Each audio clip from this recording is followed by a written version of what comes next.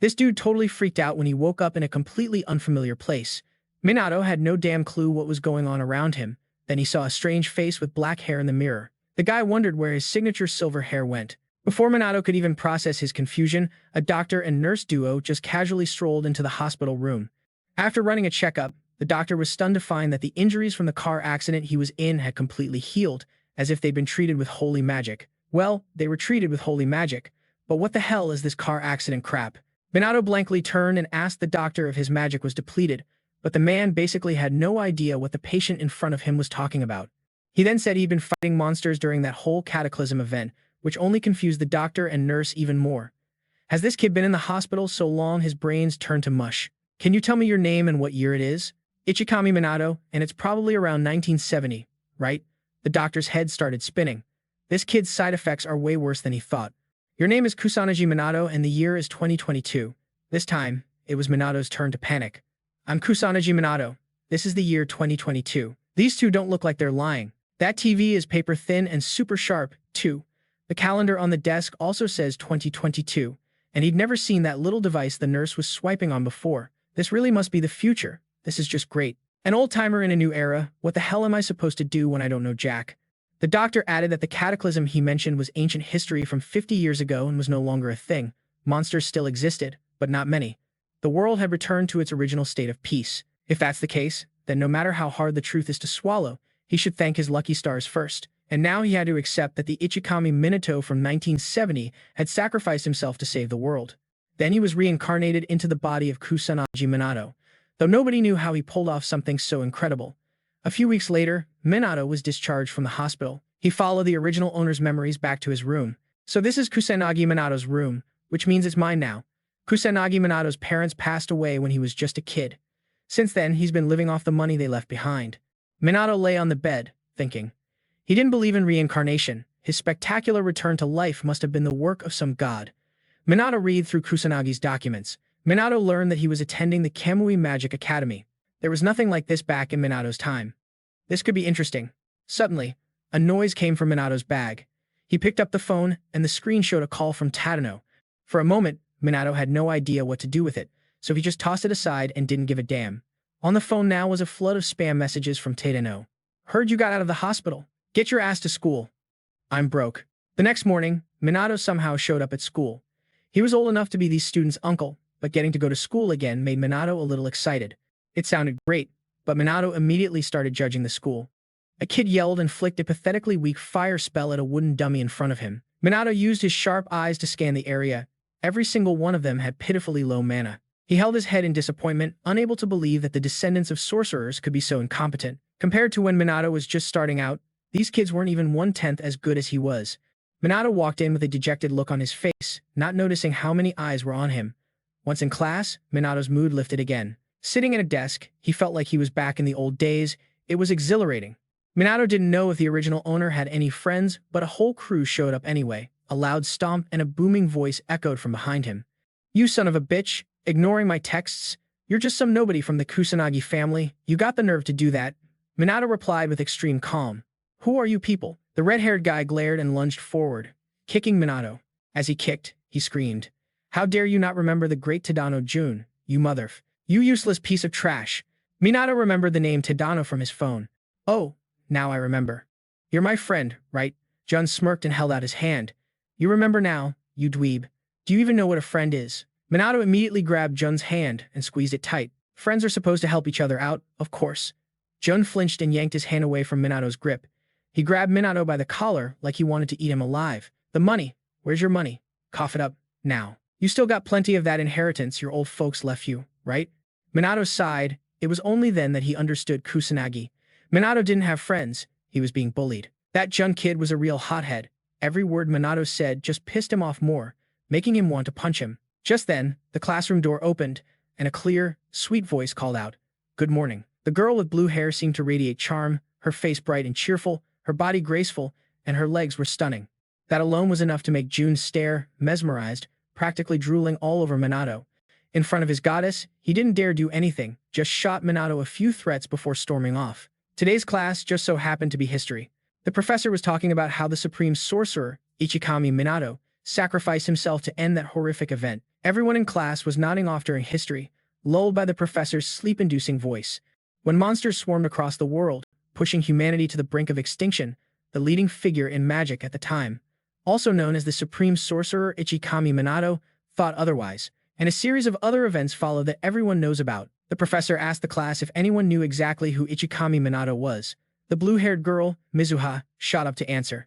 He was the sole survivor of the first Cataclysm, and also the very first sorcerer, and he's also the reason Camui Magic Academy was founded. As she spoke, Mizuha's eyes sparkled, showing her admiration for her idol, Minato. The professor confirmed that Mizuha's answer was completely correct. Minato was the first human to ever use magic. This magic academy was established with the goal of training as many sorcerers as Ichikami Minato was back then. Minato is the greatest sorcerer in human history. The professor even emphasized that this content would be on the test. Meanwhile, Minato kept his head down on the desk, silently wishing the professor would stop because every single cell in his body was screaming with embarrassment. Minato's unusual trembling state confused his classmates, while he was regretting coming here just to listen to people praise him for an entire class period. However, because the world was now at peace, it seemed the newer generation of sorcerers had grown progressively weaker. Minato just stared blankly out the window, gazing at the clear blue sky. How long had it been since he felt this kind of peace? Who knows how much time passed, but the professor ended the class and reminded them that tomorrow would be the magic assessment test. Jun took the opportunity to come over and taunt Minato. You hear that?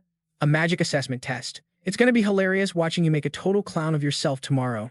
Minato put on a bored expression. Does this psycho have a motor, mouth, or something? He never shuts up. He didn't want to be here anymore. Seeing Minato get up to leave, Jun started mocking his parents again. Your old folks didn't have any powers either, did they? Oh, so you're just a damn orphan. I forgot. Ha ha ha. The whole group burst out laughing, and Minato couldn't let it slide anymore. Even though Kusanagi Minato's parents weren't his, this was about a man's pride. Do your parents know what a disrespectful punk you are? Minato's reply was calm, but it was enough to make the hothead Jun puff up like he was about to explode. What did you say, you orphan? Don't you dare lump me in with you. Jun immediately summoned a magic circle. Its power dyed the entire room red with fire. The other students looked at each other worriedly. Is he really going to use magic in the classroom? Jun launched a fireball at Minato, intending to kill him on the spot. Minato just stood there calmly, even as the other students ran away in fear. Look out! Mizuha yelled, running worriedly toward Minato. A huge explosion, along with scorching heat, instantly engulfed the entire room. Mizuha didn't make it in time and could only blame Jun for showing off the little bit of magic he has, without any regard for the other students who could get hurt. Being yelled at by his goddess just pissed Jun off even more. It was his fault for starting it, not mine. A few seconds later, the fire died down, leaving only gray dust and smoke that made it impossible to see. As the smoke began to clear, a figure was still standing inside it. Minato had one hand in his pocket, the other holding his bag, completely unharmed as he coolly stared them down. He scratched his head. It was hard to tell if he was praising or mocking Jun. Not bad. Jun looked like he'd seen a ghost. He didn't even budge after taking a direct hit from my spell. To Minato, if it was just a tier 1 spell, a simple magic barrier was more than enough to block it. No other magic was needed. Minato held back because he thought Jun was just an immature punk, but it seems he's the type who only learns the hard way. Seeing Minato's current expression, the three punks instinctively huddled together in fear. A powerful blue flame erupted from Minato's body. The light quickly enveloped the entire room. Everyone present was frozen in place. They had no idea what kind of entity they were facing. Minato slowly advanced toward Jun, who was shaking like he was standing in a blizzard in upstate New York. He reached his arm out toward him, his eyes devoid of any light. Jun's face contorted, his mouth hung open, unable to scream. What was that noise just now? Did one of you students just use magic? A professor suddenly burst through the door after hearing the explosion Jun caused. Minato pulled his arm back as the professor asked him what was going on. Minato let out a sigh, then replied with an innocent face, Nothing happened in here, sir. Maybe someone outside accidentally misfired a spell. But the professor said no magic clubs were active on the school grounds right now. Minato quickly tried to distract him, saying it was probably just someone testing out their magic, since sorcerers love to show off their skills. Then where did this smoke come from? The professor smelled something burning in the room, and Minato quickly claimed it drifted in from outside. Surprisingly, the professor believed Minato's words because he knew the boy wouldn't lie. But before leaving, the professor still warned the students. I will find the culprit. You hear me? All of you, get back to your seats. Minato cheerfully said goodbye to the professor, thinking to himself that he'd probably have to fake a scene to cover this whole thing up. After the professor left, a suffocating silence fell over the room. Jun turned and ran, gritting his teeth and cursing Minato in his head. Minato, too, had a lot on his mind. Even if they're just students, how are they supposed to fight monsters at this level? The Cataclysm might be over, but there are still monsters lurking around. So, Minato decided to go scout the area. That night, in the old Sia district, a desolate ruin that had yet to be restored, Minato used a magic circle to fly through the sky, landing on an old building to observe. He then picked up speed but couldn't sense any monsters nearby. Although everything looked desolate and ruined, it seemed the authorities had already cleaned the place up. Suddenly, Minato sensed the presence of a monster nearby, and there were even signs of a human. He immediately shot off in the direction of the signal. At that moment, a girl was trembling on the ground, and before her stood a terrifying two-headed beast. Their mouths were watering after starving for so many years. In that life-or-death moment, Leo appeared just in time. The monster was closing in when it suddenly roared in pain. Leo had summoned countless sharp spikes from the ground, tearing its body to shreds. With just that, he eliminated the beast that was several times his size. Leo turned to look at the girl on the ground. The badge on her uniform belonged to the magic cops. Leo didn't want to get involved, he just told the girl to be more careful next time. Before she could even thank him, Leo zipped away as if he was never there. As for the cop, after she came to her senses, she had no idea who Leo was. He looked like a supreme mage, but she noticed Leo hadn't used any incantations at all. Right now, Leo was gliding through the sky as if it were water. Wearing a mask was the right call. Since he was a soul inhabiting Leo Kane's body, he couldn't stand out too much. Today, Leo was disappointed once again. A magic cop almost got off by a trash-tier monster like that. The skill level of the cops had totally nosedived. Leo could confirm that humanity now couldn't even kill a pipsqueak monster. It wasn't just the students and the cops. It seemed the mages of this era had also gotten much weaker than before. But Leo wasn't too sad about it. In fact, he was kind of happy, because it meant his power was still useful. Leo would use his mana to clean up the nearby monsters. He couldn't let them harm the clueless civilians here.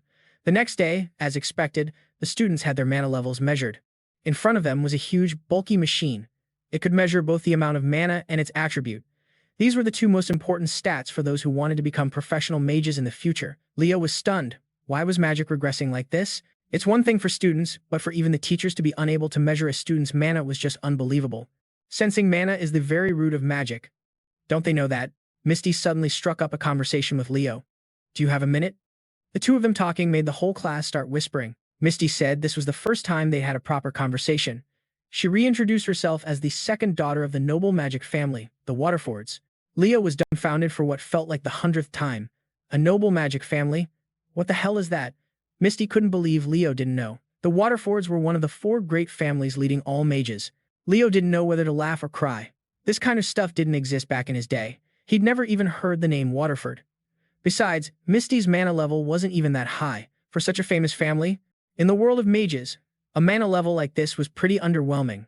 Meanwhile, Misty still didn't get why Leo was acting this way. She had approached him first, and Leo wasn't even grateful, and Jax was over there gritting his teeth, jealous that Misty talked to Leo first. Leo scratched his head, playing along with Misty. So what does a member of a powerful family like you want with me? Misty really wanted to punch Leo in the face, but as a noble, she had to maintain her elegance. This whole act was making Leo lose his patience. Misty came to him because yesterday, Leo was completely unharmed after taking Jax's full-on attack. There had to be a reason for it. Just as Misty opened her mouth to say 3 words, the professor announced they were starting the test. Leo was thrilled, a perfect excuse to get away from this chick. Misty was helpless but not angry, since she could see Leo's true power through the test anyway. Next up was Jax, his face oozing with arrogance. He unleashed a blast of mana that made the machine light up brightly, and soon the number on the screen stopped at 1,000. Jax started whooping like a chimpanzee. I'm the freaking best. Even stronger than before. Leo thought to himself, if that's 1,000, then the evaluation standards haven't changed in 50 years. Next was Misty, just as confident as Jax. She barely touched the machine, and the number shot up to 2,000 with a water attribute. The professor's jaw dropped in amazement as he praised them both. Your mana levels are truly at the top of this year's class. You two will definitely become outstanding mages. The whole class erupted for these 2 new rising stars. Only Leo couldn't crack a smile. Misty is at the top with just 2,000 mana. That's barely better than a bunch of amateurs. Misty glanced over at Leo, wondering if he felt ashamed looking at her results. Leo tried to avoid Misty's challenging gaze. This girl was seriously annoying. Next, it was Leo's turn. The class knew he was an academic ace, but when it came to magic, he was always dead last. Jax still thought Leo was a nobody, even though he almost peed his pants in fear of him yesterday. Misty watched Leo's every move with wide eyes. She was certain he couldn't match her. Leo didn't know what to do. In his past life, he stood out too much and it got a little lonely. Maybe this time he'd tone it down a bit. But thinking about that dude and that chick looking down on him, Leo didn't feel like being humble. Leo placed his hand on it and unleashed his abundant mana, deciding to go all out as long as this thing could handle his full power. Leo's mana even shot out of the classroom, waking up students in other buildings. Misty's eyes went wide, not knowing what was happening. The number on the screen kept climbing non-stop. The crystal was overflowing with mana, even shooting it up into the air. A bright light flashed and a loud explosion echoed far away. Sharp shards of the crystal flew everywhere, fast enough to kill someone. Leo used a spell to block them, making sure no one got hurt. He was only serious for a few seconds, and this piece of junk machine couldn't take it. Plus, no one here could even sense his mana. Can these kids really become mages? The professor frantically checked the area to make sure no one was injured. He even thought Leo was lucky to be standing at the center of the explosion completely unharmed. This is the first time I've ever seen an evaluation device explode. Maybe it was already broken. But now we can't find out Student Kane's mana level and attribute. Leo wondered why that even mattered. Turns out the academy divides students into groups for practical class, but now they didn't know where to put Leo. So the professor assigned Leo to Jax's group. He glanced at his two cronies, a sly grin spreading across his face. Of course, Professor. The professor, on the other hand, felt completely at ease in trusting Leo to Jax. Jax walked past Leo, trying to put on a nasty, villainous look to scare him. I'm looking forward to it too, Professor. The location for the practical class was Old Sibia. Since monsters still inhabited the ruined areas, Old Sibia was currently abandoned. Mages and cops still patrol regularly to ensure monsters don't wander around here. That's why Academy students are required to participate. More than half of the monsters here have already been cleared out by mages, so they can rest easy. Leo didn't expect a practical class. Well, whatever. Students could probably take down a few, especially in groups. Leo was already here last night, but he felt something was off. Leo was sure he'd wiped out all the monsters here, but now he could still sense a few. There were no signs of a disaster around here, so how could they still be appearing? The other students were even making bets on who could take down more today. Leo felt worried for these carefree girls. The professor announced that the practical class had begun. Leo was immediately shoved against a wall by Jax. He had a smug, superior look on his face. Hey, stay put, and don't get in our way. I'm being nice here, so don't start whining and begging. You hear me? Leo dusted off his sleeve. If you don't like me, you can just ignore me. Since Leo's comeback was too on point, Jax snapped like a switch was flipped. Don't you dare talk to me like an equal, you bottom feeder. Why would Misty even be interested in you? Leo scowled. This psycho was picking a fight with him over a girl. Suddenly, it clicked for Leo. Oh, don't tell me you have a crush on Misty? Jax's eyes were bulging with rage, but Leo didn't care about him. He could already sense something approaching. Jax once again prepared a spell. His two lackeys in the back also got ready. Leo told him not to do it, but Jax thought he was begging. Leo just calmly told him to look behind him. Jax yelled, "You think I'd fall for a childish trick like that?" A shadow suddenly loomed over them, making Jax instinctively turn around. A massive, two-horned monster had appeared out of nowhere. The three punks huddled together, trembling. Wall, what? Why is it here? Why is a demon soldier here? In front of a real monster, these three were just small fries. The two lackeys begged Jax to do something. Though scared, he was still confident in himself. Take this, you bastard. Jax shot flames that engulfed the demon soldier's entire body. Seeing it didn't move, he thought he'd succeeded. That was a piece of cake. But no, after the flames died down, the demon soldier's body didn't have a single scratch. Leo wasn't surprised. A demon soldier couldn't be taken down by Tier 1 magic. But Leo just stood back to watch the show. The demon soldier took a step towards them. Jax was so scared he fell flat on his butt, his eyes welling up with tears. His teeth chattered so hard he couldn't speak, and a wet patch spread across his pants. The demon soldier charged at Jax, but stopped halfway when it saw Leo. A series of bloody memories of its comrades flashed through its mind, and the demon soldier immediately backed away. Leo casually stepped forward. See, even a demon soldier knows who's stronger among us. That's right. It could see the immense mana radiating from Leo. The demon soldier's arm trembled as it roared, summoning several magic circles. Leo raised his hand, summoning a magic circle without any incantation. How can you beat it with Tier 1 magic? We're gonna die. The punks behind him kept whining in fear. Just then, the demon soldier used the Tier 2 spell. Stone Wall. Huge chunks of rock hurtled towards them. Jax squeezed his eyes shut, unable to watch. Leo smirked and used the Tier 1 spell, Fire Arrow. A fire tornado shot out from his hand. Just by looking, you could tell it would swallow the demon soldier's tiny little rock whole. Sure enough, the rock was incinerated, followed by the demon soldier. A massive explosion created a powerful gust of wind, making Leo's coat flutter. Jax and his crew opened their eyes. What the hell just happened? Did Leo just take down that demon soldier and save his life? Leo walked towards the demon soldier's magic stone. Why was it in old Sibia? He had hunted down every single one yesterday, yet it still reappeared. Unless this was an omen of a coming catastrophe. The current situation seemed more intense than Leo had anticipated. Recalling the tragic memories of death and destruction, Leo couldn't help but shudder. But even if disaster strikes again, he will definitely save everyone. Meanwhile, Jax's two lackeys looked at each other. He just took down that demon soldier, right? Is that really the same Kane from before? Jax suddenly punched a wall in frustration. How could he face Misty if she found out about this?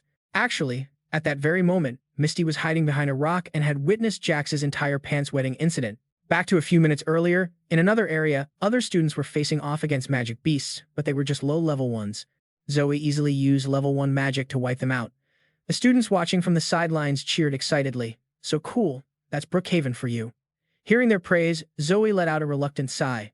They were already bugging out over this small stuff. These normies were really good at sucking up. Well, she was a genius after all. What could she do? But just then, Zoe saw Jay's crew dragging Mason away into a hidden corner. Remembering how Mason was getting bullied, Zoe couldn't help but frown in silence. Finally, she turned to the others and said, "You guys handle the rest." She quickly tailed the group. She couldn't just ignore this, right? So Zoe hid in a blind spot, quietly watching them. Until she saw a demon soldier appear, Zoe's face instantly filled with panic. She was sure that crew couldn't take this thing down.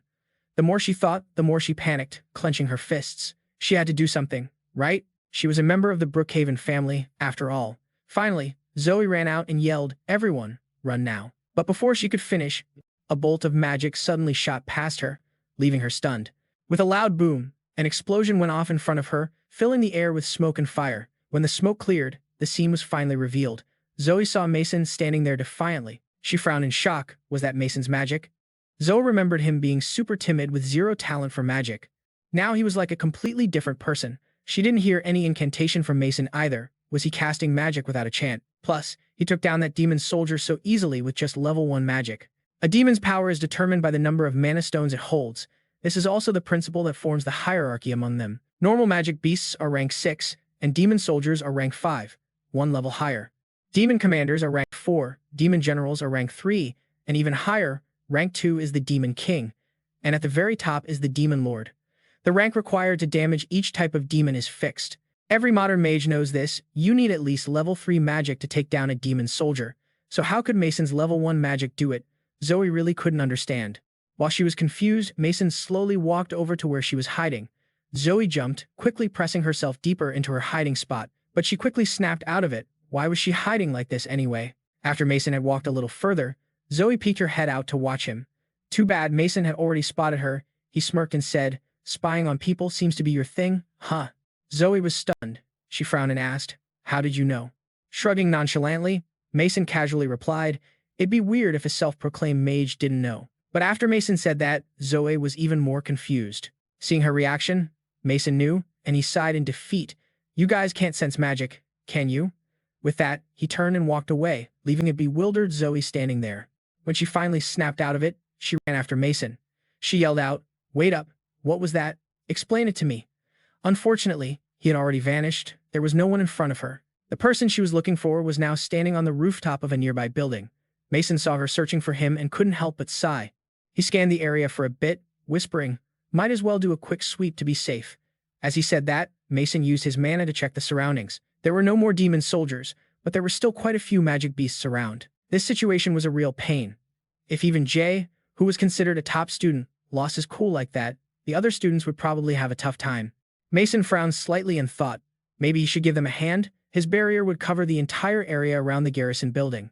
No sooner said than done, Mason quickly summoned mana into both his hands. In an instant, 2 streams of magic appeared in midair. Then they started to shoot off. Before long, they had enveloped the entire garrison building. Seeing the streaks of mana in the air, Jay's crew was immediately shocked, confused about what it was, and Zoe was no exception. She frowned and mumbled, "Is that magic?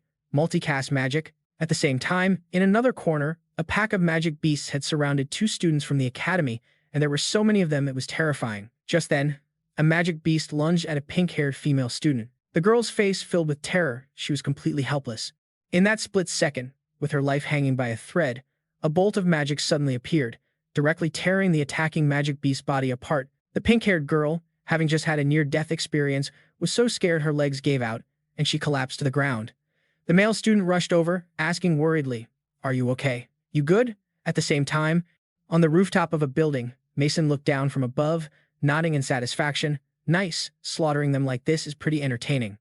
But soon, he noticed a problem with his mana. Cold sweat beaded on Mason's forehead. Because his mana didn't just kill the magic beasts, it tore them to shreds. In an instant, pieces of the magic beasts' bodies were scattered everywhere. Seeing the scene, Mason couldn't help but sigh in defeat. He went a little overboard. In the end, he wiped out most of them. How was the class supposed to continue now? He'd have to hold back a bit next time. After a moment of silence, Mason used magic to jump down from the roof. He glanced around for a long while before finally nodding in satisfaction. It should be safe around here now. After checking that everything was okay, Mason found a hidden corner to land in.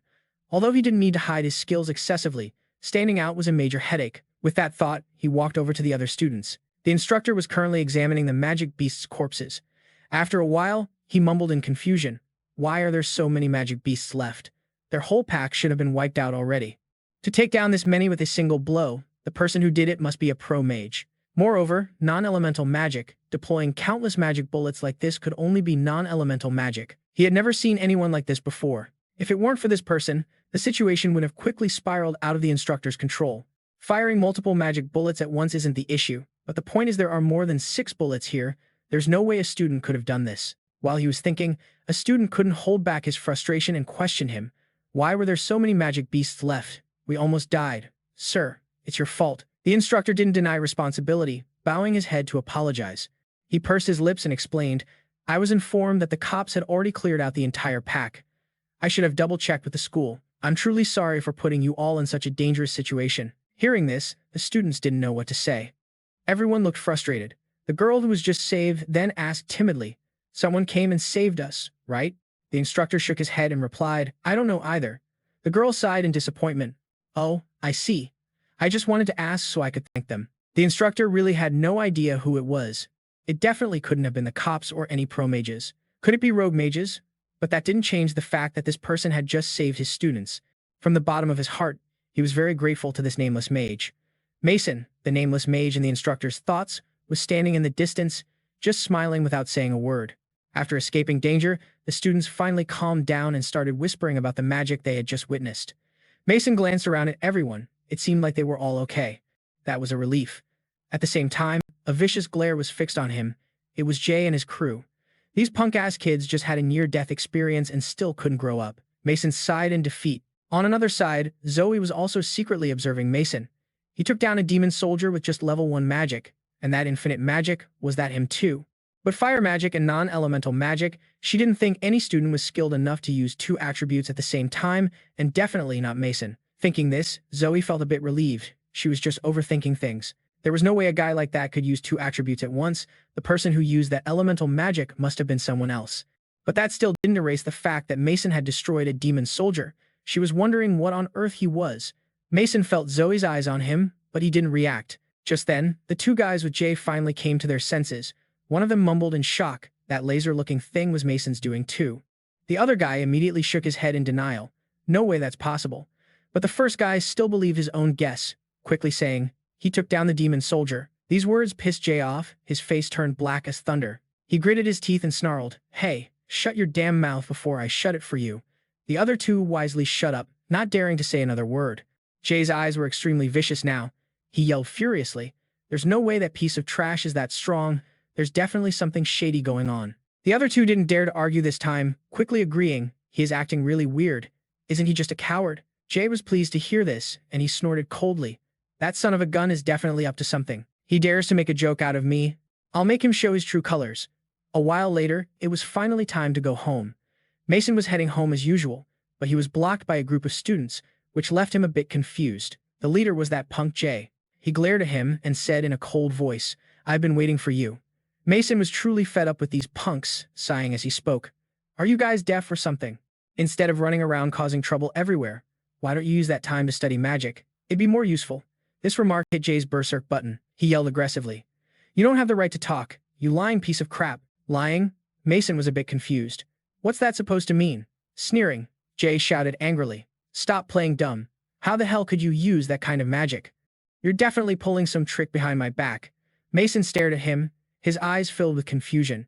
He had no idea what nonsense this dude was spouting. Seeing him not answer, Jay coldly ordered, "Come with me. I'm not letting you little rat get away." With that, the other guys moved to stand behind him. Scumbags always run in packs. Mason looked at the pack of wannabes in front of him, shrugged indifferently, and said contemptuously, "Why would I need to run?" Pissed off by his attitude, Jay yelled again, "Cut the crap, you bastard. You can't use magic here, can you?" As soon as he finished speaking, he clenched his hand into a fist and charged forward. Jay's fist was instantly close to Mason's face, but he didn't react at all. Jay's crew rushed forward, throwing a barrage of punches.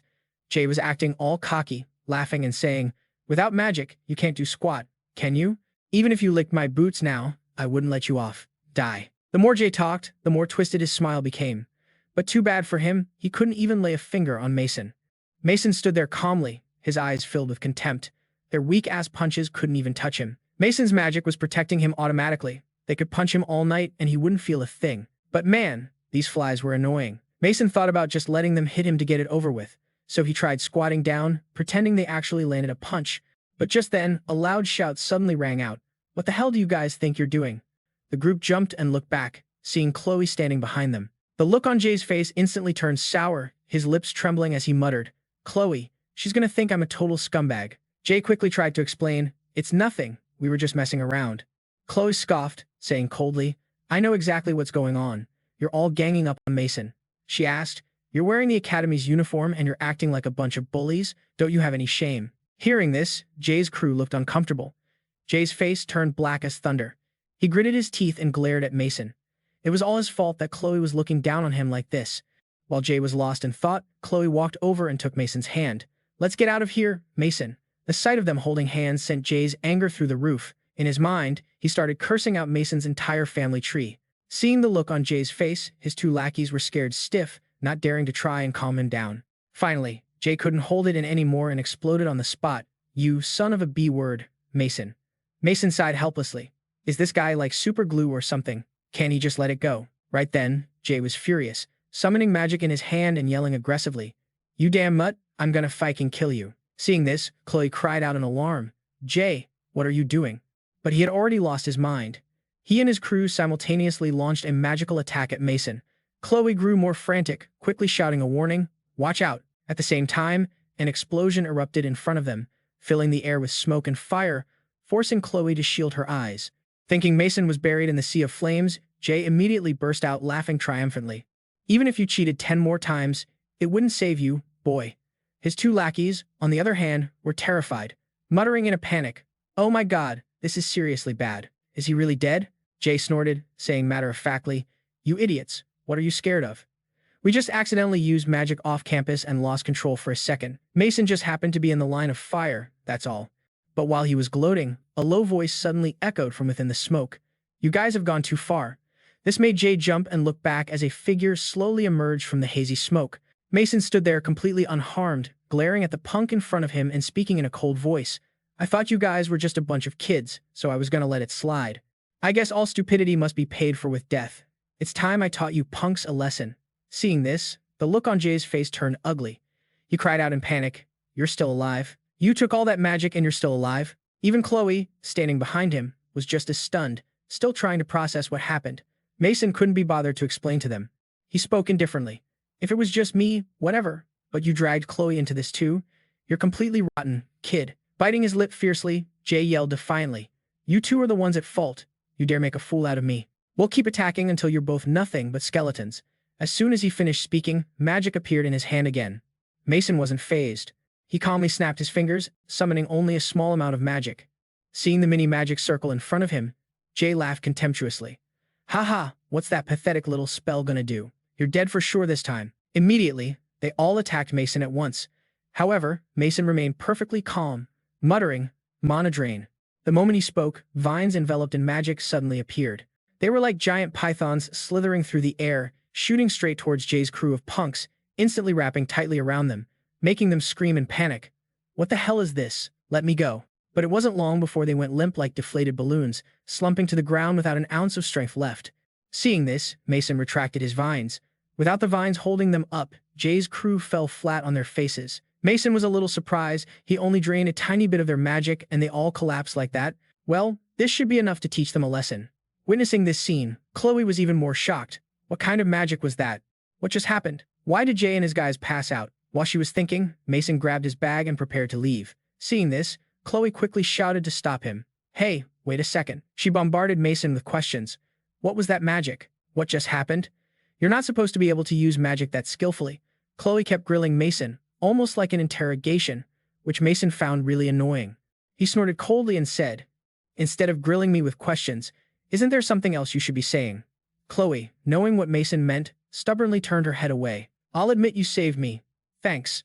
Okay, now answer me. But before she could finish, the person in front of her had vanished without a trace. Chloe yelled in frustration. Where did he disappear to again? Unbelievable. That night in Old Cyprus, the area was pretty gloomy. A figure used magic to glide swiftly as the wind across the dark sky. Then, he quickly landed on a tall building in the city. This person was none other than Mason. He was in disguise, wearing his usual familiar hoodie. Mason used magic to scan the surroundings because he felt a sense of unease.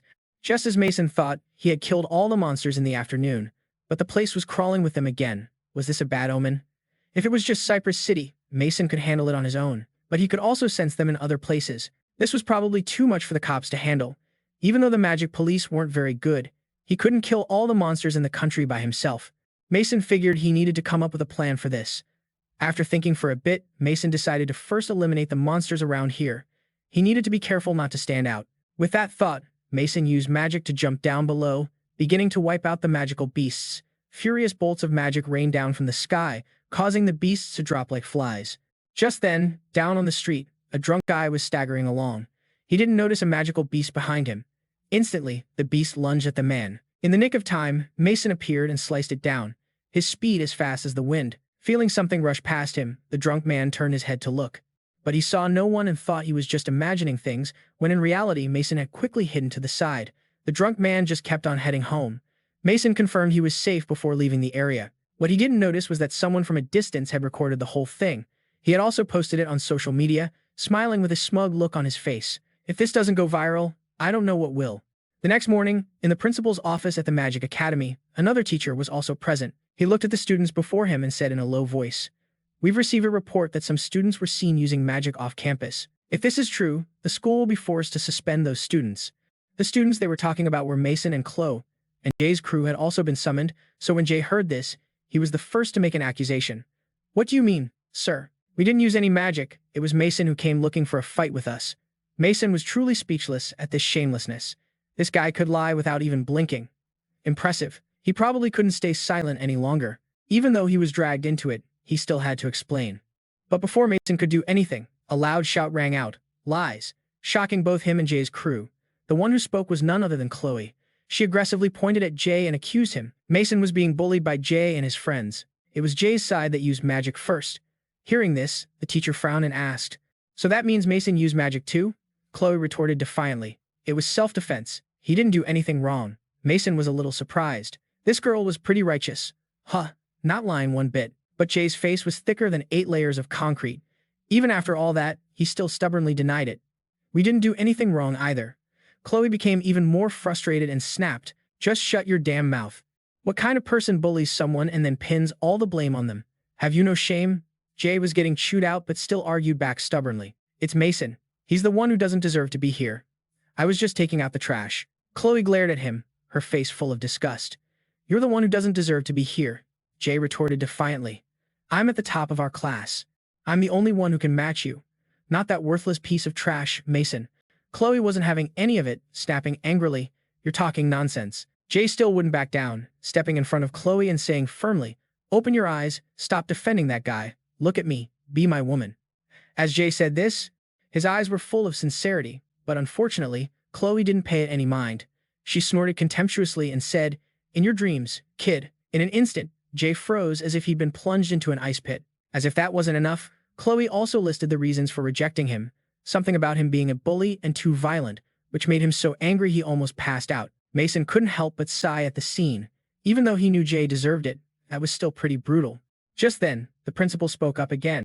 "It seems this is the fault of Jay and his friends, and Mason was only acting in self-defense. We do not tolerate those who use magic for personal vendettas. You will all be expelled. Hearing this, Jay's two lackeys panicked and tried to explain. No. Please don't. We were just following Jay's orders. The principal didn't want to hear it, suggesting Mason and Chloe return to class. The two immediately agreed and left the office. Chloe was out of the room, but her frustration remained. She kept grumbling. That guy. It's been a long time since someone pissed me off this much. Mason walked beside her and asked curiously, what's going to happen to them now that they're expelled? Chloe pouted slightly, saying in an indifferent tone, they won't be able to become mages anymore, obviously. With that, Due whipped her head around and glared at Minato, snapping, yo, you gotta stand up for yourself. Minato was kinda stuck. He was totally gonna do that, but she already jumped in. When he didn't answer, Due got all flustered. Minato frowned, thinking for a sec, before quietly saying, come to think of it, how many times have you tried to save me now? That time in class when Minato got dragged into a fight, Due stepped up to help, and now this time, she actually vouched for him. Thinking about it, Minato smiled at her. You're pretty damn nice, you know that? His words made Due blush bright red. She quickly took off, yelling, just shut up, I'm out of here. Minato watched her go, smirking to himself. She's kinda cute. Right then, he remembered something else. Kusanagi Minato was dead, and he, Ichikami Minato, had been reincarnated. Did that kid get bullied to death, or was it just some random car accident? Minato had no clue, but he was damn sure those guys were to blame, and he hoped karma would hit them hard. Meanwhile, back in the principal's office, two more students showed up, and with them came the crystal-clear voice of a girl. So, a student used magic off-campus and some other students got caught in the crossfire. The principal gave a slight nod. Correct, but no civilians were harmed. The girl seemed confused. Then why did you call me in? The principal answered calmly. The student who was involved is Mizuha Duika, causing the girl to freeze up. After a beat, she finally said, I see. Thank you for letting me know. With that, she turned on her heel and walked out. The principal didn't try to stop her, just casually added, say hello to your father for me. Without looking back, the girl replied coolly, don't worry, sir. My father's investments in this school aren't going anywhere. The two of them quickly headed into the hall, where the guy walking with her finally spoke. If what the principal said is true, this Kusanagi dude must be seriously powerful. The girl muttered under her breath, taking on multiple mages at once is basically impossible. You can't win unless the power difference is insane. You think that guy's stronger than us? They kept talking as they walked, while other students watched them pass with total admiration. They paid no attention to the stares, the girl's voice turning serious. First, we need to confirm the abilities of this student, Kusanagi Minato. Then I'll decide whether or not to get my little sister expelled. This girl was Duika's older sister, Mizuha Ruka, student number 53 of Class S. The guy next to her was Kasaragi Riuji, also student number 53 of Class S. Hearing her, he just nodded and smiled. Sounds like a plan. Back in the classroom, Minato was slumped over his desk, sighing his head off. Now that all the drama was over, he felt totally unmotivated. Just then, some students freaking out nearby caught his attention. Whoa, look, so badass, is that a black sorcerer? I know that guy. Minato frowned, confused. Black sorcerer? Is that like some high and mighty mage clan or something? But whatever, it had nothing to do with him. He let out another bored sigh. As Minato was moping, a teacher walked in and yelled, Hey, Kusanagi. Next thing you know, Minato and a few other students were following the instructor to the evaluation room. All the students who didn't get tested last time were up now. Duika was there too. She narrowed her eyes at Minato, determined to find out what he was really capable of this time. But just then, her eyes went wide with shock, because she saw Ruka and Riuji were there too. A look of pure panic crossed Duika's face. What is she doing here? But regardless, the evaluation started, and soon enough, it was Minato's turn. Minato hesitated in front of the magic measurement device, frowning in deep thought. He blew the last one up, so he figured he should probably dial it back a little this time. Deciding on that, Minato summoned just a tiny trickle of magic into his palm and placed it on the machine. Controlling his power at such a low level was actually making him sweat. The numbers on the magic meter shot up instantly. A moment later, Minato pulled his hand away, leaning on his knees and panting hard. The instructor asked, concerned, Hey, you all right? He just shook his head slightly to show he was fine. The instructor glanced at the final number on the machine and announced hesitantly, Well, it looks like we have our final result. Kusanagi Minato's attribute is none. When Duika heard this, her eyes filled with disbelief. Ruka and Riuji, however, didn't seem surprised at all. It was like they already figured Minato wasn't all that powerful. But the real shocker came next. When Minato's magic power level clocked in at just 100, the students in the room immediately started whispering, That's gotta be the lowest in our entire grade. But having no attribute is supposed to be rare, right? Hearing everyone murmuring, Riuji couldn't help but sigh. Ruka, on the other hand, looked impatient and immediately turned to leave. Let's bounce. We're done here. As the two of them walked out, the room filled with the sound of mocking laughter. Just getting reevaluated wiped him out like that? Well, if your magic power is that weak, you're just screwed. The instructor, worried Minato would get down about it, came over and patted his shoulder. Don't let it get to you, Kusanagi. Your magic level doesn't define you as a person, but the only one who wasn't buying it was Duka. Something was definitely not right. Minato was strong enough to take down demon soldiers, for crying out loud. He should be able to use both fire and non-elemental magic. She'd never heard of anyone being able to adjust their own magic output like that. What the hell did Minato just pull? But contrary to everyone else's reaction, Minato himself was totally satisfied. The results are absolutely perfect. It was exactly what he wanted. All he had to do was precisely control a specific amount of magic, but even that little bit left him completely gassed. Luckily, he managed to fool everybody. A little later, Minato was walking down the hall with Duika. So, you were at the evaluation too? He asked. Mizuha Duika just nodded. I was just a little curious. But they didn't get far before their path was blocked by none other than Ruka and Riuji. Minato didn't recognize them and mumbled, confused. And you guys are? Ruka immediately introduced herself. I am Mizuha Ruka, eldest daughter of the Mizuha clan. This is Kusanagi Riuji. We're both third years. Minato frowned, skeptical. Okay, so what do you want? Ruka just scoffed. I've lost all interest in you, she said, before stepping forward. Seeing this, Duika instantly got nervous, her body tensing up. Ruka walked right up to her sister and said coldly, So, it seems you're no better than those rule breakers, are you? Duika lowered her head, unable to meet her sister's gaze, but Ruka wasn't about to let her off the hook. I also heard you had to be saved by some loser whose magic level can't even break 100. Is that true? Duika hesitated for a second before quietly admitting, Yes, it's true. Hearing that, Ruka immediately snapped. Then drop out, Duika. Duika shot back defiantly. Why should I? Ruka just scoffed. Have you ever beaten me at anything? Even once. Duika froze. Ruka was right. In academics, sports, martial arts, even in magic, Duika had never once surpassed her sister. Ruka closed the distance between them, her voice stern. You're not cut out to be a mage. I'm the only one this family needs. Duika's face fell with every word. She wanted to fight back, but the words wouldn't come out. Ruka pressed on, relentless. All you have to do is what I say. Get out of here and just find some other school to go to. Duika started to tremble, her eyes filling with tears. She desperately wanted to argue, but she just didn't have the guts. Seeing her silent, Ruka pushed again. Do you understand me? Duika's hands clenched into fists as she fought with herself. Finally, she was about to give in and agree, but before she could get a word out, Minato interrupted. That's pretty harsh, don't you think? Ruka glared at him, her voice ice cold. What did you just say? Minato didn't flinch, calmly replying, You're just running your mouth without even trying to hear what she has to say. If that's not rude, then I don't know what is. Ruka scoffed. This is a private family matter.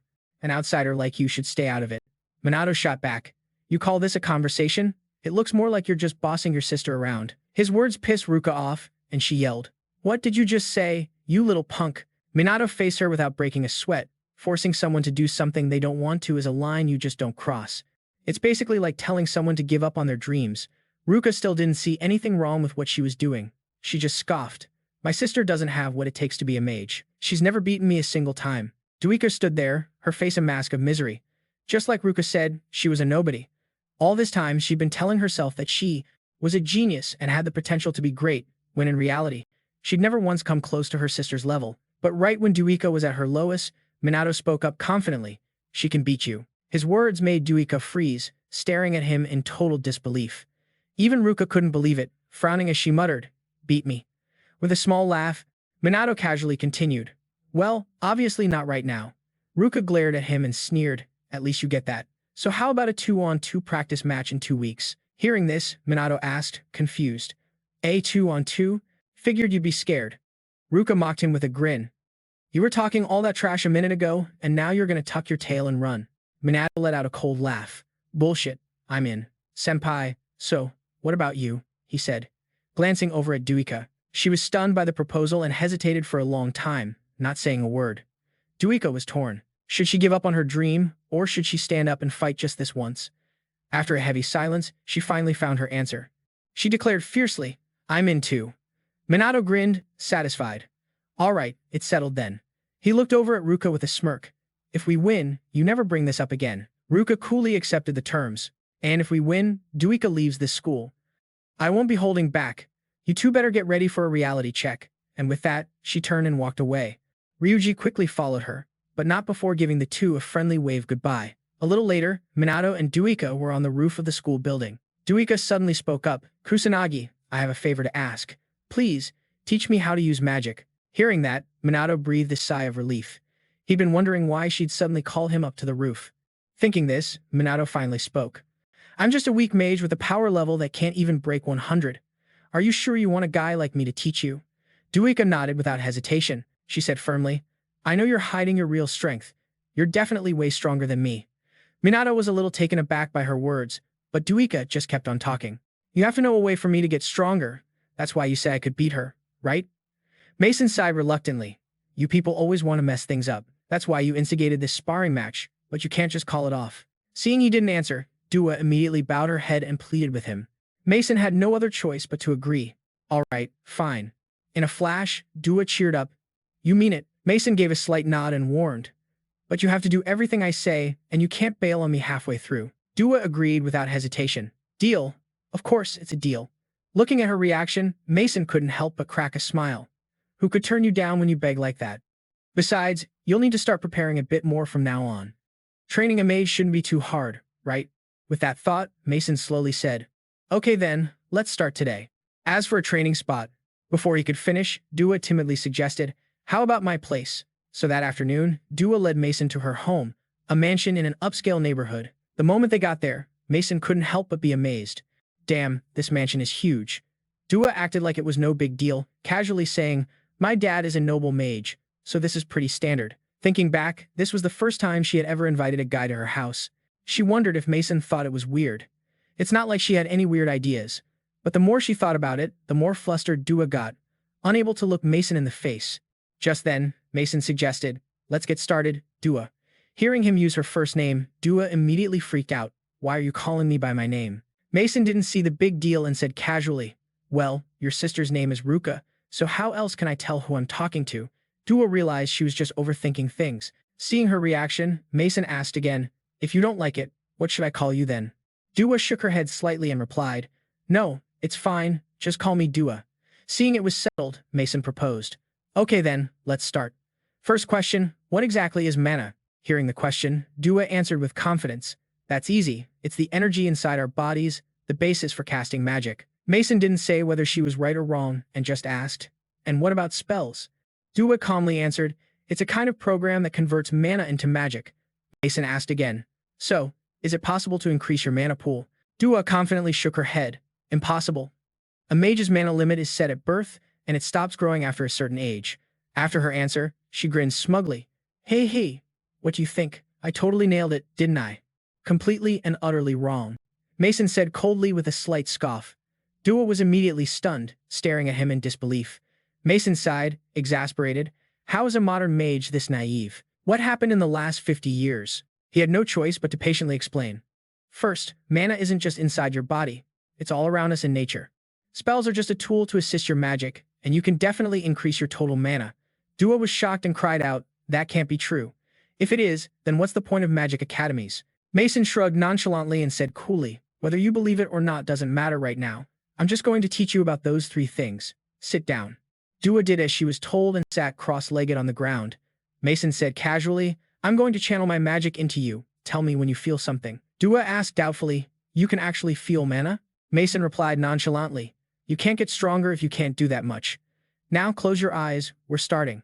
As soon as he spoke, Mason placed his hand on Dua's back. He started channeling magic into her body, but she didn't react at all, so Mason pushed more magic into her. He was starting to think she couldn't feel it, then Dua suddenly yelled, My back is getting hot, I feel something. Hearing that, Mason withdrew his hand and sighed. That was just a little bit of basic mana. Dua stared at him, muttering in confusion, So this is what you meant by feeling mana? Mason gave a curt nod and said nonchalantly, That's right, burn this feeling into your memory. Once you can feel it, you'll be able to recognize it and find mana in the world around you. Make that your goal. Dua winked and grinned. Hey, I'm a Mizuha, you know. I'll get this done in a flash. Mason rolled his eyes. It took me pumping that much mana into you just for you to notice.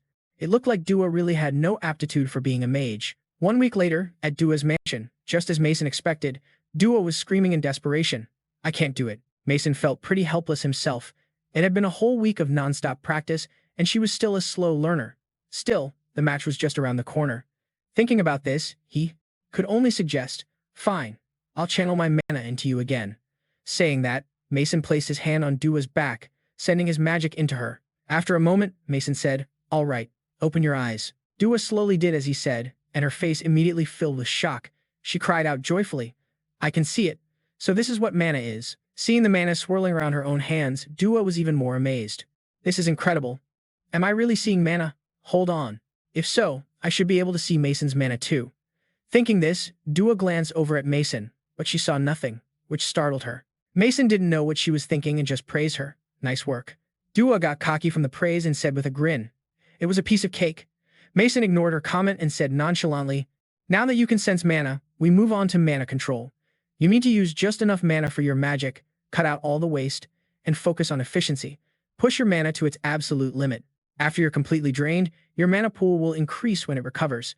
Mason also told her that, now that she could sense mana, she could increase her max mana. Dua grew more and more astonished as she listened. Seeing her reaction, Mason couldn't help but sigh, different from what they teach you in school. "Huh? It's okay if you don't believe it. I believe you." Before he even finished his sentence, Dua stated firmly, "I have no reason to doubt you anymore." A smile crept onto Mason's face, and he cheerfully suggested, "Okay then, on to the next stage, back up a little. Dua, let's do some combat training." As soon as he spoke, he took off his jacket and tossed it aside. Dua was just as hyped up. "Bring it on. I've been wanting to see what you can really do." Right after, she quickly cast her spell, a Tier 1 water wave. A massive wave surged violently toward Mason. Too bad he just casually lifted a hand, and a protective shield materialized, stopping the wave in its tracks. Seeing this, Dua cried out in shock. He blocked it. Mason then said slowly, "A Tier 1, non-elemental magic shield. If you can't even break through this, you have no chance of hurting me." Biting her lip hard, Dua cast another spell, sending a volley of ice bullets flying at Mason. But he just stood there as the shield deflected every single one. Mason slowly reminded her, "You need to move when you're casting. Standing still against another mage is a death wish." His words ticked her off, and Dua unleashed another spell. But before long, she had completely exhausted her mana and collapsed on the ground. Mason walked over and sat beside her, sighing, "You're wasting way too much mana. If you could control it properly, you wouldn't even need to chant spells. You could cast magic directly as long as you have the energy. Watch this." As he spoke, Mason cast a spell, and a fireball shot out towards a nearby scarecrow. It barely singed it. He slowly said, "This is your magic." Then, Mason poured more mana into his palm, same fireball, but stronger. It instantly incinerated the scarecrow. He then continued, "And this is mine." Dua watched from the side for a long time before asking hesitantly, "So my mana is unfocused?" Mason nodded slightly, precisely. "It's totally possible to cast magic without any chance, as long as you can control your mana." Dua frowned and mumbled, "So in other words, silent casting. That's one way to put it." Mason said slowly, "Right now, you need to learn to shorten your chants. Once you master mana control, you won't need them at all. A shorter chant gives you a huge advantage in a real battle, and you won't be wasting mana on the chants anymore." Hearing this, Dua frowned and mumbled, "So basically, it'll make my magic more powerful. You got it." Mason nodded, then suggested, "Let's go again." Dua was shocked. "So soon?" Mason winked and grinned. "There's no point otherwise. Train like your life is on the line." Hearing that, Dua suddenly felt a sense of dread. Several hours later, she was completely wiped out, sprawled on the ground. Mason stood over her and asked with concern, "You still breathing? This is how we're going to train from now on." That night, Mason took his usual stroll through the city, this time heading to the arts district. He did a mana scan of the area. Just as he'd thought, this place was crawling with monsters too. Even though he'd been wiping them out non-stop, their numbers never seemed to drop. What the hell was going on? Just then, Mason sensed something. Far off, a little kid was being cornered by a monster. He hurried over and took the beast down without a second thought. Mason glanced at the kid and asked, "Hey, you alright?" But the kid didn't answer, just lifted a camera and snapped a picture of him. Too bad Mason was a step faster, vanishing in a flash of magic. Once he was somewhere safe, Mason sighed, "Takes my picture without so much as a thank you. What is wrong with people? I seriously need to get a mask." After that, he headed home. The next afternoon, after school let out, Mason and Dua went back to the mansion. They resumed their training. And as usual, Dua was the first one to hit the ground. She lay there, panting for breath. Mason stood beside her, feeling frustrated. The sparring match was only a few days away. She was making progress, but she was still leagues behind Ruka in every way. There was no way Dua stood a chance if things kept going like this. With that thought, he suddenly spoke. You know, sometimes quitting is an option. Hearing this, Dua hung her head low, but she quickly got back on her feet, saying to herself, I'm always being compared to my sister. I can't beat her in any field. I've been forced to give up on so much, but magic is the one thing I will never give up on. Mason narrowed his eyes at her and said bluntly, but you can't win like this. Dua refused to back down and proposed, then we'll just have to train harder. A smile formed on Mason's lips as he raised an eyebrow. I won't be holding back. That's what I want to hear, Dua said, fired up, showing no signs of quitting. And so, Mason started teaching Dua even more. They sparred relentlessly, stopping only when Dua was on the verge of passing out. A few days later, Dua was finally able to stand her ground for an extended period. Minato smiled, totally satisfied. You nailed it. Hearing that, Du cheered, she'd finally done it. Minato praised her too. Good job, Du. Du was super proud of herself. All that effort finally paid off. A few days later, the day of the final rehearsal finally arrived. Minato and Du stood in front of the training grounds. But as soon as they got there, the scene inside left them both stunned. The training ground was swarming with people. The second the reporters saw Du, they rushed over, shoving microphones in her face and bombarding her with questions. Du was totally bewildered, with no clue what was going on. Minato frowned and sighed. All this for a match between students? This just shows how big of a deal the noble magic bloodlines are. It wasn't just reporters at the training ground. A ton of students were there to watch too. Seeing the crowd, Minato couldn't help but say, Don't you think this is a little over the top? Magic duels are pretty rare, so it felt like a huge event. But after Minato spoke, he didn't get a reply. He turned around and just saw Du huddled on the ground. Just then, a loud call echoed from the distance. Will the two contestants please make your way to the arena? Du jumped to her feet, ready to bolt. Seeing she wasn't okay, Minato quickly called her back. Du was a nervous wreck and asked, What is it? Minato just smiled at her and said encouragingly, You got this. Hearing his words, Du froze for a second, then a smile spread across her face. Her confidence slowly returned, and she said firmly, You know it. Right after that, she started walking toward the arena. As she walked, she thought to herself that Minato was such a mystery. His words kept echoing in her chest. Soon enough, Du was standing in front of Ruka. Ruka narrowed her eyes at her and said sternly, So you didn't run away? Of course not, Du replied confidently. With a soft snort, Ruka sneered in contempt. How pathetic, you really think you have a chance of winning against someone like me? She said, raising a confident eyebrow at Du. She acted like victory was already in the bag. Du didn't back down, shouting fiercely, I'm definitely going to win. Hearing this, Ruka clicked her tongue and remarked, Looks like you've made some progress in the past 2 weeks. Du replied that she knew her sister was very strong. The power gap between them was huge, but Du wasn't going to give up. Just then, an announcement rang out. We will now begin the match. Instantly, both Mizuha's sisters got into their fighting stances. Du was the first to cast a spell. She shortened the incantation to save mana. At the same time, Ruka wasn't just standing around, she cast her own spell too. Minato watched from the sidelines, unable to help but sigh. Ruka clearly knew the basics of a duel between two mages. Du was too nervous and forgot to move. She lost the advantage of her quick casting. Just as he thought, Ruka closed the distance in the blink of an eye. They both unleashed level 1 water magic. 2 massive waves of water crashed into each other in an instant. But because her mana was weaker, Du's wave was quickly overpowered, and she was hit by Ruka's attack. But she managed to dispel it. Ruka was surprised. You dispelled it? You're getting stronger. Even Ruka couldn't help but remark, You've gotten stronger in just 2 weeks. Hearing this, Du was instantly overjoyed. This was the first time her sister had ever praised her. Seeing her reaction, Ruka asked with annoyance, What's there to be happy about? It was just a comparison. I wasn't praising you. Her eyes hardened. She said in a cold voice, Now I'm raising the magic level. As she finished speaking, she once again summoned her water wave. Du didn't dare let her guard down and quickly cast a defensive spell.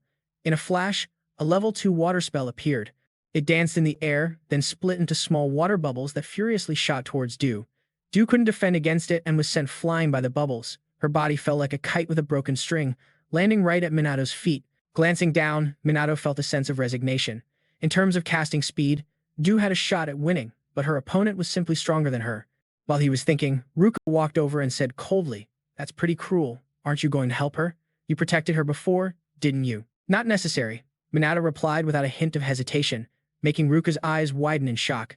Just then, Du got up from the ground, but her body was still trembling uncontrollably. Ruka was even more shocked, exclaiming in disbelief, How is that possible? I hit you with a level 2 spell. How are you still standing? Biting her lip hard, Du said with determination. I won't lose. Magic was the only thing she had, and even if she lost everything, she wouldn't give up. As soon as she finished speaking, Du cast her spell. Ruka snorted coldly and quickly cast a counter spell. In an instant, the two water spells clashed violently, but very quickly, Du started to weaken. She kept repeating one phrase, I will definitely win. I won't give up. Then she collapsed powerlessly to the ground. The outcome of the battle was decided. Du had run out of mana, and the victory belonged to Ruka. Du lay trembling on the ground, her hands clenched into tight fists. She muttered resentfully, I can't do anything, nothing at all.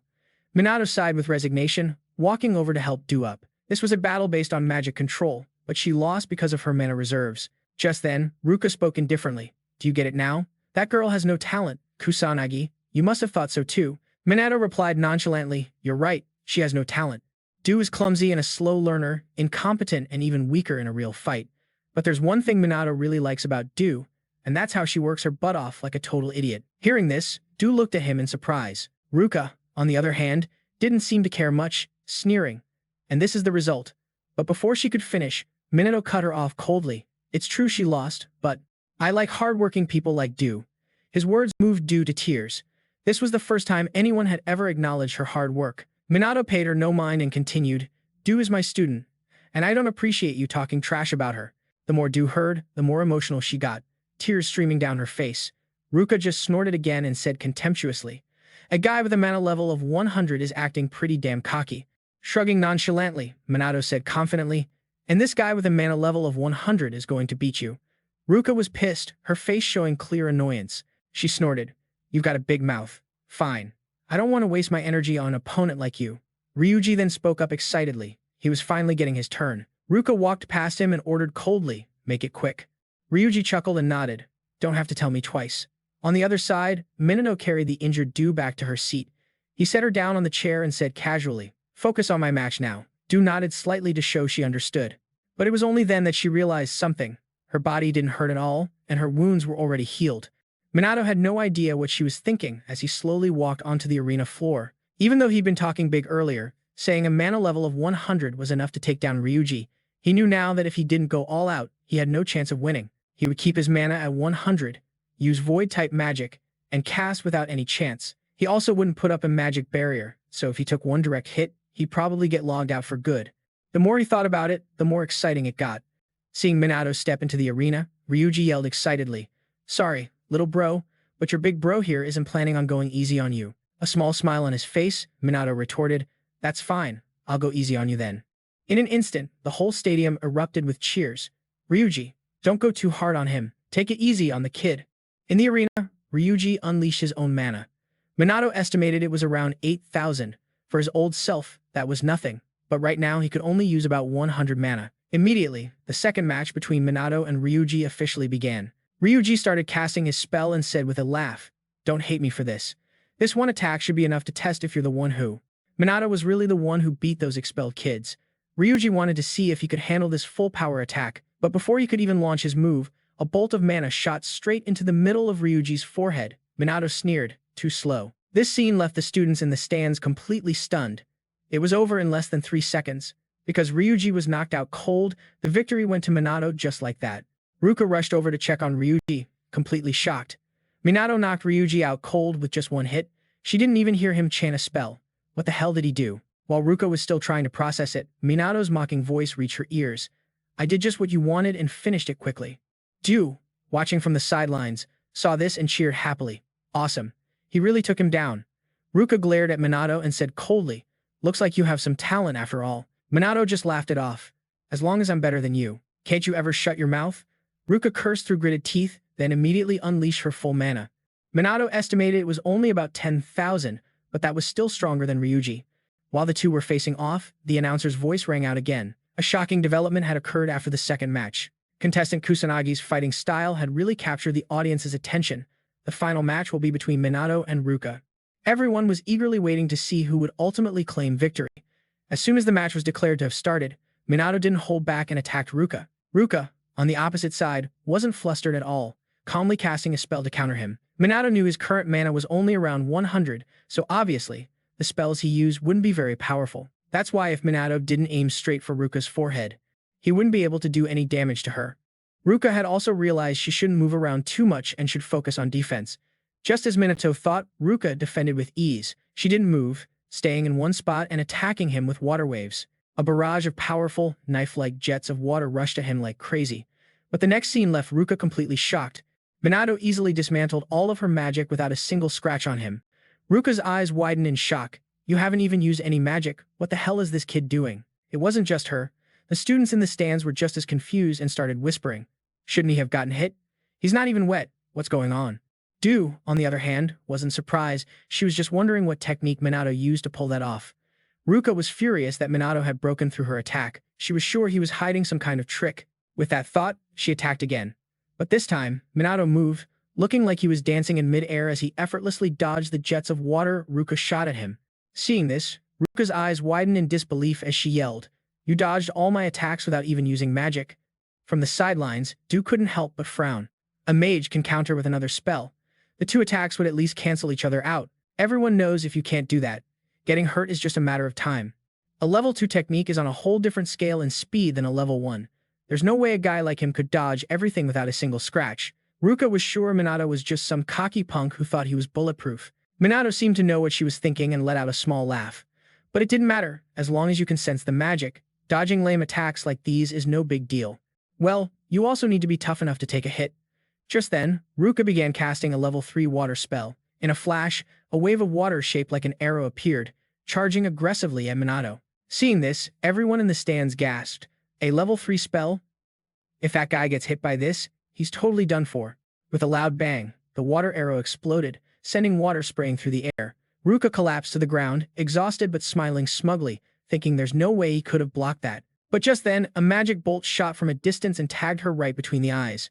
When she saw who fired it, Ruka cried out in shock, "No way. How is that possible? You're okay. How did you dodge it?" Minato calmly explained, "I used a spell to absorb your magic and just walk right through the center of the attack." The air went dead silent. Ruka sat there, stunned for a long time, completely unresponsive. Just when Minato thought she wouldn't say anything, she suddenly threw her head back and laughed loudly. "Just walked right through it. Heh, so I lost? Huh." Of course, the outcome was crystal clear. The victory went to Minato. Du rushed over and asked, "Are you okay?" Minato nodded. "Yeah, we're both fine. I won." Du smiled softly and nodded, her eyes full of gratitude. Seeing them so happy, Ruka got up from the ground and said coldly, "As promised, I won't bring this up again. You can do whatever you want." Minato heard this and couldn't help but sigh with a sense of resignation.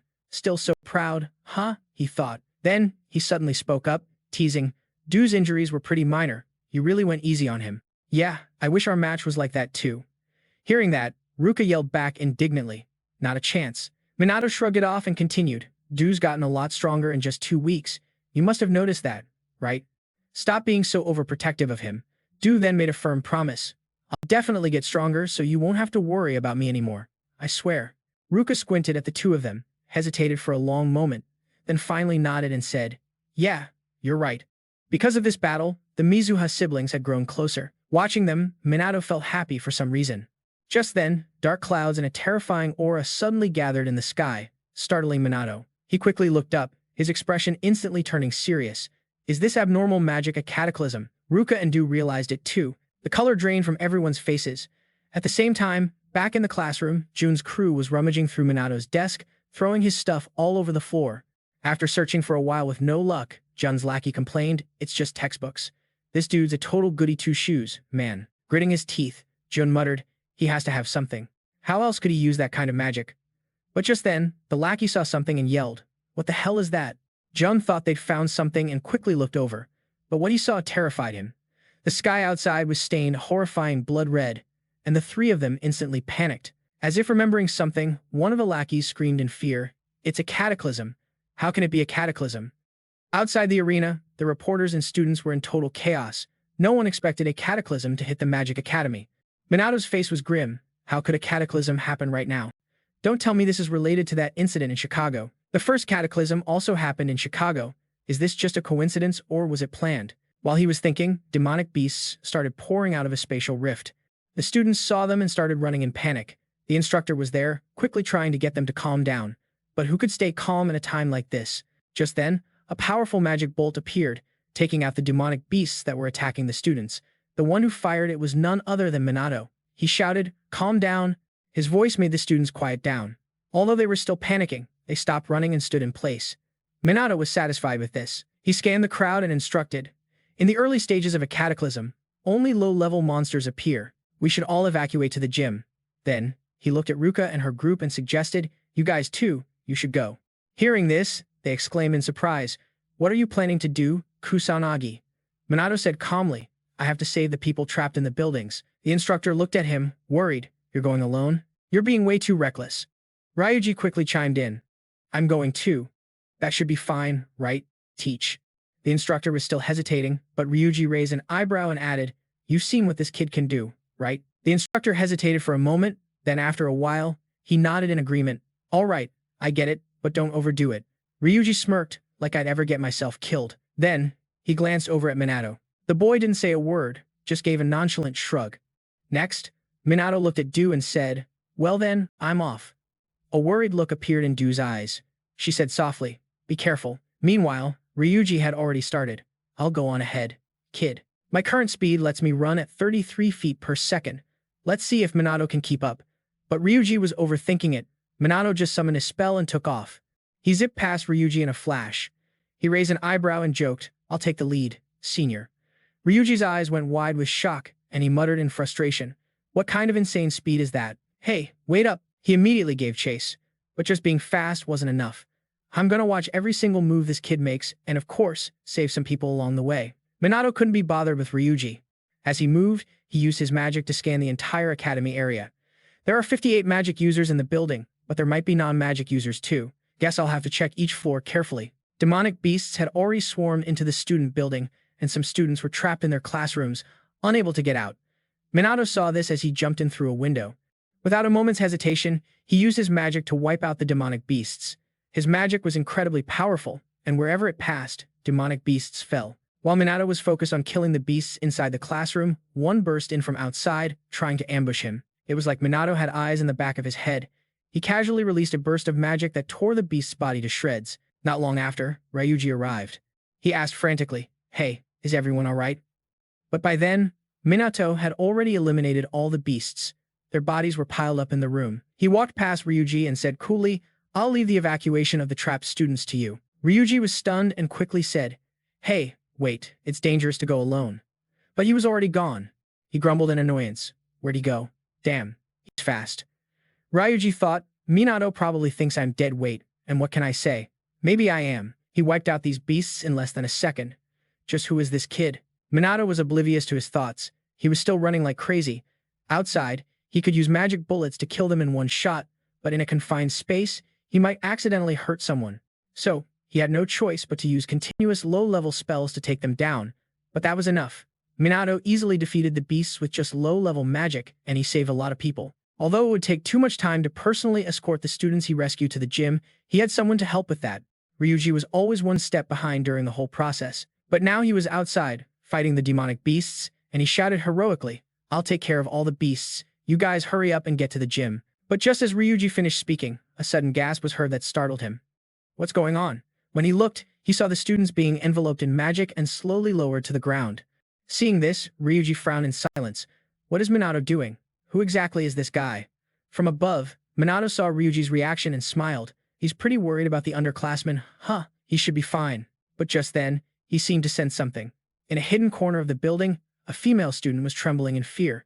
Because she was surrounded by demonic beasts, she was backed against a wall, crying in terror.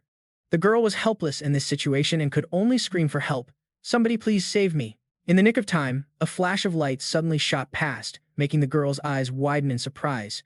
She realized this flash was exactly like the one that had saved her before. While the girl was still confused, Minato landed from the air and asked with concern, "Are you okay?" The girl recognized Minato and stammered, "Kusanagi, were you the one who saved me?" Yeah, that was me." Minato replied with a slight nod. Then, he reached out a hand to help her up. The girl asked again, "Was that you during the practical training class too?" Minato hesitated for a moment before answering. "Yeah, some unexpected stuff happened back then." Hearing his answer, the girl bowed her head gratefully. "Thank you for saving my life twice." Minato shrugged it off and said with a casual smile, "Don't mention it, it was no big deal." Facing the person who had saved her twice, the girl suddenly felt her young heart flutter. Her cheeks turned red because of it. Just then, Riuji ran up from downstairs, shouting, "Who's next to be saved?" Minato glanced at the girl and instructed, "Just follow him and you'll get to safety.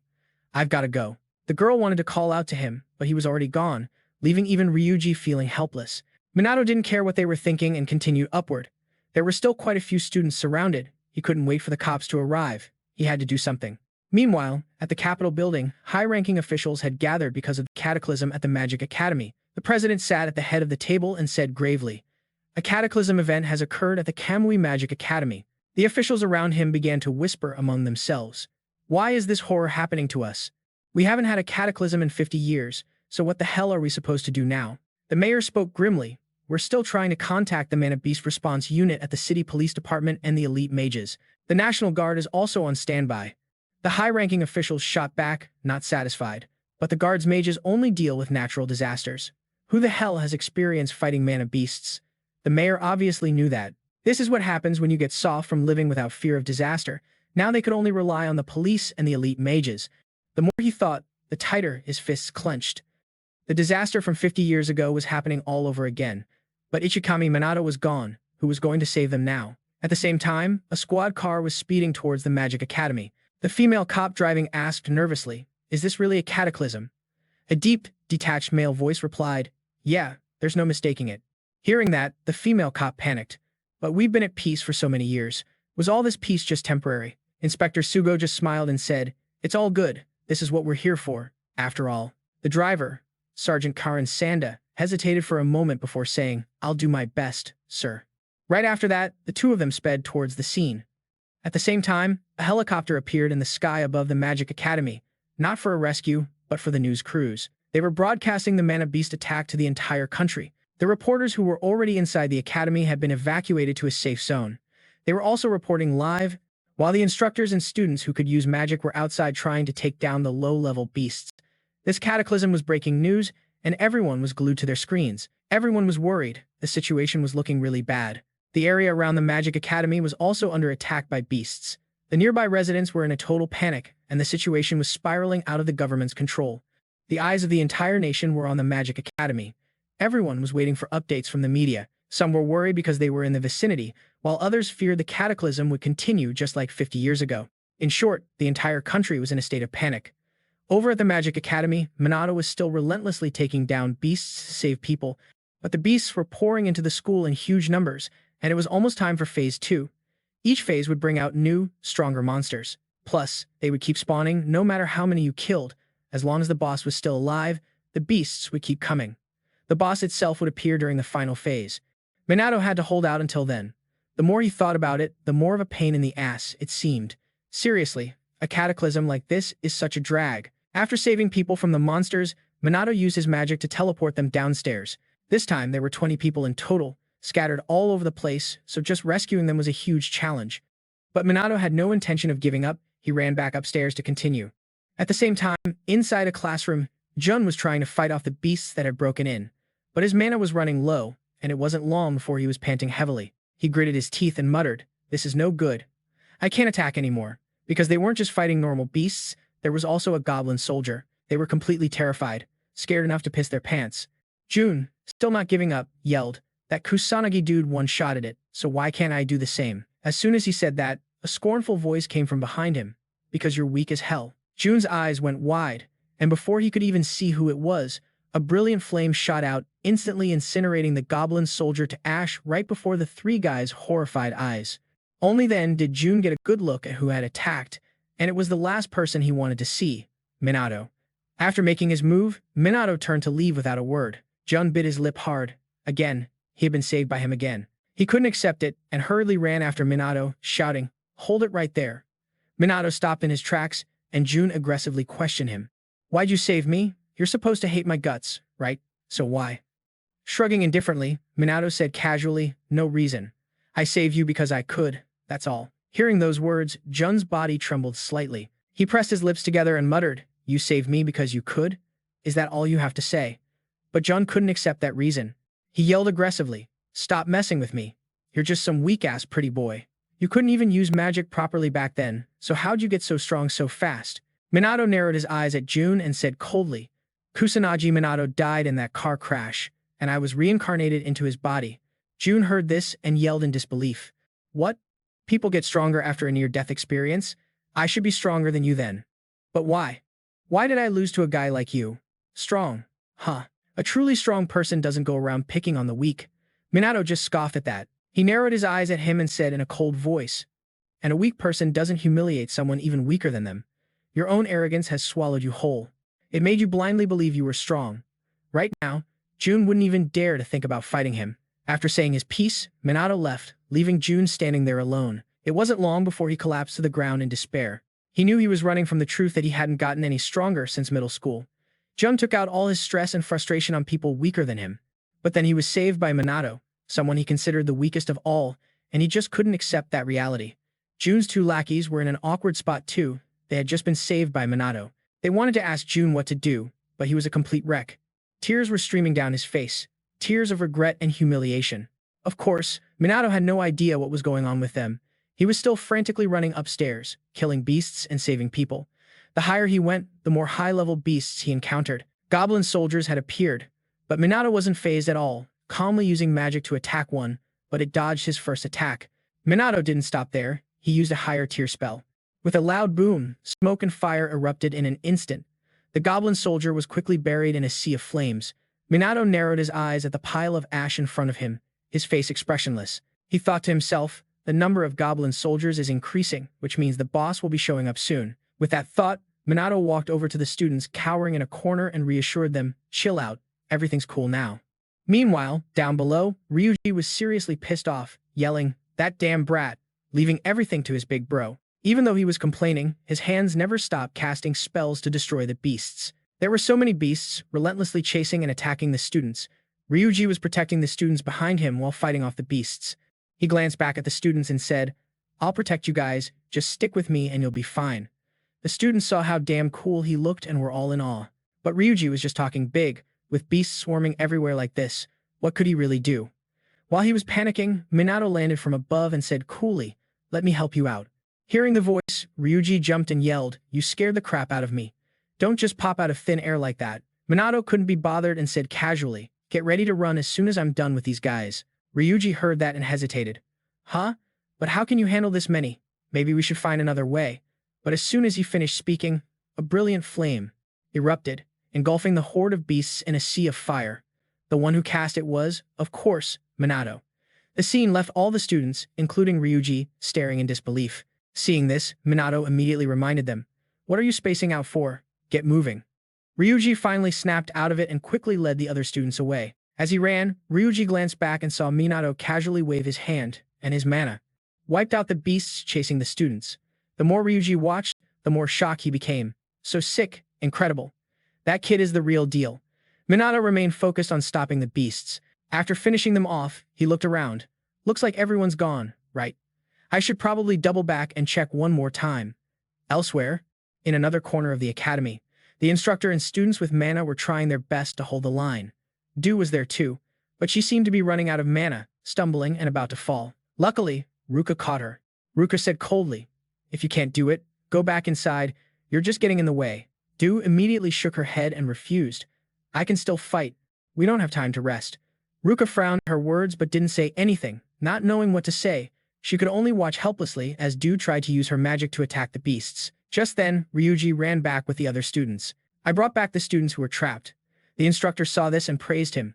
Good job. Get them inside. Ryuji left that task to someone else and ran over to the Mizuha sisters to ask about the situation. Ruka sighed in resignation and said, we can't hold them off much longer. Due then asked with concern, where's Kusanagi? Ryuji let out a small laugh, raised his eyebrows and said with a grin, that kid's totally fine. He's out there kicking ass and taking names. Really? Due finally breathed a sigh of relief. Ryuji didn't think much of it and started using his magic to fight the beasts alongside everyone else, but he couldn't stop talking. Kusanagi, that kid is seriously amazing. With him here, getting through this cataclysm will be a piece of cake. Due nodded in agreement. I think so too, senpai. With Kusanagi, we're definitely safe. But before she could finish her sentence, the ground suddenly started shaking violently, causing everyone to panic. The instructor quickly yelled, evacuate, evacuate now, because in front of them was a massive horde of beasts, and they weren't low-level ones, they were goblin soldiers. Ryuji instantly panicked and shouted, too many monsters, we gotta bounce. Hearing that, everyone quickly turned and ran. Riuji and the Mizuha sisters were no exception. They stood no chance against the horde of beasts in front of them. But they hadn't gotten far when Dua suddenly sensed something. She glanced back and saw that the beasts were being attacked by magic, with blood spraying everywhere like rain. The three of them, Riuji included, were a bit stunned, not knowing when it happened, but the magic police had arrived. The one in the lead was Inspector Sugo, and he was urgently giving out orders. Take them down fast, prioritize the students' safety. Quickly, the other cops started attacking the mana beasts in front of them. Seeing this, the students behind them finally breathed a sigh of relief. They were finally saved. Sugo shouted to reassure them while fighting off a monster, "Don't worry, kids, we'll get you out of here. Evacuate now and follow our instructions." But Dua spoke up, offering, "We'll help you guys." Sugo looked at her, surprised, and said firmly, "You civilians should evacuate to the gym. It's safer." Before Dua could reply, Ruka cut in, "We're not civilians, we're mages." Sugo hesitated for a moment before finally nodding in agreement. "All right, fine, then support us by attacking from the perimeter." Honestly, the number of reinforcements was too small, so they had no choice but to rely on their help. Just look at how pathetic the police force is. Meanwhile, Karen was tending to the other injured students. Elsewhere, on top of an academy building, Minato saw the police cars arrive. He let out a sigh of relief and whispered, "The cops are finally here. I'll leave the rest to them." But it looks like the cops got here even before the National Guard. Huh. This is a national-level disaster, after all. How could the country be so unprepared? Then again, maybe it's possible. This country has been resting on its laurels for way too long. For now, I'll just do what I can and see if any other students are trapped. At the same time, from a helicopter high above, a reporter saw the entire scene below. She began to report on the situation, saying that the police had arrived, but the number of mana beasts showed no signs of decreasing. The entire nation was waiting for the noble mages to appear. After all, situations like this require them to step in, and everyone was counting on the noble mages for help. Everyone believed the noble mages would show up soon. The reporter on the scene looked straight into the camera and yelled, "Please, show up now, noble mages." But in the chambers of the head of the Fujiwara family, upon hearing the butler's report, the old man said coldly, "Let them be." Hearing this, the butler hesitated and asked, "Are you sure, sir?" The Fujiwara family head scoffed. "A bunch of cops are enough to handle a small-time disaster like this. It doesn't require a noble mage like me to get involved." With that, he turned to leave. The butler, confused, asked, "Where are you going, sir?" "To sleep." The family had replied coldly with a single word. The butler didn't object, bowing respectfully and saying, "Have a good rest, sir." Meanwhile, at the Magic Academy, Sugo was trying to fight off the mana beasts, but the situation was getting worse. He glanced at his subordinate and asked, "Can you handle the ones near the entrance?" The man shook his head. "No, can do. There are too many of them." Sugo's expression immediately turned grim. They were spawning faster than he'd expected. There wasn't enough time to evacuate everyone. Securing the perimeter is the most important thing, but they haven't arrived yet. Now, our only hope is the noble mages, but we can't even contact them. The more Sugo thought about it, the more pissed off he got, finally yelling, "Damn it. Where the hell are those useless bums when you need them? They're never around when it counts, and we have to rely on a bunch of academy students for help." It just shows how pathetic this country's military has become. Sugo scowled fiercely. He'd read about this stuff before. There's a reason they call it a calamity. Did the people of this country go through this in the past too? And if the boss monster shows up now, we're totally screwed. Speak of the devil. The ground began to shake again, terrifying everyone. Sugo bit his lip hard. No way. Is that demon general the boss? Dua's expression was also grave. That monster rarely ever appeared in this area, and only a noble mage would be strong enough to take it down. Dua knew it would take at least a level 5 or higher spell to defeat it, but no one here could use magic that advanced. As everyone was panicking, a brilliant flame struck. Ruka didn't hesitate to shield Dua with her own body. Ruka collapsed right in front of Dua, leaving her in a state of absolute shock, her eyes filled with worry. Ruka lay on the ground, her body trembling uncontrollably. She looked up and cried out, "Run, Dua." But Dua just sat there, frozen, her legs unable to move while everyone else fled in a panic. Dua hugged Ruka tightly, her eyes pleading. Sugo and the other magic cops were trying to fight back, but they were no match for that mana beast. Riuji was also weakened and couldn't do anything more. But then, a figure emerged from the brilliant flames in front of them. Seeing it, everyone's face turned ugly. They seemed to have accepted their fate. They were going to die here. Dua continued to hold Ruka tightly, screaming over and over, "Kusanagi, please, save us. Kusanagi." The flames were now raging fiercely, hurtling straight towards everyone. Dua screamed even more desperately. "Minato." The heat was getting closer and closer. The monster was also closing in, but just then, it suddenly stopped in its tracks. It saw something blocking its path. A massive amount of mana appeared from the sky, attacking it. At the same time, a figure appeared in front of Dua. It was Minato. He spoke seriously. "Sorry I'm late. I made you wait." When Dua saw him, she was instantly overjoyed, but Ruka's condition was terrible, and tears started streaming down her face again. "Kusanagi, she's..." Minato went over to check on her, then finally spoke. "It's okay, she just passed out." With that, he placed his hand on her and began to heal her. Dua was still on edge, waiting silently with her head down. Minato continued to treat Ruka. After a while, he gritted his teeth and stood up. Startled, Dua called out to him. Minato glanced at her and said casually, "I'll take care of this, boss." Dua was stunned for a second, but quickly nodded and replied, "Okay." Immediately after, the entire area was enveloped in a protective magic spell. Dua was startled. "What is this? Ruka's wounds are healing so fast." The more Dua looked, the more amazed she became. The other students, feeling this magic for the first time, were completely shocked. Karen came out from inside, and when she saw this, her eyes went wide. "Is this level 3 healing holy magic? Even I can't use that, so who could?" She then ran over to Sugo and asked worriedly, "Sir, are you okay?" Sugo shook his head slightly. "I'm fine, just a little drained." Karen helped him up, then looked around and asked, "What's going on?" Sugo shook his head helplessly. "I'm not sure either, but we have to protect these people to our last breath." Karen couldn't help but feel panicked, hesitating before saying, "But that's too dangerous. You could get yourself killed out there, sir." Biting his lip hard, Sugo said with determination, "But if we don't do something, everyone here is going to die." Karen knew that, but she still said worriedly, "This is already an impossible mission. In the end, everyone will just... Our entire force has already been wiped out."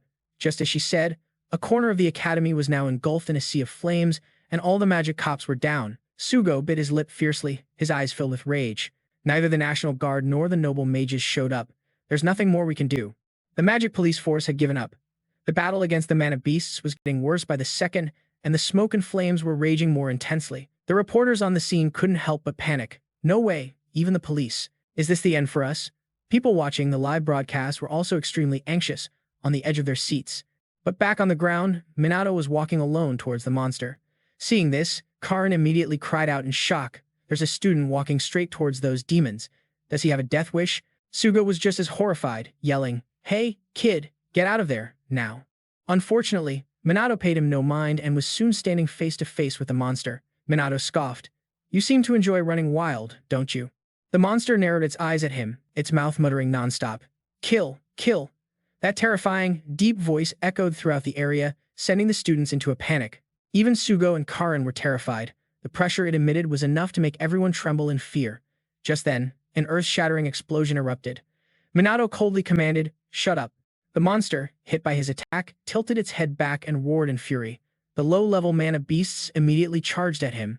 Minato frowned slightly and thought, when he faced the world's worst disaster, he went all out, but this time he had to hold back a bit because of the people around him. While Minato was thinking, a frenzy of lightning-type mana rushed towards him, and in an instant, he was engulfed in a flash of light. Sugo saw this and panicked. Is he dead? Everyone around was anxiously waiting to see if Minato was still alive. As they were all wondering, a blinding flash of magic appeared. This magic came from Minato's hands. It began to dance in the air, furiously wiping out the mana beasts. Seeing this, Sugo couldn't help but be horrified. What the hell?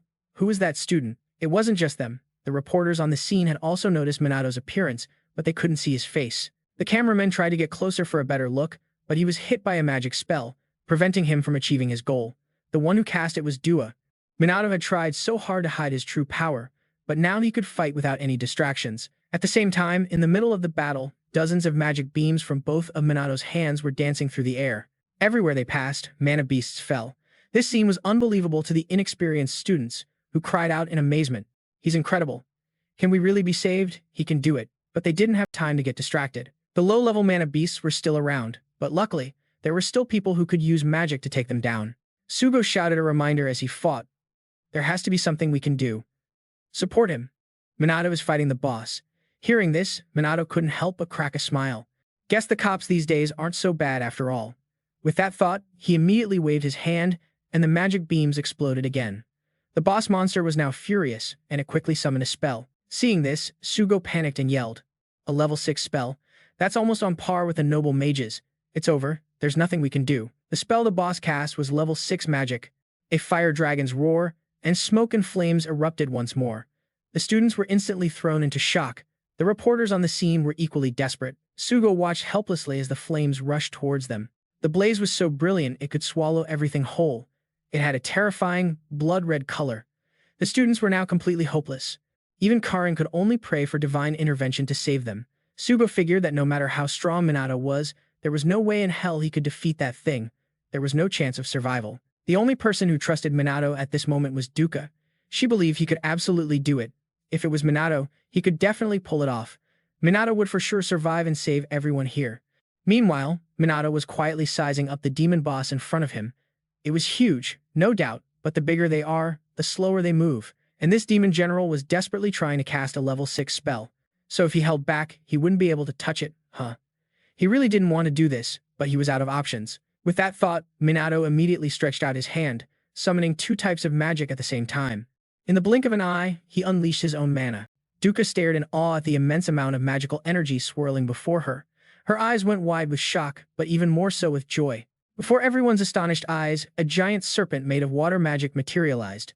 Sugo's jaw dropped the longer he watched. Is that composite magic? At that exact moment, the demon general's fire dragon charged forward aggressively. Minato's water serpent didn't back down, meeting it head-on. With a massive boom, the 2 powerful forces clashed.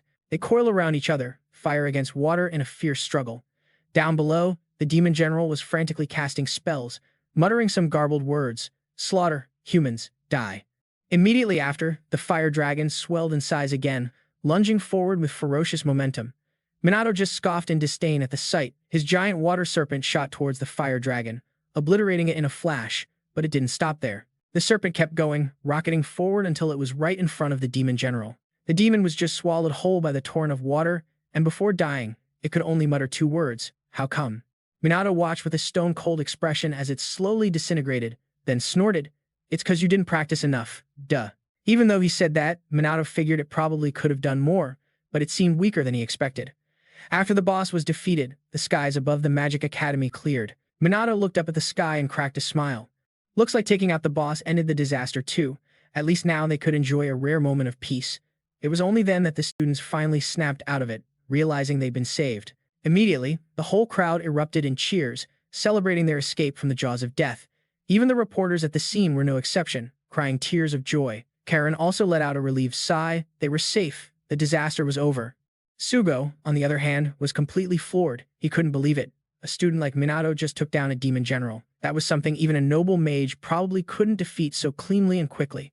Who the hell was this kid? But before he could even process it, his legs turned to jelly and he collapsed. He clicked his tongue in annoyance. Looked like even his knees were giving up on him. Over on his side, Minato walked up to Duka and said with a smile, "I did it." Duka looked up at him, her eyes welling with tears as she replied, "You did. I believe you could. Thank you, Minato. Don't mention it." Minato said dismissively, shaking his head with a small smile. While they were talking, the other students suddenly rushed over, making Minato jump. Before he could even figure out what was going on, he was swarmed by a crowd of students, all of them praising him to the skies. Minato sighed in resignation. Guess he couldn't escape the spotlight after all. His future was looking as bleak as the sky was a minute ago. Seeing his reaction, Duka couldn't help but crack a smile. He looked so annoyed. The next day, the media was all over the story about the disaster at the Magic Academy, including the part about it being stopped by a mysterious student. But everyone at the academy knew that mysterious student was Minato. After the incident, the crowds around Minato just got bigger. Every time he went to class, people would swarm him, asking all kinds of questions, which really got on his nerves. Of course, some people weren't buying it and started complaining. Looks like someone's ego is getting inflated from all the praise. How could a student like him be that strong? And so, those students started arguing loudly in class, splitting into 2 camps. One side backed Minato, the other side didn't believe him. Seizing the opportunity while they were making a racket, Minato slipped outside. He was seriously getting overwhelmed by them. Right at that moment, Duka showed up next to him and said with a teasing smile, "Looks like you're having a rough time." Minato grumbled, "Just drop it." Duka chuckled softly and teased, "Well, you're the hero who saved everyone, so you can't really help it, can you?" Minato brushed it off. "Let's talk about something else. You got moved up to the S class too, right?" Duka nodded and replied casually, "Probably because of that practice match and this whole incident." Minato furrowed his brow slightly, asking with confusion, "You don't seem too thrilled about it." Hearing that, Duka whipped her head away, pouting as she mumbled, I mean, a certain someone is there too, after all." Minato didn't read too much into her comment and asked another question. On that note, how's Ruka doing? Duka smiled and answered, she's doing fine, and we've actually gotten closer now. Duka was genuinely happy about this. It's all thanks to Minato. Her eyes sparkled as she looked at him, saying with a sincere smile, thank you. Meeting you here was the luckiest thing for me. Hearing this, Minato flicked her on the forehead in annoyance, causing Duka to ask in confusion, hey, what was that for? Minato pouted, you only need to thank me once. Why do you keep repeating it? Then he turned and walked off. Duka watched him go, and then she smiled. It seemed her young heart was starting to flutter. Meanwhile, in the Prime Minister's office, all the top officials had gathered. The Prime Minister was on a call. A moment later, he announced, with this, the conference call with the other nations is officially over. Someone asked uncertainly, finding the cause of this second disaster isn't going to be easy, is it? The Prime Minister nodded slightly. They're already doing everything they can to find a countermeasure. And then there's the rumor about the student who defeated that final boss. They continued to discuss the disaster and the fact that Minato had destroyed the demon general. On another note, on the rooftop of the Magic Academy, Minato had been summoned once again. This time, it was Ruka and Rui, along with Duka. The four of them just stood there, staring at each other, the air thick with a heavy silence. After a long silence, Ruka finally spoke up.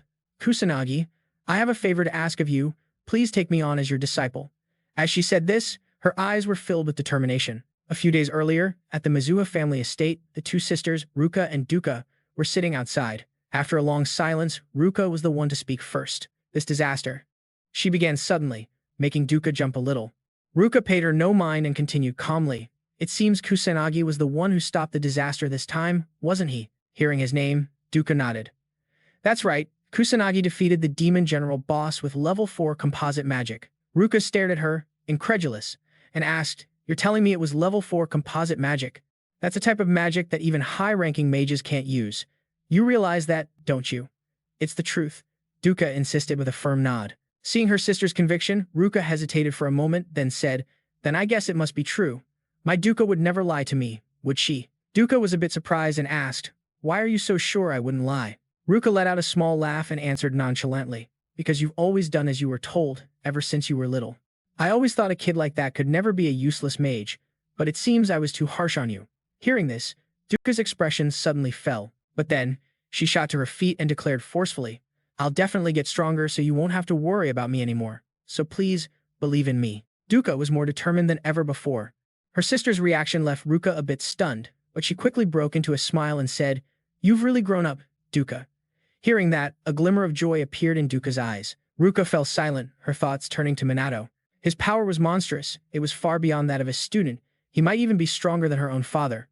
With that thought, Ruka looked up and said, I need you to do something for me. Back in the present, Ruka was silently waiting for Minato's answer. She knew that if things kept going as they were, she would only ever become a high-ranking mage. To get stronger, she needed Minato's help. Taking a deep breath, Ruka spoke again with sincerity. I'm sorry for insulting you and looking down on you. I am truly sorry. She admitted that she knew just how selfish her request was. However, she was willing to swallow her pride to ask him. Ruka's voice now held a pleading tone. She lowered her head and began to speak in a low voice. Please, allow me to. But before she could even finish, Minato cut her off flatly. Sure. The answer was so abrupt it left Ruka stunned and speechless. Minato repeated himself. I said I'll take you on as my disciple. Ruka was still bewildered. She asked doubtfully. But why? It was Minato's turn to be confused. What do you mean? This is what you wanted, right? Ruka quickly replied, well, yes, but I did so many awful things to you. Minato just shrugged nonchalantly and said, you already apologized, so I forgive you. Besides, you wanted me to accept your apology, didn't you? That's all there is to it. Ruka was stunned. Was his answer really that simple? Just then, Rui quickly jumped in, then count me in too. Minato just pouted and agreed. Fine, whatever. Teaching one or two more people won't make a difference. Seeing that Ruka was still baffled, Rui explained, that's just how he is, sis. Ruka narrowed her eyes at Minato, thinking to herself, what a strange kid. A little later, in a classroom at the Magic Academy, Minato and Duka had been called in for some reason. Standing before them were Inspector Sugo and Sergeant Karin. They were bowing to Minato and said with sincerity, first of all, please allow us to thank you. If it hadn't been for you, all of us, including the civilians, would have been wiped out. Minato couldn't help but sigh. You guys have been thanking me ever since the questioning. I think that's more than enough, so is there something else? Sugo nodded slightly. The official investigation into the disaster is closed, but there are still a few things that have piqued our interest. Minato asked, surprised. Things that have piqued your interest? Sugo didn't beat around the bush and got straight to the point. Kusanagi, you awakened your mage abilities after being involved in a traffic accident, correct? The people around you have testified to the same thing, so there shouldn't be any mistake. But after some digging, I heard from someone that after the accident, you were like a completely different person. Hearing this, Minato froze, and a guarded look flashed in his eyes. Sugo didn't seem to notice and continued. Your personality changed, and your power grew at an abnormal rate, strong enough to even destroy a demon general. The more he talked, the more confused everyone got. Duka couldn't hold back her annoyance and demanded, "Hold on a second. What are you trying to imply?" Sugo seemed to realize he'd misspoken, frowning as he muttered, "All right, let me rephrase that." He asked if the kid knew the name of the dark mage. Both Mason and Julia were stunned. What did that dark mage have to do with anything? Scott slowly explained. He was a mage who took down all the stray monsters wandering around and helped other citizens under the cover of night. This video went viral online. You haven't seen it? Then he showed them the video, and Karen, who was next to him, seemed to have figured something out. Julia didn't, though. She frowned and asked, "What does this have to do with Mason?" Scott casually replied, "Because these two have some similarities in both build and age. I'm saying the dark mage is rumored to be a pretty well-known mage, but the magic doesn't match up. Not to mention, the timing of his first appearance lines up perfectly with when Mason got out of the hospital." The guidance counselor sitting nearby heard Scott's words, and his face went pale. He seemed really worried. Karen was silent, but Scott just kept on talking. Using magic in the city without a license is illegal. Since this has attracted too much attention, the cops had to get involved. When Julia heard he could face serious charges, she glanced over at Mason, her face full of worry. Scott also stared at him intently and said coldly, "If you confess to everything, we promise to do everything we can to reduce your sentence. So be straight with us. Are you the dark mage?" "No, I'm not." Mason confidently shook his head and denied it. Hearing this, Scott cracked a smile. He said cheerfully, "Got it, so you're not him, huh? That's good then." Right after that, Scott and Karen stood up to say their goodbyes. "Well, thanks for your time. We'll be going now." The two quickly left. Scott then recalled Mason's reaction. The kid didn't even seem nervous at all. If he really was the dark mage, he must have some serious guts. On the other hand, Karen seemed certain that Mason was that mage. His whole vibe and his voice were exactly the same.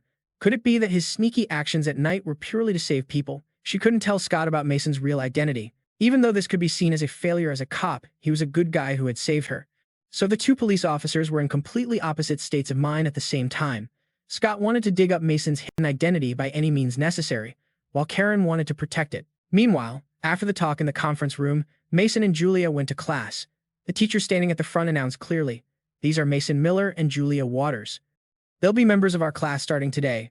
Please help them out." Because he took down that demon general, Mason got a really warm welcome, and as soon as he sat down, a crowd of people swarmed him with questions. Of course, with her family background, Julia got the same treatment, which made it a bit hard for her to handle. Seeing the students surrounding the two, the teacher couldn't help but speak up helplessly. "Everyone, please settle down in your seats. Class has already started." Mason found it seriously annoying. He was getting interrogated from the start of class all the way through the break. This was exactly why he didn't want to stand out. Mason tried to sneak away during the break, but someone called out to him. He turned his head suspiciously and saw it was the pink-haired girl he had saved from the monsters the other day. She looked at him shyly and said awkwardly, "Mason, can you come with me for a minute?" A little later, on the academy rooftop, Mason was totally exasperated. "So it's this place again. Is it a trend now to call people up to the school rooftop every time you want to talk to them?" Surprisingly, Julia was also there. She just wanted to find a place where she could practice by herself without being discovered. She didn't expect Mason to be here. And he was with some random chick, too. What were they doing here? The pink-haired girl stood in front of Mason and asked hesitantly, "I don't know if you remember me." Mason shook his head apologetically. "Sorry, I don't." The pink-haired girl wasn't surprised. She said in a low voice, "I'm the one you saved during the recent disaster." Only then did Mason remember. He nodded and said, "Oh, right, I remember that." The girl's cheeks instantly flushed red. She lowered her head and said shyly, "During the practical training session, I was also attacked by monsters and was saved by someone using magic. That magic was you, wasn't it, Mason?" Mason remembered that training session where he just acted on a whim, but the girl said gratefully, "Thank you for saving my life twice." Mason shook his head slightly and replied, "Don't mention it. I just did what I could." Even though he said that, the girl still spoke shyly. "You're so cool, Mason." At the same time, Julia was trying to eavesdrop on their conversation, but she couldn't hear anything. Just then, the pink-haired girl suddenly shouted, "Mason, I like you, please go out with me." Julia was instantly stunned. Was this a confession? Even the person being confessed to, Mason, was just as shocked. Seeing that he didn't answer, the pink-haired girl continued firmly, I'm not really amazing at anything, but I'll work hard to be better. So please let me be your girlfriend, Mason. Mason stood there stunned, saying nothing. Just when the girl thought he wouldn't answer, he suddenly spoke, thanks for liking me. The pink-haired girl's face lit up, but her happiness was short-lived. Mason said apologetically, but I'm sorry. I don't really have time to think about dating right now. There's something I have to do. Hearing this, the pink-haired girl bowed her head low, mumbling softly, I understand. But she quickly lifted her head, looking as cheerful as before. Thanks for being straight with me. I think I can move on from these feelings now. With that, she turned and left the rooftop. Julia had tried to hide behind the wall, but Mason still spotted her. He said with a cold snort, How long are you going to hide there, Julia? Julia was startled, took a deep breath, then peeked her head out and said awkwardly, I thought I hid my mana pretty well. Mason pouted and said, Your control is seriously terrible. Your mana is leaking all over the place. This is the second time now. You like stalking people or something? Julia retorted, I just overheard it by accident, okay? It's not like I did it on purpose. Anyway, why did you turn her down? She's pretty cute, right? Mason pouted and said, I'm not thinking about that stuff right now. Then he turned and walked away, leaving Julia standing there confused. What Mason meant was that the age gap between them was too big, even though physically they were in the same grade. Julia watched his retreating back, hesitantly mumbling, I see, so you're not going to date anyone, right? She just suddenly realized something. Why did she feel so relieved when she heard Mason say that? Julia followed Mason downstairs while thinking, he's not going to date anyone? While she was lost in thought, Mason suddenly turned his head back, making Julia freeze on the spot.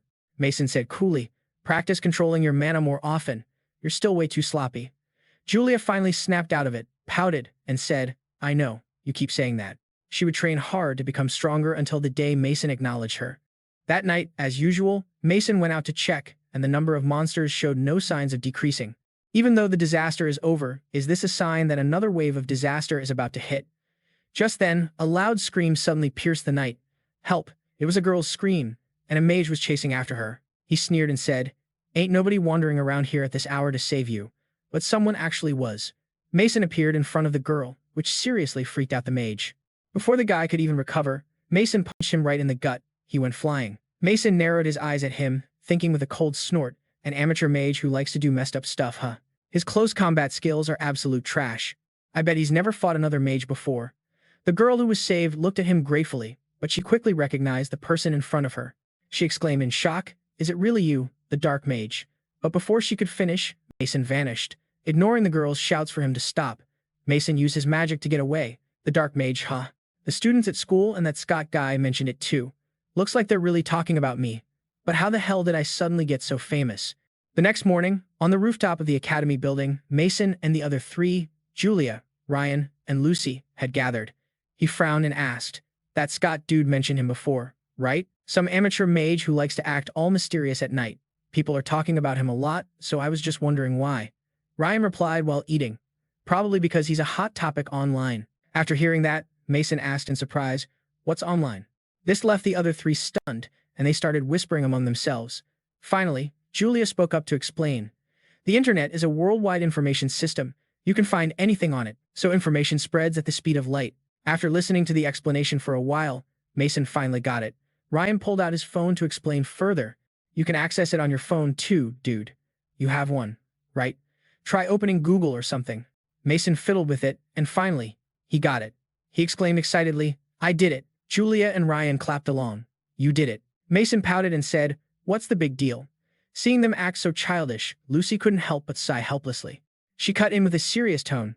By the way, you promised you'd help us train. When do we start?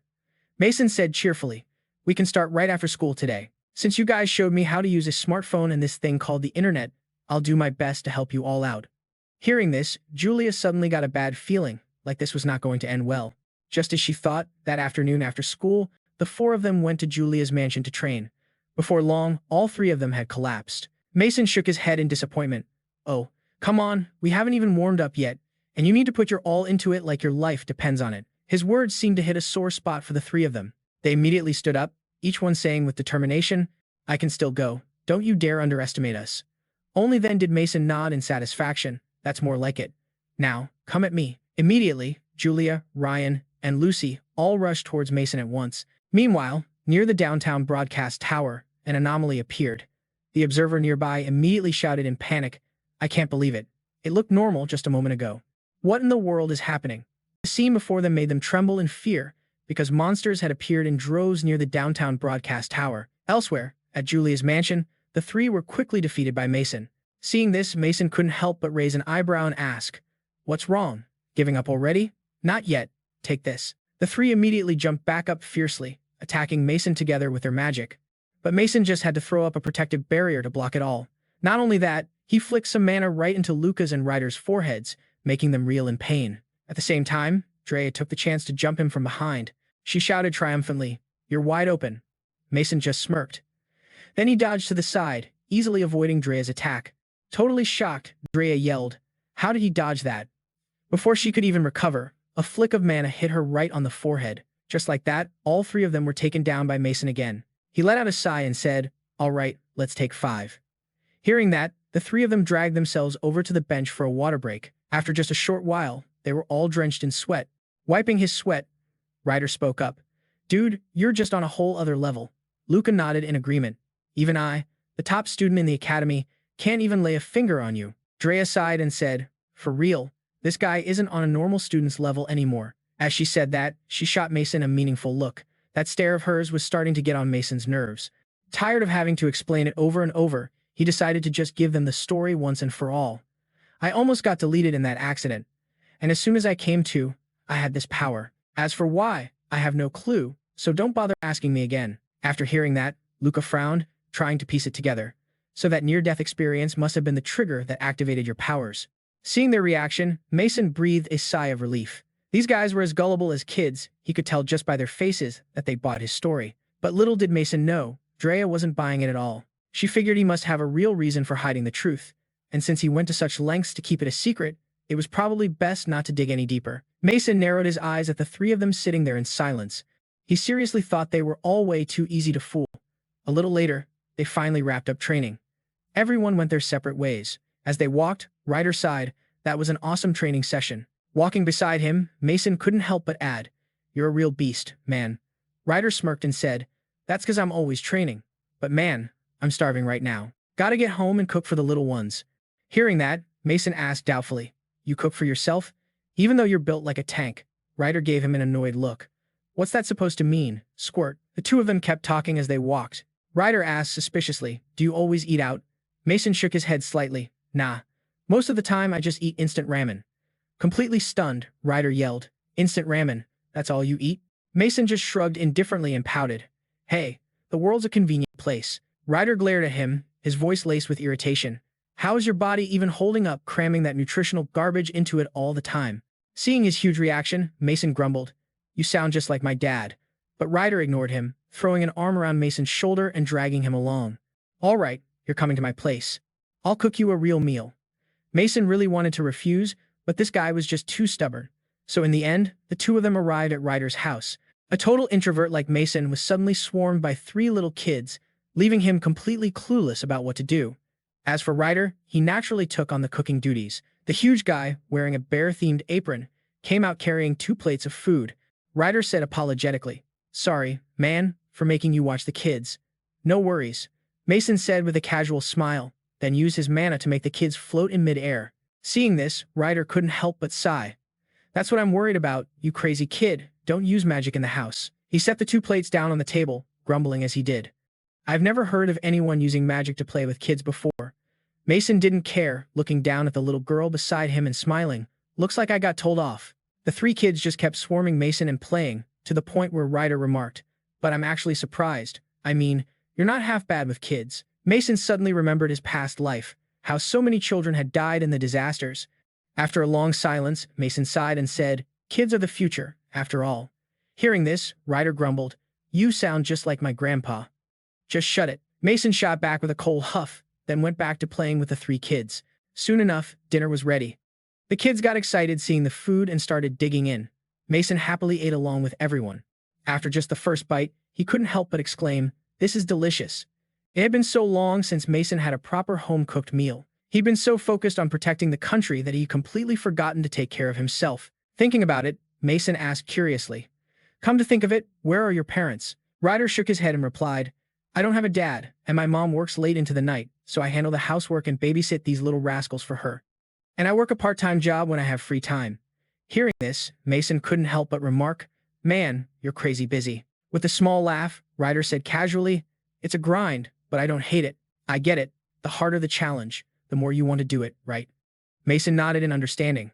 Ryder admitted it without hesitation, not forgetting to flex his muscles. Mason couldn't help but sigh. All brawn and no brains. After dinner, Ryder and Mason played with the three kids for a bit before going to sleep. Lying next to Mason, Ryder whispered, Hey, sorry, you had to stay over because of the kids' childish request.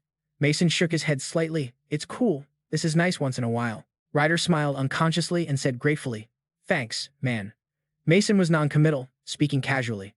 I didn't do anything for you to thank me for. But Ryder shook his head. No, man, it's about Luca. She seems a lot more alive lately. I think it's all thanks to you, kid. Mason was taken aback. Hey, don't tell me this is some kind of lovey-dovey thing. He narrowed his eyes. You like her, don't you? Ryder couldn't help but burst out laughing. What, me and Luca? No way. That's never gonna happen. The truth is, we're both outcasts, so we just naturally stuck together. Mason was surprised to hear that. Outcasts. Just like you. The next day, Mason and Ryder walked to school together. When they got to the school gate, Luca and Drea were already waiting there. Seeing them arrive, Drea complained, Seriously, you guys are late. Ryder quickly explained, Give us a break. This guy's a pain to wake up. Luca and Drea asked in shock, You guys had a sleepover. Were you training on the down low without us? Mason was a little confused by their conversation. How did they all just happen to meet up this early in the morning? Whatever. He didn't really care. But just then, two people approached from a distance, Inspector Sagan and Sergeant Corin. Sagan looked at Mason and said, Can we have a moment of your time, Cross? Mason sighed helplessly. You've got to be kidding me. Again. Corin said apologetically, Sorry to keep bothering you. This time it's really urgent. She explained that demonic beasts had suddenly appeared and were now surrounding the Liberty Tower. It's possibly related to a cataclysm, so they were hoping for his cooperation. Mason frowned when he heard that. But I'm just a high school student. Sagan shook his head slightly and said seriously, You single-handedly stopped an entire cataclysm wave. From that moment on, you stopped being just a student. To be honest, this situation is something we can't handle on our own. Mason narrowed his eyes at him, asking doubtfully, Is it okay for a cop to be saying that? Sagan's face was dead serious, his tone almost pleading. It means our backs are really against the wall. Cross, please, work with us. Mason hesitated for a moment, then finally nodded in agreement. If you guys are cool with it, then fine. I'll lend you my power. Sagan was stunned when he heard that. Mason felt truly helpless. Even though he didn't want to stand out any more than he already did, the situation wouldn't let him stay on the sidelines. Of course, Sagan had no idea what Mason was thinking. Hearing him agree, he was immediately overjoyed. Of course, you'll receive proper compensation for your help, and don't worry, we'll contact the academy for you. Hearing this, Luca and the other two in the back also wanted to help. The three of them offered in unison. We want to help too. We can provide support from the rear. We want to join. Sagan sighed. Thanks for the offer, kids, but with the way things are now, there's nothing you can do. Luca heard this and retorted defiantly. We're all top students at the academy, and yet. But before she could finish, Sagan cut her off coldly. You're at the top of your class at school, but we're talking about a life or death battle here. He then narrowed his eyes at the three of them and asked seriously, Or is there anyone here confident enough to say their skills can match Cross? That question silenced all three of them. No one could say another word. Seeing they had nothing else to say, Sagan sighed and said, You should all head back to the academy. Let's go. With that, Sagan led the way to the car, ready to leave. Before getting in, Mason suddenly called out, startling Luca and the others. With an unconscious smile, Mason raised an eyebrow and said, You guys better work hard to catch up to me. The three of them were stunned for a second, but they quickly replied in unison, Of course. Then they turned and headed back into the academy. A short while later, at police headquarters, in the conference room of the Emergency Cataclysm Response Division, the commander sat at the head of the table and announced gravely, There are currently hundreds of demonic beasts near the Liberty Tower. We need to come up with a definitive solution to this problem before they become a threat to our citizens. He mentioned that he had requested help from a student who played a key role in the cataclysm that struck the Magic Academy a few days ago. He then asked Mason to stand up. Hearing his name called, Mason immediately stood. Seeing the school uniform he was still wearing, the officers below began to whisper amongst themselves, all of it dripping with contempt. Corin felt awkward for Mason hearing their comments. She really couldn't stand it. Just then, Sagan leaned into the microphone. He cleared his throat once, and everyone immediately focused their attention on him. Sagan then spoke forcefully. Mason Cross is the student who single-handedly stopped the Cataclysm at the Magic Academy. I witnessed it up close. Not a single person sitting here can even compare to him. He continued to praise Mason to the high heavens, stating his belief that cooperating with him was absolutely necessary. So treat him as a partner, not as a student. His words still didn't quell the dissatisfaction from the useless cops below, who still saw Mason as just some snot-nosed kid. Seeing that they wouldn't shut up, the commander gave another order. Our mission remains unchanged. Regardless of whether an outsider is involved, we are to eliminate the demonic beasts immediately. Everyone, return to your units. At his command, everyone quickly filed out. A few of them kept pointing and making insulting remarks about Mason as they left. Sagan waited until everyone was gone before running up to Mason and saying apologetically, "Sorry about what just happened, Cross." Mason just shook his head non-committally. "It's fine. I guess having to work with a high school kid just pisses them off." Seeing his calm reaction, Sugo couldn't help but remark, "You've really grown up. Compared to him, what the hell are you doing, Karen?" Startled at the mention of her name, Karen trembled. "I was too scared to say anything at all." Seeing how concerned they were, Minato just smiled reassuringly. "Please don't worry about it, because I really don't care." Karen seriously thought he was like an angel. After that, they got in the car and headed to Tokyo Tower. Minato, sitting in the back, asked curiously, "So what's our combat strength looking like?" Sugo slowly replied, 80 mages, most of them are mid-tier, with only a few high-tier mages. Hearing this, Minato frowned in silence. Mid-tier mages could use level 2 magic, and high-tier could use level 3. While he was thinking, Sugo suddenly spoke up hesitantly. "This is going to sound pretty pathetic, but since you can use level 4 composite magic, you're basically our ace in the hole." Minato narrowed his eyes at him and continued to press. "And the battle plan?" Sugo answered in a low voice. "In this situation, the whole battle is just about using magic to overwhelm the demonic beasts. It's not really a battle plan. If it were just demon soldiers and demonic beasts, it wouldn't be too bad, but creatures higher up the chain like a demon general would have higher intelligence. So Minato figured they needed a plan for that scenario too. Just rushing in for a brawl couldn't be called a battle plan. Right. With that thought, he spoke up again. "From what I can see, we don't have any support gear either, do we?" Sugo said helplessly. "We usually just go on missions in clothes that are easy to move in." Minato frowned when he heard that. "But there used to be anti-beast equipment, right?" Sugo nodded slightly. "That's true, but it's rarely used now because there's not much of it left." The more Minato heard, the more silent he became. "How is that possible? We used to have plenty. I know magic and mages of this era aren't what they used to be, but what the hell has been happening for the past 50 years? Through the rearview mirror, Sugo saw Minato sitting silently in the back. He also seemed to be lost in thought. A short while later, at the Tokyo Tower area, which was now occupied by demonic beasts, the police cars finally arrived. After getting out of the car, Minato took in the scene before him and couldn't help but sigh. The disaster hadn't even happened yet, but the number of demonic beasts was abnormally high. He wondered what on earth was going on. The cops saw the scene and their faces went pale, trembling as they muttered, "Is this for real? There are even more of them than the report said." And what shocked them even more was that a demon general was among them. How were they supposed to win? "We need to call for backup from private organizations or even the noble mages." Sugo sighed helplessly. "We've already sent a request for backup, but they can't get here right away. With the recent explosion of demonic beasts and illegal mages popping up everywhere, they don't have time to worry about us." Hearing this, the cops immediately started to panic. Was there really no other way than to take down all those demonic beasts themselves? That was no different from a suicide mission, right? Sugo glanced at Minato and asked, "Kusanagi, can you do it?" "Yeah, I can." Minato nodded without a shred of hesitation. But the cops weren't convinced and started yelling, "Quit being so cocky, you little punk. Don't try to play hero here. What chance does a kid like you have against them?" Minato couldn't be bothered with them and said coolly, "But something's not right." His words left them confused and scared. Just then, the demonic beasts suddenly started acting weird. The sky, which had been blue, was suddenly covered by a blood-red color that appeared out of nowhere. Karen saw it and screamed in terror. "The sky is a disaster." Immediately, emergency alerts were issued. An unprecedented large-scale disaster had covered the entire country. People all over Japan were in a total panic. Minato narrowed his eyes at the horde of monsters below. In contrast to his calm demeanor, Sugo's group looked extremely grim. The police officers, seeing this for the first time, couldn't help but cry out in panic. Another disaster? How can something so insane be happening? Minato was currently lost in his own thoughts. Disasters usually happen naturally, but it seemed like the last batch of demonic beasts was the cause of this one. In just 50 years, they had already found a way to cause disasters. Seeing how bad the situation was, someone suggested. There was no way to handle this place without reinforcements. They had to regroup first. While Sugo was unsure of what to do, Minato suddenly spoke up.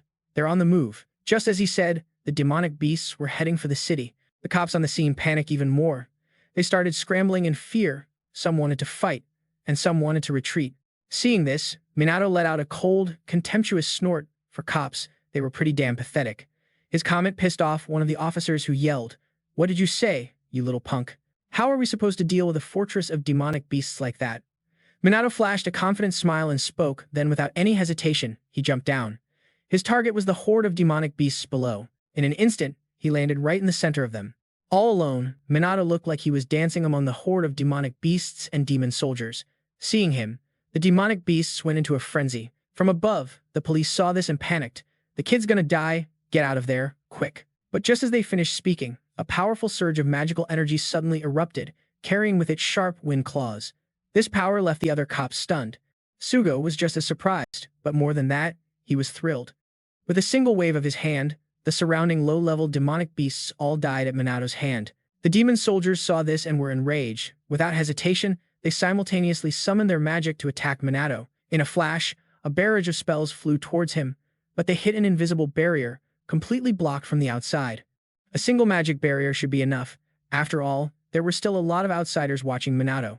He just put up a barrier to be safe. Then he used another spell to wipe out the demon soldiers in front of him. The more Sugo watched, the more shocked he became. What kind of monstrous power is that? Can Minato use multiple magic attributes? Just as he thought, it could only be him. With that, Sugo immediately yelled out an order, "Follow him." Karin quickly ran after him. "I'll support him too." The other cops were still shaking like a leaf, hesitating to move forward. But they quickly pulled themselves together and hurried after Sugo and Karin. Although their magic wasn't as strong as Minato's, handling the low-level demonic beasts wasn't a problem. Up ahead, Minato saw them starting to fight and smiled with satisfaction. Not bad. They're not so useless after all. But very quickly, a demon general appeared before them. Its massive body terrified the cops here. They were just bugs compared to it. Only a legendary mage could take it down. But just then, a water serpent suddenly appeared, opening its mouth and swallowing the demon general whole. Minato spoke coolly, "I'll take care of this one. The rest are all yours." When the water subsided, a huge trench was left on the ground, horrifying the police officers at the scene. Did that kid just take it down? What terrifying power! Sugo quickly reminded everyone, "We have to keep wiping out the demonic beasts until the boss appears. Leave the demon general and anything stronger to Kusanagi." Up ahead, Minato was destroying several demon generals while thinking, 60 years ago, a worldwide cataclysmic disaster occurred, the first disaster. After that, smaller-scale disasters began to appear one after another, aiming to destroy the world. If the past of 60 years ago really repeated itself, then this disaster would spread across the entire world. But this time, Minato was here too. He wouldn't let them wipe out humanity. At the same time, where Karin was healing the injured, a demon soldier appeared beside her, startling her. It raised its hand, intending to strangle Karin on the spot. In the nick of time, Minato appeared and killed the demon soldier. From behind, Karin saw Minato's strong, reliable back, just like that time, the time the black mage saved her. After taking out the demon soldier, Minato turned to look at Karin, asking with concern, "Are you okay?" Karin finally snapped back to reality. Yeah, thank you, Kusanagi." Minato, that situation was exactly like last time. I wonder if she noticed. Just as he suspected, Karin had indeed realized it. She was wondering why Minato chose to become a black mage and why he was so ridiculously strong. But Karin thought Minato would hate her if she asked him questions like that. Thinking this, she suddenly felt like she was acting inappropriately. He's a student, you can't have inappropriate thoughts like that. While she was flustered, a demonic beast attacked. Luckily, Minato pulled Karin aside before using magic to attack the beast. Karin looked at him apologetically.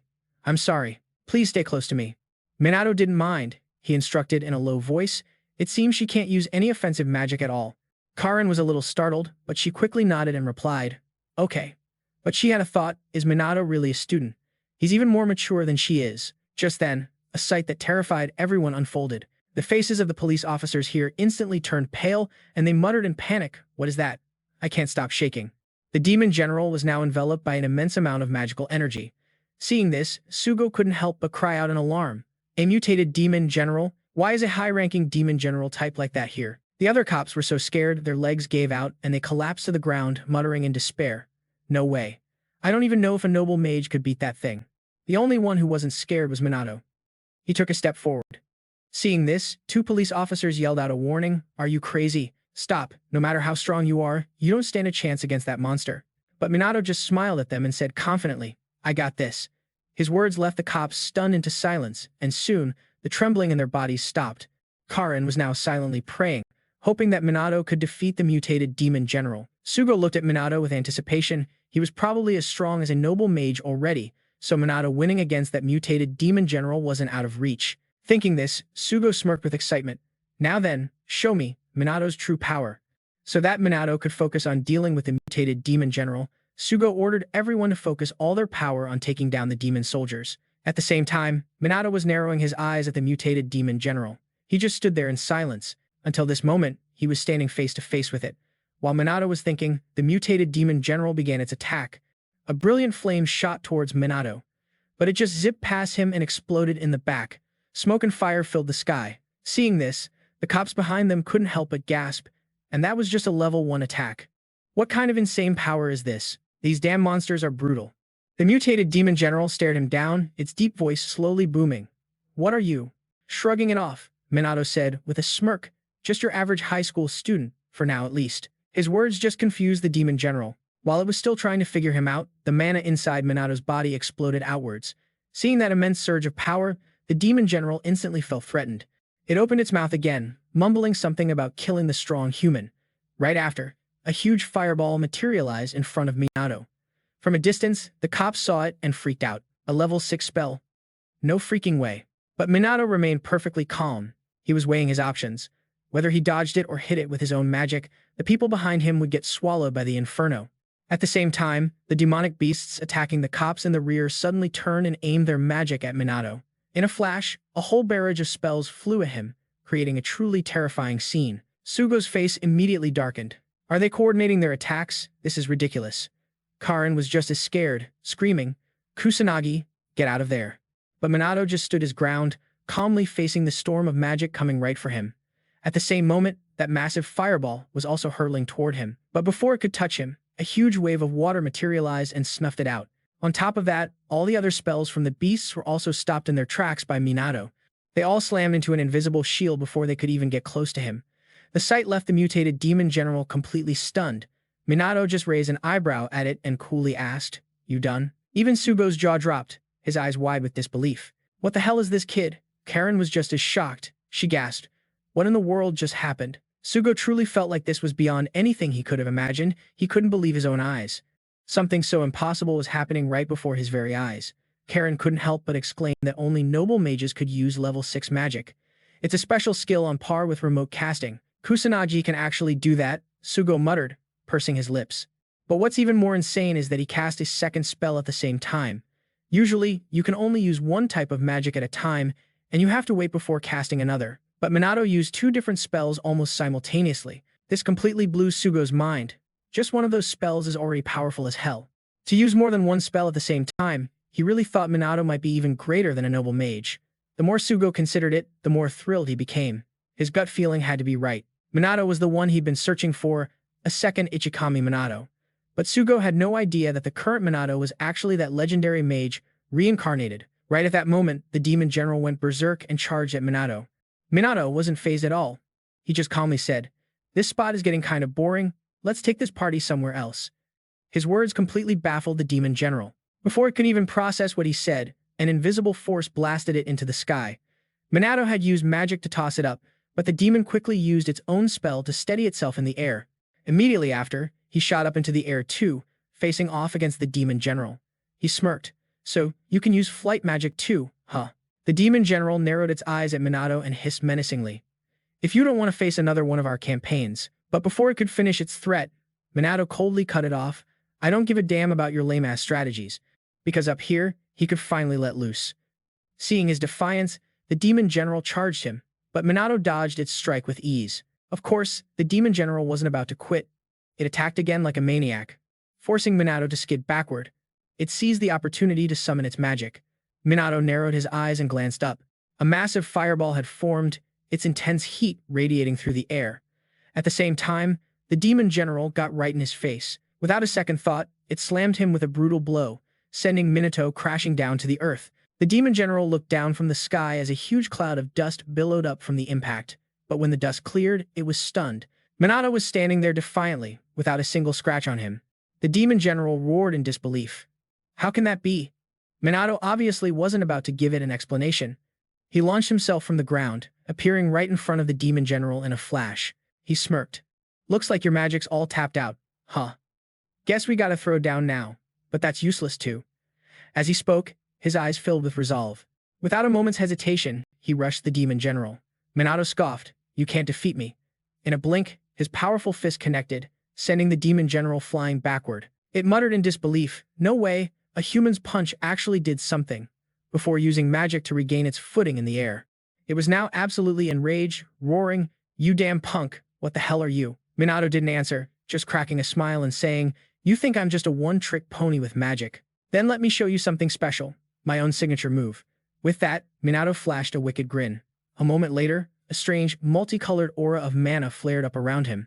In a flash, it exploded into the sky, a power so immense it felt like it could swallow everything whole. The demon general immediately panicked at the sight. What kind of terrifying magic is this? Sugo and Karen were just as stunned. What's happening? What is that kid doing up there? Minato paid no attention to their reactions, focusing only on unleashing his power. He closed his eyes, focusing, as if drawing in all the mana from the atmosphere. Once he felt he had gathered enough, Minato slowly opened his eyes. His face was filled with confidence, and his entire presence had shifted. The demon general was getting more scared by the second, but it stubbornly yelled, "Even if you wrap yourself in magic, your human attacks won't do a thing to us. We'll see about that." Minato scoffed and then vanished, reappearing right in the demon general's face. The demon general panicked instantly. It tried to move, but it was too late. Minato's fist was already flying. He didn't stop there, unleashing a relentless combo of punches. Minato's ferocious assault was overwhelming, forcing the demon general back step by step. This incredible scene left Sugo completely floored. He mumbled in a daze, "Is that kid really overwhelming a demon general in a fistfight? How?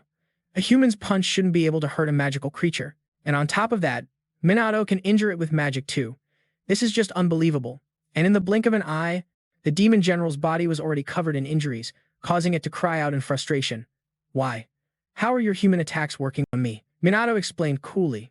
"Regular punches and weapons are useless against your kind, but it's a whole different ballgame when you pour a massive amount of mana into them. Attacking you while my body is cloaked in mana combines magic and martial arts. Minato said you could call it composite magic combat, to make it simple." The demon general got even more pissed. It roared furiously. "A pathetic little human thinks he can beat me? Not a chance in hell." It then charged at Minato like a mad bull, but Minato dodged its attack effortlessly and countered with a solid punch to its stomach. That one punch blew a hole straight through the demon general's gut, sending it falling from the sky like a rag doll. Its body crashed down right in the middle of the other monsters. As soon as it fell, the sky cleared up, returning to its natural blue. Seeing this, everyone erupted in cheers. The disaster's over. That kid actually did it. Seeing everyone celebrating, Sugo quickly shouted a warning. "Don't lower your guard yet, everyone. Clear out the rest of these monsters."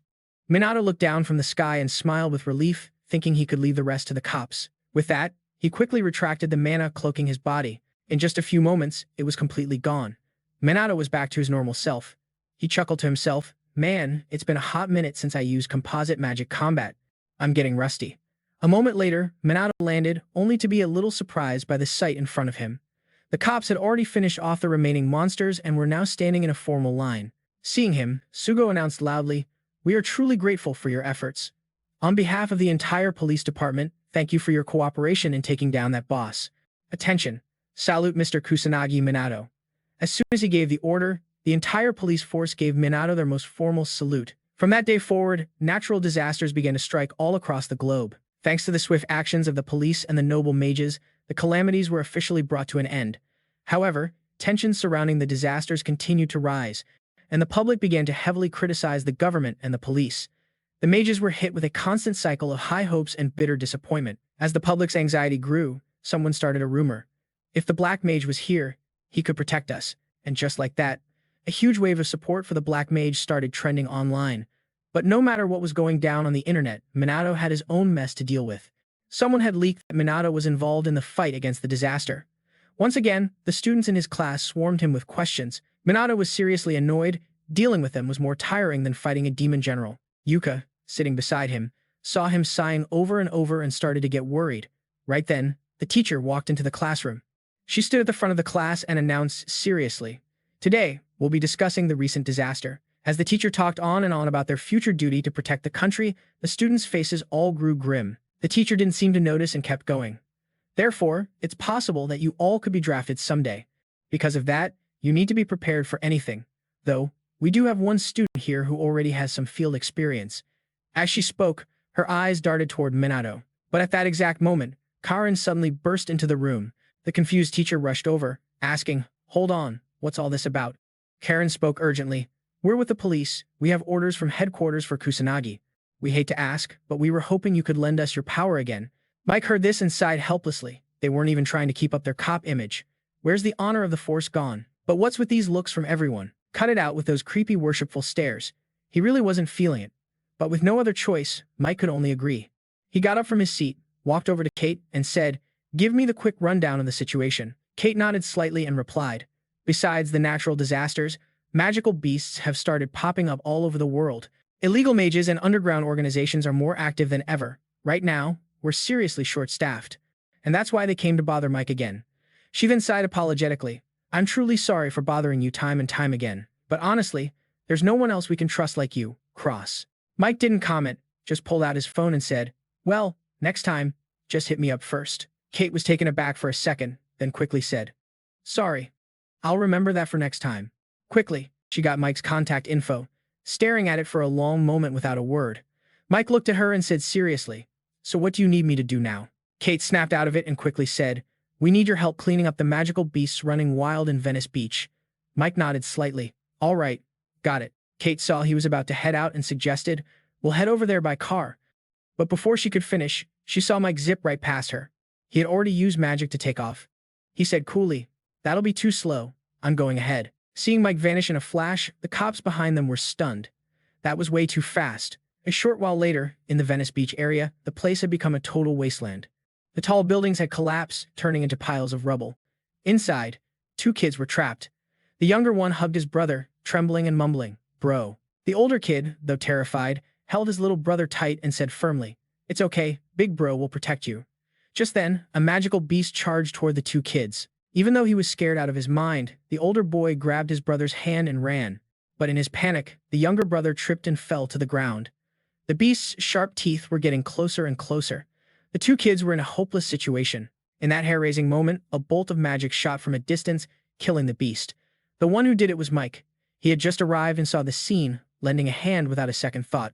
The 2 kids were stunned, speechless, seeing him kill the beast with just a casual wave of his hand. Mike slowly walked up to the 2 kids, smiling in praise. "You were brave. That was awesome." But right after, he saw a doll on the ground. He picked it up and asked curiously, "Is this yours?" The younger kid immediately replied, "Yeah." Mike could clearly see the look of admiration in the kid's eyes. He couldn't help but smile. Finally, Mike spoke slowly, "I'll protect you both," then ran back into the battlefield. The 2 kids bowed their heads to thank him, but he had already vanished in a flash. Did he even hear them? The younger brother clutched the doll tightly, his face filled with pure adoration. Meanwhile, Mike had gone deeper into the city. The battle in this city was even messier than the one at the academy. Since there were still people running for their lives, he couldn't use magic bullets. Mike could distinguish between beast and human magic, but he couldn't detect people with no magic power. The only way to save everyone was to patrol the area. While Mike was thinking, the magic police squad arrived. The leader shouted to his team, "Focus on taking out the beasts, leave rescuing civilians to the firefighters and the army." Just then, a cop noticed Mike. He looked up, waved, and yelled, "Hey, Cross."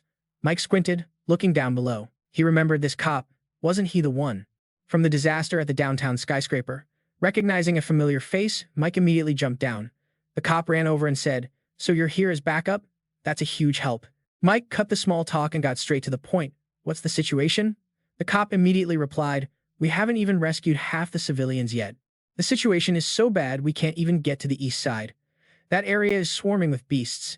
Hearing that, Mike said, "Then I'll go check out that side of the city." With that, he took off running. The cop quickly called out a warning. "There are also reports of illegal mages over there. Be careful." But he knew it was pointless to worry about the kid. Thinking this, the cop glanced at his teammates behind him. Those who weren't at the skyscraper disaster were seeing Mike take down beasts for the first time, and they were completely bewildered. Who the hell is that young guy? He wiped out those monsters in the blink of an eye. The other cop chuckled softly and said coolly, "Maybe he's the kind of guy who only shows up for us in times of chaos."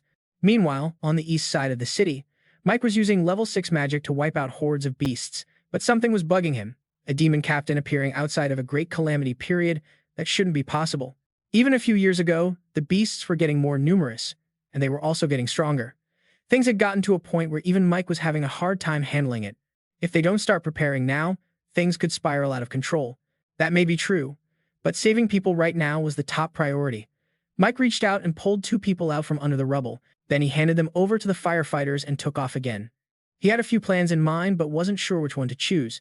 Thanks to Mike's help, many trapped civilians were rescued. When the situation had calmed down a bit, Kate finally arrived with her people. Mike paid them no mind and continued saving people. Thanks to him, almost all the civilians in the city were saved. A cop, extremely grateful, grabbed Mike's hand and said with a smile, "Thank you, you've been a huge help, Cross. Thanks to you, we've minimized casualties." Mike heard this and shook his head, saying, "No, that was thanks to the police and firefighters. I just helped with the simple stuff." The cop was stunned by his reaction. After a long moment, he bowed his head to Mike and said solemnly, "I'm truly sorry for what happened before. Because of our immaturity, I hope you won't hold it against us." Seeing them like this, Mike sighed in resignation and said, "Don't worry too much about it." He was way too mature, making the others feel awkward. They could only keep thanking him. Kate also said gratefully, "Thank you so much. I'm really sorry for having to rely on you, Cross, when you're just a student." Mike didn't comment, just shook his head and said, "It's fine. I'm the one who agreed to help." At this point, he suddenly spoke seriously. "But what's bothering me is not just their numbers, but the fact that they're all incredibly strong." Kate nodded in agreement. "That's right. We need to come up with a plan to deal with the beast hordes and the disasters." Chief Sugo is also taking action, but while they were talking, the 2 kids from before suddenly walked up to them. Seeing the kids, Mike smiled. "I'm glad you guys are safe." Just then, the younger kid innocently asked, "Mister, are you the great sage?" Hearing this, the older kid quickly explained, "Sorry, my little brother is a huge fan of the great sage." Mike didn't mind, his eyes fixed on the doll in the child's hand. If he wasn't mistaken, that was him in his past life. The corners of Mike's mouth twitched up. He was clearly quite pleased. Then he nodded and replied, "Yeah, I'm the great sage. You knew it." The kid's eyes immediately lit up, and he cheered excitedly. 50 years ago, when he was the legendary Mike, he was really annoyed about being made into a doll and questioned the person next to him. But that person didn't care, and cheerfully said, "Not just dolls, but also trading cards and keychains." Mike sighed in resignation. There's no way anyone would want stuff like that. The other person was insistent, saying forcefully, "The great sage is a pillar of hope in everyone's hearts. This merch is an absolute must-have for kids." Mike still wasn't convinced. Seeing that being gentle wasn't working, the other person just yelled, "You're wrong. 50 years, no, even 100 years from now, he will continue to save people, so please allow me, legendary one." Snapping out of the memory, Mike smiled faintly. It seemed those words were true, but mere dolls don't have the power to save anyone. A great sage like him was still needed in these times. Elsewhere, at a bar in the city, a group of people gathered to report on the Dark Mage. The man sitting on the throne was Ace Black, the leader of the Black Rebellion organization. After hearing his subordinate's report, he gritted his teeth and said, "An unaffiliated illegal mage, does this mean some punk dares to defy me?" Hearing the anger in his tone, his underlings trembled in fear. Cold sweat beaded on the guy's forehead as he stammered, "Yes, sir." With a soft grunt, Ace coldly ordered, "Find the true identity of the Dark Mage. I don't mind if you have to use military force." Hearing this, the underlings immediately went dead silent. A guy with glasses suddenly stepped forward. This was the manager of the Kabukicho district, Suji. He smirked and asked, "And if he refuses, can we kill him?" Ace let out a cold laugh, sneering, "Only after you torture him. I'm really looking forward to it." Hearing this, Suji grew even more smug, a wicked grin spreading across his face. The next day, Mike's group was training as usual at the Waterford's mansion. During a break, Luke suddenly asked, doubtfully, "By the way, Cross, what's your current magic level?" Drew was also a bit curious. Maybe around 100,000, or at most, maybe 500,000. If it's Mike, that's possible. While everyone was speculating, Mike casually answered that it was actually 99,990,000. This number made Luke and the others totally freeze up. The 3 of them simply couldn't believe it. Luke pouted and mumbled. Even the legendary Mike was only around 1 million. Hearing this, Mike couldn't help but frown. The legendary Mike's magic power was only 1 million. Drew immediately replied, "That's why people always say 1 million is the ultimate limit for magic power." Luke asked in surprise, "You really don't know? That's common knowledge." Mike didn't answer. He didn't think his magic power in his past life was only around 1 million. "I've got to look this up online." No sooner said than done. Mike quickly searched for info online, but after searching for a while, he couldn't find anything. Mike sighed helplessly. I've forgotten how to use this brick. Anyway, it's already a pain. Just forget it. Just then, Mike's phone suddenly rang. It was a call from Chief Sugo. He quickly answered the call. Mason asked cautiously, "Yo, what's up?" On the other end, Officer Sullivan replied urgently, "Sorry for the random call. Are your friends there with you?" Mason nodded. "Yeah, they are." Sullivan said seriously, "Do me a favor and put me on speaker." For a tech-savvy gamer, Mason was clueless about how to turn on speakerphone, so he had to ask Dana for help. Soon, Sullivan's voice was coming from the phone. "The truth is, to deal with the natural disasters and the insane number of magical beasts, we decided to form a special unit dedicated to hunting them down. It'll be called the Special Mages Unit, and I want to nominate you, Mason, to be the captain of this special unit." The three of them were stunned, not knowing how to react. Dana thought that if you're going to call yourself a mage, you gotta snag a title like that. There was no way Mason would turn it down. But Mason turned it down without a second thought. "I'm not doing it." Before Sullivan could even ask, Dana yelled out, confused, "Why the hell not?" Mason didn't get it. Why was she getting so worked up? What did it have to do with her? Sullivan spoke up from the other end. "Can you let me explain first?" Mason frowned slightly and muttered, "All right, let's hear what you've got to say." Sullivan slowly explained. "First, there were too many problems happening at once, and they were seriously short on manpower. On top of that, the current situation was that they couldn't handle the magical beasts on their own."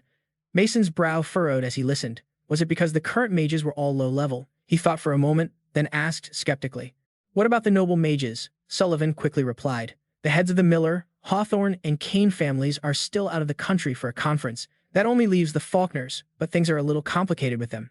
Mason looked up at the Miller sisters and said, "Come to think of it, I haven't met your parents yet, have I?" Dana pouted and said, "I've been away from home for a long time." Mason nodded in understanding and didn't say anything else. Sullivan continued on the phone. "The members will include over 12 police officers and some from the academy, including Ruka Miller, Dana Miller, and Ryder. I'm recommending the three of you." He said they could leave all the annoying stuff like getting permits and negotiations to him. All Mason needed to do was focus on training and leading the mages in the unit. Of course, he'd be rewarded. Seeing that he wasn't answering, Sullivan shot up from his seat, his tone pleading, "Please, man, you're the only one I can count on. Cross, please accept the captain position." Hearing the growing desperation in his voice, Mason sighed in resignation. In the end, he gave in. "All right, fine. I'll do it." Sullivan was instantly overjoyed. For real, the three of them on his end excitedly agreed too. They had no reason to refuse. Besides, they didn't want Mason to shoulder everything himself. Mason was still a little worried, but he figured it would be fine. He could just train them up. A few days later, a wave of public criticism started crashing down on the Faulkner mage family. On top of neglecting their duties during the disaster at the Magic Academy, their handling of the magical beasts was also painfully slow. The head of the Faulkner family was furious when he heard these criticisms, gritting his teeth and cursing, "Those idiots. Do they think noble mages are just a bunch of errand boys?" Just then, there was a knock on the door. The old man immediately ordered, "Come in." The butler entered from outside and reported in a low voice, "Begging your pardon, sir, but I've received a document from the city police department." The head of the Faulkner family frowned slightly at the document in his hand, muttering, "An announcement about forming a special mage team. These lowlifes sure love to start pointless projects, don't they?" But as soon as he said it, something occurred to him. He smirked and said, "But wait, this might be just enough to shut the commoners up. Get my idiot son in here." The butler immediately nodded and left to carry out the order. The next morning at police headquarters, at Sullivan's suggestion, there was a general meeting for the special unit. Naturally, the captain, Mason, was also present. Ruka and the others were there too. They'd given their word, so they couldn't bail. And besides them, there was only Sullivan and 3 other cops, a smaller turnout than expected. Mason narrowed his eyes at Sullivan and said with displeasure, "I thought you said 12 people." Sullivan explained apologetically, "Yeah, my bad. We had some people who wanted to join at first, but when it came down to it, no one sent in an application." Mason sighed in resignation. "Well, I guess you can't blame them. Who'd want to take orders from some kid who hasn't even graduated yet?" While Mason was thinking, Sullivan placed something in his hand and said, "Also, this is for you." It was a temporary mage badge. Sullivan slowly explained, "This is an off-the-books operation, but you guys are still students, so flash this when you need to. It's called temporary because you aren't officially considered mages yet." With that, he also gave badges to Ruka and the others, then clapped Mason on the shoulder with a smile. "My job here is done. The stage is all yours, kid." Captain Cross. Mason couldn't help but smile. It had been a long time since he'd stood in front of people like this, but he didn't hesitate, taking a few steps forward. Mason spoke clearly. I'm Mason Cross, and this time, I'll be taking on the role of captain for our special operations unit. First off, I promise I'll make you all stronger than those heads of the noble mage families. After saying that, he flashed a confident smile, but his words left Ruka and the others stunned, and even the cops present were completely bewildered. Seeing their reactions, Mason wasn't too surprised and spoke calmly. Looks like nobody believes me, huh? Well then, let's put it to the test. Officer Sullivan, do you have a manometer here? Sullivan, still bewildered, stammered. Of course we do, but, nevertheless, the mana testing device was brought out shortly after. Mason glanced at the group behind him and calmly suggested, first up, Ruka and Ryder. Let's measure your mana levels. The two of them didn't mind and immediately agreed. Ruka stepped forward, placed her hand on the testing device, and unleashed her mana. Ryder did the same, starting his mana test. Mason, standing beside them, said slowly, Ruka's mana used to be 10,000, and Ryder's was 8,000, but Ruka's mana is now 30,000. This left her seriously shocked. Even Ryder's had jumped to 28,000. He stared at the number in disbelief. After hearing Mason's words, Sullivan's group cried out in shock, no way. Isn't that the mana level of a top-tier mage? Seeing the reaction, Mason pouted and said, getting all worked up already? Dana, you're up. Dana was stunned when she heard him call her name. She took a few steps forward but hesitated to put her hand on the device. She was hesitating. What if the gap between her and Ruka hadn't closed at all? Ruka had worked so hard. The problem was, she wasn't a genius like Ruka, so she was really worried. What if her test results sucked? Taking a deep breath, Dana forced herself to calm down. She wasn't going to run away anymore. Then, she quickly placed her hand on the testing device. At the same time, Dana's mana flared up. Whatever the result, she wouldn't lie to herself anymore. But her result left Sullivan and the others stunned. Dana, on the other hand, didn't dare to look at the number on the display, but it had unexpectedly shot up to 26,000. Sullivan went from one shock to another, muttering in confusion. According to previous records, her mana should only be around 2,000. There's no way it could increase that drastically. Hearing this, Mason retorted, you're wrong. We can absolutely improve our own mana. All it takes is natural talent, hard work, and never giving up. With that, he looked at Dana and praised her. I'm really proud of you. You did great. Then he reached out and ruffled her hair. Seeing the results, tears streamed down Dana's face. Her hard work had paid off. Ruka looked at her sister, her eyes filled with pride. She covered her eyes to hide her emotions, maintaining her cool demeanor. Just then, Mason walked over to praise them. You two were outstanding as well. Ryder grinned smugly and said, you even have to ask? Mason ignored him and turned to Ruka, saying, and, just as I expected from you, Ruka. Ruka showed little emotion and replied nonchalantly, as a member of the Miller family, this is nothing. I don't need your praise. But I want to give it anyway. You did an amazing job. Mason insisted on praising her and even reached out to pat her on the head. Ryder was instantly stunned.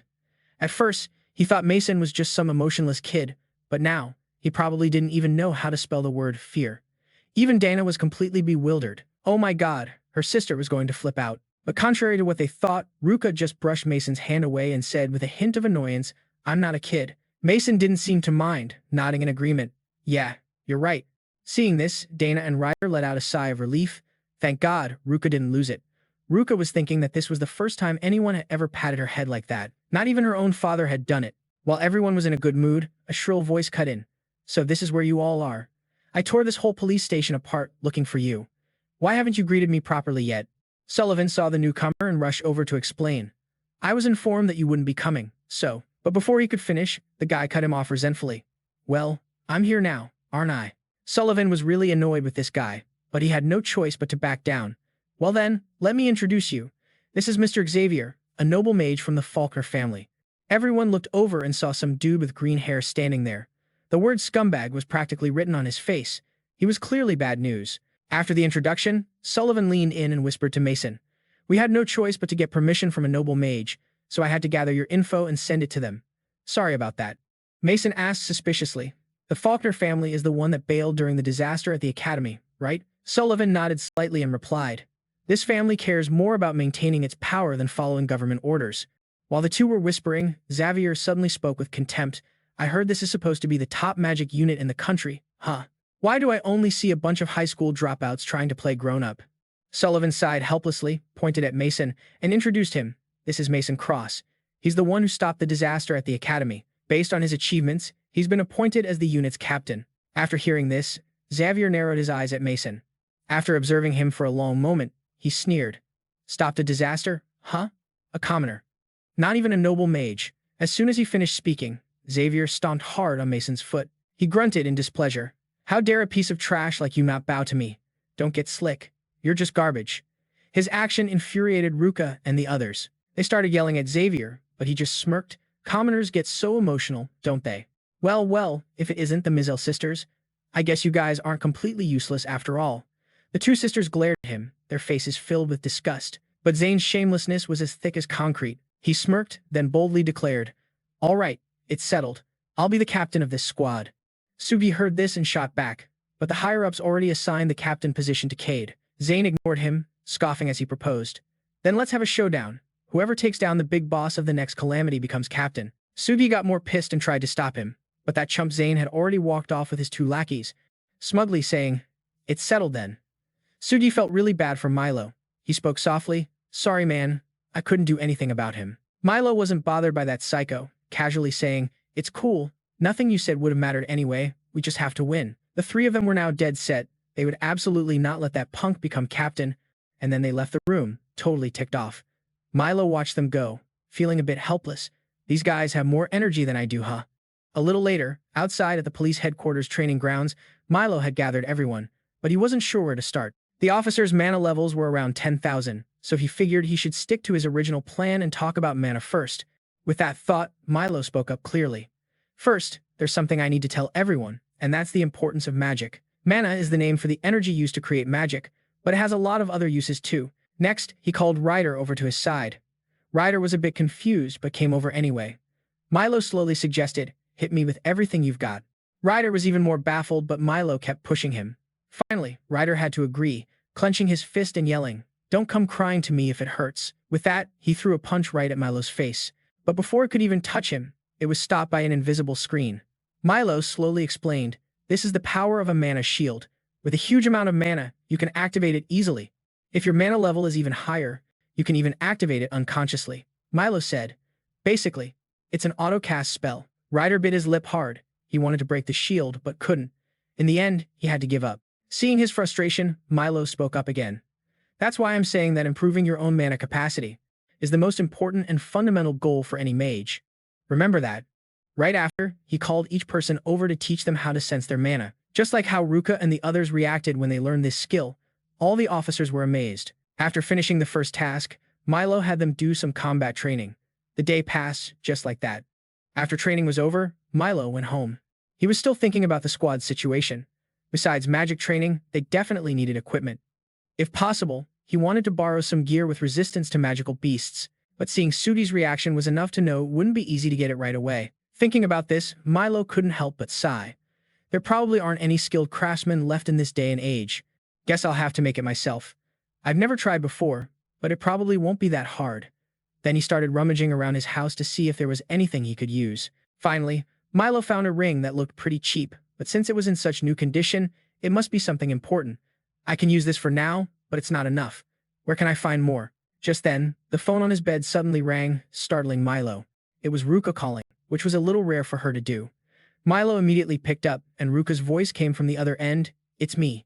Milo asked in surprise, "What's up?" But the other end was silent for a long moment before she spoke. "You're the only one who's right for the captain's position." Milo couldn't help but joke. "Are you trying to cheer me up?" Ruka replied without hesitation. "Yeah, I am." Milo laughed out loud. "You're surprisingly sentimental. But since we're on the topic, I might as well ask her." With that thought, he asked, "If you're not busy tomorrow, could you go shopping with me for a few things?" Ruka frowned slightly in confusion. "Shopping?" Milo quickly explained, "There are a few things I don't know where to buy." She then asked, "So are D and the others coming too?" Milo shook his head slightly and replied, "No, just the two of us. Why bring a whole crowd?" Hearing this, Ruka was a bit stunned, asking uncertainly, "Just the two of us?" Milo didn't see any problem with it. "So, what do you think?" Ruka was silent for a long time without answering. Just when Milo thought she wasn't going to reply, she suddenly said, "I don't have anything going on." Milo was instantly happy. "You're a real lifesaver. So where should we go?" Ruka suggested in a low voice, "Melrose Avenue. They might have what you need." So the two of them agreed to meet at the station tomorrow at noon. After chatting for a little longer, Ruka hung up. She stared intently at her phone, a thoughtful look appearing in her eyes. On his end, Milo was in a great mood. "This way, I can buy enough rings for everyone. Should I try making a piece of beast-resistant gear right now with this one? With that, he started channeling mana into the ring. At the Mizell sisters' mansion, Dee went to Ruka's door and called out, "Hey sis, dinner's ready." But there was no answer, so she immediately frowned and muttered, "No answer? Is she asleep? That's not like her at all." After hesitating for a moment, Dee decided to push the door open and go in. "I'm coming in, sis." But as soon as she entered, she saw Ruka busy trying on clothes. This made Dee a bit confused, not understanding what was happening. Ruka heard the noise at that moment.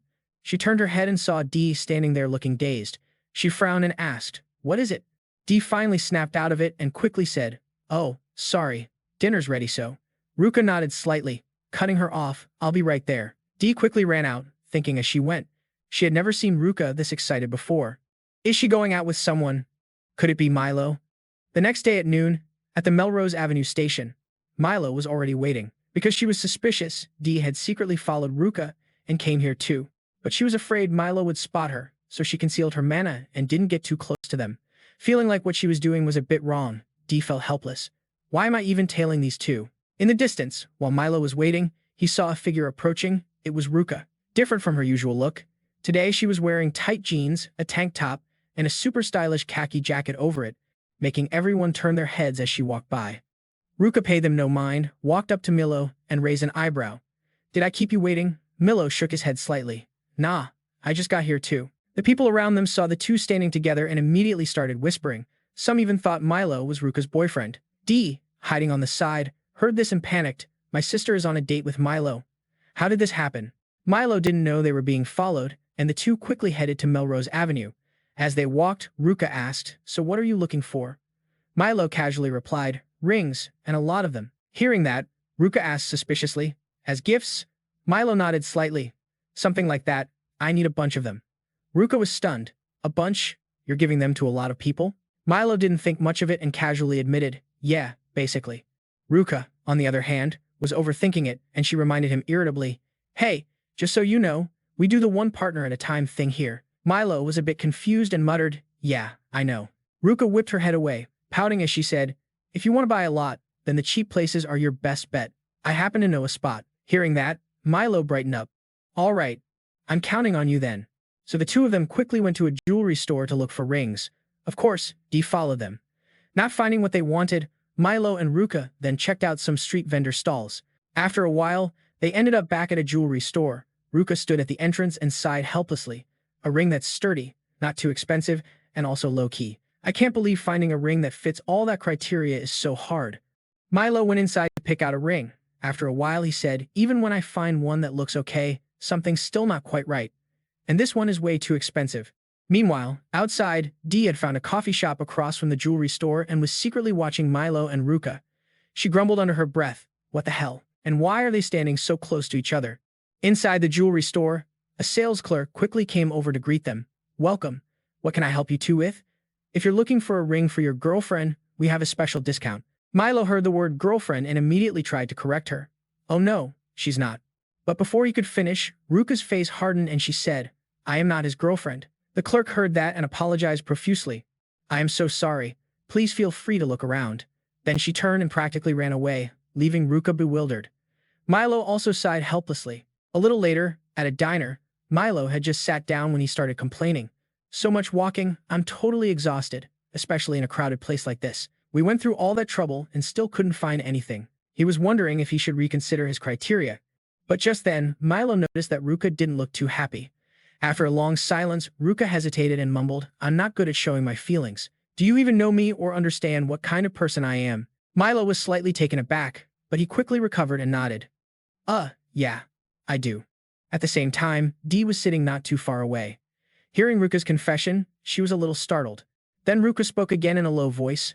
"I can't even be close with Dee. You should have just asked Dee to go with you.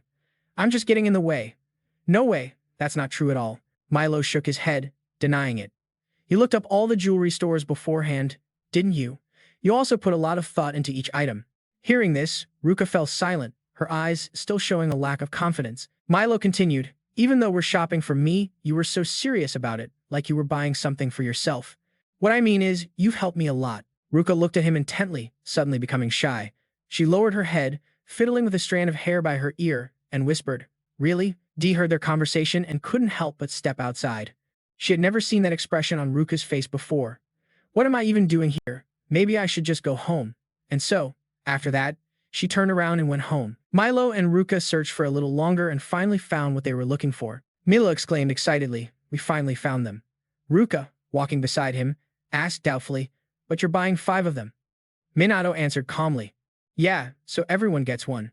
Ruka grew even more suspicious, staring intently at Milo. After a long moment, she said softly, "They're going to love this gift from you, because you chose it so carefully." Milo glanced at her and said matter-of-factly, "This is gear for our whole squad, so of course they have to be happy with it." Ruka was stunned for a second, then she finally understood and nodded.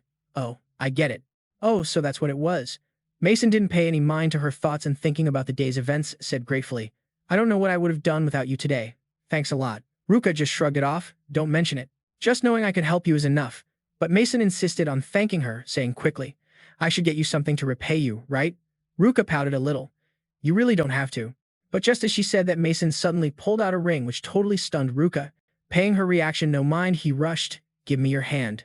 Ruka got even more flustered, muttering, "What are you doing? Just give it here already." Mason said impatiently, then grabbed her hand and slid the ring onto her ring finger.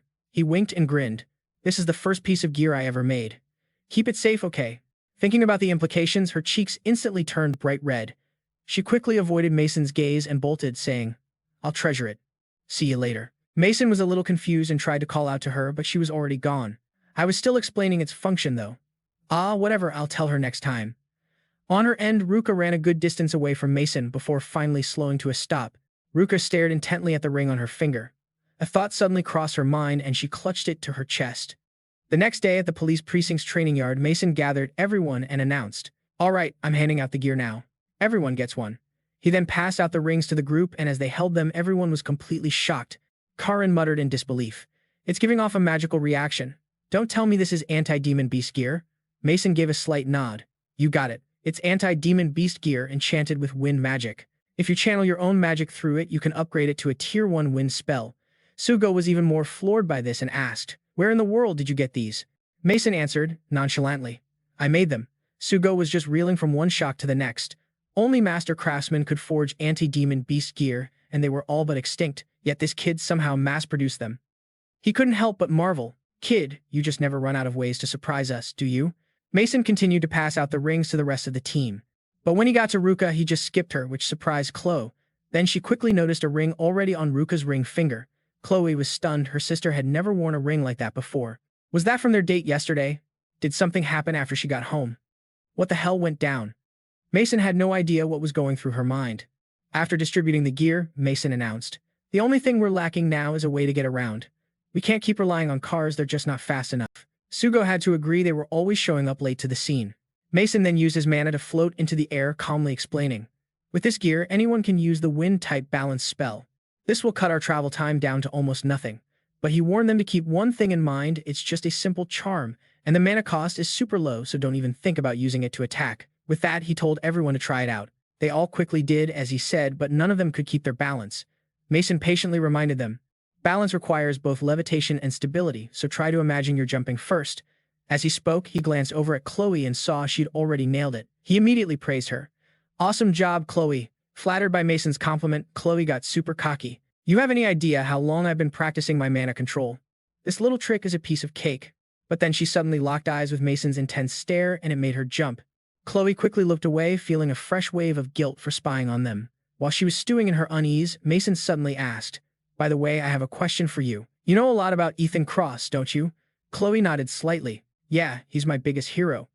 Mason narrowed his eyes at her and asked, "Was he powerful?"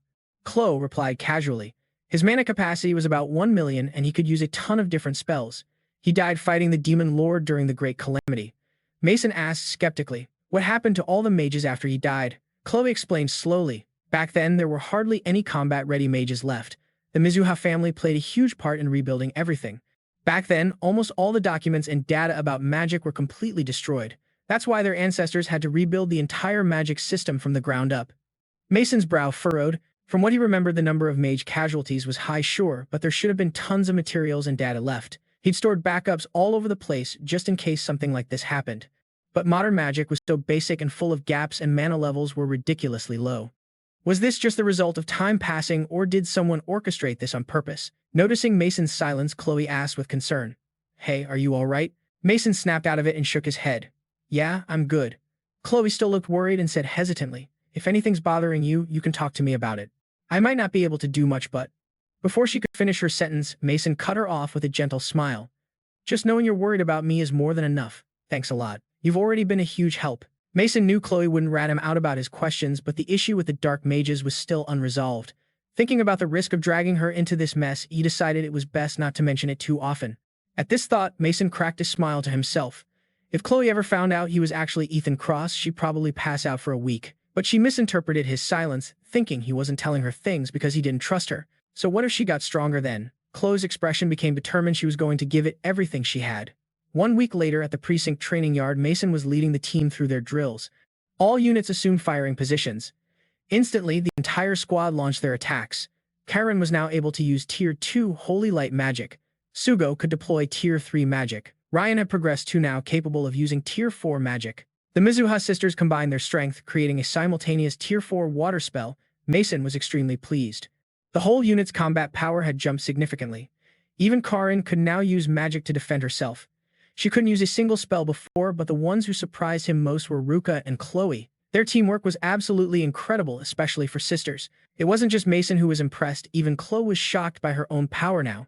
The destructive force of the Mizuha sisters' magic was massive, leaving 2 massive craters in the ground. Chloe thought back to how she used to be, and was so ecstatic she literally jumped for joy. Mason saw this and couldn't hold back a smile. Then, he addressed the group again. Everyone did great work, but don't get cocky just because you've gotten stronger. Your overall power level isn't just about the tier of your magic. Then he made a proposal. Ruka hit me with a Tier 4 spell. Ruka immediately nodded. Got it. The words were barely out of her mouth before she launched a magic attack at Mason, but he remained perfectly calm. He waited until the tidal wave of water was right on top of him, then casually flicked his wrist. A Tier 1 spell shot out, piercing straight through Ruka's attack and completely shattering the raging wave. The display made Sugo shout in astonishment. A Tier 1 spell can cancel out a Tier 4 spell? Mason explained patiently. Your tier just raises the cap on how much mana you can wield. It doesn't automatically mean a higher tier spell is stronger. He continued saying that even with a Tier 1 spell, if you pump your maximum mana output into it, it's possible to beat a Tier 4 spell. Of course, you also have to factor in elemental matchups. Water is weak against earth, Mason continued. Don't limit yourselves by thinking about your tier versus your opponents. If you truly understand the nature of mana and master your incantations, every single one of you can get way stronger. Hearing this, a new fire lit up in everyone's eyes. They could now see a path to surpassing even the elite noble mages. Mason watched them, his eyes narrowed, and added, and never forget that you have comrades by your side. If we combine our strengths, we'll be more powerful than ever. The moment he finished, the whole team shouted in agreement. Right at that moment, a disgusting voice cut through the air. My, you plebes must be trying so very hard. It was Vince, flanked by his 2 cronies. Sugo frowned. What brings you here? Vince clicked his tongue and sneered. The calamity is taking its sweet time and I'm bored out of my mind. Sugo questioned him. If you're not training, why not help us take down a few demon beasts? Vince just shook his head and chuckled. Nah, that's way too much trouble. Besides, that's what you cops are for. His words made Ruka and the others see red, wanting nothing more than to deck him. Vince didn't give a damn, though, tilting his head back and whining. Ugh, I wish the calamity would just start now. The guy must have been born under a bad sign because he totally jinxed it. Chloe suddenly screamed, look at the sky. The once clear blue sky was now completely shrouded in a blood-red hue. Vince yelled with excitement, it's here, it's finally here, the calamity has begun. He then shot a provocative glare at Sugo's crew. Don't forget, whichever squad kills the boss first gets to be the captain of the new unit. The game starts now, you pathetic peasants. Chloe got more pissed off by the second and yelled back, like hell we'd lose to a scumbag like you. Vince just smirked, talk is cheap, see ya around. Losers. And with that, he used magic to dash off. Chloe watched him go, yelling in frustration. He got a head start that's totally unfair. Mason, however, seemed unfazed and said calmly, we've got work to do too. Don't forget your comms. This is our unit's first live combat mission, so everyone stay on high alert. Roger that, the team answered as one and took off using the Tier 1 flight spell. At the same time, down on the streets of the city, traffic was flowing as usual. Suddenly, Vince zipped past, cutting off a black sedan. He laughed arrogantly. So slow. Pathetically slow. You guys are so slow, I could have yawned 100 times already. Behind him, Ruka and the team were giving chase. Watching Vince and his crew's speed, they couldn't help but remark, damn, they're fast. That dude's built like a meatball, but he can really move. Mason sighed at their reaction. After all, their rivals were experts with wind magic. It made sense that Chloe's team was struggling to keep pace. He could easily take them all down by himself, but then what would be the point of this unit? As long as no civilians were in danger, there was no need to push his team too hard. Just then, Vince, who was way up ahead, yelled back tauntingly, "What kind of joke mage squad is this? You guys are huffing and puffing just to keep me in sight. What a bunch of pathetic losers." Chloe couldn't make out what that jackass was saying, but she knew damn well it wasn't anything good. A few moments later, Vince and his crew finally reached their destination. Zeke roared, "The disaster's finally here. It's time to kick some of these mindless beasts' asses." The moment he finished speaking, his two goons immediately summoned attack magic, and even he joined in. Powerful mana quickly blasted the charging monsters. Civilians being chased by the beasts ran towards them in a panic, screaming for help. But Zeke didn't give a damn and just ordered his crew, "More, keep firing for me, crush 'em all." With his order, the two goons attacked again, causing the two civilians who had just escaped the monsters to get caught in their magical assault. They were just regular people. A direct hit from that magic would have sent them straight to the afterlife. In that life or death moment, a golden ray of mana appeared. It was Mason. He created a protective barrier around the two civilians. He shot a cold glare at the short, fat dude, questioning him in a stern voice. "What the hell do you think you're doing, you pig?" The aura Mason emitted made Zeke's three scumbags freeze in place, trembling. Zeke broke out in a cold sweat. What was happening? He couldn't move a muscle. Seizing the opportunity, Leo's group ran over to check on the two civilians. After confirming they were okay, Leo turned to Zeke's crew and snapped, "What do you think you're doing? Don't drag innocent civilians into this." Zeke didn't answer. It took him a while before he could move again. What the hell did Mason do? Hiding his suspicion, he snorted and opened his mouth. "It's their own damn fault, running around and getting in the way of a noble mage like me. They deserved it." This just pissed Leo off even more. But Zeke didn't care. He just boasted, "I'm gonna go take care of the boss monster. You little chickens can go kiss up to those commoners." With that, he and his crew quickly dipped. Mason watched the three scumbags leave, thinking that neutralizing Zeke's magic was a piece of cake. But doing that felt like he was folding his hand in this game, didn't it? Then again, this situation was actually more beneficial for him. With that thought, Mason gave an order. "I'll focus on evacuating the civilians. The rest of you, focus on taking care of the beasts." Soren still seemed a bit worried and spoke up, "But can you handle him on your own? Even for you, rescue and evacuation can lead to some tricky situations." A smile crept onto his face as Mason said confidently, "I'm the captain of this special unit, after all." Soren was stunned for a second, then suddenly burst out laughing, before saying sheepishly, "That was a dumb question, huh?" Just then, Dana shouted, "We can't just rely on Mason. Let's take down these beasts." Seeing their enthusiasm, Mason also chimed in, "Go, bring us back a victory." At his command, everyone quickly rushed off, starting to use magic to wipe out the low-level monsters. Leo was now extremely confident in his abilities. The current low-level beasts or demon soldiers, he could kill them as easily as flipping a switch. Dana used to be scared and couldn't do anything right, but now she could take down demon soldiers all by herself. She had really gotten a lot stronger. Elsewhere, Mason found a rooftop and used his mana to scan the area. There was still so much mana, a mix of his sides and the monsters. It seemed like a lot of civilians couldn't escape. The rescue operation was definitely not easy, but that's what others thought, not him. Right after that, Mason immediately leaped off the building. He didn't hesitate for a second, moving like the wind. At the same time, Zeke's crew was also wiping out demon soldiers. Roxy's group was no exception. They were completely focused. But just then, an immense amount of mana suddenly appeared, making Leo cry out in alarm. What is this amount of mana? While everyone was still confused, a demon general approached from the distance. Zeke also sensed this mana and rushed over with his crew. "The final boss is mine. I'll show you guys what real Tier 4 magic looks like." Seeing this, Zeke's subordinate immediately tried to reason with him. "But the opponent is a demon general, sir. You can't take it down with just a Tier 4 spell." Unfortunately, Zeke was arrogant and cocky. "Who says I can't? Has anyone ever really fought a demon before? How can you be so sure? I'm a noble mage. Winning is a given." "No." But as soon as he finished speaking, he summoned a Tier 4 wind attack. But the demon general wasn't scared in the slightest. It summoned its own magic too. A brilliant flame quickly appeared. The flame met the wind and grew even more intense, while the wind attack was completely swallowed by the fire. Seeing this, Zeke's face went pale as a ghost. He trembled and muttered, "My ultimate magic was nullified," but the flame was already rushing towards them, and seeing that things were going south, Zeke booked it. The direction they ran in passed by some civilians, and the flame was getting closer to them. Luckily, just before the civilians were engulfed by the fire, Mason appeared, but before he could even act, a wave of water rushed in from a distance. In the blink of an eye, it extinguished the flame. The ones who acted were Roxy's group. Mason smiled with satisfaction. Not bad at all. Meanwhile, the short, fat Zeke, who had run for his life, finally found a spot to collapse. But it wasn't long before someone approached him. The person who came was Dana, and she did not look happy.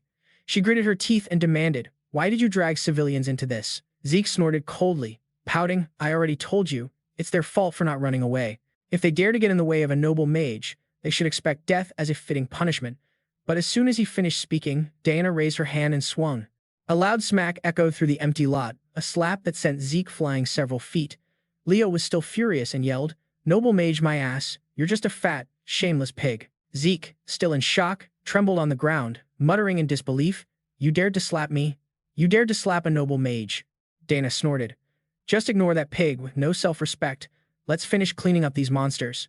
Then they quickly ran off, ignoring Zeke, who was still screaming. Mason, who was rescuing civilians from a distance, saw this scene and couldn't help but think, "Damn, they're that fired up in a place crawling with demons, but I gotta admit, they bounced back pretty quick. I guess that's a good thing." It looked like there were still a lot of civilians who needed help, and he also needed to keep an eye on the boss. A demon general had actually appeared here, and the disaster wouldn't end until it was dealt with. At the same time, in a ruined house, the short, fat Zeke and his two goons were hiding inside. A subordinate kept trying to persuade him, "We don't stand a chance against those demons, sir. We should really just retreat." The young master bit his lip aggressively. Zeke gritted his teeth and thought, "It's true. Those demons out there are strong, even for him. Taking them all down wouldn't be easy." But then Zeke suddenly had an idea and quickly said, "Hey wait, what if we let them weaken all the demons out there, and then we swoop in and clean up?" Hearing this, his two goons immediately cheered excitedly. Still as brilliant as ever. "Sir," Zeke said smugly, "it's nothing. Now we just lie low, rest up, and wait for our chance." Outside, Roxy's group was facing off against the demon general. The amount of mana it was emitting was terrifying. Dana didn't know if they could win, but no, they had to win. Just then, Riley roared, "Let's end this quick." Everyone immediately summoned their mana, attacking the demon general in unison. Waves of water and bolts of lightning flew wildly, with constant booming sounds. Riley looked expectantly into the cloud of dust, whispering, "Did we get it?" But when the dust settled, the figure of the demon general was revealed. It was still standing there, perfectly fine, without a single scratch. Everyone's expression instantly turned ugly. Roxy bit her lip and muttered, "What we need right now is a tier 4 spell or enough mana to destroy it." Just then, the demon general launched its fire magic. A brilliant flame rushed forward, its heat threatening to consume everything. Seeing this, Dana's group immediately scattered. Dana squinted at the flame below, thinking to herself, "This is even more terrifying than before, maybe even double her own mana. The power gap is too wide, they can't beat this thing. What are they supposed to do?" While they were at a loss, Mason's voice suddenly came through their earpieces. "Looks like you guys are in a bit of a jam, huh? Here's a little tip, coordinate with each other." Mason was observing from a distance. It wasn't his time to step in yet. Hearing his words, Dana immediately cried out, "But we're already doing that." Mason slowly explained, "Combine everyone's power in its purest form. The key lies with you and Roxy." The more Dana heard, the more confused she got, vaguely asking, "What do you mean?" But Mason didn't explain any further. "Figure it out yourselves." Dana wanted to say more, but he had already disconnected. At the same time, she felt a murderous intent coming at her. It was the demon general's flame, rushing towards her. Roxy and the others quickly used magic to defend. Roxy then spoke up. "What Kane said must have some meaning. We need to think about it together." Dana frowned slightly. Just as Roxy said, Mason had always been leading everyone. So what did she need to do now? She just stood there, thinking in silence. Soon after, Dana spoke up. "Its magic is powerful, but the casting time is long. Let's take out the minions first while dodging its attacks." She suggested Soren and the others focus on the east flank, while the three of them would handle the west, and she would signal when it was about to attack. Soren and Karen were a bit stunned, but they reacted quickly. They both nodded and replied, "Got it." After that, everyone followed Dana's lead, while she waited for the demon general's next attack. As soon as it raised its hand to summon magic, Dana shouted, "Get ready." She started counting down. When she reached the last second, the flame shot out. Dana yelled again, "Go now." Following her command, everyone used Tier 1 levitation magic to get away. Mason, watching this from afar, was quite surprised. So Dana was taking command? He thought Riley or Roxy would be the one to do it, but she would handle this role just fine. At the same time, after leading everyone to escape the demon general's flame, Dana was panting heavily from exhaustion.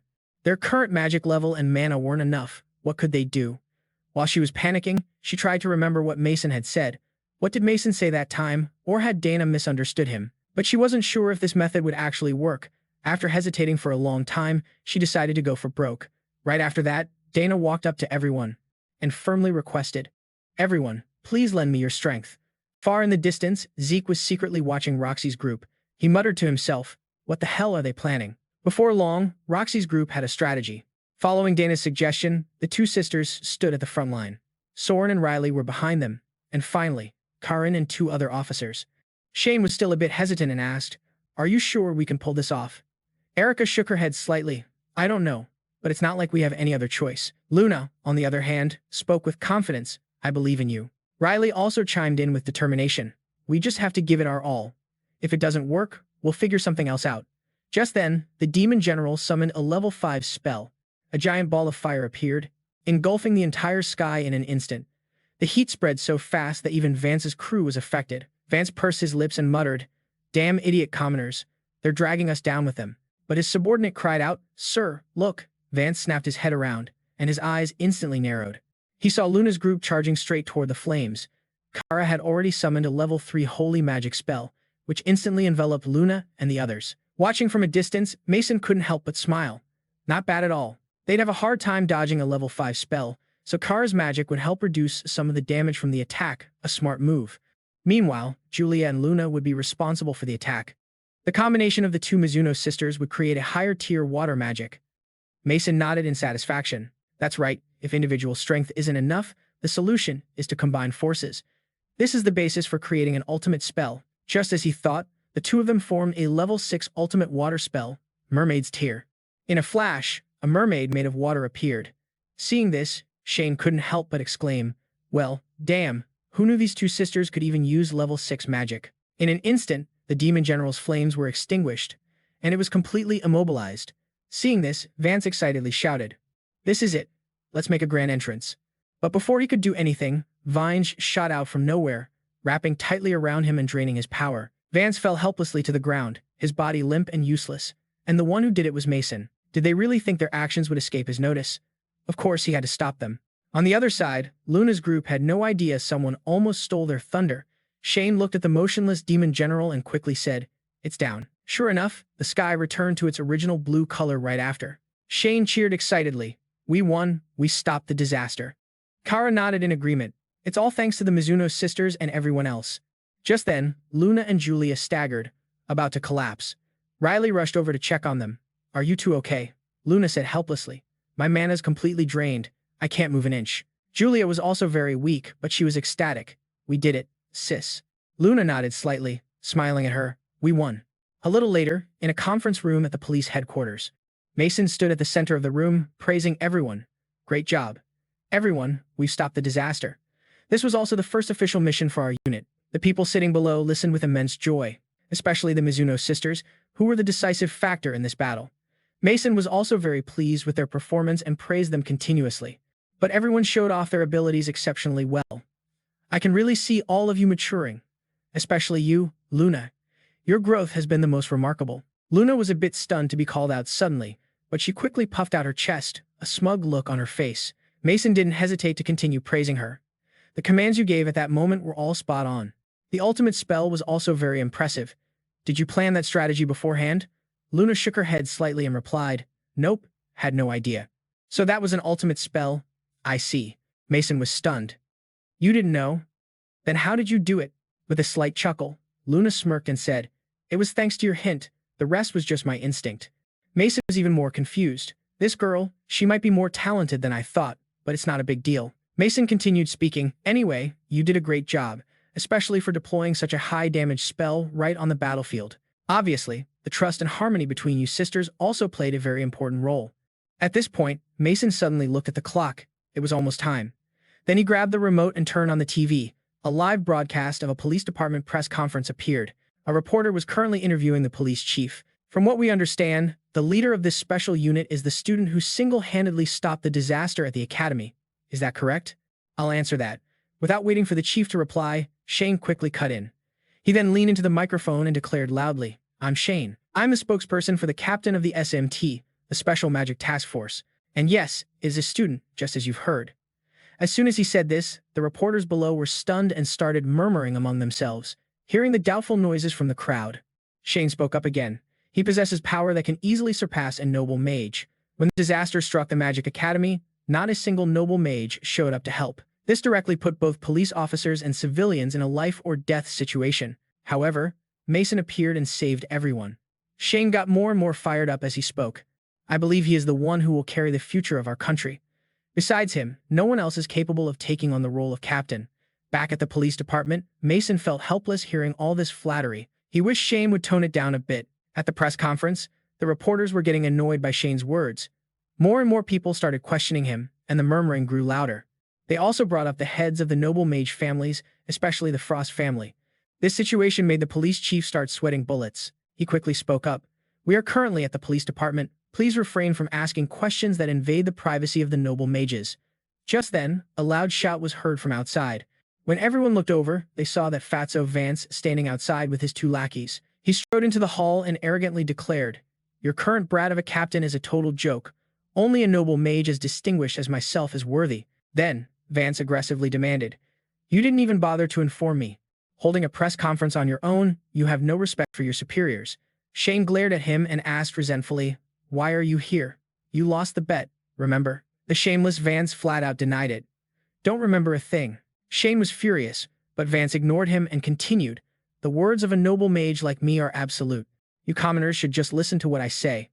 Just then, a reporter stood up and said, I'd like to ask a question. Vance glanced at the female reporter and said with a smirk, A pretty lady has a question for me. The new captain? All right, let's hear it.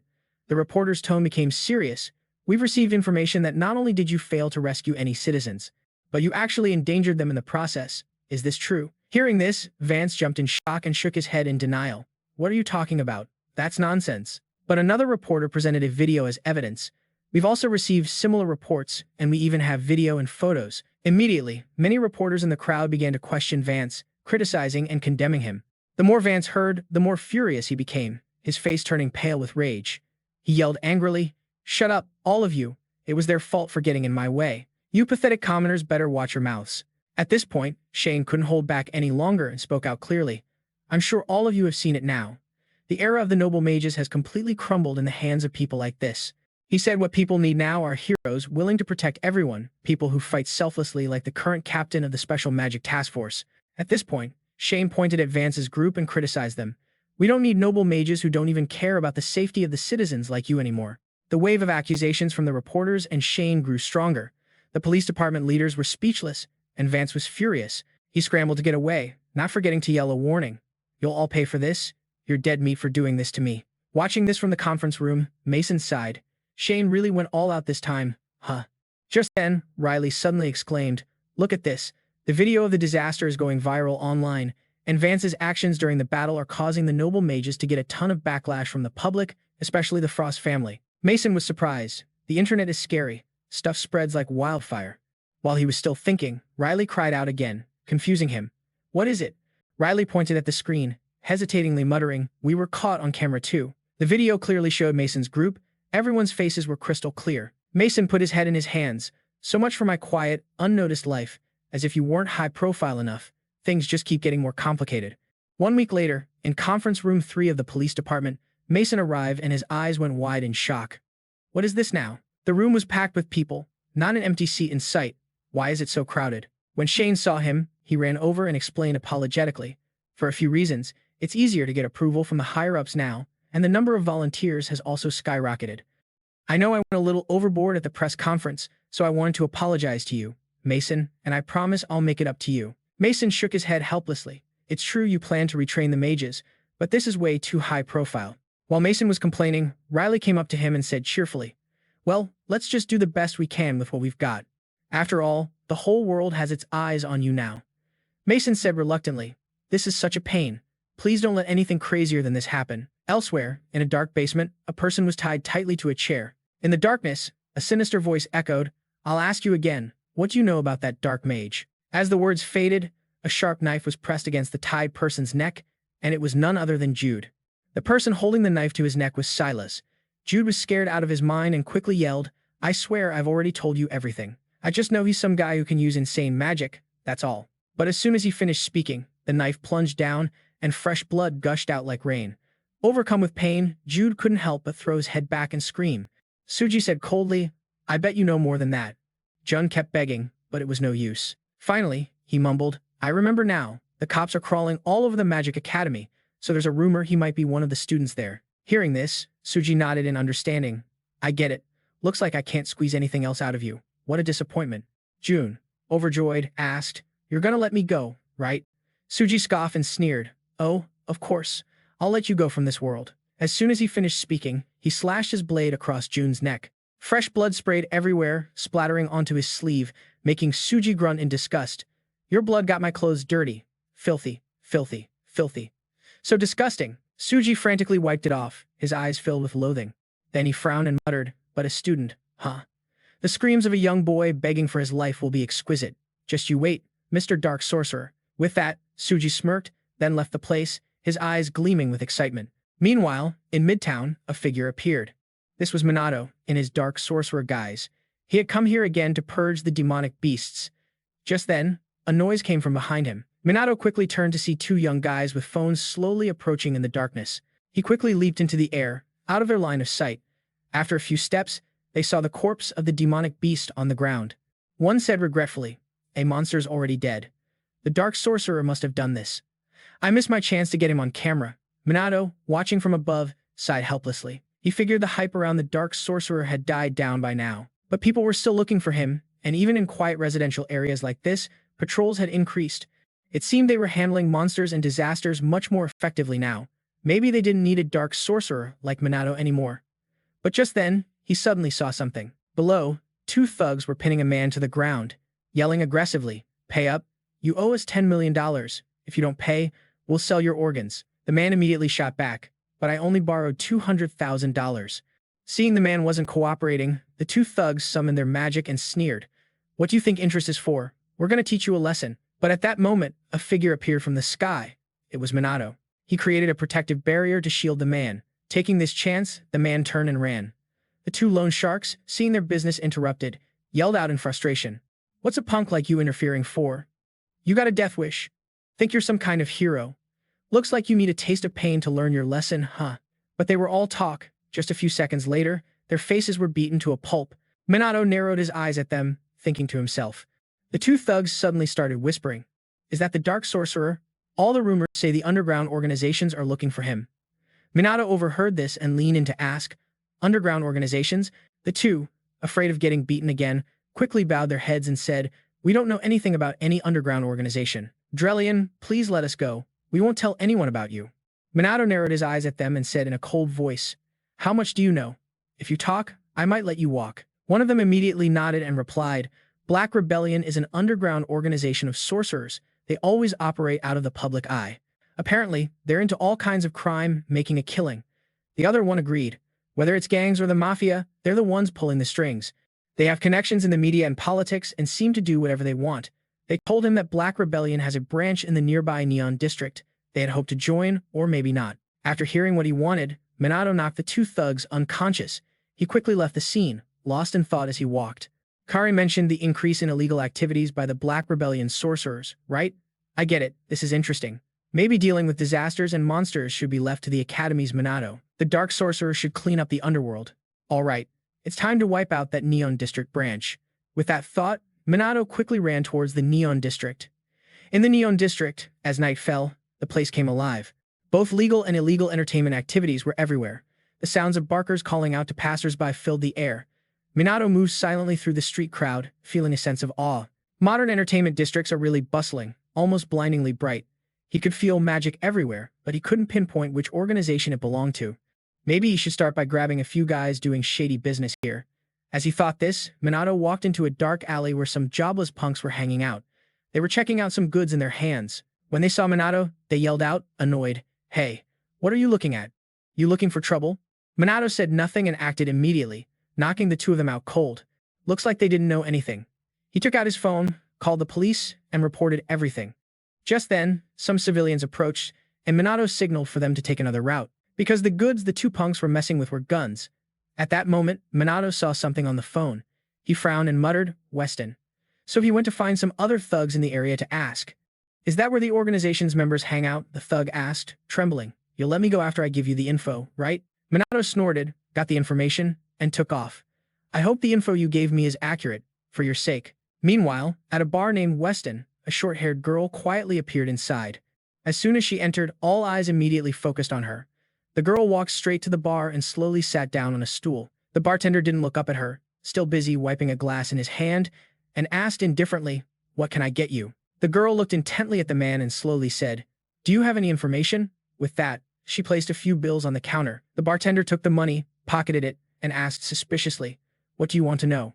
The girl said without hesitation, "The location of Black Rebellion's hideout." Hearing this, the bartender's eyes snapped open, and he said in a cold voice, "Wrong, you should be asking a different question." The girl looked at him, confused, not yet understanding what was happening, when the man spoke again, coldly, "You should have asked, what's going to happen to me next, right?" The girl then realized that the crowd inside the bar was closing in on her.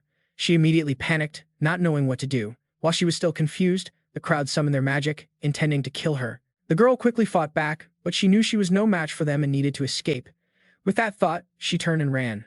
But a blast of fire shot towards her, injuring her and knocking her to the ground. The thugs quickly approached her, smiling perversely. "We don't mind a strong woman, just imagine a beauty like you all to myself." The girl scowled fiercely, her eyes showing despair. "I'm sorry, Kai, your big sister can't do anything." At that moment, a hand reached for her head. But at the same time, Minato pushed the door open and walked in. The thugs' actions froze in an instant, unsure of what to do. Minato, however, paid them no mind and slowly walked into the bar. He spoke indifferently. "Are the members of the underground sorcerer organization here?" This question left the thugs stunned.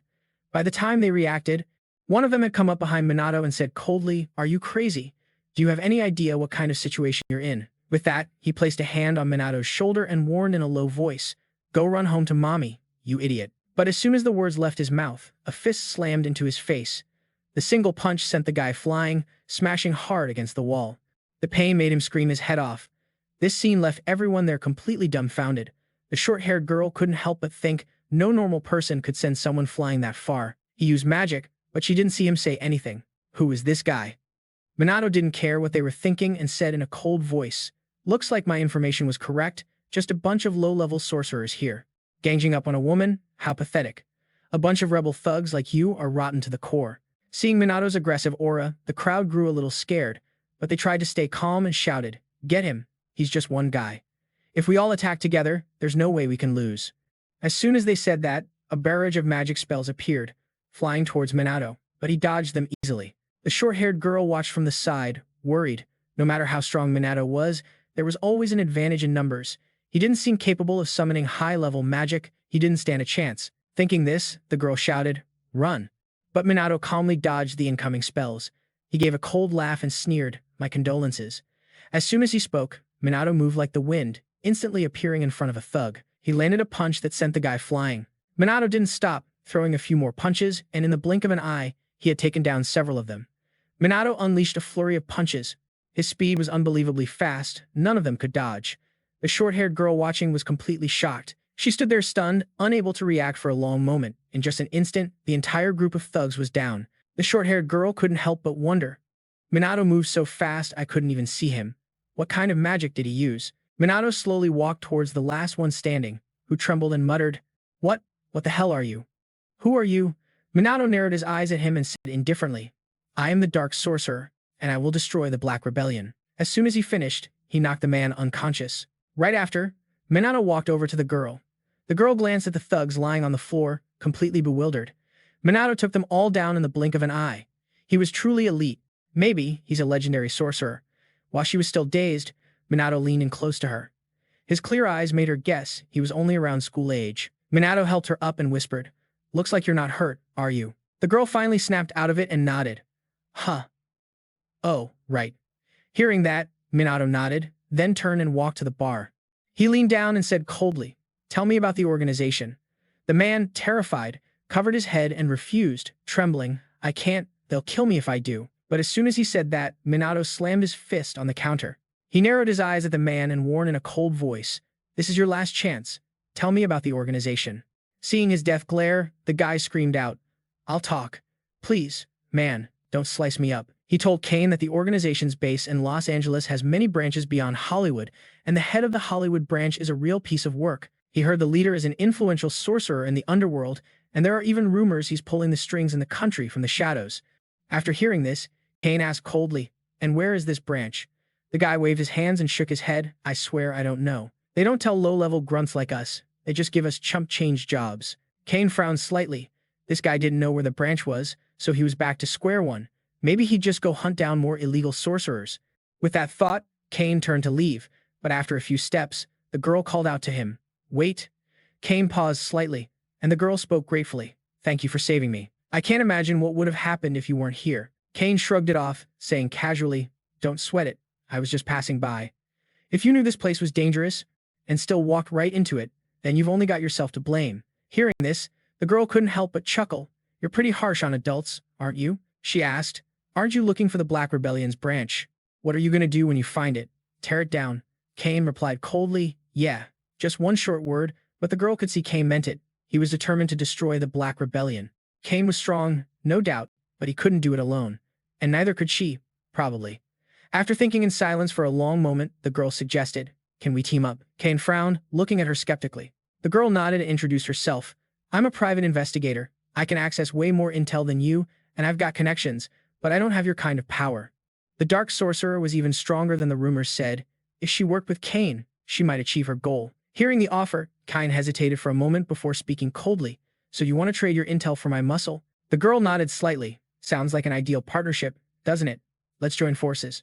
The Dark Sorcerer Cain stared at the girl in front of him, silent for a long moment. He did need information, but could he really trust this girl? Getting too involved could drag him down. After a long silence, Cain slowly opened his mouth. "Fine, we'll work together." Hearing this, the girl was overjoyed. She quickly introduced herself. "I'm Leona." Cain also replied, "I'm the Dark Sorcerer." Leona frowned and muttered, "That's a bit of a mouthful. Don't you have a shorter name?"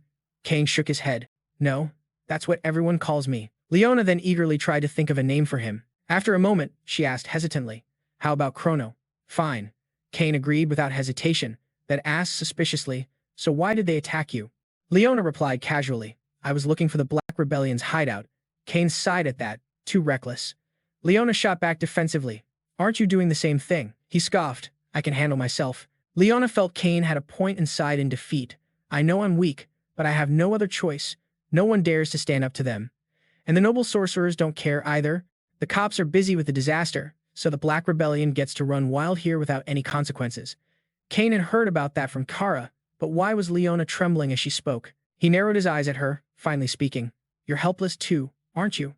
Leona lowered her head, biting her lips so hard it bled. After a long moment, she said fiercely, "My little brother was attacked by a sorcerer.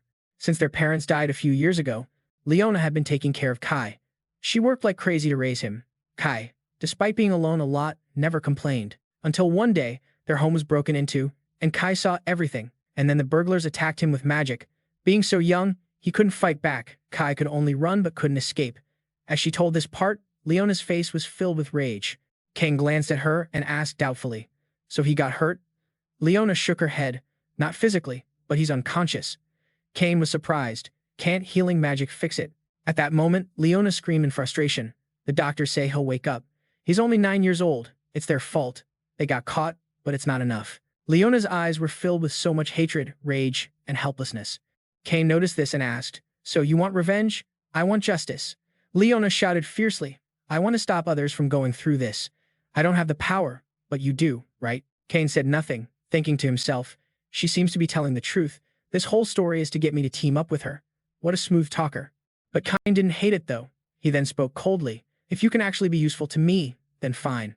Leona smiled triumphantly. "Investigative intel. I've looked into a few things, not much. They're either Yakuza or Mafia, so I'm digging into them." Cain didn't care. He just made a serious demand. "Take me to their den." Leona was stunned. "What are you planning to do?" Cain answered casually, "We're breaking in." Leona panicked and tried to talk him out of it. "That's too dangerous. You're strong, but you're not immortal." But Cain said confidently, "I won't die. I'm the Dark Sorcerer, after all." Leona looked at him hesitantly. After a long moment, she agreed. "Okay, I'll go with you." Cain was a bit surprised. "You could die." Leona shook her head firmly. "I don't care." Cain narrowed his eyes at her, asking in a serious tone, "What about your brother?" Biting her lip hard, Leona replied in a low voice, "If I die, he'll get the insurance money." Cain suddenly remembered the people who died in the disaster in his past life. He sighed reluctantly and said, Money's useless. That's a pointless death. But Leona shouted back with determination. How could someone strong understand how the weak feel? To live a meaningful life, you have to do this. You have to fight, even if you know you'll lose. As she said this, tears started to fall. Leona's body trembled slightly as she struggled to speak. My brother. We made a deal. Leona cried her heart out. The tears just kept flowing. Kane stood there silently watching her until Leona despaired, thinking he wouldn't agree. Kane suddenly spoke up. What are you waiting for? Take me there. Hearing this, Leona immediately looked up. Kane was already heading for the door. He looked at her intently and said seriously, we're going to take them down. Leona smiled faintly, wiping the tears from her face, and said confidently, of course we are. The two quickly left the bar, and Leona started to complain, walking is going to be a drag. But Kane shook his head and said, we don't have to walk. Then he walked straight towards Leona. Without hesitation, he swept her into his arms, making her eyes widen in confusion. A moment later, in a room in a high-rise building downtown, a bunch of thugs were hanging out. The lookout by the window suddenly yelled, making everyone in the room ask in confusion, what's up? Before they could figure out what was happening, the window shattered. Kane crashed right through carrying Leona and conveniently kicked the guy standing near it. The chaotic scene left the men in the room bewildered. Kane put Leona down, scanned the room, and said, is this a Black Rebellion den? Leona didn't answer. She was too busy panting in fear. She really thought she was a goner. Just then, the men in the room pulled out their weapons, guns, and swords. They pointed them straight at Kane, warning him coldly, who the hell are you? Do you know where you are? Kane wasn't fazed at all. He said coolly, so this is all the Yakuza's got? A guy with glasses walked up to Kane and asked coldly, who are you? You little punk. Kane replied flatly, the Dark Sorcerer. The fat guy heard this title and yelled angrily, are you nuts? Get him. Immediately, the thugs surrounded the two. Kane said in a low voice, stay close to me. Leona nodded slightly, got it. At the same time, a thug with a sword charged at them, but he only managed to slash something invisible, and his sword snapped in two. The guy panicked, trembling and muttering, what the hell is this? Seeing the sword attack fail, the thugs quickly started shooting at the pair. Unfortunately, the result was the same. The bullets just hit some kind of invisible barrier and vanished. This scene made the thugs look like they'd seen a ghost, yelling in disbelief, swords and guns do nothing. Is he a monster? Kane ignored these small fry and walked straight towards the fat guy with glasses. He spoke coldly, you the boss here. This group is connected to the Black Rebellion, right?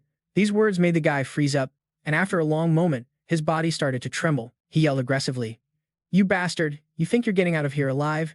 You don't know who the Yakuza are. As soon as he finished, the leader and his men unleashed a hail of bullets at Kane. Too bad it was just as useless as before. Kane stood there calmly and whispered, good, so they're just underlings. Leona was sweating bullets, asking with a shaky voice, aren't you scared? And how are we not getting hurt? Kane didn't answer. He was scanning for magical energy in the room, and after a while, he said, there's no magic here, so they're not connected to them. Then there's no reason to be here anymore. Just then, the leader yelled again, you're dead meat. Die. Kane was too lazy to waste words on them. He just did a sweeping kick. A bunch of them were slammed against the wall, knocked out cold. Kane didn't even have to use attack magic to take them down. What a bunch of weaklings. Leona stared at the scene, stunned, her eyes filled with disbelief. Kane didn't explain much, just said coolly, they don't have any info, let's go somewhere else. Leona stared at Kane, thinking with awe, he's so strong, is this the power of the Dark Sorcerer? He can probably take down the Black Rebellion, right? While she was lost in thought, Kane scooped her up. Leona stammered, what? Don't tell me. Kane said flatly, we're leaving. Then, he jumped straight down from the high floor, scaring Leona so much she screamed. A little later, using the same method, Kane brought Leona crashing through the window of another gang's hideout, then beat them up for information. After hitting a few spots, Kane suddenly wondered aloud, why do they always attack us first? Are all Yakuza this stupid? Leona caught her breath and said with frustration, they're not tools. Did you think they just listened to us? Then she glared at Kane and demanded, and can we please not use the window? It startles them. I'm afraid of heights. Kane ignored her, suddenly muttering, I know. If they're Yakuza, it's all good. Leona looked at him, speechless. What kind of logic is that? Ignoring her reaction, Kane nodded firmly and said, all right, let's bet on this next one. After that, the two went to an office and knocked on the door. A bald-headed guy opened it. Seeing the two of them, he frowned and asked, who are you? Kane replied coolly, we want to know about the Black Rebellion. Immediately, the door slammed shut with an angry shout, don't know, get lost. Leona was speechless at Kane's approach. She was totally stressing, holding her head in her hands. who tries to get info on an underground crew by knocking on the front door, all polite. Kai, that's who. Too bad it didn't work, so he just used brute force and kicked the door in. The bald dude, seeing the busted door, got pissed and yelled, "Yo, you trying to start something? Where you from?" Kai just repeated what he said before. "I'm just here to ask about the Black Rebellion." This just pissed the bald guy off. He balled up his fist and charged. Kai just sighed, like, can't a guy just talk? And then he threw one punch and sent the dude flying. His head got stuck right in the wall behind him, which left his crew completely shook. Kai didn't even blink, just asked coldly, "All right, where's your boss?" Just then, a man in a suit walked out, speaking in a low voice. "That would be me, Osorio. What do you want?" Kai didn't beat around the bush and got straight to the point. "Is this place connected to the Black Rebellion?" Osorio's brow furrowed in suspicion. The goon behind him got pissed and yelled, "Who the hell are you to ask questions like that?" Damn. He even tried to jump Kai, but Osorio stopped him. "That's enough." The goon wasn't having it and wanted to argue back, but Osorio cut him off cold. "Don't do it. He's not someone you can handle." Then, he glanced at Kai and said straight up, "We have no connection to the Black Rebellion. I swear on my crew's honor." Kai didn't react. He just asked, "So, you know where their hideout is?" Osorio asked back, "If I answer, will you leave?" Kai nodded without a second's hesitation. So after that, Kai and Leona were invited to sit at a table, and a thug brought them 2 cups of tea. Leona was seriously confused, like what the hell was even happening? Just then, Osorio spoke up, "Let me reintroduce myself. I'm Osorio." Kai politely introduced himself too. "I'm Chrono, the Dark Mage." Leona quickly followed his lead. "I'm Leona." After the intros, Osorio took out a map, pointing to a spot on it as he spoke. "The Black Rebellion's hideout is pretty far from here." He said that's all he knew, nothing more. Hearing this, Kai frowned. It was different from what Leona had said, which was that they could find it. Leona was actually pretty reliable. Kai narrowed his eyes at Osorio and asked coldly, "But are you telling me everything? You holding something back?" Osorio shook his head slightly and replied, "No, we're enemies. We just don't get into it with them much." Kai scoffed, smirking as he said, "Yeah, we hope so." Osorio said forcefully, "I don't lie to someone sitting in the office of a family man. The mob has principles. Don't talk to me like that." Kai couldn't help but be surprised that a guy like him still existed. Thinking about it, Kai immediately stood up to leave. "We got what we came for, so we're out." Osorio watched him go and asked hesitantly, "What about your plan to fight the Black Rebellion? Rumor is they're connected to some influential people. It's not going to be easy." A smile crept onto Kai's face as he pulled Leona close to his side, raised an eyebrow and asked, "What about an opponent like me? I've faced countless people." With that, he grabbed Leona and jumped out the window, leaving Osorio with a "see you never." Osorio watched Kai's figure from above and couldn't help but smirk. "Never thought I'd see a guy like you. If you're making a move, you'll probably wipe out the Black Rebellion for good." Kai had no idea about his thoughts. He was still carrying Leona as they headed to their destination. Elsewhere, at an abandoned house in the city, 2 groups were making a deal. The 2 leaders were on high alert, scanning their surroundings. Their underlings were checking the guns inside a wooden crate. A moment later, one of them spoke up. "The quality of the goods is solid." With everything confirmed, they started the exchange. A large suitcase full of cash was handed over. The leader in black smiled, satisfied. The red-haired leader went to shake his hand. The deal was sealed. The other guy nodded slightly and said, "A good deal. This city is amazing. No other place treats criminals this well." Hearing this, the redhead smirked and said, "This place is full of peace-loving sheep. It's the greatest country ever." With that, the 2 of them burst out laughing together, but just then, a window was shattered by someone. Then, a figure landed right next to them. Both groups jumped in shock. "What the hell? Who is this guy?" The newcomers were Kai and Leona. Kai spoke coldly, "Finally found the Black Rebellion." Then, he scanned the crowd in front of him. He was wondering how many mages were here. Everyone who looked like they were from the Black Rebellion were magic users, and about half of them looked like mobsters. Leona smartly moved to the side. She knew she shouldn't get involved in this fight. She didn't have that kind of power, so Leona quietly slipped away and pulled out her phone to record evidence. Being interrupted made both groups furious. The redhead glared at Kai and demanded, "Who the hell are you?" Hearing that familiar line, Kai couldn't help but sigh. Geez, do all villains start with that line? His words just left the guy confused. Kai paid him no mind and calmly said, "I'm the Dark Mage, and I'm here to destroy the Black Rebellion." The mob leader didn't recognize the name and asked in a low voice, "The Dark Mage." The redhead stared at him, muttering in confusion, "Destroy the Black Rebellion?" But a moment later, the whole crowd burst out laughing. The redhead sneered, "A punk like you? What can one person do?"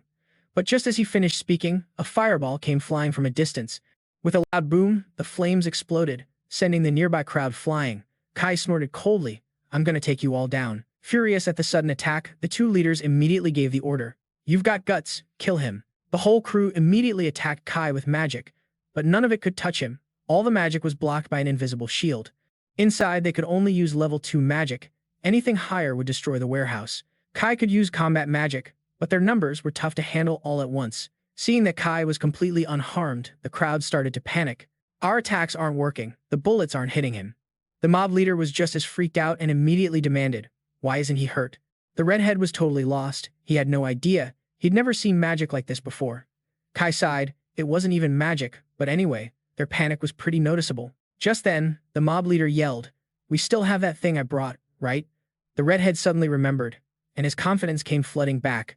He let out a cold laugh. "Enjoy your confidence while you can, dark mage or whatever you are." Kai was taken aback. "Looks like they've snapped out of it, huh?" While he was wondering, a guy brought over a poison gas canister. Kai saw it and immediately yelled a warning. "Leona, get out of here now." Leona listened and immediately turned and ran for the door. At almost the same time, the guy threw the poison gas canister.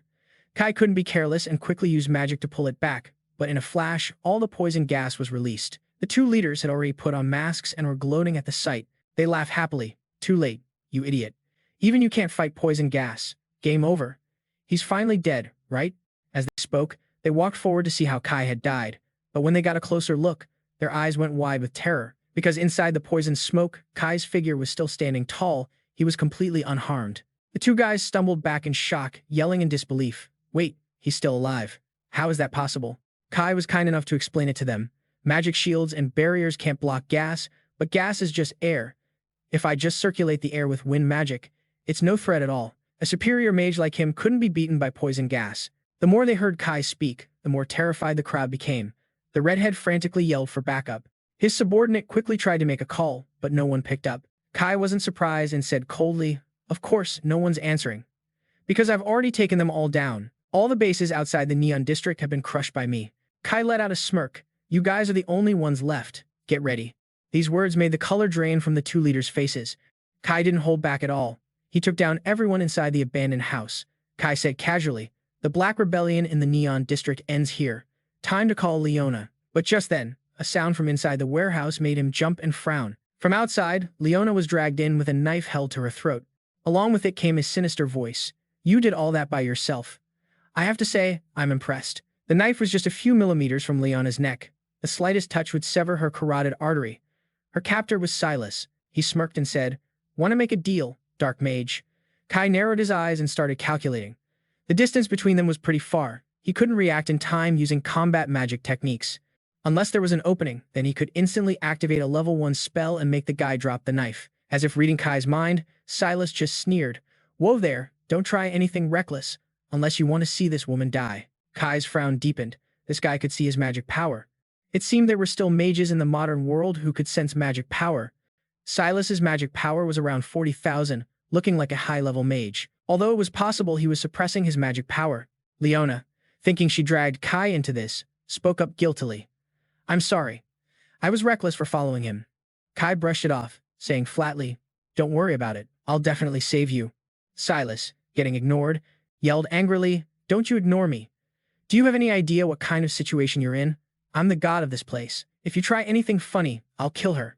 As he spoke, he pressed the knife against Leona's neck, making her wince in pain. Seeing this, Kai immediately nodded. "I get it. I won't do anything. Good boy." Seeing him cooperate, Silas smiled, very pleased. Then, he continued. "Sorry for the late introduction. I'm Silas, the head of the Black Rebellion's Neon District branch." He told Kai the truth. His boss had ordered him to investigate the Dark Mage. If possible, befriend Kai. But if not, then eliminate him. Silas also said that he had tortured people connected to the Dark Mage and was finally about to get the information. At this point, he suddenly gritted his teeth, and a look of fury appeared in Silas's eyes as he yelled, "And then you just had to go and destroy this branch?" As he spoke, his knife pressed closer to Leona's neck, and fresh blood began to trickle out. Kai frowned when he saw this. Silas saw his look. He then faked some remorse and said, "Oh, my bad." Then, he pulled back the knife, smirking as he said, "Hope you can forgive my little outburst. Although it's not like me, killing a hostage wouldn't mean anything, right?" Leona's blood was on the tip of the knife, which got Suji all hyped up. He flashed a twisted smile, thinking her blood smelled so damn good. Really, really good. It's awesome when you're just a spectator. Minato, worried the guy would make a move on Leona, quickly spoke up. So what are the terms of this deal? Suji let out a soft chuckle and raised an eyebrow. Oh, I almost forgot. It's simple. Starting now, I'm gonna torture and kill you. He told Minato he had the right to refuse and run, but if he did, Leona would die. With that, Suji pointed the knife at Minato, laughing triumphantly. Now what are you gonna do, Black Sorcerer? It's you or this woman. Make your choice. Minato didn't hesitate for a second. I accept the torture. Hearing this, both Leona and Suji were stunned. Suji couldn't help but exclaim, You really got that sacrificial spirit? That's amazing. Don't you think so? Minato wasn't too worried, since any attack would be useless against him, so torture wouldn't mean a thing. But Suji wasn't an idiot. He immediately ordered, Then suppress that massive magic power of yours. There's really no point if you have a magic shield up. Leona couldn't help but panic. That meant Minato could block any attack with his magic shield, but what if he suppressed it? Minato didn't expect Suji to even know about his magic shield. He must have seen it during the last fight. That was way too careless. But there was no other way. Minato had to restrict his magic. Then he raised an eyebrow and asked, You satisfied now? Suji gave a cold laugh, then summoned his magic to attack Minato. He laughed smugly. Don't move. He didn't kill Minato, but tortured him with his level 1 magic. Seeing this, Leona screamed in fear, Stop it. Unfortunately, there was no way Suji would listen to her. He laughed like a maniac. No way I'm stopping when I'm having this much fun. In a flash, Minato was beaten to the ground. Leona saw this and screamed in horror. Chrono, her eyes filled with guilt. It was all her fault. She was determined to take them down even if it meant sacrificing herself, but now she had dragged him into this because of her own uselessness. At that moment, Suji seemed to have victory in his grasp. He yelled crazily. It's a shame, but this is the end for you. Thanks for the good time you gave me. Goodbye, Black Sorcerer. Leona bit her lip hard. She wouldn't let him kill Minato, because he was her only hope. With that thought, she started struggling to escape, summoning her magic in her hands at the same time. But Leona's clumsy moves didn't escape Suji's notice. He let out a cold laugh and threw her to the ground. He scoffed in contempt, I can see right through you. If you weren't here, he wouldn't have lost. A great man like him has to die. A fitting end for a stupid woman like you. As soon as he finished speaking, Suji charged with his knife, aiming to stab Leona to death. But just then, Minato suddenly moved. He slammed a fist into the guy's face, sending Suji flying like a broken kite. Minato let out a soft snort and said coldly, The pathetic one here is you. Seeing Minato was okay, Leona exclaimed in shock. How could you? Didn't you suppress your magic shield? With a small laugh, Minato casually replied, It's simple. Right before his magic hit my body, I put up a small magic shield so Suji wouldn't notice. Hearing this, Leona felt like she was hearing about a miracle, and said with awe, That's not simple at all. Only you could pull off a stunt like that. Minato paid it no mind and said calmly, Anyway, you're safe now, so don't worry anymore. He then healed the wound on Leona's neck. Only then did Leona breathe a sigh of relief. Thank God. Suji, on the other hand, was furious, yelling aggressively, What's this? Thank God crap. Minato was a little surprised. Even though he used a magic combat technique focused on speed, the guy was pretty tough for not passing out. Suji glared at Minato and said resentfully, How dare you hurt me? Since even torture doesn't do a damn thing to you, I'll just burn you to death instead. As soon as he said that, his magic began to erupt. Minato couldn't help but frown. Suji's magic power was increasing. Just as he thought, the guy had been hiding it. At that moment, Suji's eyes were filled with rage. He roared like a madman, burned to ashes. In an instant, brilliant flames appeared inside the abandoned warehouse. Seeing the flames rushing wildly towards them, Leona immediately panicked and cried out, Level 4 magic? There's no way we can block that. But Minato just stood there calmly, not making a single move. In a flash, the flames had surrounded Minato and Leona. Just then, Minato suddenly moved. He casually waved his hand, and a protective barrier appeared, completely stopping the brilliant flames. Seeing this, Leona cried out in utter disbelief. Level 1 magic completely blocked level 4 magic. How is that possible? She stood behind Minato, staring intently at his steady back. What was this sense of relief Leona was feeling? Could it be that she believed he would definitely be able to do something? Just who was this person in front of her with such power? Seeing Minato block it, Suji didn't panic either. He suddenly threw his head back and laughed loudly, then said with a cold sneer, Nice, I knew it, you're strong as hell. I figured my magic wouldn't work on you. However, I've got a trick up my sleeve. As soon as he finished, Suji reinforced his magic, making Leona exclaim in shock, Why is there no sign of the magic fading? His magic should have disappeared by now. It's sustained magic. Minato explained slowly, which only confused Leona more. Minato calmly said, "Normally you can't cast multiple spells at once, and after a spell is cast for a while, it weakens and eventually dissipates.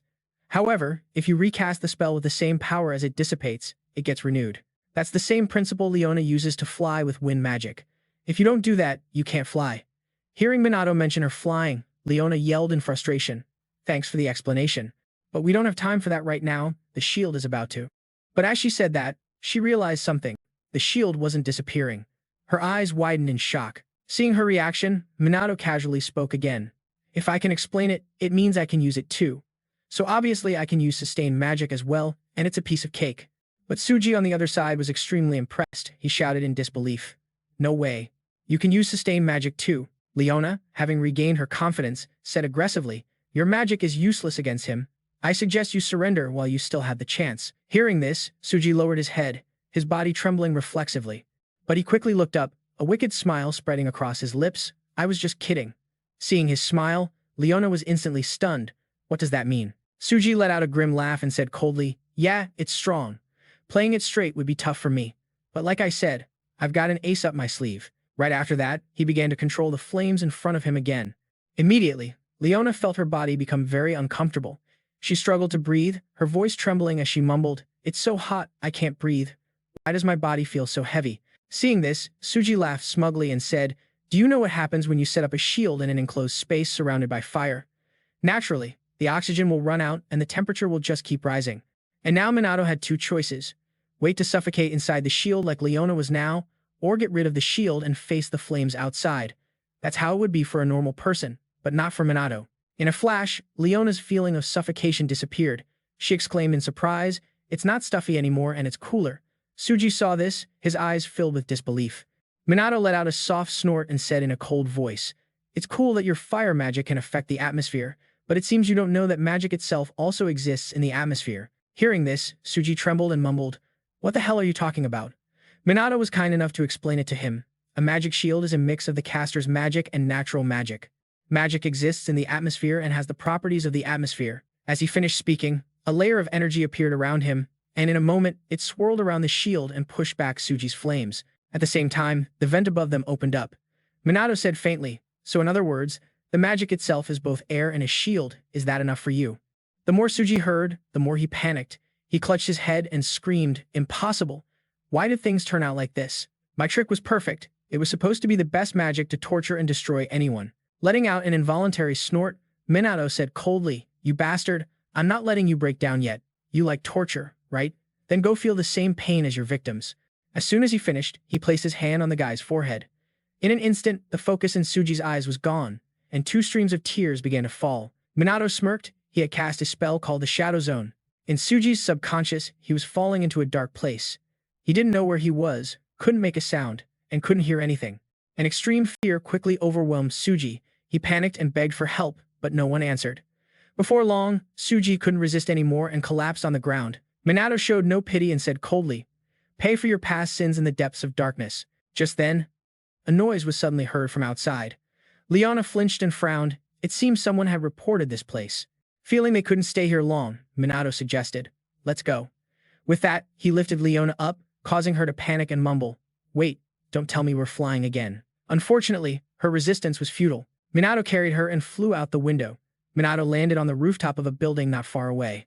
Looking at the scene below, Leona slowly said, "So the Black Rebellion in the Kabuki district has been wiped out."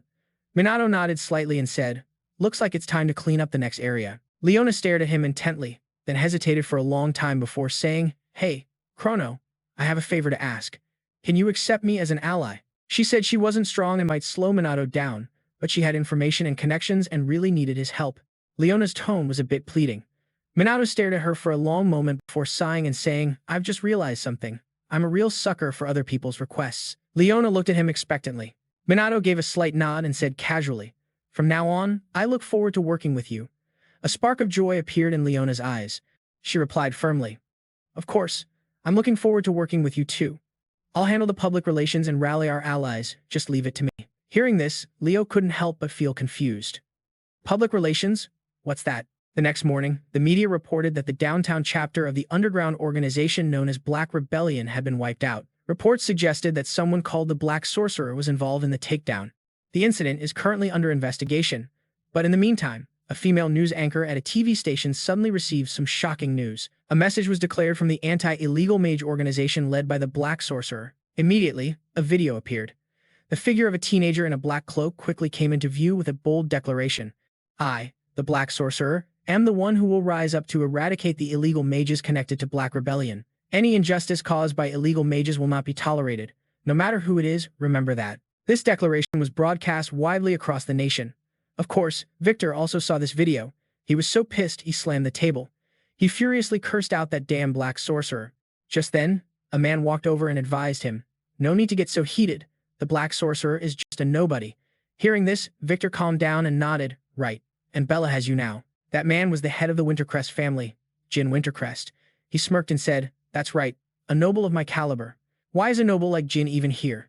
Well, earlier he had seen the news where his own family was criticizing the noble mages. The major TV networks were blasting the noble mages who were supposed to protect the people, but their actions in the footage and press conferences were terrifying. The more Jin watched, the uglier his expression became.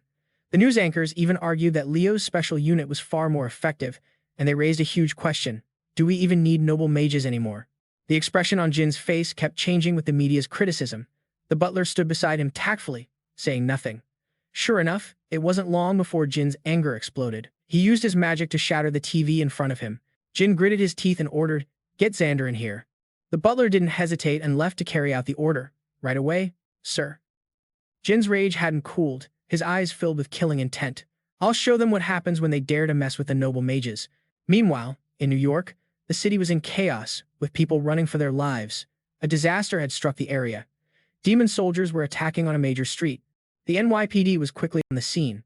They started fighting the monsters, but there were too many of them, and they couldn't hold out for much longer. One officer asked doubtfully, "Where's the SMT squad?" The guy next to him quickly replied, "Disasters are happening everywhere. They can't get here that fast." Hearing that, the first cop cursed in frustration. "Damn it, a bunch of useless bastards." While the two were talking, a huge explosion went off, filling the sky with smoke and fire, burning quite a few people, and a demon general appeared on the streets of New York. Seeing it, the police immediately panicked. How could they possibly defeat creatures like that? What were they supposed to do?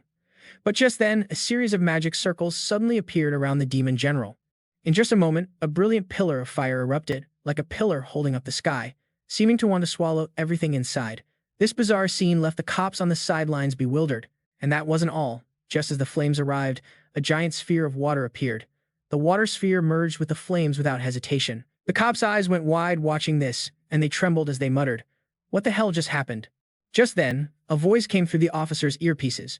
Basically, the person on the other end told them a disaster specialist had arrived on scene and to coordinate with them and control the situation. And that specialist's name was Tyrus Mizuha, a noble mage from the homeland. Tyrus was currently standing on a nearby rooftop, and without a second's thought, he leaped down from above. Tyrus began to summon magic in his hands, and the demon general, not daring to be careless, also acted quickly. One fire, one water, instantly crashed into each other wildly. At first, they clashed fiercely, but it wasn't long before they merged into one. In the end, the flames vanished. The wave of water didn't stop, charging straight for the demon general, and in the blink of an eye, it blew the creature to bits. Tyrus landed on the ground from above, his figure incredibly imposing.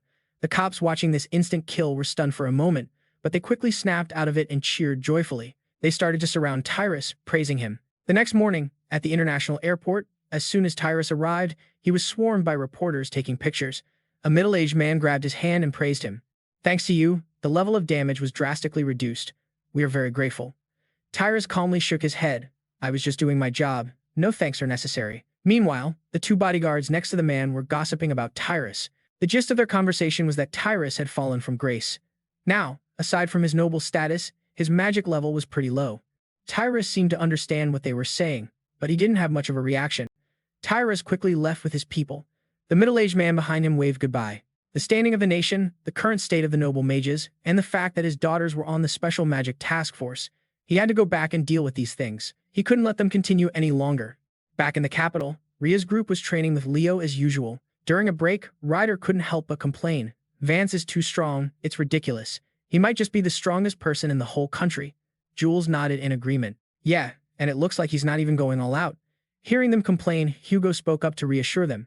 "We definitely have a shot if we all attacked him at once. No matter how strong he is, We can't afford to lose." These words seemed to fire up Rhea and the other two, their eyes filled with fighting spirit. Leo happened to walk over and heard their plan, smirking as he asked, "You guys want to try it right now?" The three of them froze, startled, and panicked when they saw him. Jules shook her head, denying it. "No, we were just talking trash." Leo let out a soft chuckle. "Really? Trying to run away? Am I that scary?" His words just pissed off Rhea and the other two. But Leo didn't care, calmly saying, "Break's over. The next training exercise is to try and defeat me. Any way you can, just give it everything you've got." Hearing this, Rhea and the other two immediately got hyped, their eyes filled with fighting spirit. All three shared the same goal of taking Leo down. Right after, the three of them summoned their magic. Even Hugo and Karen joined in. Leo wasn't fazed, calmly creating a barrier. Seeing that barrier, Jules said with a confident smile, "That shield won't be enough to protect you." But this time, Leo created another high-level magic shield on top of it. Ryder couldn't help but panic when he saw it. He added another shield. Rhea frowned slightly and reminded them, "Focus. Use all your power to break through them." In an instant, a barrage of powerful spells rushed towards Leo, but they just hit the barrier and vanished, completely unable to do anything to Leo. This sight left the whole group completely floored. Leo smirked, dropping the barrier in front of him. Jules ran up to him, yelling indignantly, "But we hit you with level 6 magic. I knew you were strong, but I never thought you were on this level." Ryder also complained in frustration. "Seriously, what is with this guy?" Seeing their reaction, Leo couldn't help but smile. "I guess it's my turn now, huh?" Then he summoned magic into his hand. Seeing this, everyone's expression froze. They knew they were screwed. Sure enough, it wasn't long before all of them were taken down. The group thought resentfully, "Leo is a monster." Just then, the phones in the Mizuha sisters' pockets suddenly rang, confusing the two of them. They quickly ran over to look, and the expressions on their faces immediately stiffened. Seeing this, Leo asked in confusion, "What's wrong, you two?" Jules looked at him and said in a low voice, "Our father, he's coming home." A little later, at the Mizuha family mansion, Jules and her sister had returned, sitting in front of their father, Tyrus. Facing the father they hadn't seen in a long time, the two sisters were a bit awkward, and Tyrus didn't say a word, causing the atmosphere to fall into a heavy silence. After a moment, Tyrus finally spoke slowly. "I heard that you two have joined the Special Magic Task Force." Rhea and her sister were stunned for a moment, but they quickly nodded and replied, "Yes, we have." Tyrus narrowed his eyes at his two daughters, finally suggesting, "Tell me more." Hearing this, the sisters' expressions immediately changed, their eyes showing clear joy. Jules was the first to speak. "The Special Magic Task Force is making a huge contribution to society. They've resolved countless disasters and everyone there is amazing." Rhea chimed in, "We've matured a lot. Our magical power has more than doubled, and now we can even use high-level spells." They told Tyrus that this was mostly thanks to Leo. The two also took the opportunity to praise him a lot. After listening, Tyrus frowned and spoke in a deep voice. "This friend of yours, Vance, seems to be an outstanding individual, huh?" But where no one could see, his gaze was a bit dark, yet the two sisters kept rambling on about Leo's power. Tyrus calmly took a sip of tea, then he slowly put down his teacup and said coldly, "Leave the Special Magic Task Force." Rhea and her sister, who had just been happy moments before, were stunned, asking in confusion, "But why?" Tyrus said coldly, "I'm sure you've noticed, right now, the reputation of the noble mages is plummeting, and this is having a terrible effect on the nation. It's the noble mages who support this country." He said the Special Magic Task Force wasn't just unhelpful, it was making the situation even worse. These words made Rhea and her sister's faces fall, their eyes showing clear defiance. But Tyrus didn't care, continuing to lecture them sternly. "Especially that friend you mentioned, Leo Vance. From now on, I forbid you two from associating with him." Rhea and her sister immediately burst out in defiance, arguing back fiercely. "That's so unfair. This is just what you want." Tyrus narrowed his eyes at his two daughters and said coldly, "You have always obeyed me, and you will continue to do so." Jules bit her lip aggressively. She had always listened to her father, never once daring to talk back. But things are different now. Right after that, she declared defiantly. No, Jules said she wouldn't leave the Special Magic Task Force, nor would she turn her back on Leo. He's the one who saved the world, and besides, we've been training non-stop this whole time. The Special Magic Task Force is doing what the noble mages are supposed to be doing. We'd be more than willing to cooperate if you wanted, Dad, but forcing us to give up. Before she could finish, Tyrus cut her off coldly. Then we're done. Don't you ever call yourself a magic noble again. I get it. Duca didn't back down, replying coldly before turning to leave. But just as she reached the door, she suddenly turned back with a sincere smile and said, I'll be working with the Special Magic Unit, not as the magic noble Duca Mizuha. With that, she walked out. Tusuru watched Duka's retreating back and couldn't help but speak up. I didn't think Duka would go that far. Ruka spoke calmly. Duka's changed, Dad, and so have I. Right after, Ruka also walked towards the door to make her stance clear. Tusuru narrowed his eyes at her and said coldly, if you go with Duka, you can't use the name Ruka Mizuha anymore. Ruka replied without hesitation, I know. If you're cutting me off, then so be it. With that, she bowed to Tusuru. Thanks for everything. Goodbye, Dad. Tusuru sighed in resignation. They just don't see the importance of the magic nobility. He felt truly helpless, his eyes filled with frustration. Elsewhere, the two sisters, Duka and Ruka, had already left the house with their suitcases. Duka grumbled in dissatisfaction, Dad is so old school. Me, you, and Minato have been trying so hard. Ruka nodded in agreement. That's right, we decide how we live our own lives. But it wasn't long before Duka suddenly hesitated and asked, but are you sure about this, us running away from home? Ruka shook her head slightly and said with a smile, don't worry, I'm with you on this.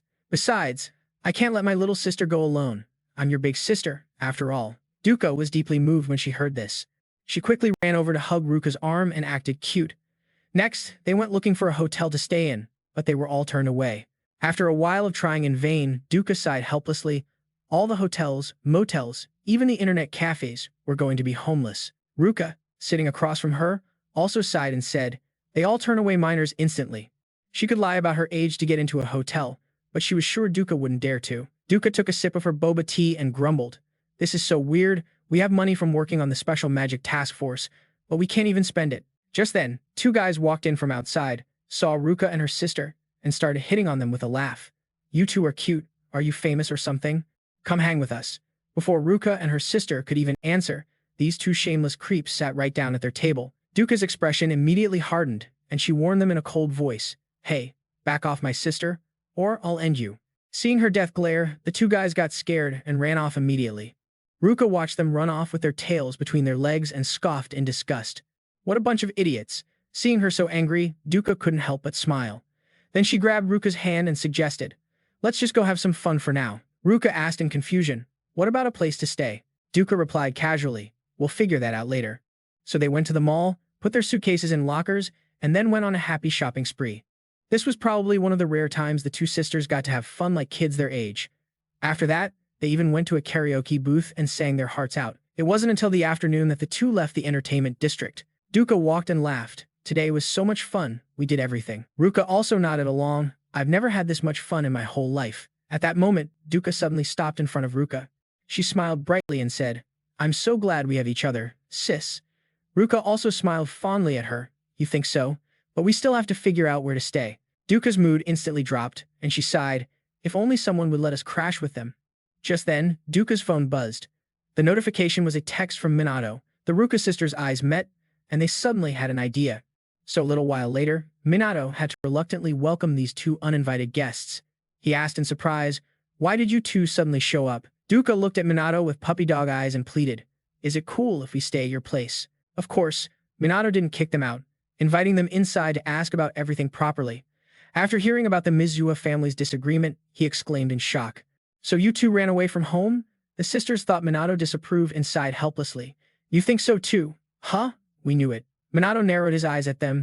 They had both changed. They seemed more true to themselves now. Their sisterly bond had gotten stronger too. While Minato was still thinking, Duka spoke up again.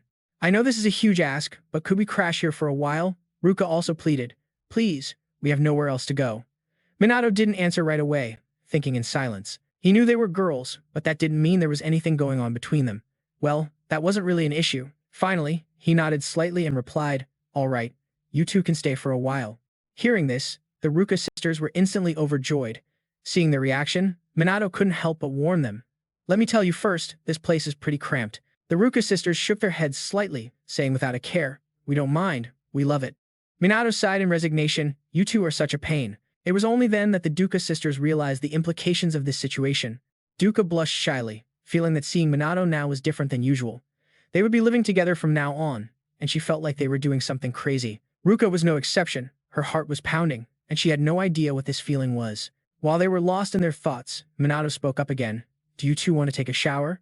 Those two words, take a shower, seemed to hit a nerve with the Duka sisters, making them jump in shock. Minato looked at them, confused, and asked again, what? You don't want to? Duka finally snapped out of it and quickly shook her head. No, that's not it. We'll take a shower.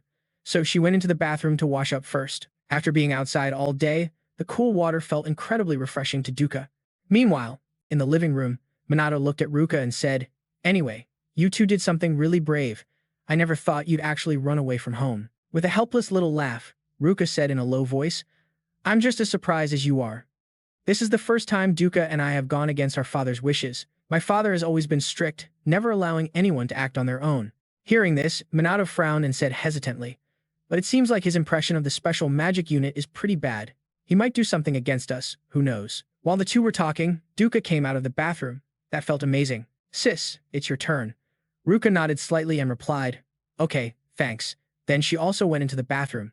The water from the shower head pouring down made Ruka feel very satisfied.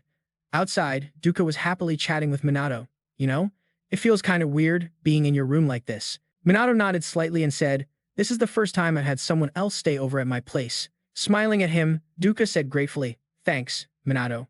Without you, we'd probably be out on the street." Shrugging nonchalantly, Minato demurred. "Don't worry about it, it's not a big deal." Hearing this, Duka couldn't help but laugh out loud. Minato looked at her, confused, and asked, "What is it?" Duka shook her head slightly and replied, "Nothing. It's just that you always say that, you know?"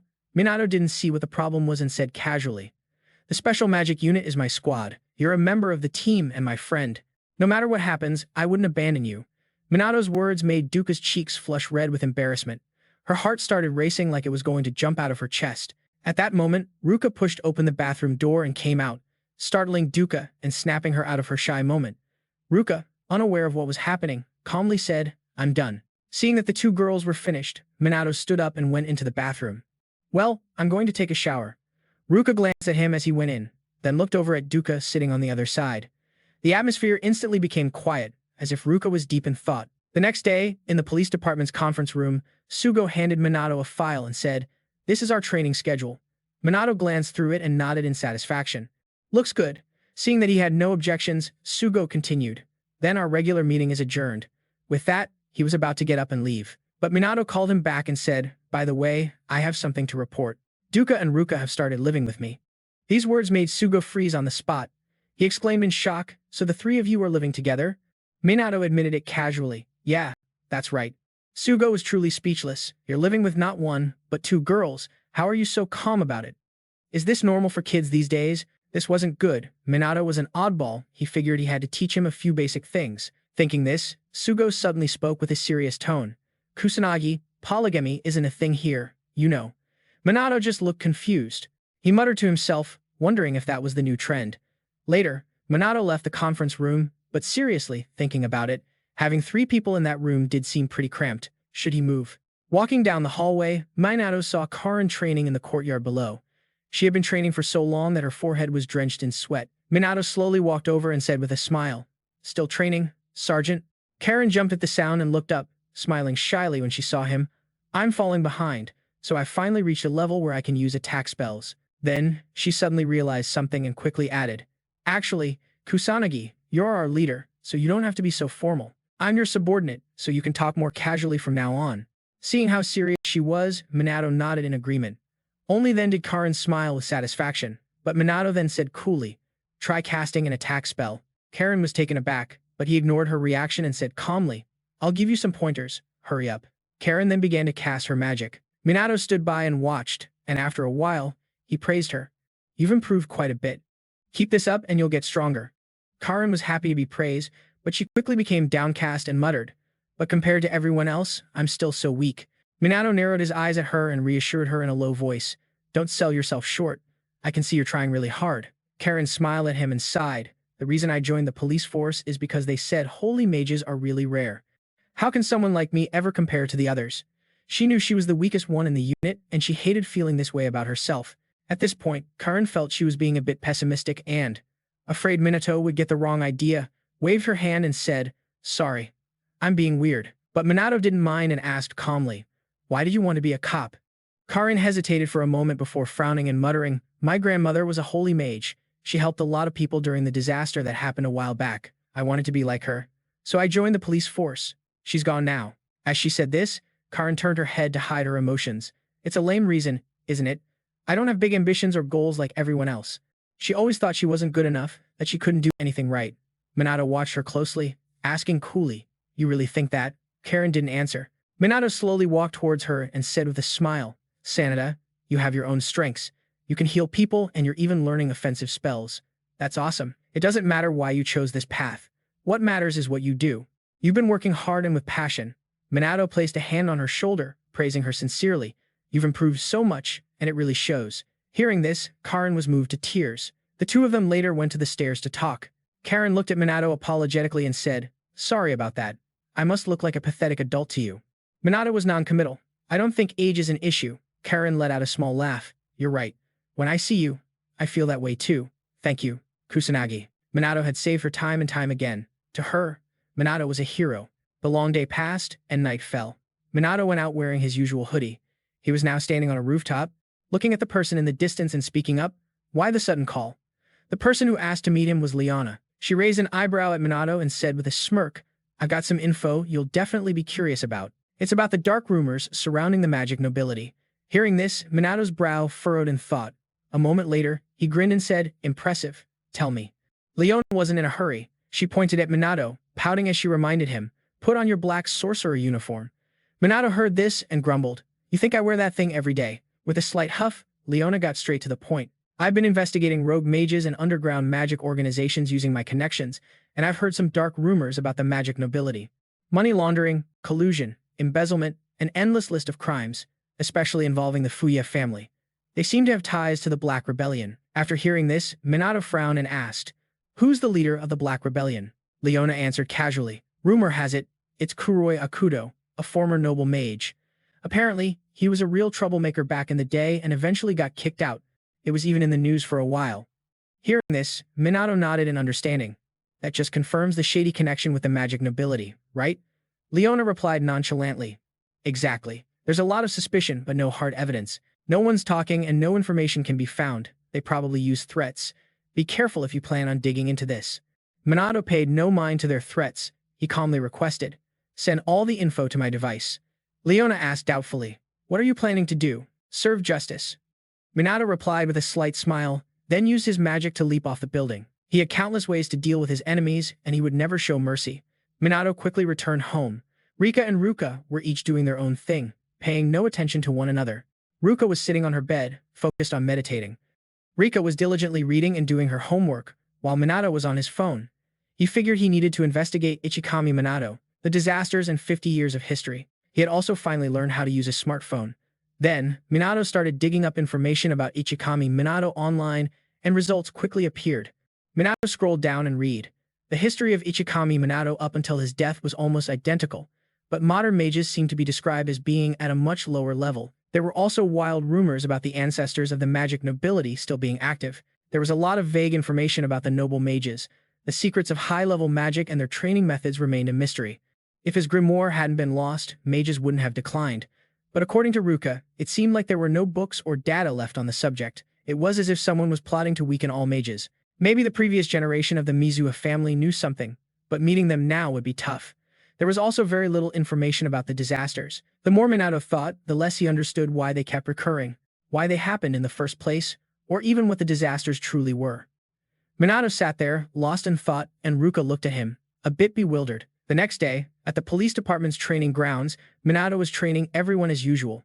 Just then, an emergency alert blared through his wireless earpiece. All police units, attention. A disaster has been detected. All units, proceed to the location immediately. Upon receiving the info, Minato quickly gave the order, "Let's move out." His group departed swiftly, but when Minato arrived, he saw that guy, Fuyukasu, down below. He was stepping on a demon minion, sneering as he said, "Well, look who's late to the party." He walked up to Minato, pointing and laughing, "I've already taken out all the boss's underlings. What's the special magic task force even doing?" Seeing Minato's silence, Su got even more arrogant. "Oh, relax. No civilians were hurt." With that, he and his crew took off, not forgetting to add with a cocky laugh, "You guys are always talking about protecting citizens, but what would you do without us? Try to be more focused next time, got it?" Hearing this, Ruka cursed angrily. "What the hell is this crap?" Minato nodded in agreement. "You're reading my mind." But on another day, the same scene played out again. By the time Minato's team got the call and arrived, Shu's crew had already handled everything, relentlessly mocking them. Too late, you're late again. You idiots, are you even useful for anything? Ruka's group was furious, practically ready to throw down. But Shu quickly led his people away, saying, seriously, what's the point of the special magic task force? It's obvious the world still needs us magic nobles. Ruka was extremely frustrated and snapped. This is the 5th time. This is too weird. There's no way he's not pulling some strings. Sugo sighed helplessly. Someone might be obstructing us. The intel we're getting is delayed. Minato felt the same way. He could sense a disaster nearby, but the farther away it was, the slower his perception became. What could he do? While Minato was thinking, Ruka kept ranting, and he just ignores it when there's a high-level demon boss. It's so damn annoying. Just then, Karin suddenly exclaimed, it looks like Fuyuka's group is getting a ton of public support. Sugo found this very strange, muttering hesitantly, that's suspicious. Just a little while ago, they were getting slammed with criticism. Karin scrolled through her phone for a bit before speaking up. There's a press conference about to start.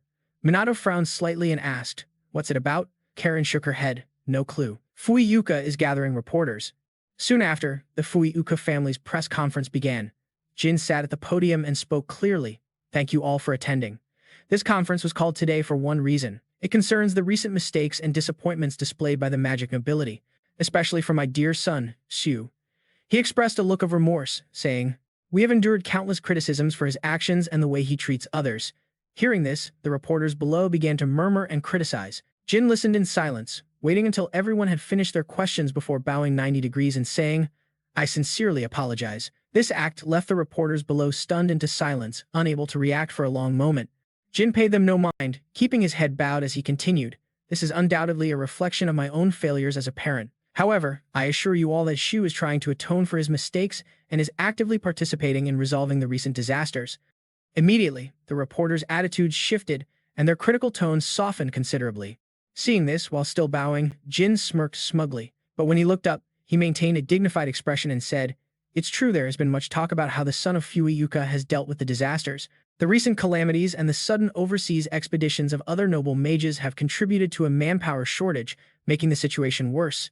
We are implementing comprehensive measures. Meanwhile, Ruka's team was watching the press conference. They were incredibly frustrated. The Fuyuka conference was getting a lot of attention. More than half the comments were in support of the Fuyuka family. The more Ruka watched, the more upset she got, crying out, they're just speaking their minds. We've been working our butts off, only to get this ridiculous result. Minato patted her head, gently advising, calm down. It doesn't matter what people say. Our mission doesn't change. Trust me, I'll handle it. As he finished, he gave a confident smile. After the Fuyuka family's broadcast that day, Sugo was summoned to the chief's office. After hearing his orders, Sugo exclaimed in disbelief, I'm sorry, what did you just say? The chief spoke calmly. I've already said it.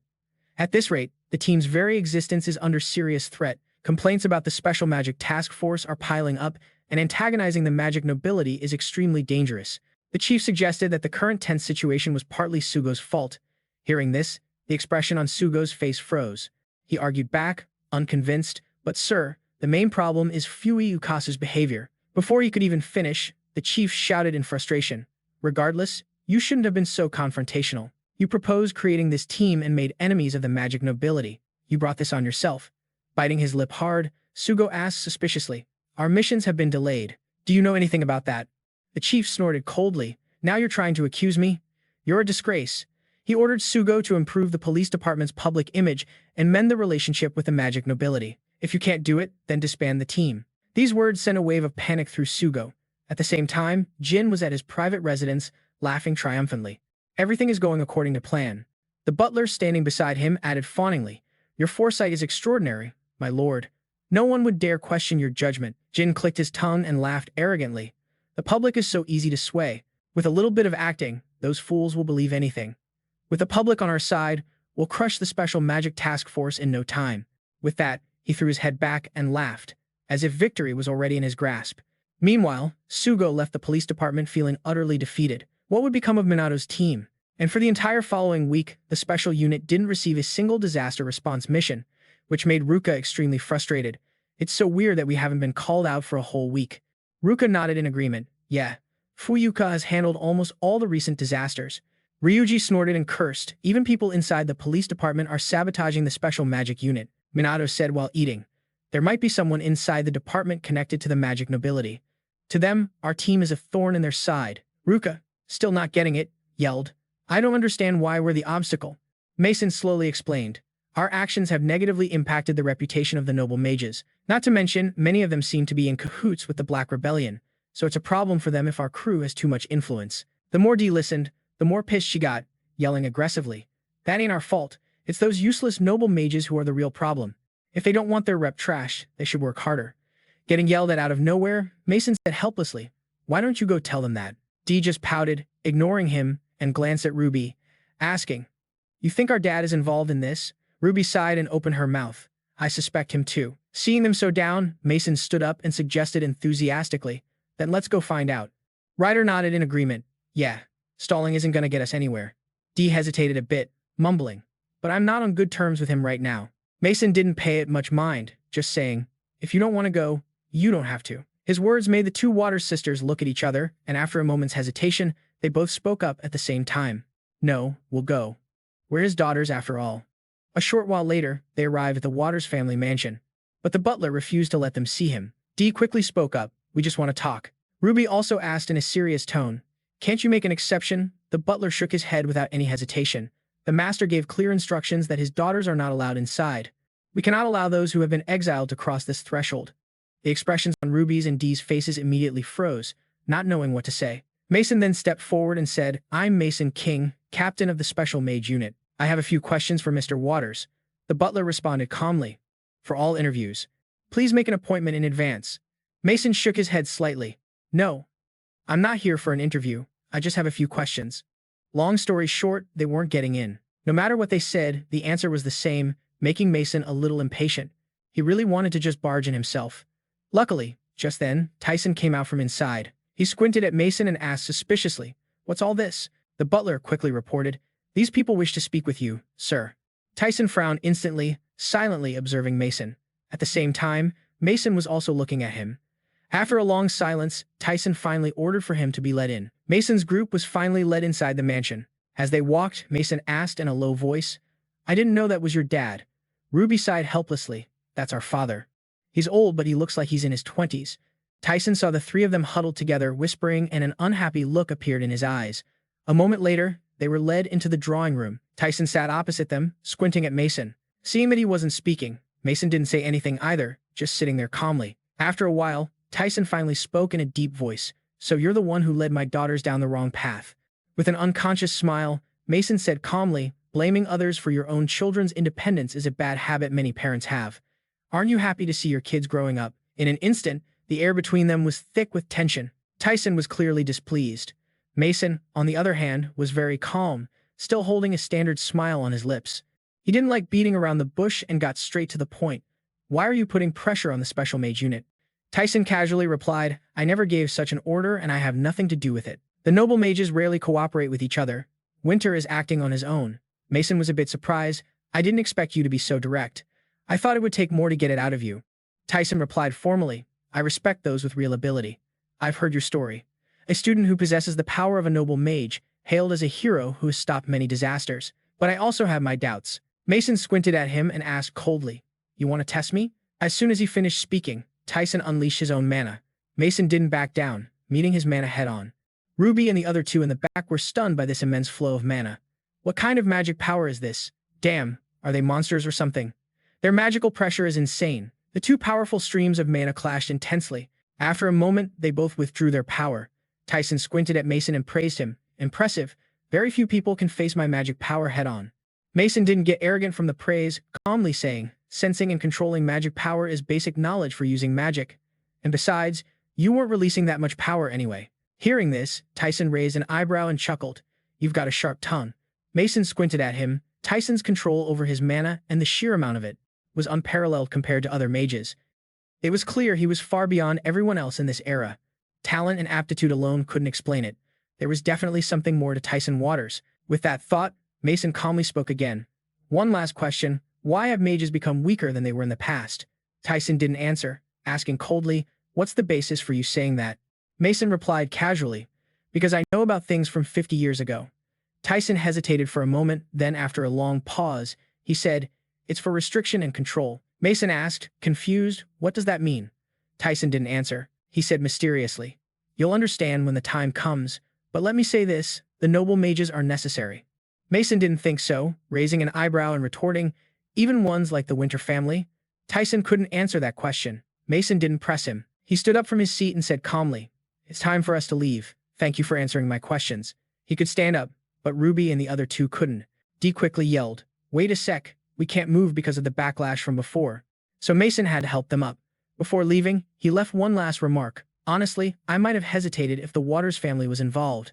I'm relieved to know you're not like that, because after all, Dee and Ruby were his important friends." Tyson squinted at Mason, asking suspiciously, "What are you talking about?" Shrugging indifferently, Mason pouted and said, "Who knows?"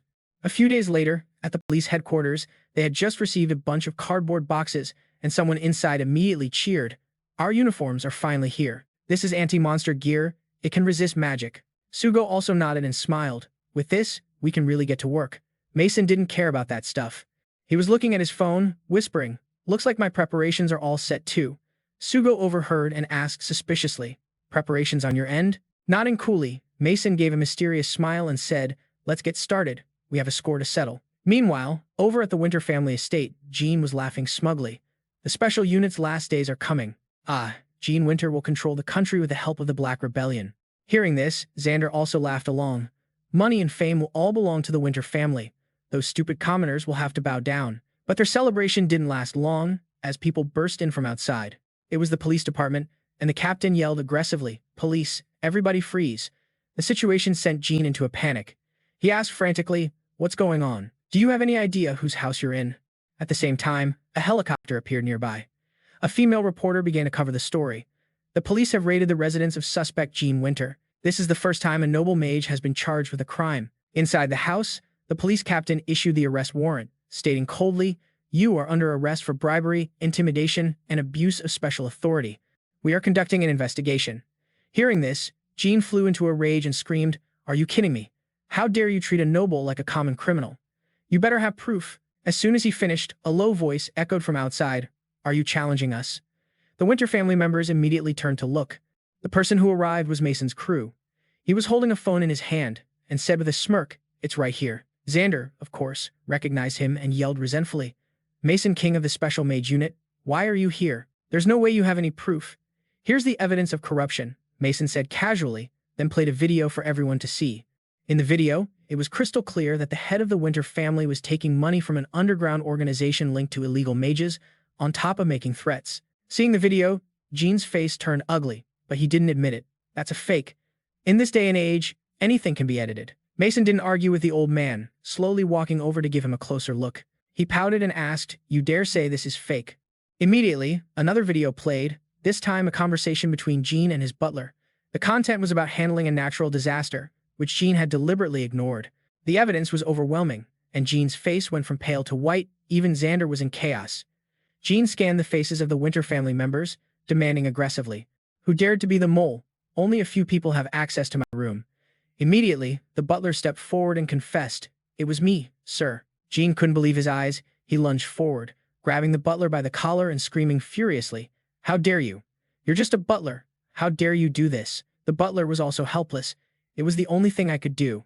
Flashing back to a few days earlier, one night, Mason, in his black mage disguise, had approached the butler and asked for his cooperation in exposing Winter's crimes.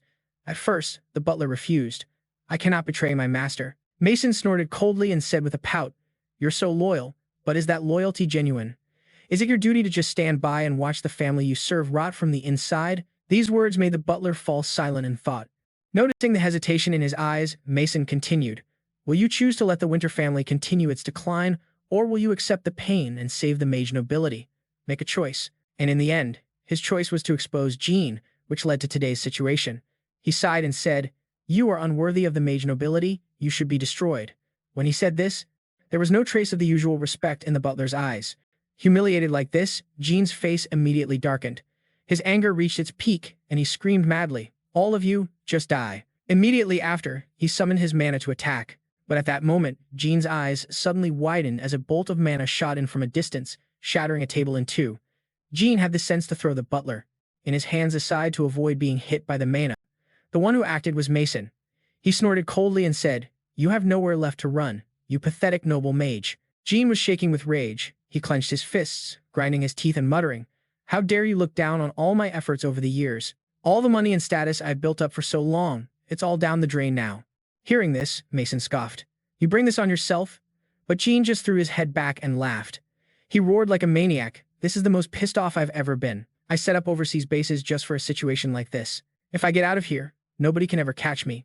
But first, Jean wants to kill them all. As soon as he said that, he and Zane's crew launched their attack. But just then, a barrier appeared in front of the cops, blocking all the incoming magic. Mason gave a slight wave of his hand and said, "The magic ops unit will handle them. Everyone else fall back." Outside, the reporter on the scene saw the magic energy flooding the air. She immediately started reporting it live. They're unleashing magic. It looks like the Fujioka family is starting to fight back. Are the mage elite involved in crime? In these chaotic times, with natural disasters and rampaging monsters, they only think about their own selfish interests. At the same time, this live broadcast was airing nationwide. The people of the nation were all watching this event, and they were counting on the magic ops unit, hoping they could deal with the corrupt mage elite tainting their country. And now they were facing off against Zane, and of course, the most powerful one here, Mason, would take on the bigger responsibility. That meant facing the elite mage, the head of the Fujioka family. Jean narrowed his eyes at him, his gaze filled with rage. Over with Zane, he had also summoned his crew, a bunch of guys with wind-type magic hovering in midair. Zane glanced down, saying contemptuously, "You think you can beat us with so few people?" With a soft snort, Duca shot back coldly. "Unlike you lazy-ass nobles, we haven't been sitting on our hands. We've already sent our other members to deal with the disasters and monsters." Zane was pissed off by her words and yelled in frustration. "You annoying bastards, why do you keep getting in my way?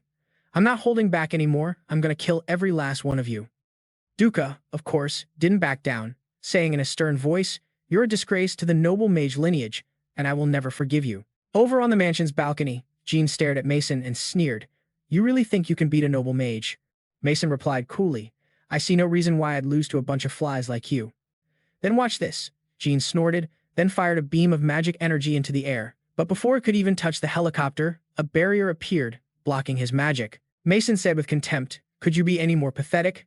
Shrugging nonchalantly, Jean said with a smirk, "As long as I have money, being scummy is a necessity."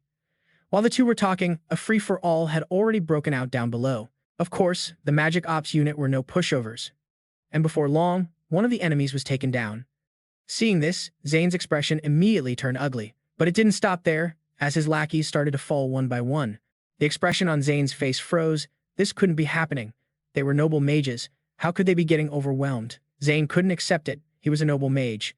He couldn't accept losing to Luke's crew. Right after, Zane yelled out an order. "Do whatever it takes to kill them. Use all of your magic power." The remaining two guys heard this and nodded, acknowledging the order. Then all three of them prepared to unleash a full-power attack at once. The task force wasn't phased at all. The Duca sisters exchanged a look and quickly nodded in understanding. Then, both of them acted in unison, and a massive tidal wave appeared, rushing forward in an instant, looking like it could swallow everything in this world. And of course, Zane's three guys were no exception. They were hit by the wave, soaked to the bone, and sat helplessly on the ground. Seeing the Mizuha sisters approaching them, a flicker of panic rose in his heart. But the Duca sisters showed no mercy, looking at them indifferently. Seeing the tables had turned, Zane and his lackeys started begging for their lives. "It was just a moment of bad judgment. I'll change. Please spare us." Duca hesitated for a long moment before nodding. "I understand. If you truly intend to change, then we might have no choice but to forgive you." With that, she turned to leave. But at that moment, Zane laughed coldly. "You idiot. Watch this." Then the three of them tried to launch a sneak attack. But before they could even make a move, the entire task force summoned their magic at once, aiming right at them. Zane's legs immediately went weak, and he collapsed to the ground, trembling and muttering. "But you said you'd spare me." With a soft snort, Duca said coldly, "You really think we'd spare someone who doesn't genuinely want to change like you?" Hearing this, Zane and his lackeys cried out in despair. Meanwhile, up on the balcony, Mason seemed to know they had won. He smiled in satisfaction and said with a smirk, "Guess they finished things up. Looks like your pride and joy, your only son, has met his match in my teammates." Jean bit his lip fiercely, his eyes filled with rage, and he screamed furiously, "You damn mutt." Mason wasn't scared at all, just standing there calmly. His relaxed demeanor just made Jean even angrier. Unable to hold back any longer, he started attacking Mason. But Mason easily dodged his Tier 1 magic attack. When the first attack failed, Jean followed up with Tier 2 magic. But the result was the same. Mason's speed was insane, even wind magic couldn't keep up with him. Jean didn't give up, pouring in more mana to launch a Tier 3 magic attack. Mason wasn't rushed, calmly dodging every incoming spell. This whole scene was captured by the reporter's camera in the helicopter. The female reporter exclaimed in awe, "That's some incredible magic. Mason looks totally fine, doesn't he?" After his barrage of attacks failed, Jin once again unleashed even more magic energy. The magic had now escalated to Tier 4.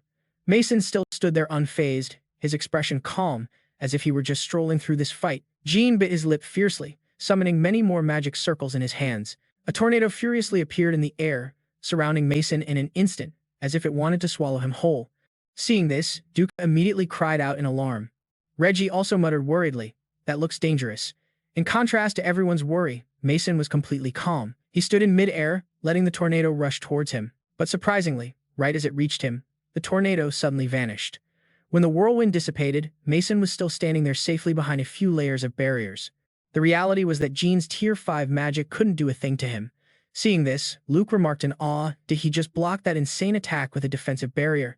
That's Kusanagi for you." At the same time, the people watching the live stream were also amazed. Some were impressed by Jin's magic. Of course, others were in awe of Mason's power. The reporter on the scene spoke up again. "Neither side is giving an inch. I've never seen a fight like this before." Mason landed on the ground. He furrowed his brow, thinking to himself, "This magic isn't that strong. Is he stalling for time? He's probably getting ready to retreat." Just then, Jin suddenly said with a smirk, "Hey, what's the matter? Can't move?" Mason narrowed his eyes at him and said in a cold voice, "I could beat you quickly, but where's the fun in that? Show me everything you've got." As he spoke, his eyes were filled with provocation. "I'll take it all and then I'll wreck you." These words pissed Jin off. He gritted his teeth and muttered, "You arrogant sewer rat, I'll give you what you want." But right before he made his move, he suddenly sneered, "But first, let me give you a little warning. Try not to piss your pants." Jin claimed his magic power was 200,000 N. This number shocked Luke's group who were watching. No one could believe that number was real. Luke snorted coldly. "He's just bluffing. We should help out, even if it's just a little." Reggie nodded in agreement. "Yeah, just standing by and watching isn't my style." Right after that, the whole group ran towards the balcony. Mason sensed them coming and immediately turned to look, only to see they had been blocked. The one who stopped them was that old man Jin. He said with a cold snort, "Count yourselves lucky. If you had gotten any closer, I would have killed you." The expressions on Luke and the other two immediately turned ugly. Just then, Jin threw his head back and roared as powerful magic energy erupted from his body. The offensive magic power was so compressed his body began to glow. "This is insane. It's enough to kill even Kusanagi." This made Luke's group of three worried. But Mason just sneered contemptuously, which Jin mistook for fear. He said smugly, "My magic power is far beyond your imagination, isn't it? Then let me show you my overwhelming power, so even an idiot like you can understand." As soon as he finished speaking, a series of magic circles appeared around him, and in an instant, a spatial rift opened in the air. Mason, on the other hand, wasn't scared but excited. He'd never seen this kind of magic before. At that moment, the rift swallowed everything around it, and in a flash, the balcony railing was reduced to a pile of rubble. Jin became even more smug. "This is spatial magic, the most powerful spell, capable of crushing everything around it. It'll flatten a person in an instant." Mason narrowed his eyes at him and said with a smirk, "I'd like to see you try." These words enraged Jin to the extreme. He roared like a madman, "Die under the pressure, take this." Immediately, a Tier 6 spell appeared. The spatial rift was now sucking everything around it inside, and Mason along with it. Seeing this, Jin laughed triumphantly. "You can't do anything, so just die. You deserve it." Luke's crew, on the other hand, was extremely worried. They couldn't believe Mason would die so easily. This had to be some kind of joke. Duca stared intently into the rift and yelled, "Answer us, Mason." But no matter how loud she screamed, there was no reply. Only when the rift dissipated was Mason's figure revealed. Duca then exclaimed in shock, "Mason, how are you still alive?" Mason couldn't help but say with annoyance, "Hey, don't just declare someone dead like that." Jin, on the other hand, was furious. He yelled angrily, "How are you not hurt? I'm sure I crushed you." Shrugging nonchalantly, Mason said casually, "If the pressure outside and inside are balanced, then there's no problem. It's like the same principle for deep-sea creatures." Jin wasn't convinced and yelled, "So what if that's true? Can you use spatial magic? That's my signature spell." Mason made a matter-of-fact face and said, "I just watched and copied it." Stunned, Duca stared at him in disbelief and muttered, "You? Just by watching?" Mason nodded. Mason then said with a cheerful smile, "If you had used it right away, I might have gotten a little hurt, but you were kind enough to explain it all in detail. At the end of the day, it's just a spin-off of wind magic. Simple as that.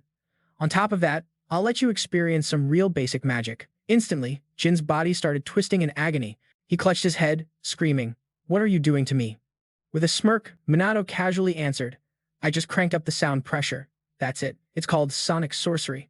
Just another way to use wind magic. Yuka heard that and froze. It looked like something just clicked for her. Meanwhile, Jin got even more pissed. He gritted his teeth and yelled, You dare make fun of me. That's it. I'm done playing around. I'm gonna kill you with everything I've got. The second he said that, all of Jin's mana exploded outwards. He claimed his power level was 200,000 N, but that was just his baseline.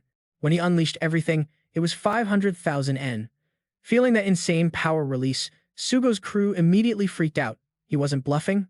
What kind of power is this? At the same time, Jin threw his head back and laughed arrogantly. What a letdown. Kusanagi Minato, huh? In no time, all the mana in Jin's body had erupted. The massive energy swirled violently in the air. Jin looked smug as hell, like he already had this win in the bag. Ruka and the other two couldn't help but panic. Is this the real power of the magic elite? With this kind of insane magic power, there's no way they could take him on. Even Sugo was shook, biting his lip and muttering, We totally underestimated the power of these high society mages. We've got no way to counter that. Seeing everyone's reaction, Jin just smirked and opened his mouth. This is my full power. The window for begging for your lives is officially closed. But Minato just stood there, cool as a cucumber, and even let out a bored yawn. Jin was too hyped to notice Minato's chill attitude and just kept laughing like a maniac. You guys are too stupid? So stupid you can't even gauge my power level, right? Jin figured his spatial magic only failed because Minato got lucky. But the joke's over now. He was going to end them all with his ultimate spell. As he spoke, a magic space materialized, but when he looked at Minato, the kid was still just standing there, unfazed. That attitude made Jin grind his teeth in rage. Right after, he started muttering an incantation. In a flash, a bunch of magic circles merged into one. Seeing this, Sugo freaked out and yelled, No way, a level 7 spell. Karin also mumbled nervously. Even Kusanagi can't handle that. Yuka's brow furrowed. Even in this hopeless situation, she knew Minato would figure something out. She trusted him, so please, just win this. Jin let out a nasty laugh, saying confidently, You guys missed your one big chance. The time I spent prepping this spell, that was your only window to run. It's too late for regrets now. He was talking way too much. Minato pouted, losing his patience. All right, you done with your monologue? Hearing that, Jin yelled back, pissed off. There won't be a single speck of dust left of you. Eat my strongest spell. The moment he finished, a massive spatial void appeared. The shockwave it sent out was so intense, it even rattled the news chopper hovering overhead. Sugo shielded his eyes, muttering through clenched teeth. How are we supposed to fight against an attack like that? Ruka was super worried about Minato and screamed a warning. Kusanagi, get out of there. Riuji chimed in too. You can't block that attack, man. Yuka just stared at Minato's back, her eyes filled with worry. Just then, Jin let out a cold laugh. You can run if you want, but I'll just kill your friends to make up for it. So, I want to see what Minato chooses. Run. Or die. That massive void closed in on Minato in a heartbeat, but he just stood his ground, calm as ever. Minato smirked and said, Obviously, I'm gonna take it head-on. Then, he pulled a mana crystal out of thin air. Seeing this, Jin scoffed in contempt. What kind of spell is that? You think that little rock can stop my magic? Suffer for your own ignorance. Turn to dust. Despite the old man's crazy rant, Minato stayed completely chill. Right before the void could suck him in, he flicked the mana crystal from his hand. It shot forward like a bullet, tearing through the air and plunging straight into the spatial void. It quickly blended in. But a few seconds later, the void was completely shattered by the crystal. That sight made the color drain from Jin's face. Even Ruka's crew in the back were completely floored. They never expected Minato to shatter a level 7 spell so easily. Jin's body started shaking uncontrollably as he muttered in disbelief. Why? Why did my magic just disappear? Minato just snorted lightly and said in a flat tone. Why? Because the wind element gets cancelled out by the earth element, and a spell that takes that long to cast is just asking to be neutralized. He raised an eyebrow, taunting him. Don't the so-called magic elite know something that basic? Jin couldn't believe it, grabbing his head and screaming. No, no way. My magic was beaten by a low-level spell like that. Minato just pursed his lips and clicked his tongue. That's right. An amethyst crystal has 0 attack power. Even if it hits you, it won't do any real damage. However, it's packed with high-density mana, so it can neutralize other spells. Even with a huge level gap, consider this a useful lesson. Jin glared at him, demanding, Why would you even use a useless spell like that? Shrugging nonchalantly, Minato said with a straight face, Because it's a spell I made up myself. Just for kicks. Hearing that, Jin fell to his knees in total despair, mumbling over and over, You create magic. Just for kicks? I spent decades perfecting my spells.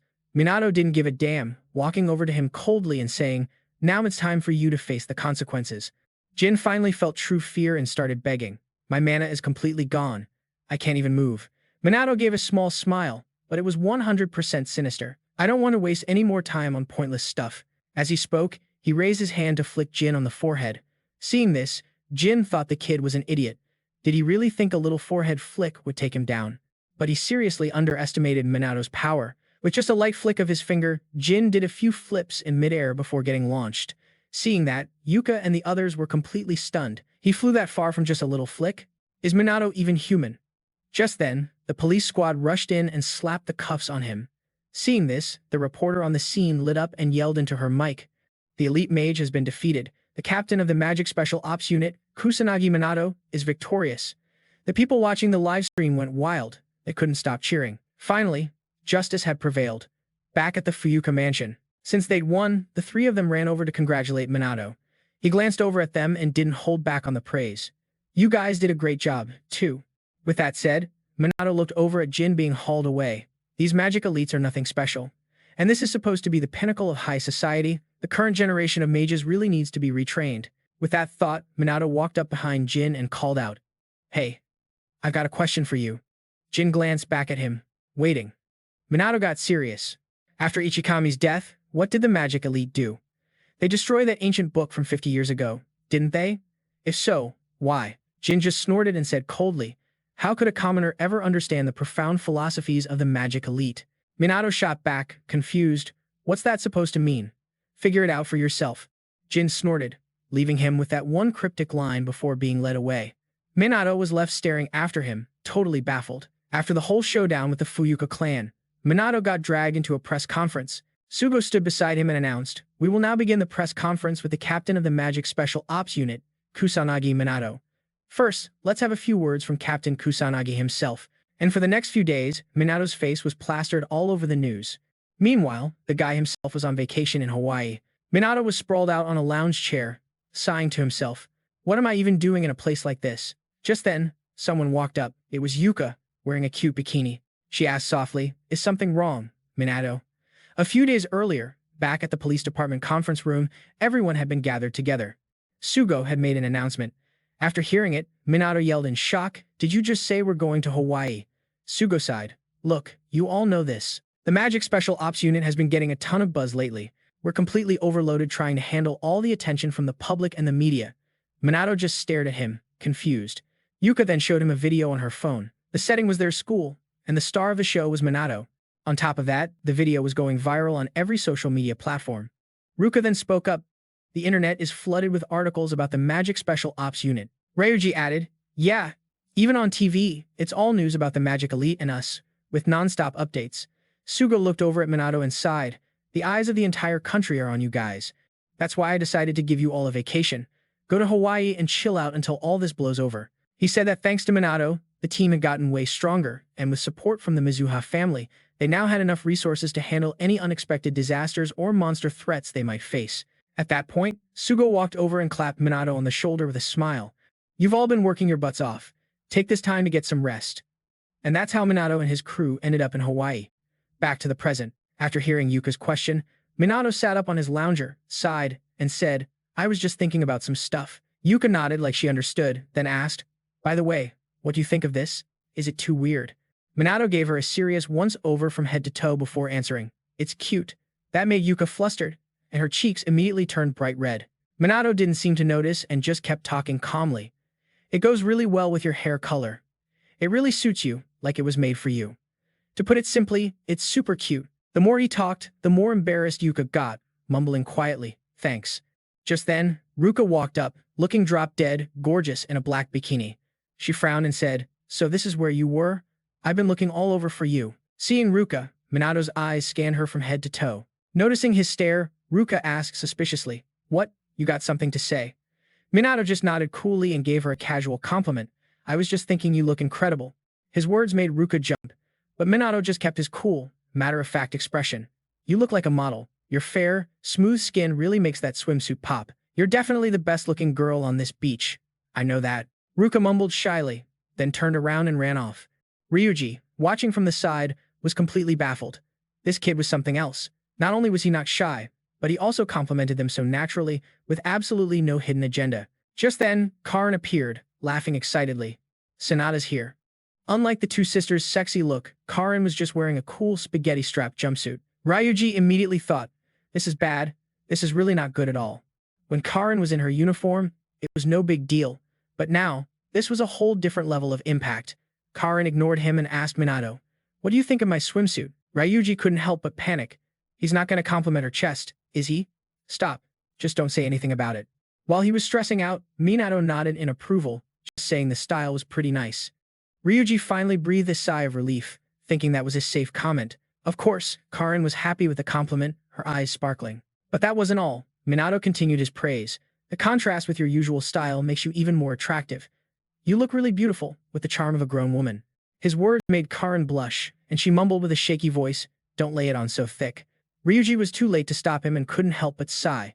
You're really something else, man. Don't you think you're overdoing it a little? Shrugging indifferently, Minato pouted and said, why? I'm just speaking my mind. When I think someone deserves a compliment, why wouldn't I tell them? He thought all three of them were beautiful, so he complimented them. Minato asked if there was anything wrong with that. Riuji quickly shook his head. Nope, no problem. However, it made the three girls incredibly uncomfortable. All of them were blushing furiously. Then, Minato suddenly piped up, hey Riuji, you've got a great build too. You've got great proportions, and those simple swim trunks really suit you. You should be proud of that. And just like that, it was Ryuji's turn to get flustered. He quickly shouted, don't compliment me like that. Moving past the embarrassment, they had a blast on the beach and even tried riding a motorboat.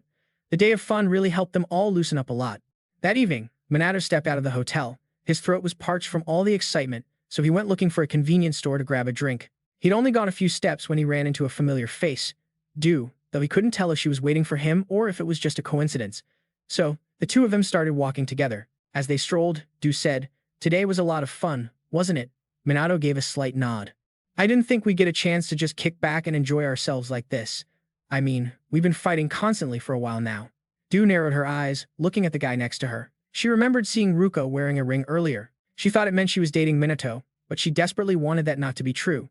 She couldn't believe they were a couple, especially since Minato had said he wasn't seeing anyone. Due's mind was a mess with all these thoughts, until she finally couldn't take it anymore and said, hey, can I ask you something? Minato frowned slightly.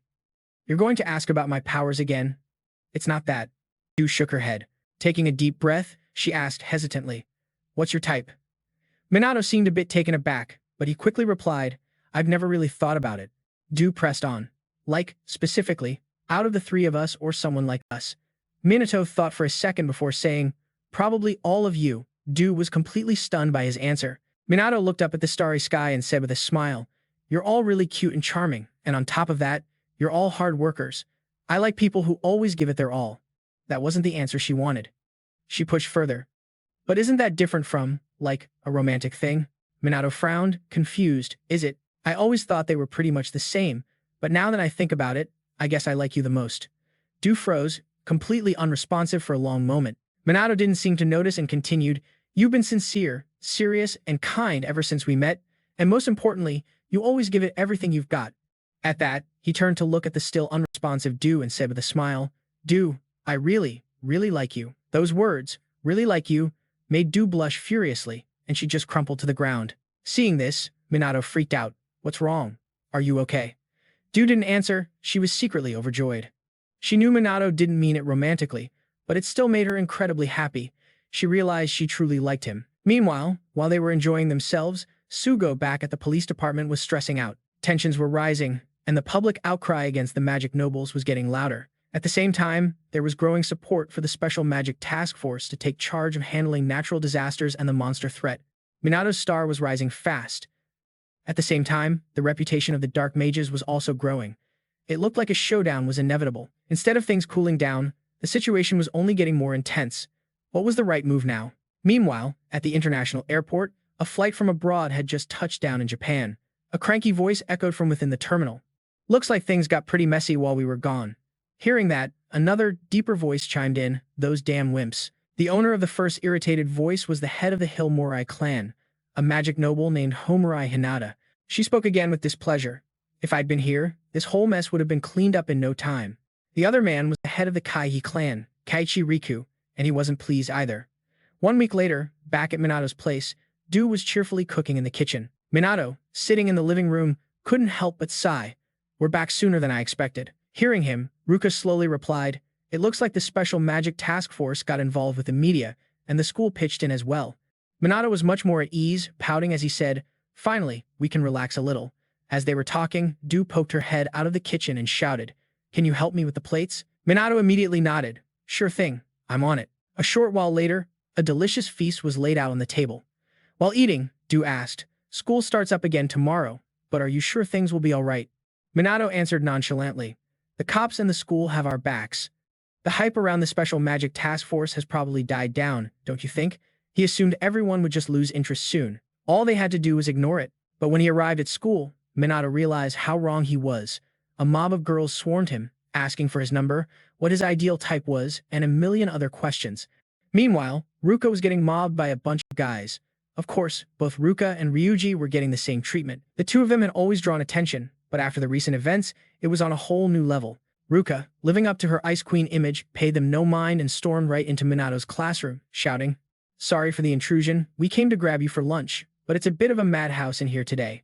Minato pouted. "You call this a bit of a madhouse?" Du chimed in helplessly. "Apparently, this is nothing. I heard it was way worse before, when kids from other schools were flooding in." Riuji, on the other hand, was used to this kind of chaos because of Ruka. As they were all taking in the wild scene, Ruka suddenly said, "Oh, by the way, Minato, we're out of toilet paper, so we should probably pick some stuff up on the way home." Minato replied, completely casually, "We can grab some more bath salts too. You've been wanting to get some for a while, right?" He was looking at Du when he said it. Ruka was left completely speechless. Everyone else heard their exchange and immediately started whispering amongst themselves, which made Ruka panic. She quickly pushed the other two out of the room. "Whatever, let's just head to the roof." Up on the rooftop, the four of them ate lunch together as usual. After hearing about the living situation of Minato's trio, Riuji shouted in disbelief, "Wait, what? You guys are living at Kusanagi's place?" He thought they must be dating, but then again, maybe not. Normally, he would have been against it, but since it was Minato, he figured it was probably okay. Thinking this, Riuji turned to Ruka and said, "If you ever need anything, just tell me. I'll do whatever I can to help." Ruka nodded slightly. "I really appreciate that." Du also thanked him. Then, Riuji glanced over at Minato and said, "Hey, Kusanagi, let's drop the formal stuff. Can I just call you Minato?" Minato nodded without a second thought. "Yeah, man, call me whatever you want." Riuji was thrilled to hear it, but Du was totally lost, unsure of what she should call him now. Ruka, however, was deep in thought. This was a huge deal, living together and everything. But she quickly shook her head, telling herself they weren't doing anything wrong. With that thought, Du glanced over at Minato, her eyes filled with shyness. She wondered if Minato ever felt weird about the situation. Of course, Minato had no clue about Du's complicated feelings. He was just happily talking with Riuji. The day went by, and as usual, the three of them ate, did their own things, and then all crashed in the same room for the night. Naturally, the two sisters, Du and Ruka, took the bed, while Minato slept on the floor. But even late into the night, Du's eyes were wide open. She couldn't fall asleep. She glanced at the other two. How could they be sleeping so peacefully? Was she the only one freaking out about this? The more she thought, the more annoyed she became. She rolled over, shut her eyes tightly, and tried to will herself to sleep. It wasn't long before she finally fell asleep, but as soon as Du was out, another pair of eyes opened. It was Ruka, and she couldn't sleep either. Ruka wondered the same thing as her sister. Why were the other two sleeping so soundly when she couldn't? Was she the only one bothered by this? Ruka still wasn't used to sharing a room with Minato. Thinking about it, she sat up in bed. She didn't get why she was so stressed out, or why this whole thing was getting to her so much. Ruka peeked at Minato on the floor, sleeping soundly, and in a flash, her cheeks flushed bright red. She finally gave in and buried her head under the covers. Ruka couldn't stop thinking about how she should address Minato. Even the next morning, on the way to school, it was still on her mind. Riuji was already calling him Minato, which meant she was the only one still calling him Kusanagi. When was the right time to switch? Why was she hesitating so much? What was there to be shy about? She should just call him Minato like it's no big deal, right? He wouldn't mind. With that thought, Ruka took a deep breath, ready to say his name. But the word got caught in her throat, and she just couldn't get it out. Her strange behavior left Minato baffled. Ruka awkwardly changed the topic. "Let's just have a good day today." This only made Minato more confused, and he mumbled, "What was that about? So random." Ruka clutched her head in frustration, mentally kicking herself for being unable to say it. Even at lunch on the rooftop, Ruka tried her best to call him by his first name, but she just couldn't bring herself to do it. All day long, she'd just randomly call out to Minato and then say some weird stuff. Ruka's strange behavior went on for a whole day, leaving Minato totally confused about what was going on. That night in bed, Ruka just tossed and turned, unable to sleep. She was always avoiding it. She really should have just said it sooner. Ruka thought she'd never been such a coward. After a restless night, Minato's group of 4 headed to school like usual. Only Ruka was lagging behind, not saying a word. Minato noticed something was off, walked up next to her, and asked, "What's up? You feeling sick or something?" Ruka shook her head slightly and replied, "I'm fine, Kusanagi." Hearing that name, Minato narrowed his eyes at her and said coldly, "It's not Kusanagi." Ruka couldn't help but stare at him, stunned. Minato spoke slowly, "We're not strangers, you know. Stop calling me Kusanagi, Ruka."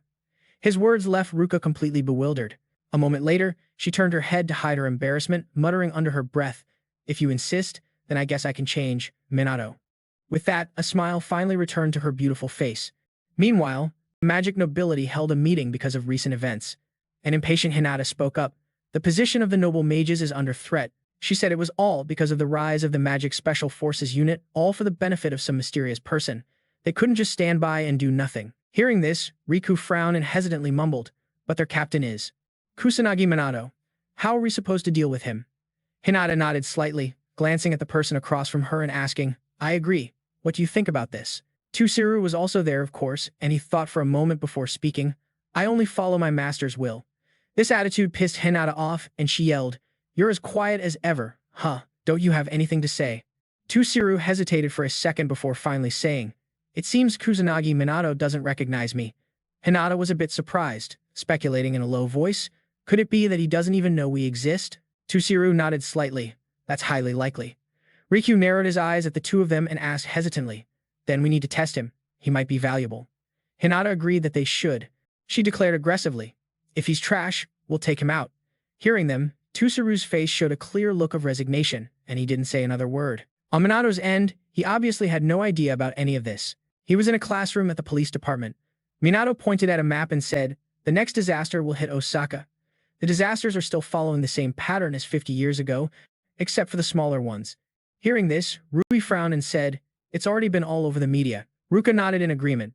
The way they appear might be the same, but the frequency has clearly dropped off a cliff. Karen, sitting below, also said hesitantly, "We can't predict when the next disaster will strike. Even the police can only stay on high alert." Dan Mac nodded, and Minato casually added, "Disaster response efforts are facing a lot of difficulties right now, but other regions don't have a specialized team like the Magic Special Forces unit." But just as he finished, Sugo suddenly burst out laughing. "Ha ha. I figured you'd say that. Kusanagi Minato." Minato looked at him, startled, having no clue what he was planning.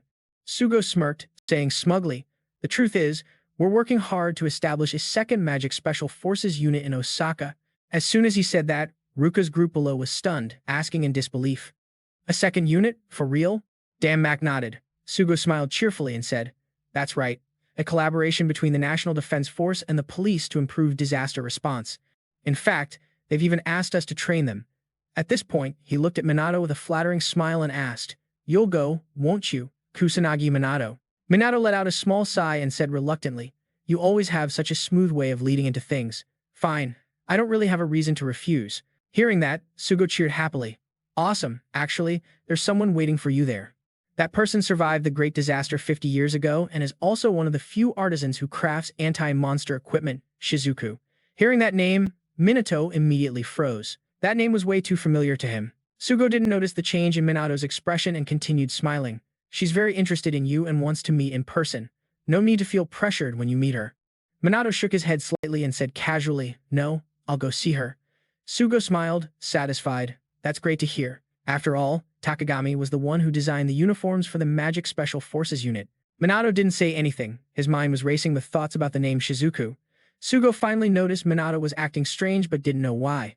That afternoon, Minato grabbed his suitcase and headed to the airport, ready to fly to Osaka.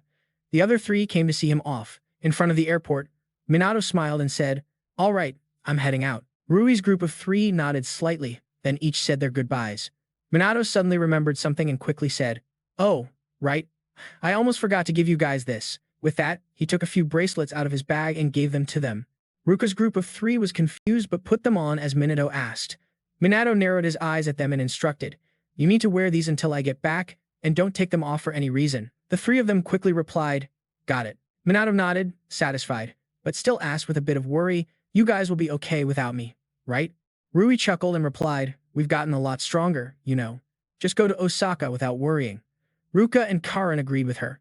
Hearing that, Minato finally felt at ease and left. He waved goodbye to the 3 of them. "All right, good, I believe in you guys." Soon after, Minato boarded the plane. He plopped down in his seat and let out a sigh of relief, finally sat down. Everything's just like the flight to Hawaii, but security is seriously tight. But whatever, I can't shake the feeling that this seat is a little weird. Sugo really did arrange everything perfectly. Minato could go to Osaka without a single worry, just had to grab his bag and go. Just then, Minato noticed 2 people who had just boarded the plane. It was Hinata and Riku. Whether it was a coincidence or on purpose, they were on the same flight as Minato. Even though they were sitting pretty far away, their eyes were fixed on Minato. This made him pretty suspicious. Who are they? Are they mages? They seem pretty strong. It seemed like there were a lot of people like that on this flight, but with such tight security, there probably wouldn't be any problems. And right after that, another group of people boarded the plane. Minato stopped paying attention. Before long, the plane finally took off. Since he was in business class, Minato was served a lavish meal. His eyes immediately lit up. This food looks amazing. So Minato ignored everything else and just dug in, eating his fill. At the same time, a few guys on the flight were constantly watching the passengers, seemingly plotting something shady. Right after, a guy with curly hair and glasses suddenly got up from his seat. The dude walked past Minato's seat, but he didn't notice. He was busy enjoying the delicious food and the incredible view. Chilling out like this once in a while isn't so bad, but it looked like Minato wasn't going to be able to enjoy it all. Sure enough, a few hijackers grabbed a flight attendant as a hostage and then aggressively yelled, "Everybody freeze." Not only that, but the other passengers were also restrained, and even Minato had a mage keeping an eye on him. This was probably a hijacking, but they had no idea that on this plane was a top-tier mage, Minato, as well as 2 noble mages, Hinata and Riku. They must have had some seriously bad luck to run into this crew. Did these guys not check the calendar before pulling a heist? Minato narrowed his eyes at the hijackers in front of him, lost in thought. These were rogue mages, and there were 10 of them. If he took them down one by one, the passengers would be in danger. Besides, casting high-level magic could destroy the entire plane. He probably couldn't handle this alone. Meanwhile, the passengers started screaming in fear, which pissed off the hijackers, who yelled, "Shut up. Did I say you could talk? You want to die or something?" There was even a child on the plane, who clung to his dad in fear, sobbing uncontrollably, "Daddy, I'm scared." The kid's dad could only whisper comfortingly, "It's okay, sweetie." Just then, the leader of the hijackers yelled aggressively, "Our demand is simple. Release the members of the Black Rebellion."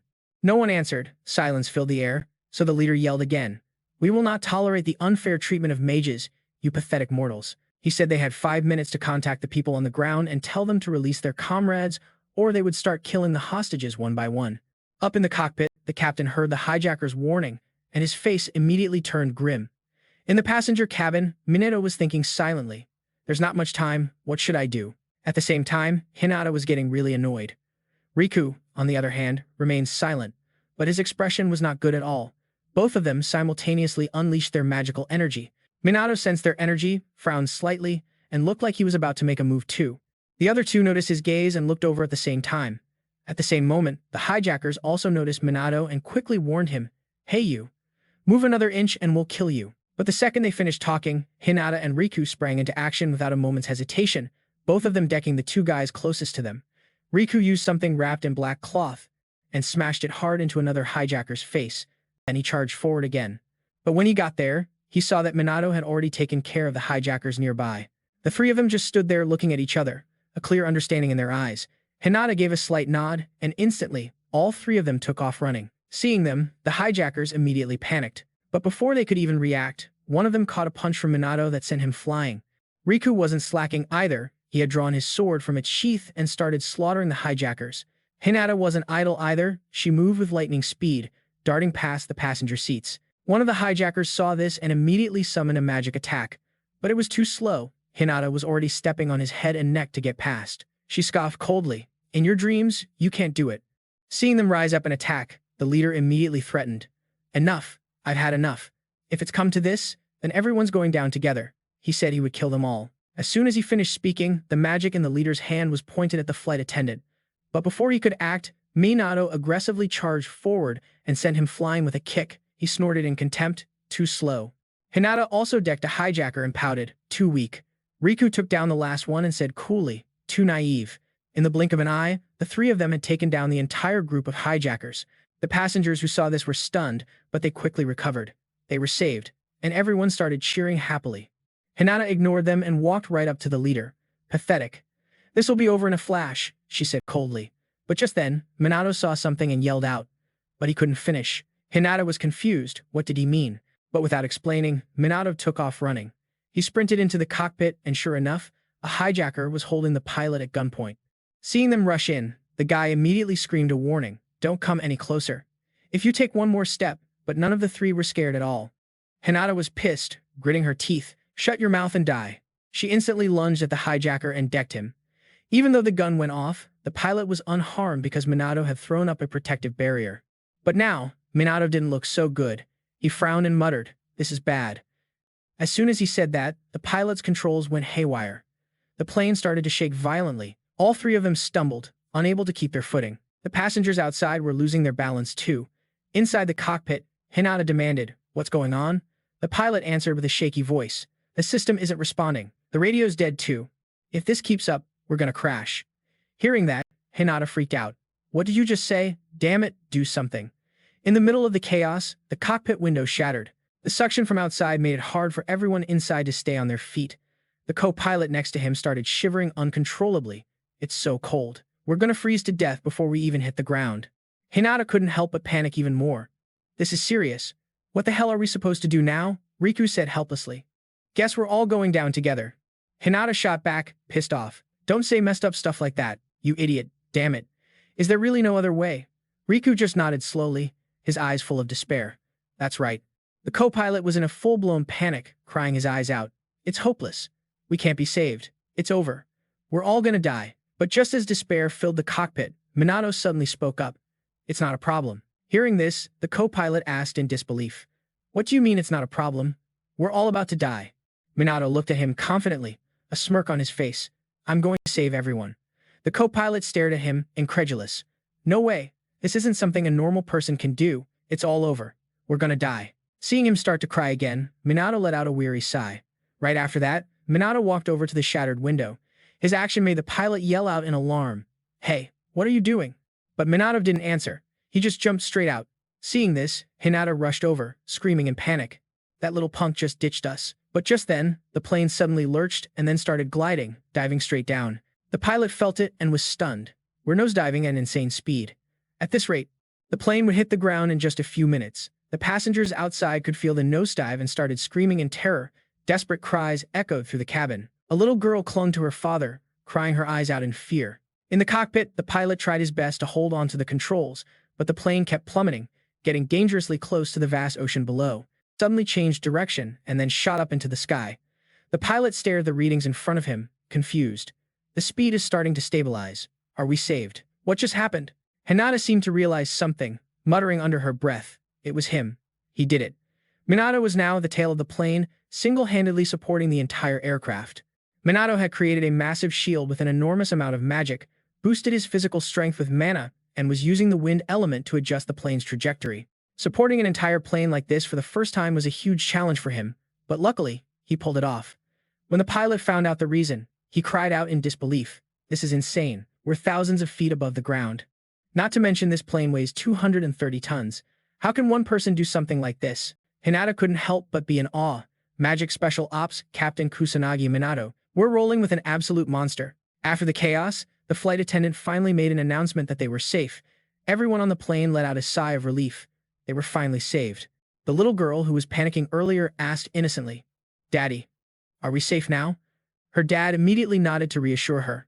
"Yeah, don't worry anymore." But at that moment, the pilot was still pretty worried, muttering to himself, "But we can't relax just yet. The landing system isn't working." A safe landing now depends entirely on him, and of course, Minato was still single-handedly supporting the plane from behind.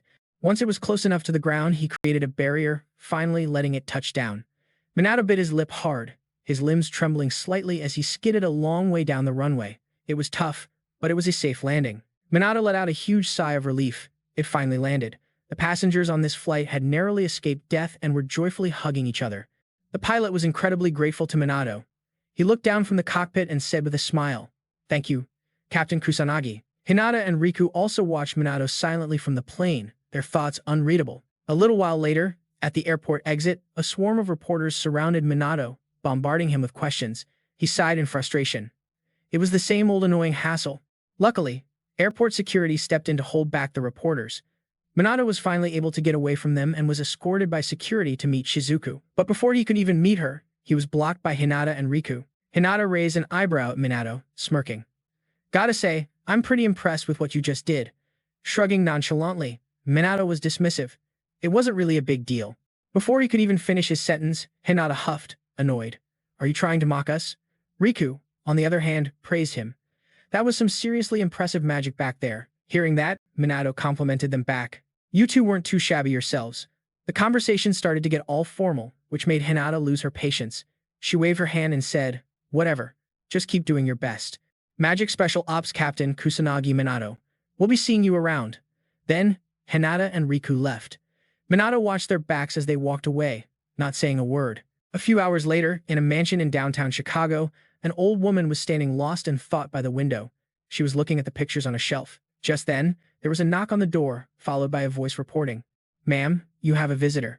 "Send them in," the old woman said softly, putting down the photo. A moment later, the servant led Minato in. Seeing him, the old woman immediately broke into a smile. "I've been waiting for you, Kusanagi Minato." Afterwards, the two of them sat down at a table. The old woman began to speak slowly. "The reason I wanted to see you is simple. I'm interested in you." Minato's achievements were truly impressive, and what's more, his magic was very similar to that person's her teacher and ally, Ichikami Minato. Void magic is a rare type of magic. It was a magic that Ichikami Minato could use skillfully, but it was difficult to cast, and only a few mages could use it properly, so it was often considered not very useful. But Minato could use that magic. The old woman asked who taught him.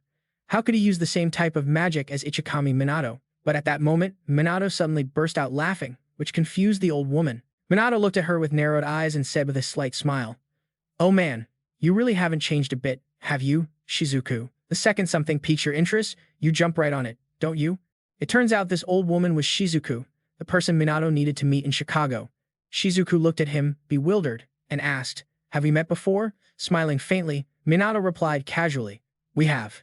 So many times I can't even count. It's only natural that I can use Ichikami's magic." Minato didn't try to hide it, honestly telling her that he was Ichikami Minato. This left Shizuku completely stunned. She didn't react for a long time, but soon enough, Shizuku snapped out of it and let out a weary sigh. She spoke slowly, saying that there had been many similar cases before. They would claim to have a connection to Ichikami Minato, trying to get close to her. Relatives, friends, lovers, even illegitimate children. But Shizuku had never imagined someone would claim to be Ichikami Minato himself. Saying this, she stood up from her chair and said with disappointment, "I'm sorry if this seems rude. I was the one who reached out to you, but could you please leave now?" But Minato just sat there calmly and said coolly, "I recently met a pair of brothers. The younger one had an Ichikami doll." Shizuku looked at him suspiciously and asked, "So what?" Minato smirked and said, "You're the one who said it, weren't you? That you wanted to make a doll that looked just like me." Shizuku recalled the past and asked in shock, "How could you possibly know that?" Minato had a matter-of-fact look on his face, smirking as he replied, "Just like you said, my dolls can make kids healthier." To this day, Ichikami Minato is still protecting everyone. Shizuku looked at him in disbelief, muttering in a daze, Is this really happening? Is it really you?" Minato asked, exasperated. "You still don't believe me? Fine, let me tell you another story." Shizuku quickly returned to her seat, confirming what Minato had just said. In just a moment, her expression changed multiple times. Minato continued to recall old stories. Stories that only the two of them would know. Shizuku listened in silence, and finally, she couldn't help but smile. "It really is you." Minato was a bit exasperated, pouting as he spoke. "Unbelievable. You finally believe me." Shizuku retorted defensively. "Well, reincarnation isn't exactly an easy thing to accept. Geez, you were always one of a kind, but this is just on another level." Saying this, she couldn't help but sigh. "After you died in the final great catastrophe, everything was so difficult." Minato looked at Shizuku intently, not knowing what to say about what happened 50 years ago. Before he could say anything, Shizuku spoke again, her voice choked with emotion. "But I'm so happy to see you again. I really am." Minato smiled at her and gave a simple nod. What started as a meeting between a senior and a junior had turned into a reunion of two old friends. At this point, Minato spoke up again. Shizuku, you know exactly what's happened over the past 50 years, don't you? The knowledge of magic has been lost, and mages have become weaker. There's nothing but misinformation about Ichikami Minato, and now there's the emergence of the current magic nobility. He asked Shizuku what exactly happened. Minato really wanted to know the truth about the events of 50 years ago. Shizuku hesitated for a moment, then finally sighed and said, I'm sorry. But just then, Shizuku's phone suddenly rang, and her eyes instantly narrowed. Seeing this, Minato asked with concern, is something wrong? Shizuku seemed to be hiding something, stammering as she shook her head. Whatever, it's getting late, we can pick this up tomorrow. Since you're here, just crash for the night. Milo didn't think much of it and went to the room Skylar set up for him. But in the middle of the night, someone snuck into his room, sword in hand. The visitor was none other than Rick. He crept up to the bed, ready to strike Milo. Without hesitating, he brought the sword down hard. But when he saw what was underneath, Rick froze. The bed was empty, and Milo was standing beside it with a smirk, so not cool, trying to jump someone in their sleep. You're that dude from this afternoon, right? Rick didn't answer, just narrowed his eyes at the kid. Without saying a word, he lunged again. But Milo dodged it. Rick was fast, but in a split second, he landed a kick that sent Milo flying into the window. Milo was forced out into the yard, but Rick didn't let up. He summoned a Tier 1 magic attack aimed at Milo. Not taking any chances, Milo threw up a barrier to block it. Sure enough, Rick's magic attack was stopped cold by the shield. But Rick didn't stop there. He viciously slashed with his sword. Milo's barrier was split right in two. Milo quickly jumped back a few steps. He eyed the sword in Rick's hand, speaking with a grin, sweet blade. It sliced right through my magic shield. Is that some anti-magic equipment? But Rick stayed dead silent, not uttering a single word. Shrugging nonchalantly, Milo smirked. Silence is golden, huh? Guess asking why you're trying to off me is a waste of breath. All right then, let's have some fun. As he spoke, he unleashed his own magic power. Rick didn't yield, tightening his grip on his sword and rushing in. A glint of excitement flashed in Milo's eyes. He finally had a worthy opponent to mess with. But before he could even make a move, a voice yelled out, "That's enough." It was Hannah. She was there too. Not surprised at all, Milo said calmly, "I knew you were in on this." Hannah narrowed her eyes at him and said with a cold smile, "Don't fight it, Milo Kusanagi. We've got hostages. You have a lot of friends in LA, don't you?" Then, Hannah showed him a video clip. It showed footage of Ryder's house and Milo's place where Mia and her sister were staying, with a few guys in black suits standing guard. Milo's brow furrowed as he watched. "What do you guys want?" Hannah just smiled coolly. "First, let me introduce ourselves. I'm a magic noble and the head of the Hamurai clan. Hannah Hamurai." After she spoke, she nudged Rick. At the cue, Rick slowly introduced himself, "Magic noble, head of the Kai clan, Rick Kai."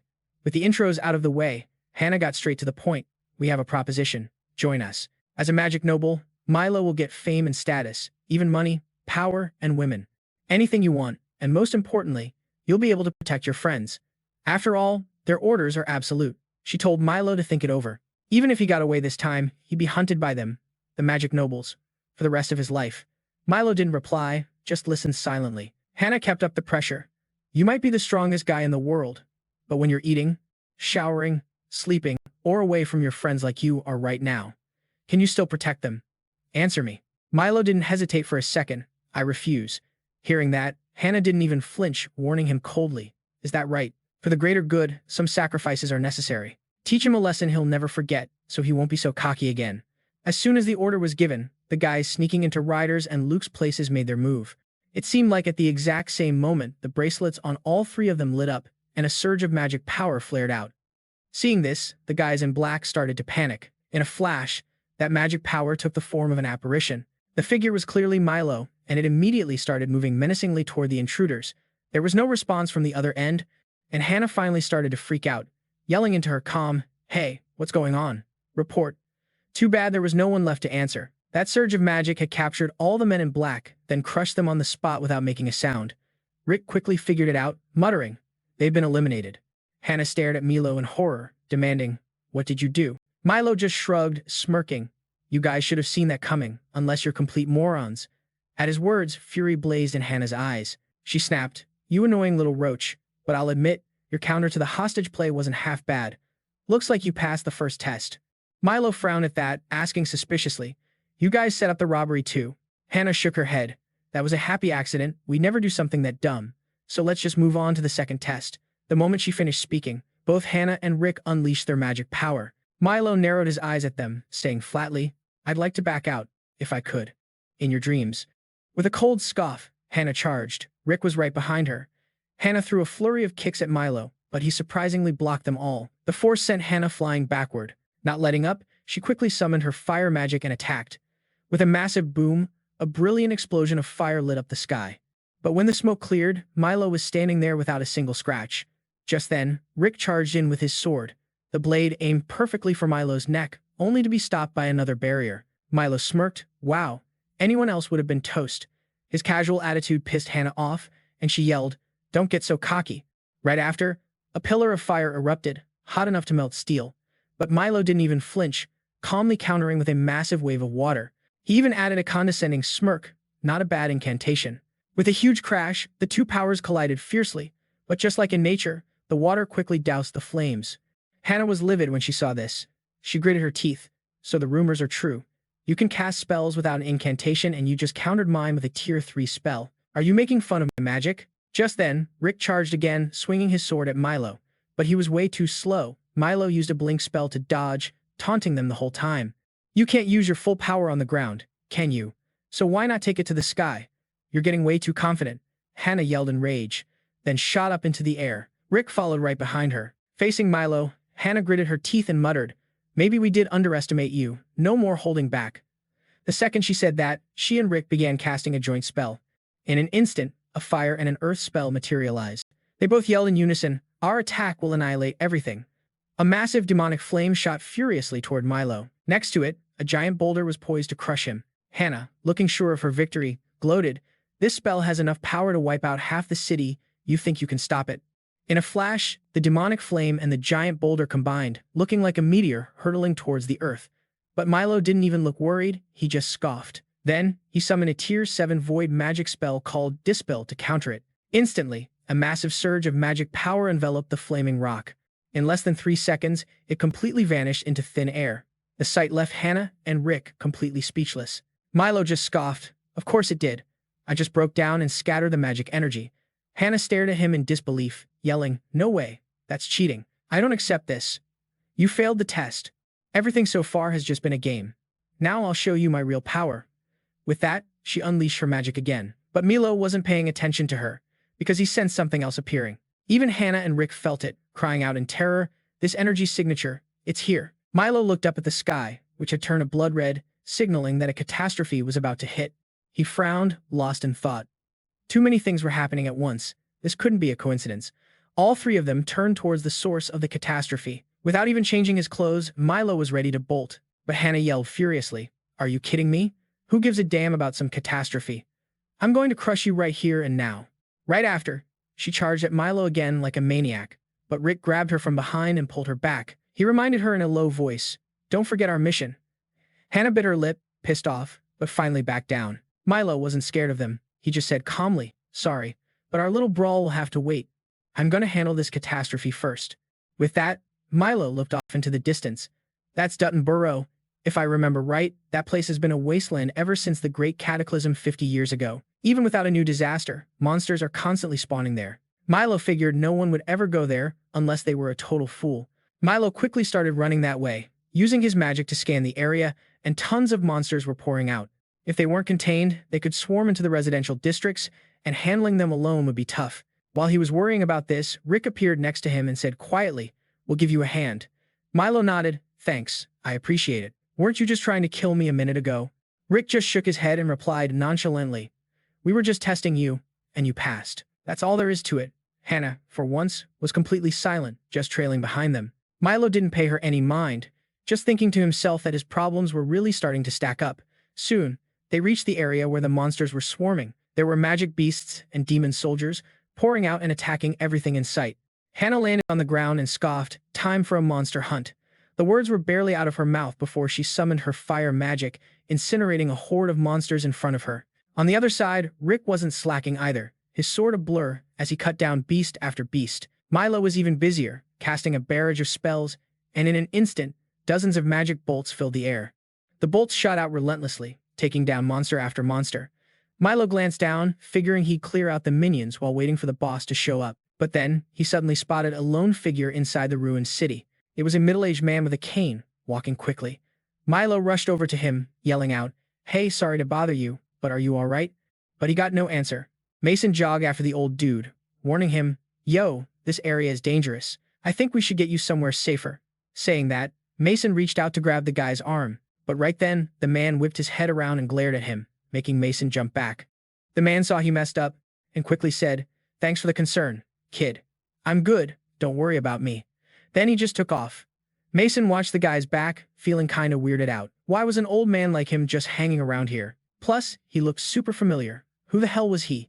The man walked straight outside where a car was already waiting. He hopped in and told the driver to peel out. A little later, the cops and the National Guard showed up. They jumped in on taking out the monsters too.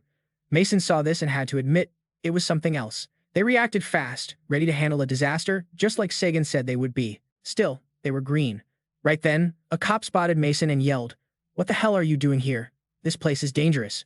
But when he got a good look at his face, the cop's whole vibe changed. "Mason Cross of the Magic Special Ops, you're here? Thank God." While he was talking, a demon beast lunged at them. Good thing Mason torched it with his flames. He warned in a low voice, "Don't lose focus in a fight." The cop nodded fast. "Yes, sir." Mason then asked, "So what's the situation?" The cop answered in a low voice, "The police and the SDF have locked down the area around the downtown district. We're prioritizing civilian safety." But they weren't ready to take down the boss. They just didn't have the firepower. Hearing this, Mason calmed him down. "Don't sweat it. I'm here now." His words made everyone there feel a hell of a lot better. Mason cracked a small smile and said, "And I'm not alone." The cops heard that and looked up, and sure enough, they saw Rick and Hannah wrecking monsters. They yelled out in shock, "Magic nobility? Ain't that the Holt and Kane families? The Magic Special Ops is teaming up with noble mages? But how is that possible?" They were suddenly way more confident. With Mason's crew here, they were sure they'd win.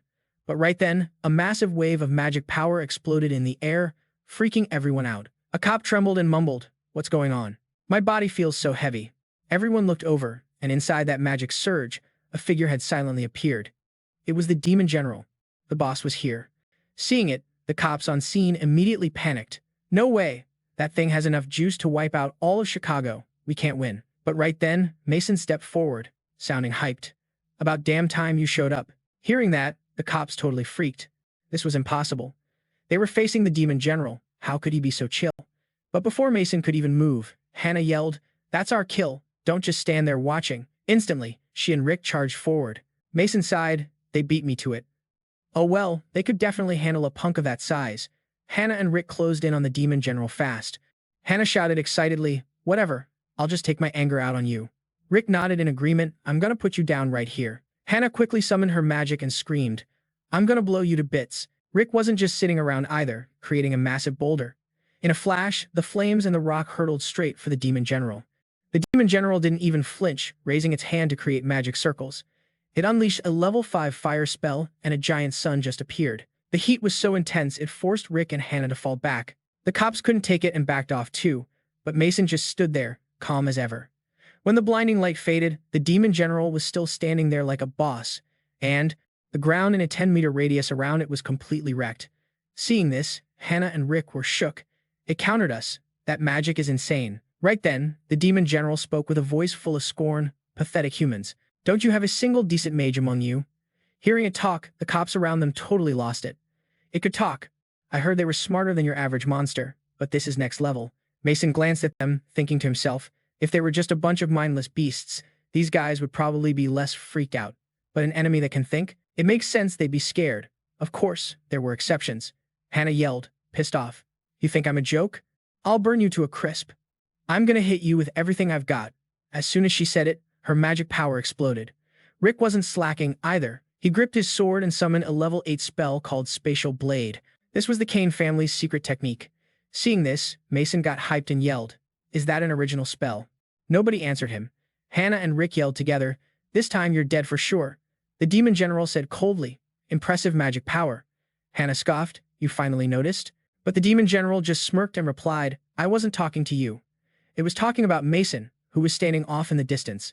It could feel the insane magic power coming off him. Rick and Hannah had no idea who it was talking about, but they were pissed. They charged in like maniacs, yelling, "You dare disrespect us, you bastard." Hannah created a giant phantom hand of fire and slammed it down, but the demon general blocked it. At the same time, Rick swung his sword, but the demon general just vanished into thin air. When it reappeared behind Rick, it immediately started its counterattack. Rick and Hannah teamed up to block, but the demon general was just too strong, pushing them back step by step. Meanwhile, composite magic circles suddenly appeared in the sky. This was a level 6 fusion spell, Raging Fire Tornado. The fire tornado ripped through the area, putting insane pressure on Rick and Hannah. It wasn't long before they were both on the ground. Biting their lips hard, they quickly got back up, ready to attack again. But Mason walked over and said, "I'll take it from here." Hannah heard that and snapped, "You can't fight that thing. Even we, the noble mages, couldn't do it." Rick narrowed his eyes at him and suggested, "Running away ain't a bad option, kid." But Mason wasn't hearing it. He slowly walked forward and said coldly, "Chill out. A monster like that is no problem for me." Rick was stunned. "Can't you see it? That insane magic energy?" Hannah was just screaming like a maniac now. "Damn it, this can't be happening. I won't accept this." She mumbled something about not embarrassing that person and needing to prove she was useful. Rick watched her, feeling pretty helpless. Mason didn't give a damn what they were thinking. He walked right up to the demon general and smirked. "Looks like I kept you waiting." The demon general stared at him and said coldly, "Unbelievable magic energy. So who are you?" Mason just shrugged and smirked. "Do I really gotta answer that?" The demon general wasn't surprised and said calmly, "Probably not. Dealing with your kind is worthless to us." Hearing that, Mason couldn't help but grin, his eyes full of excitement.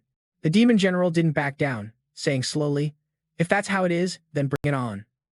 As soon as it finished, it lunged at Mason. He didn't even flinch, just calmly unleashed his magic. The demon general attacked him like a wild animal, but its claws hit some kind of invisible shield, and it couldn't touch Mason at all. But Hannah, watching from the sidelines, couldn't see what was happening and thought, "Mason got hit." She laughed smugly. "See, I told you so. You can't do anything either. You can't beat the demon general." But just as the words left her mouth, she saw Mason move, landing a solid punch on the demon general. He stood there, unfazed, and said coldly, "What a pain in the ass." Rick and Hannah were completely floored. After all those attacks, he didn't have a single scratch on him. But Rick quickly realized that just playing defense was pointless. The demon general's defense was insane. How could they ever hurt it? Meanwhile, Mason was thinking about something. There was a spell he wanted to try, but now probably wasn't the time. A random spell should be enough. With that, Mason cast a level 9 void magic called Starlight Stream. Seeing this, Hannah couldn't help but scream. "A level 9 spell? Level 8 is our absolute limit." Mason ignored them and just focused on his spell. In a flash, beams of light shot out like crazy into the air. A second later, they completely surrounded the demon general's body. When the light faded, the demon general's body was nothing but dust. The cops watching from the sidelines were stunned. "Is it over? He beat an enemy that even the noble mages couldn't handle. That's unbelievable." Right after that, they all rushed over to Mason, praising him like crazy.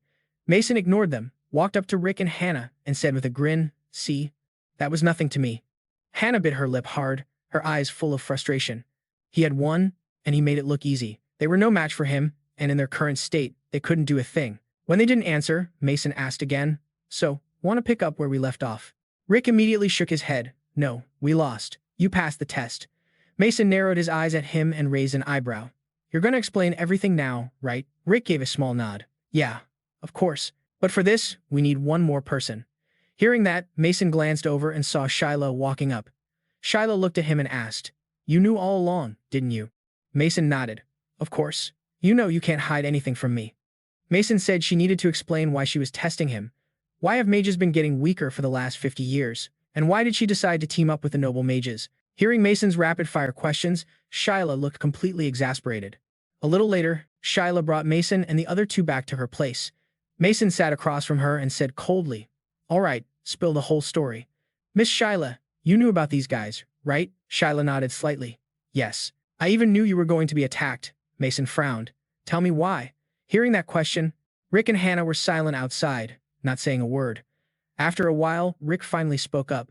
"We wanted to see if you'd use your power for personal gain, to see if you really had what it takes." Mason, still confused, asked, "Is that why you dragged my teammates into this test?" Rick shook his head slightly. "That was just a threat. We never intended to hurt anyone."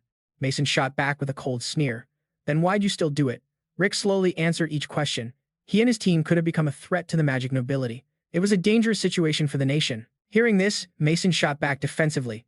"That's the consequence of your own irresponsibility. The special magic unit never intended to disrespect the magic nobility. You're the ones who stuck your nose in our business. Hannah got pissed and was about to yell, but Rick quickly stopped her. Hold on, he's right. He knew full well that when the first disaster struck, the nobility just looked the other way. He had to admit their response was a mess, but the world still needed the magic nobility. Mason narrowed his eyes at Rick, neither disagreeing nor agreeing. Shizuka finally cut in. The root of this problem started 50 years ago. It began with your death, which led to the current situation in the country and ultimately the birth of the magic nobility. With the passing of many mages, including Ichikami, Mason, and the disappearance of most of the demon generals, the number of rogue mages in the nation skyrocketed. During the catastrophe, even the civilians and the National Guard were stretched thin, making control impossible and turning the country into a lawless state. The sanctioned mages fought bravely to stop the bad ones, but the nation was on the brink of collapse. Everyone was exhausted and had lost faith in the future. It was all triggered by the death of Ichikami Mason. He was the people's hope, but he was gone. At this, Shizuka let out a helpless sigh. The remaining mages carefully considered how they would rebuild the nation and bring back hope to the people. Shizuka's face was now filled with sorrow. Hearing this, Mason finally understood the issue and stated flatly, "So that's why the magic nobility was established?" Shizuka nodded slightly. Exactly. They created a clear power structure, the magic nobility, to win back the public's trust. They believed that with a new hero like Ichikami Mason, the nation could return to peace. The power of mages at that time was extremely dangerous, so the magic nobility confiscated all the spell books and related materials across the country. They recruited talented mages, and if they weren't, they killed them all to monopolize magical knowledge and skills. Shizuka's voice grew more resigned as she spoke. A ban was enforced throughout the nation. At that time, any rumors or traditions about magic were forbidden. The country gradually returned to peace, but as a result, mages became weaker. Mason nodded in understanding. The police gradually fell behind in technology and knowledge. This is a pretty common story, huh? He still remembered the situation 50 years ago. How many civilians and mages died in the catastrophe and how many people used magic for evil. It was easy to imagine what would happen if he died. But Mason didn't trust the nobility either. He asked doubtfully, however, did the magic nobility really have enough power to pull all that off? Hearing this, Shizuka glanced over at Rick and Hannah standing in the distance. After hesitating for a long moment, she asked in a low voice, "Do you remember Miles Hifumi?" Mason nodded slightly. "I remember. He was one of my students." The guy always had a problem with Mason, a pathetic and arrogant dude, but there was no denying he was talented. Shizuka said quietly, "He's now the president of the Mumo Corporation, a major company in the nation. Initially, he was famous as the heir to the Hmong group. He's been backing the magic nobility ever since." Hearing this, Mason nodded in understanding. "I get it now. Connect to the world economy, and by extension, politics. But I had no idea he was the heir to the corporation." Smiling faintly, Shizuka said with resignation, "Haha, you're still the same. You don't care about fortune, fame, or money. You only care about magic and the people." Shrugging indifferently, Mason just pouted, "I don't see a problem with that." Shizuka glanced at Rick and Hannah again. After a long pause, she continued, "The nation's population of mages is the lowest in the world. They used to be at the top back when you were Ichikami Mason, but they're not like that anymore." Hannah heard this and shot back defensively. "The nation became peaceful thanks to our predecessors. That has never changed." Mason glanced at her and asked with a smirk, "So what's your next plan if another disaster happens?" This question left Hannah stunned and speechless. Rick hesitated for a long moment before speaking up. "Back then, we thought a disaster wouldn't happen again. And even if it did, we thought the cops could handle it. Worst case scenario, the magic nobility could take care of everything." Scoffing, Mason snapped. "And all those assumptions were dead wrong, huh?" Rick immediately clammed up. He then glanced at Shizuka and asked, "You knew about all of this, didn't you, Miss Shizuka?" Shizuka nodded slightly. "Yes, I was involved 50 years ago, but I'm not part of the magic nobility. My power and influence aren't as strong as theirs. Now I'm just someone who makes weapons to fight monsters." After hearing this, Mason's brow furrowed. So this was the truth of the past 50 years, the magic nobility, the decline of mages, the lack of magical knowledge, and the many disasters, and the reason behind it all. But was this the whole truth? Thinking this, Mason narrowed his eyes and questioned Shizuka. "You've told me everything, right?" Shizuka was taken aback and quickly said, "Yes, there are no more secrets." Rick and Hannah also glanced at him but said nothing. Mason scanned the three of them, then finally let out a helpless sigh. He spoke up with a suggestion, "Let's end this discussion here. I have a proposal." Hannah frowned slightly, muttering suspiciously. "A proposal?" Mason said casually. "Why don't we team up?" This statement made Hannah's face twist with displeasure. Mason ignored her and continued, "Let's just call it a cooperative relationship. I'm not saying I'll be working under you guys. You saw from the last disaster, Our cooperation is necessary. Hearing this, Hana immediately let out a cold, mocking laugh. Ha! The great hero Kusanagi Mason needs help from the likes of us? Mason ignored the jab and explained calmly, I have my limits too. It would be great if the magic nobility joined in. We could overcome any disaster. You guys don't have a problem with helping people, do you? Rick hesitated for a long time before saying, that's an offer we can't refuse. We can't beat the demon leader, so we have no choice but to rely on you. At this point, Shizuka also offered, let me join too. In my own way, I can forge weapons. Of course, Mason didn't refuse, nodding with a smile. Thank you, both of you. Then all three of them turned to look at Hana. Her eyes were filled with reluctance, but she finally shouted in frustration, all right, fine, you want us to team up, right? Hana said. In return, Mason, don't you dare bring this up again.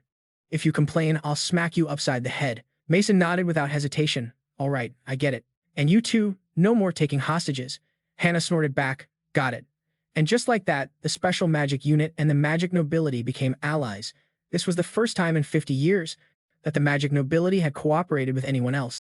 Mason suddenly remembered something and whispered, now that I think about it, why do I feel like I've forgotten something? It's probably just my imagination. What he'd forgotten was the crew in black suits knocked out at Ryan's house and the two Julia sisters. After seeing them, they were completely shocked, having no idea what was going on. The next day, at the local police academy in Chicago, when they heard Mason was coming, a whole crowd came out to greet him. Good morning, Captain Kusanagi Mason. Mason was startled by their enthusiasm and didn't know how to react. Just then, a stern shout echoed out, get in formation. You're not students anymore. Hearing the voice, the whole crowd snapped to attention and formed a neat line. A middle-aged man quickly came out and said, my apologies for this, Captain Kusanagi. It's a disgrace to the police force to have people acting like a bunch of kids. Mason looked at them, bewildered, and mumbled, right. The man continued, but it's understandable. What the special magic unit showed during the disaster was so impressive. Even I want to join this training session. Mason let out a resigned sigh. It wasn't just the cops in the yard. There was a whole crowd of onlookers outside too. Everyone wanted to get a look at Mason, but he paid them no mind and started the training for the officers in the yard. The moment he finished speaking, all the cops simultaneously cast level 1 spells. During the training, a few female officers snuck glances at Mason. He helplessly put his head in his hands, thinking the media coverage was really effective. They didn't look too thrilled, but at least they were full of enthusiasm. But he wasn't going to go easy on them, and so, a bunch of cops went through a grueling day that was no different from hell. Meanwhile, Mason stood on the sidelines like a demonic drill instructor, shouting, this is an exercise to train your bodies and your strength. Run and feel the magic. Think like your life depends on it. The whole group just kept running until their foreheads and bodies were drenched in sweat. Cries and groans echoed across the training yard. Mason paid them no mind, flashing a devilish grin as he said, relax. I've got healing magic, so train as hard as you want. If it hurts, I'll fix you. Less complaining and more running. The enemy doesn't care about your problems.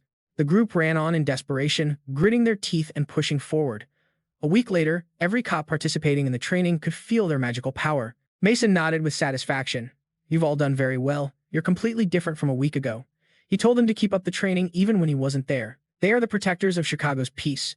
Hearing these words, the officers here were deeply moved. Some couldn't help but break down in tears. Mason paid them no attention. He turned and left. The rest is up to you. After that, the magical power of the Chicago police force improved, putting them on par with the New York unit. Mason felt he should get back to New York, otherwise he'd have to deal with a press conference. A few days later, the media quickly reported on the collaboration between the Special Magic Unit and the Hamura and Keiichi noble magic families. The news exploded instantly. Everyone started talking about it. People all over the nation were paying attention to the story behind it. Even high school students were focused on this news.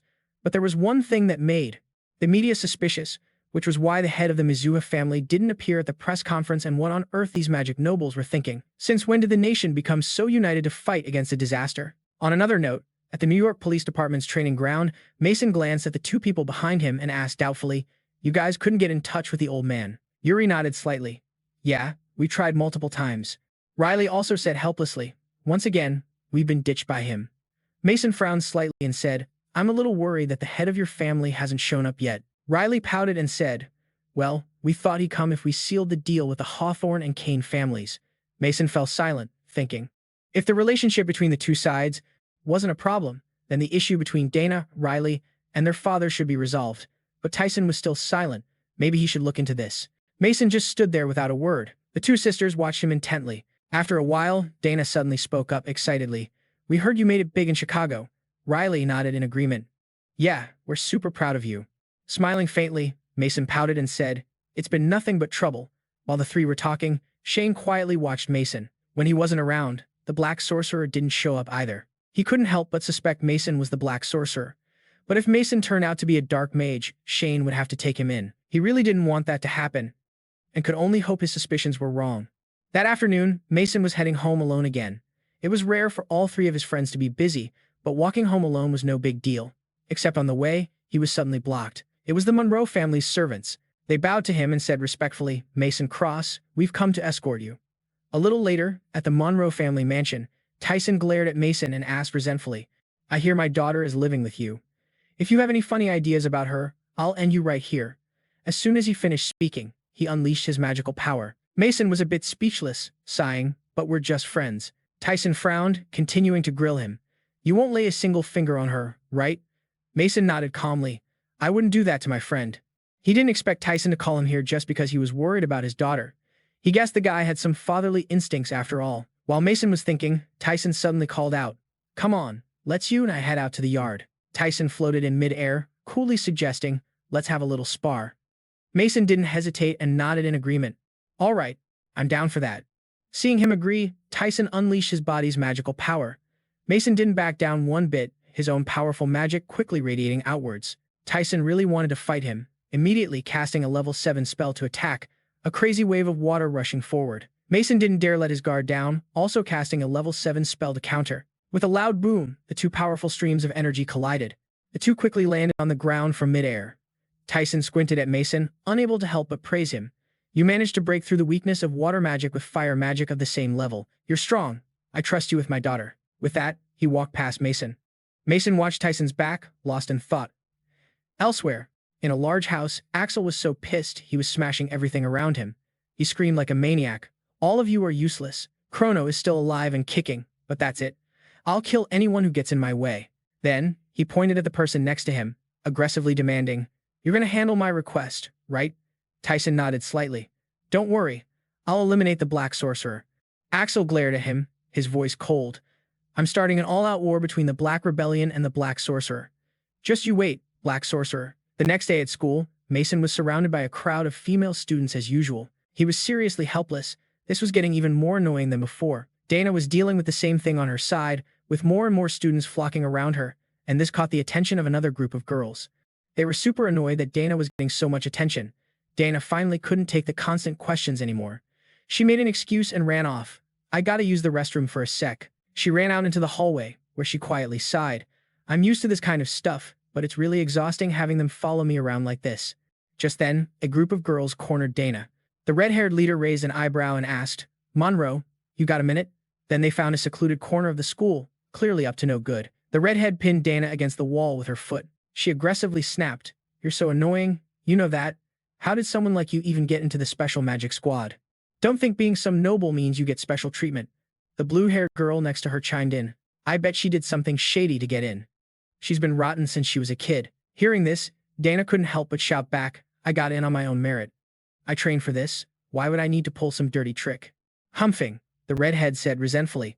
So you're saying you don't like Cross? You're not going to admit he's your boyfriend? People in the magical nobility don't lie, do they? Hearing this question, Dana fell silent, not knowing how to react. Just then, Mason showed up. He yelled aggressively, What are you guys doing here? His shout startled the three girls. The redhead quickly explained, We just don't think it's fair that Monroe gets such good treatment just for being a noble. The blue-haired girl nodded in agreement. She probably just used her connections. Seeing Mason stay quiet, the redhead got even cockier, arrogantly asking, You probably pulled some strings for her too, huh? It's no surprise for someone as powerful as you. It's so unfair. Dana heard these accusations and couldn't say a word in her defense. She was always like this, always a coward when her abilities were questioned. Mason frowned at her, silent for a long moment. Seeing this, the three girls got even more smug, laughing and saying, We probably do even better if we were on the team. Hearing this, Mason couldn't help but let out a cold laugh. Then, he spoke coldly. I see you're all very enthusiastic. All right then, I'll let you join the Special Magic Squad's training session. Mason said they'd be recruited if they completed the training. In a flash, the three girls were instantly hyped, swearing they would pass. Dana saw this and her heart sank, not knowing what to do. That afternoon at the police department's training grounds, Mason brought the three girls over and announced loudly, "These three will be joining our training starting today." Ryder squinted at the three girls and snorted, "Never seen these faces before." Riley also nodded. "They don't look like much, and their power level seems non-existent." Rika was confused and didn't know what to say. Is Mason really letting them join? But she quickly forced herself to focus. All she needed to do now was what had to be done. The three girls still had no idea what was waiting for them, still hyped and chatting happily. But their conversation pissed Riley off. They seemed to be taking this way too lightly. Ryder also grumbled unhappily. What's wrong with them? Mason knew what they were worried about and said casually, "Don't worry about it for now. They need this training." The redhead wasn't thinking about training at all. She was just happy to be close to Mason. But that happiness didn't last long. Once the training started, she found it hard to even breathe, let alone pay attention to Mason. Too bad Mason didn't notice. He just kept running up front, pushing everyone. Run like your life depends on it. The enemy doesn't care about you. Imagine you're being chased by a monster from behind. Riley's group was used to this. They kept running forward without stopping. But the other three girls weren't. After just a short run, they started complaining. After running, Mason made them do push-ups. The three girls couldn't last long before collapsing. Next was magic practice. By this point, the three girls had decided to bail, or they were going to die. But before they could get far, an arm pulled them back. Mason flashed a devilish grin and said, "Where do you think you're going? This is just the warm-up." Finally, the three girls couldn't take it anymore and started crying. "No normal person can train like this. This is torture. You're doing this on purpose to hurt us." Looking at them, Mason paid no mind and just pointed into the distance. "Then," he said slowly, "they couldn't handle it at first either, but they improved day by day to get the strength they have now." After hearing him say that, the three girls' faces turned ugly. But Mason didn't care and continued. "Dana always works her butt off, always pushing forward. And she still thinks she's not talented at all." At this point, his tone became harsh. "And yet some people think she got in easily. Looks, connections, none of that has anything to do with it." As he spoke, he walked right up to the redhead, making her tremble in fear. Mason showed no mercy, continuing in a cold voice, "Dana is a very important friend to me, and I won't forgive anyone who tries to hurt her." The three girls instinctively shivered, tears starting to fall, and finally, they couldn't take it anymore and turned to run, begging for forgiveness. Mason watched them go, sighing helplessly. Geez, what a bunch of cowards. They could have stayed if they had just stuck with the training. Ryder walked up next to him, muttering in confusion. What was up with those chicks? Shrugging indifferently, Mason pouted. "Don't worry about it, they're just pathetic." At the same time, Dana finally understood why Mason let those girls join the training. That evening, after practice, on the way home, Dana said gratefully, "I heard what you said back there. Thanks for sticking up for me." With that, she gave him a genuinely sincere smile. Mason said casually, "I figured a reality check like that would stop them from sucking up and spreading rumors." But Dana was still smiling happily. "You just said not to worry about it, right?" Mason nodded in confusion. "Yeah, that's right." Dana was really happy now. She mumbled softly. "But you know, I consider you someone important too." "Oh yeah." Mason raised an eyebrow, seemingly not paying much attention. Dana knew that being important to him was a different kind of important, but for now, this was enough for her. One day, when she gained enough strength to stand by Mason's side, then Dana would become very strong. Thinking about this, she suddenly picked up her pace. Her tone was playful. "I'm gonna get strong enough to beat you, Mason, so you better be ready." With that, Dana turned to look at Mason, flashing a radiant smile. The next day, disaster struck again. Monsters were pouring out like crazy, destroying everything. Immediately, a few figures appeared on the scene. It was Mason and Hannah. After hearing the disaster alert, they rushed over and teamed up to handle the situation. The hot-headed Hannah charged in first. Mason had no choice but to quickly follow her. The two of them swiftly used their magic to take down the magical beasts. Seeing this, the fleeing civilians couldn't help but exclaim, "That's amazing." The Special Magic Squad and the Noble Mages are actually working together. And with the Special Magic Squad's cooperation, the reputation of the Noble Mages is slowly being restored. The trend is that the Dark Sorcerer is taking out illegal mages while the Special Magic Squad handles disasters and monsters. The Magic Squad is a special kind of organization, with students at its core. Some people think it's a police organization, frequently delaying its response, which leads to more and more criticism of the police. Meanwhile, at a city hospital, a boy about 9 years old was lying in a hospital bed, his eyes shut tight. Just then, the window to the hospital room suddenly opened, and someone quietly snuck into the room. It was Minato, using recovery magic to heal the boy on the bed. In a flash, the boy's body was enveloped in magical energy. Recovery magic doesn't work on comatose people. Minato hoped it would help his body and mind. It's been a long time, and still, nothing has changed. Even though Minato had been treating him continuously, it seemed the recovery magic wasn't working. He just remembered Leona's desperate expression, and that this boy was her little brother. He couldn't help but frown. Minato definitely wouldn't give up. But at that moment, a noise outside startled him. It was Leona. She pushed the door open and walked in. But Leona suddenly sensed something, frowning and muttering, "I feel like someone's here, or am I just imagining things?" She wasn't wrong. Minato was really there, but before she could see him, he had already jumped out the window. Leona walked over to her brother's bedside and spoke softly. "How are you feeling?" Though I guess I already know the answer without asking. Then she started telling Kai stories about the Dark Sorcerer. Leona said the Dark Sorcerer was an amazing person. His magic is absolute. He's proactive and reliable. She had never met anyone like Minato. After hyping up Minato for a bit, Leona started to complain. "But you know what? He can be a real jerk sometimes." She said that because Minato had forced her to train for long hours. He's strict and really fierce. At this, Leona suddenly burst out laughing, but her laughter held a hint of sorrow. Her hand resting on the bed was trembling uncontrollably. Leona mumbled with pursed lips, "I won't give up.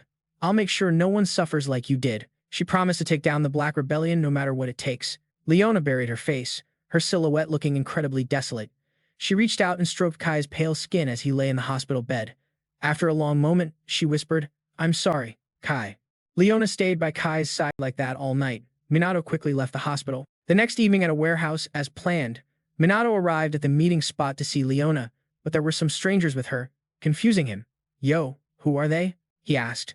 Leona happily explained that these were his teammates. Minato was annoyed. "Where the hell did you find these people?" Shrugging nonchalantly, Leona replied with a smirk, "I didn't find them. They found each other.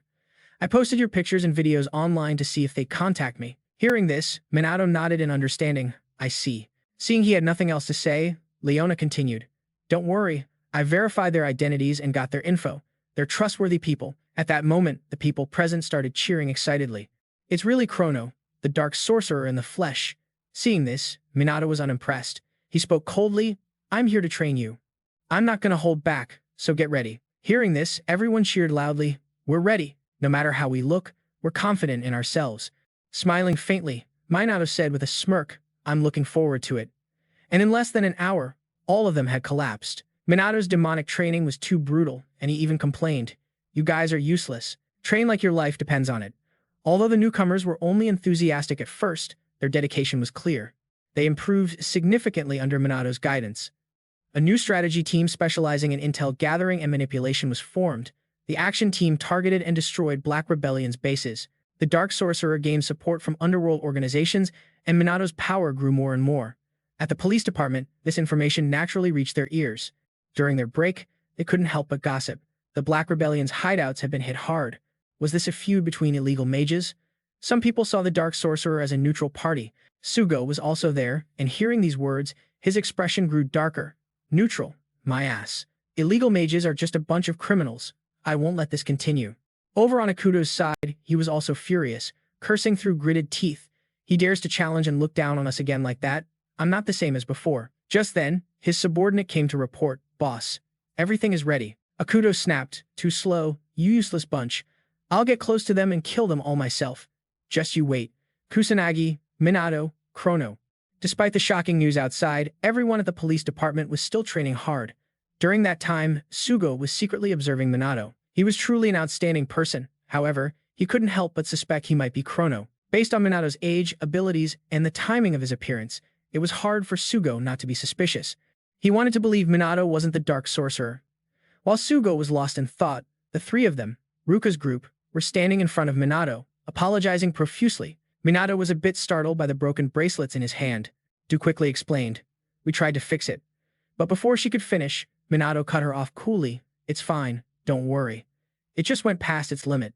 It seems a rookie like you can't create weapons to defeat monsters. You should still ask Shizuku."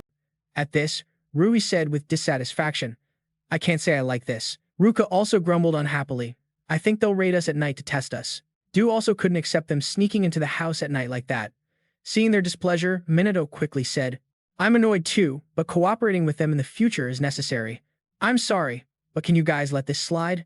At his words, the three of them nodded in agreement without hesitation. Ruka suddenly remembered something and quickly spoke up. "Come to think of it, the noble mages acted a bit strange back then. I wasn't attacked by their magic, but they didn't seem to realize the situation they were in. Minato slowly explained. It's exhaustion magic. Magic that absorbs strength and memories. They don't remember what happened after the magic was used on them. Seeing they had no more issues, he quickly suggested, all right, training's over, let's go home. However, Ruka's group said they were busy and then split up to go their separate ways. Minato was a bit helpless, but he didn't say anything. Just then, Sugo walked over and offered, Kusanagi, let me give you a ride home. Minato didn't refuse and got into Sugo's car to go home. Sugo sat in the driver's seat and slowly began. Lately, the Dark Sorcerer has been expanding his influence. Minato couldn't help but frown and say, you still suspect me, don't you? Sugo neither denied nor confirmed it. He just said with a faint smile, Chrono is an exceptional individual. I think someone in your position would realize it eventually. Shrugging indifferently, Minato pouted and said, I don't know anything. Sugo squinted at him and asked suspiciously, what's that? Minato calmly said, is this Chrono guy a bad person? I haven't seen or heard of him doing anything bad. Sugo answered without hesitation. From what I know, he's a good person, but he's still a criminal. Hearing that, Minato asked in confusion, why? Sugo hesitated for a moment, then pulled the car over to the side of the road. The atmosphere in the car fell silent. After a long pause, he finally answered, my father was a police officer, a man of justice. He was an outstanding person and had a happy and proud family. My dad used to say that criminals are human too. They have a conscience. If you're straight with them, they'll understand. As a child, Sugo respected him for that. He wanted to become a police officer just like him in the future. But Sugo's father was killed. He was trying to negotiate with a criminal who was holding hostages, but the guy cast a spell on my dad. For someone like my dad who couldn't use magic, he went down instantly. The more he spoke, the more enraged Sugo became, biting his lip until it bled. He said through gritted teeth, he was too stubborn in his beliefs. He put his faith in criminals and they cruelly repaid him for it. The guy was convicted of robbery and murder and was arrested. When he was asked why he killed my dad, he answered that he panicked, that it wasn't his fault, it was my dad's fault. Every time he remembered this, the rage inside Sugo flared up again. He yelled furiously, bullshit. He said he was scared. The one who should have been scared was the victim, my dad, who was murdered for no damn reason. Sugo will never forgive people like that. Criminals are all the same scumbags. He said that even if they save someone, criminals don't deserve forgiveness. Sugo finally couldn't hold it in anymore and rested his head on the steering wheel, sobbing and muttering, my dad, what was all of that for? Minato listened beside him without saying a word. If Sugo had shared that much, it must have affected him deeply. After a moment, Sugo realized he'd lost his composure and quickly said, sorry, I overreacted in front of you. I'll be counting on you again tomorrow. With that, Sugo started driving again, dropping Minato off at his house. As for Sugo, he returned home with a heavy heart. The next morning, at the Magic Academy, the Dew sisters were waiting for Minato, but he still hadn't shown up, which annoyed them a little. As for Minato, he was frantically running down the street when he passed a building and saw two sketchy dudes acting suspiciously, clearly up to no good. Just then, the large screen on the building started to lose its signal. When the signal returned, Akudo appeared on the screen. He announced aggressively, this broadcast has been taken over by the Black Rebellion. The people around saw him and immediately panicked, but some recognized Akudo and started whispering among themselves, isn't that Akudo from the former noble Kuroi family? Akudo had hijacked the broadcast, and he announced loud and clear, Special Magic Squad and Chrono, I have a gift for you. He said the Black Rebellion had planted multiple bombs across the country. Akudo also warned the police not to act rashly, saying if they disobeyed his orders, he'll detonate them one by one. But as soon as he finished speaking, Akudo lightly snapped his fingers. Immediately, a deafening explosion rang out. Smoke and fire filled the sky, sending the civilians into a panic. Debris also started raining down, and getting hit by it would crush them to pieces. Luckily, Minato was there at that moment and used a magic shield to protect the people. After escaping danger, the civilians hurriedly thanked him. At the same time, the police also received this information, but the information was scrambled. Sugo bit his lip aggressively. Both the cops and the special magic unit were stuck. Meanwhile, Dew was trying to get a hold of Minato, but no luck. She said worriedly, I can't reach Minato. What the hell is he doing? At the same time, over at the TV station, Akudo was laughing smugly. Chrono, you're gonna come to the designated spot alone.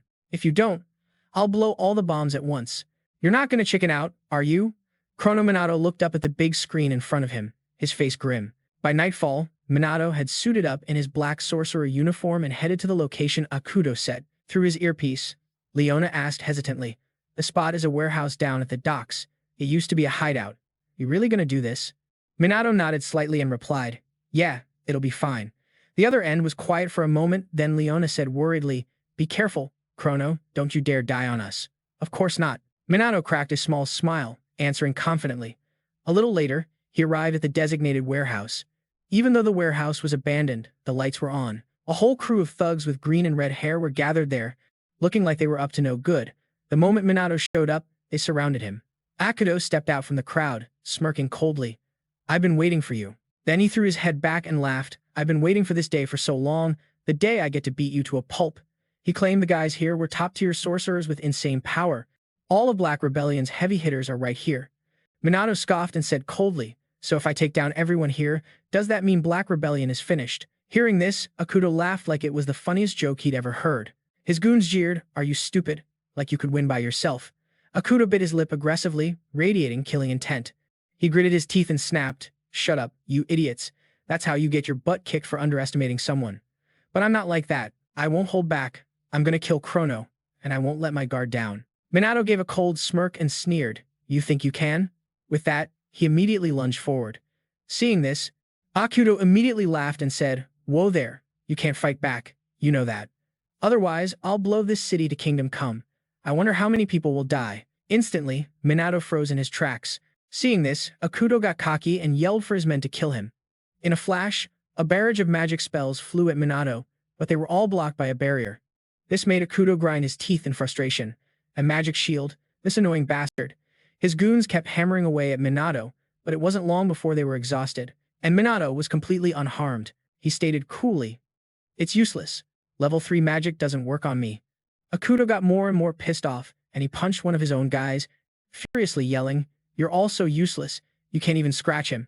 Seeing this, Minato couldn't help but curse, trash. Akudo didn't back down, snapping back with a cold sneer. This piece of trash is about to brutally murder you. He admitted that Minato was strong, with a huge amount of magic and high-level spells. Normally, he wouldn't stand a chance against him. With that, Akudo pulled out a gun, smirking as he asked, but what about this? Minato wasn't too worried, saying casually, a gun won't work on me either. But as soon as the words left his mouth, a bullet grazed his face, leaving a small cut as fresh blood started to trickle out. Akudo laughed triumphantly, I really wanted to see that look on your face. This thing is enchanted with magic that can nullify any kind of spell. It can pierce through anything, even the strongest magic barriers. Then he started firing at Minato, who, not daring to be careless this time, quickly dodged. Seeing this, Akudo muttered in annoyance, it's been a while since I used a gun, my aim is off. But just then, he saw a surge of magic power around Minato, and in an instant, the wound on his face healed. Not only that, but the other wounds on his body had also vanished. Akudo's face immediately darkened, you bastard, you're using healing magic, aren't you? Minato replied calmly, don't get it twisted, this is natural magic. It activates automatically without my permission. I'm not resisting it. Akudo bit his lip aggressively, but he quickly calmed down and spoke. Whatever, it doesn't matter. Healing won't change the situation. In fact, it's even better for me, because I get to hurt you over and over again. As soon as he finished speaking, Akudo started shooting at Minato again. He laughed triumphantly as he pulled the trigger. Does it hurt? It must hurt a lot, right? Even if the wounds heal, you'll still feel the pain. But Akudo didn't notice that his goons' faces were filled with panic, because the wounds on Minato were just flesh wounds, and with his healing magic, they closed up in no time. The more Akudo watched, the more panicked he became. This is weird. None of the bullets are hitting him directly. Is he dodging them? No way. Just then, a voice came through Minato's earpiece. He immediately nodded and replied, is that so? All right, I got it. Akudo roared in anger. How dare you chat with your friends in front of your enemy? How dare you disrespect me like that? I've had enough. I'm going to kill you. But before he could act, Minato cast a level 5 spell, and in an instant, a gale force wind erupted inside the warehouse. It quickly engulfed the Black Rebellion crew and threw them outside. By the time the wind died down, the entire group was knocked out. Akudo bit his lip aggressively, grabbed his phone, and ordered someone, detonate the bombs now. But the person on the other end said something that made him yell in panic. What did you just say? Minato then spoke up. It's useless. All the bombs have been disabled by my allies. Akudo was instantly stunned. Minato let out a cold snort and said flatly, I'll admit, that really hurt, you know, but I'm going to pay you back 100 times over. Akudo got even angrier, grinding his teeth and screaming, you bastard, I'll kill you. Just then, Sugo arrived with his group and yelled, that's enough. Du glared at Akudo and said coldly, all the bombs have been disabled. Ruka also warned, stop this pointless resistance right now. Minato couldn't help but frown. They got here fast. Could they have been waiting nearby without being detected? Ruka looked at his back and whispered, "That's the Black Sorcerer Chrono, right?" Riuji exclaimed excitedly. "His power is insane. Only Karen here knew the person in front of them was Minato." She was a little worried. Did he really come here alone? They had to help him, and fast. Seeing that they had arrived, Minato immediately spoke up. "The tables have turned." Akuto bit his lip aggressively, his eyes filled with rage. Just then, a figure stepped out, and a deep voice echoed, "Looks like you had a tough time." Seeing that person, the two sisters, Dua and Ruka, were instantly shocked because that person was Tusiru. Dua couldn't help but demand, "Why are you here?" Ruka also asked her father resentfully, "Why are you standing with that Kuroi guy?" A smile crept onto Akuto's face as he said smugly, "Because we're partners, of course." This left both Ruka and Dua in disbelief, asking in confusion, "What's the meaning of this, father? What's going on?" Tusiru maintained his indifferent attitude, saying coldly, "I have no obligation to tell you too." Even now, the two sisters couldn't accept that the father they had always respected was colluding with an underworld criminal. But Sugo wasn't paying attention to this. He actually ran towards Minato to try and capture him. Minato frowned slightly, asking in annoyance, "Is this really the time to be treating me like an enemy?" Karen then chimed in, "Kusanagi isn't here. We should be working together." Riuji nodded in agreement. "Yeah, there's no time for misunderstandings right now." Biting his lip aggressively, Sugo hesitated for a long time before agreeing, "Fine, we'll cooperate, but just this once." But just at that moment, Minato suddenly yelled, "Get down." Almost at the same time, several grenades landed in front of Sugo's group. With a deafening boom, a massive explosion erupted, spreading smoke and fire everywhere. Luckily, Sugo's group managed to dodge in time. Ruka pursed her lips and muttered, "The power is insane. Those weren't ordinary grenades." Minato couldn't help but say, "I can't believe that besides the gun, there are also worse, anti-magic devices that can nullify spells." But Akuto just kept laughing and said, "That's not all." With that, he opened his jacket, revealing a stash of smoke bombs and other weapons inside. Meanwhile, the two sisters were quietly watching their father. Ruka hesitated for a long moment before saying, "I never thought I'd have to fight against my own father." Dua also spoke reluctantly. How did things ever get to this point? While the two were confused and unsure what to do, Tusiru cast a spell, sending a raging wave of water hurtling towards them. Seeing this, Ruka immediately jumped in front of Dua and cast a counterspell. The two waves of water quickly collided. It's just that Ruka's magic power was weaker than Tusiru's. Her wave was dispersed, and Tusiru's wave crashed straight towards the two of them. Fortunately, Riuji managed to create a stone wall to block it just in time. Having escaped danger, Ruka looked at Riuji gratefully. "Thanks." Dua also spoke up, "Thank you both." Tusiru, however, showed no concern for his two daughters at all. He said coldly, "You two have really gotten much stronger than before. Your teamwork isn't bad, but compared to me, it's nothing." As soon as he finished speaking, the magic power in Tusiru's body erupted. Ruka couldn't help but panic. His power is terrifying. Riuji was also shocked and muttered, "Is he maybe on the same level as Minato?" But just then, someone stepped forward boldly. Dua walked forward confidently and declared, "Now we can make our move. Before, we were helpless, but things are different now." Ruka nodded in agreement.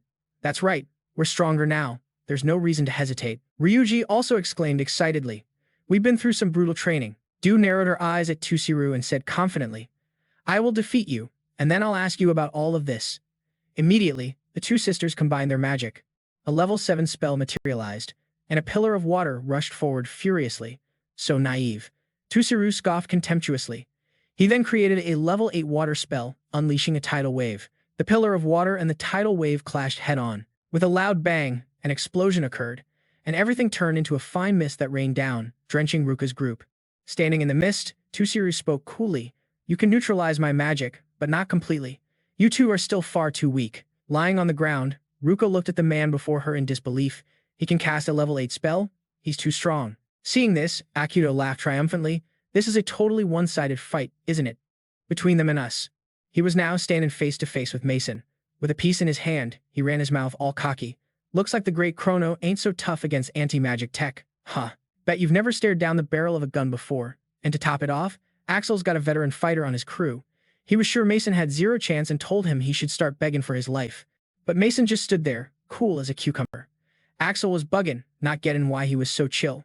Mason paid him no mind, just glanced over at Luke and his crew in the back. Seeing himself getting ignored, Axel lost it and screamed, "Don't get so damn cocky." He then opened fire on Mason again. Only this time, Mason didn't just stand there and eat it. He dodged in a flash. The sight made Axel's eyes pop out of his head. You dodged all that? Nah, that was just a fluke. No normal person could dodge that. How about this then? Seeing the gun wasn't cutting it, Tyson unleashed a level 8 spell to attack. A massive tidal wave came crashing down on Mason. At the same time, Axel jumped into action. He whipped out a blade and cast his shadow magic, Nightfall 5 Strike, to get in on the action. In a blink, Axel was right behind Mason. Without a second thought, he swung his blade down, but Mason dodged it clean. Not giving up, Axel started blasting again. Mason dodged again, the bullets couldn't even graze him, but Tyson's tidal wave was still coming for him. Not taking any chances, Mason threw up his shield to block it. Tyson didn't let up, keeping the spell going. Mason just stood his ground, protected by the shield. The tidal wave couldn't touch him. Watching the two of them go at it, Luke and his crew were completely stunned. Are these dudes monsters or something? Just watching, this makes us feel useless. At this rate, they stood no chance against Mason, but Sean was still looking for a way to bag Mason. A head-on fight was a losing game, but right now, Mason wasn't paying them any attention. If the Warlock was getting the upper hand, they might find an opening to take him down. Backup would be here soon. Then Axel and Tyson would be hauled off. They'd never get a chance like this again if they blew it. With that thought, Sean immediately turned to Karen. Sanders, we're taking down Chrono. Karen looked at him, confused, but why? Sean said coldly, he's only fighting for himself. He's an outlaw mage. This is our chance to bring him in. Karen hesitated, looking like she wanted to say something, but Sean cut her off cold. Please, this is our shot. Karen's brow furrowed, her eyes darting around like she was weighing her options. A second later, she shot to her feet. Sean got all hyped. You're gonna do it, right? And just like that, Karen unleashed her magic. A blast of holy energy slammed right into Mason, sending him flying mid-fight with Axel. Axel saw this and laughed his ass off. Not surprised. Just what I'd expect from those worthless cops. Seeing this, Sean cracked a satisfied grin.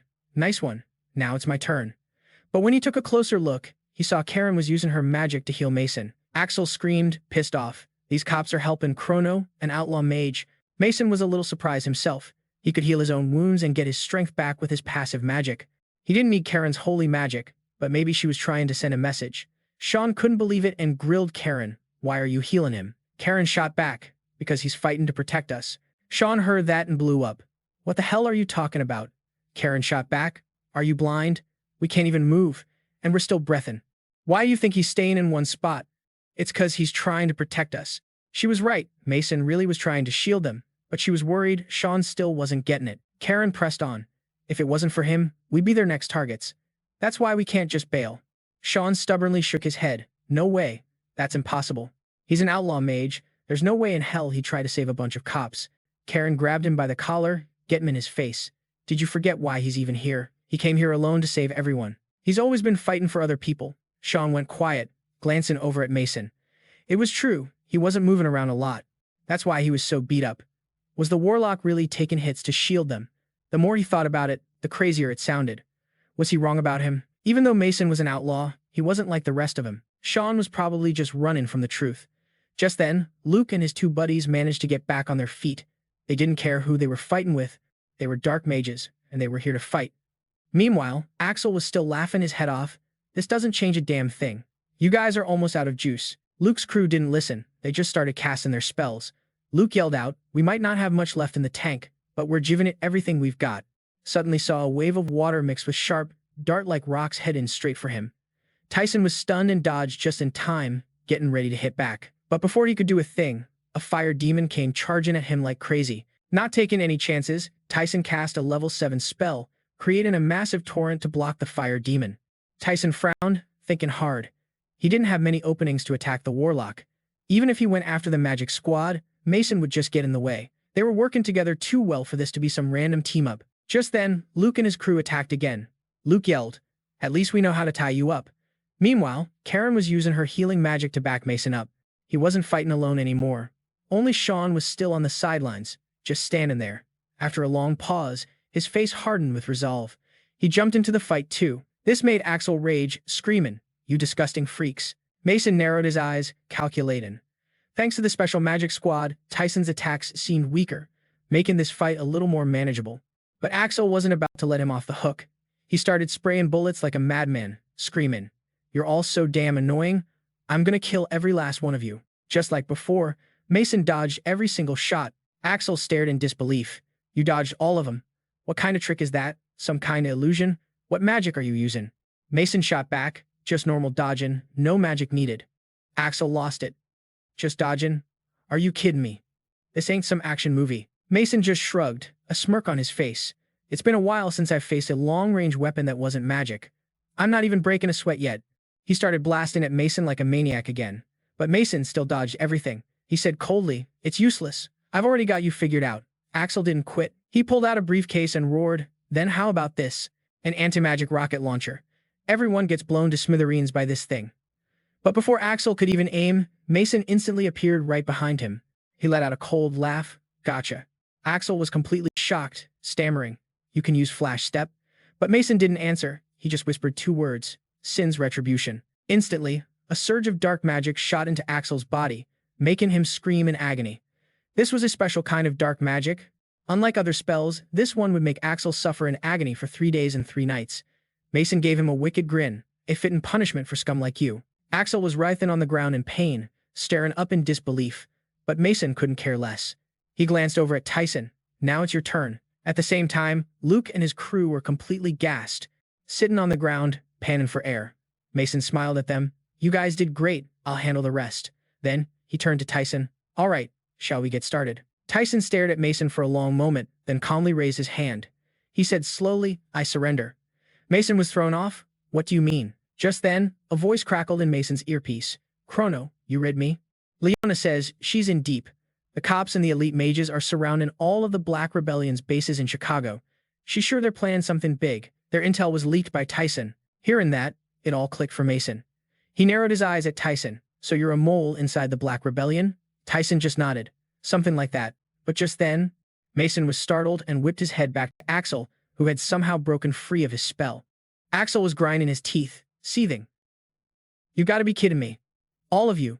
Every last one of you." Mason narrowed his eyes. So he used an anti-magic device to cancel Sin's Retribution. Axel was completely unhinged now, holding a remote and screaming, "I'm gonna destroy everything. I'm detonating the bombs I planted around here." Hearing that, Luke's crew started to panic. "We gotta get out of here, now." But their bodies were frozen in place. Instantly, both Mason and Tyson leaped into action. Mason threw up a wall of fire to protect everyone. Even Tyson created an ice wall around Luke's crew.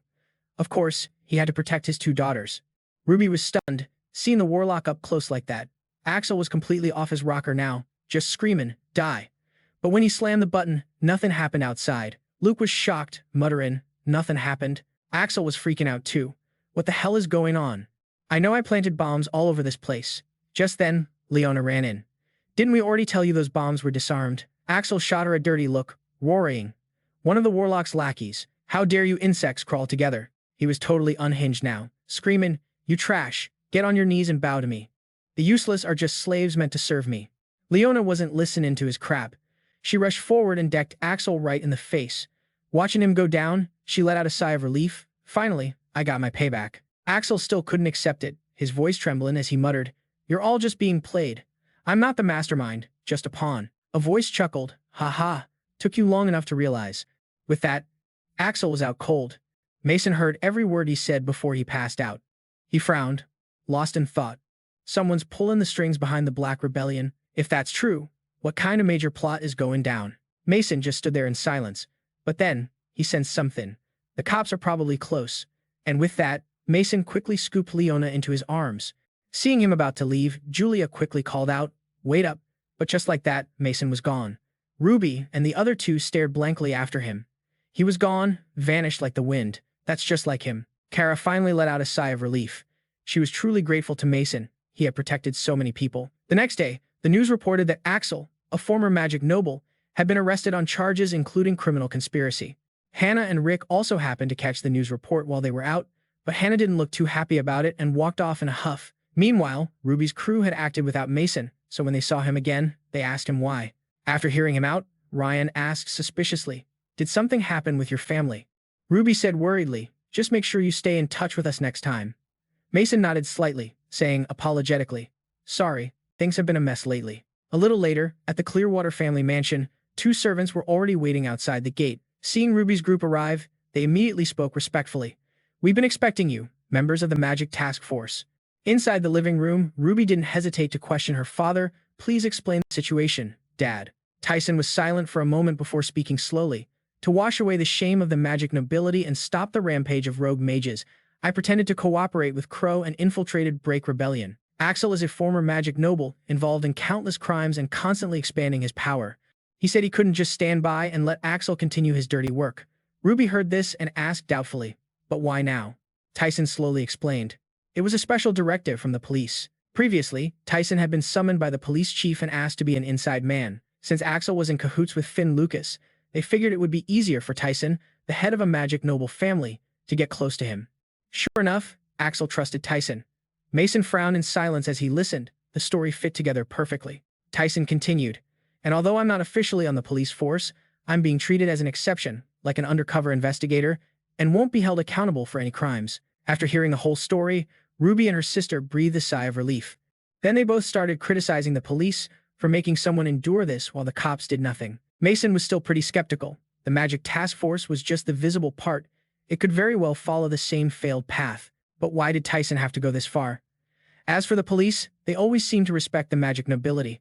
But this time, the roles were reversed. Besides, why did the police decide to act right now? The reason that they couldn't turn a blind eye anymore wasn't convincing. On top of that, on the night it all went down, after leaving the warehouse, Mason had asked Leona if the police had really made the first move. Leona nodded firmly and replied, "That's right, the police, with their inferior intel gathering, acted before us, and more than half of the bombs were just fakes." Mason frowned at that, speculating, "They didn't prepare enough real bombs." Shrugging indifferently, Leona pouted and said, "That's one possibility, but it's too sloppy to be a real threat. The police acted too fast, almost like they already knew. Something's fishy about this whole case." While Mason was lost in thought, Tyson continued to speak, following Hogan and Kai. "I will also cooperate publicly from now on, and I will revoke the order of your disownment. I admit my faults, please forgive me." Hearing this, both Ruby and her sister were overjoyed. Seeing them so happy, Mason felt more at ease, and after the talk, their group quickly left the mansion. Ryan walked and laughed, saying, "The Clearwater family has reconciled and even promised to cooperate with the Magic Task Force. With Break Rebellion taken down, the problems are all solved." Kara silently watched Mason from behind, feeling incredibly happy. The Black Mage and him were the same person, and he was her hero. If the Black Mage was really Mason, should he arrest him? What was he supposed to do? Ruby was also confused about the Black Mage's identity. She had caught a glimpse of the Black Mage's eyes for a second. They were exactly like Mason's, so she was suspecting they were the same person. Mason, walking ahead, could feel everyone's eyes on him and sighed internally. This was unbelievable. This is a real mess. If things keep going like this, it's going to be bad. That night, as usual, Mason went to the hospital to heal Kai's injuries, but the boy just wouldn't wake up, which made him a little anxious. While Mason was in the middle of healing him, Leona pushed the door open and came in. With no other choice, the healing was interrupted, and Mason quickly jumped out the window to hide.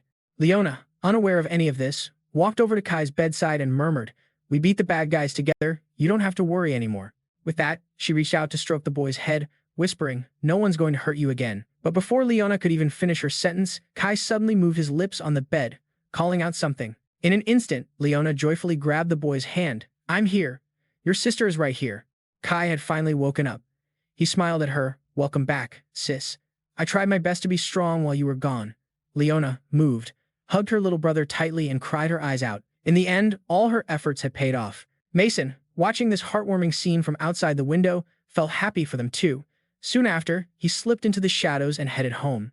The next morning, on the roof of the Magic Academy, Ryan was begging Mason and the other two, "Please, I need you guys to look after my little siblings tomorrow." Mason heard this and asked, confused, "What's up?" Ryan quickly explained, "The thing is, my shift lasts all day tomorrow, so I'll be home super late. Usually, I'd be working with the Special Magic Task Force whenever my mom doesn't have a shift, but it looks like neither of us will be around this time." Ryan said he couldn't leave his siblings home alone until late at night, so he was hoping Mason could watch them for him. Mason didn't hesitate and nodded, "Sure, I like kids anyway." Ryan's face lit up. "Really? Thanks a lot, man." Just then, Julia spoke up apologetically, "Sorry, I don't think I can make it. I'm busy moving." After hearing that, Ryan remembered something and nodded. "Oh, right. I forgot. Are you moving back to your dad's place?" Julia shook her head slightly. "No, we're moving to a bigger place. Be bold, assert yourself, and go out and explore the world. As long as you have Mason Cross by your side, that's what our dad said." Ryan couldn't help but feel a bit exasperated. "Your dad is the same as ever, huh?" Julia scratched her head shyly. Well, it's lucky that he's supporting us so well. Mason frowned slightly. If her dad really wanted to encourage their independence, then Julia and Ruby living together would make sense, right? But it seemed like he had his own reasons for keeping Mason close. Julia then spoke up quietly. So does that mean Mason and Ruby will be going with you? But when he looked at the two figures sitting on the bench, the words bossy and clueless came to mind. So Ryan immediately changed his tune. On second thought, maybe it's better for Julia to go it alone. Seeing this, Mason asked, annoyed, why the hesitation? But Ryan didn't answer. Mason glanced over at Ruby and asked, what about you, Ruby? I can probably handle it myself. Ruby hesitated for a moment, then after a long pause, she stammered, I want to help too. Seeing that they both agreed, Ryan said happily, sorry about this, you too. I'll make it up to you. Mason shook his head slightly, signaling it was nothing, then looked over at Ruby, who was sitting hesitantly beside him. The next day, as promised, Mason and Ruby took the three little kids to an amusement park. He smiled cheerfully and said, it's been a while since I've been to an amusement park. The three kids were thrilled to be out, constantly shouting about all the rides they wanted to go on. Mason agreed without a second thought, all right, we'll ride them all. With that, he led the three kids inside, but after a few steps, he noticed Ruby wasn't following. Mason frowned and asked, what are you doing? Let's go. Ruby squinted at everyone, her vibe a little intimidating.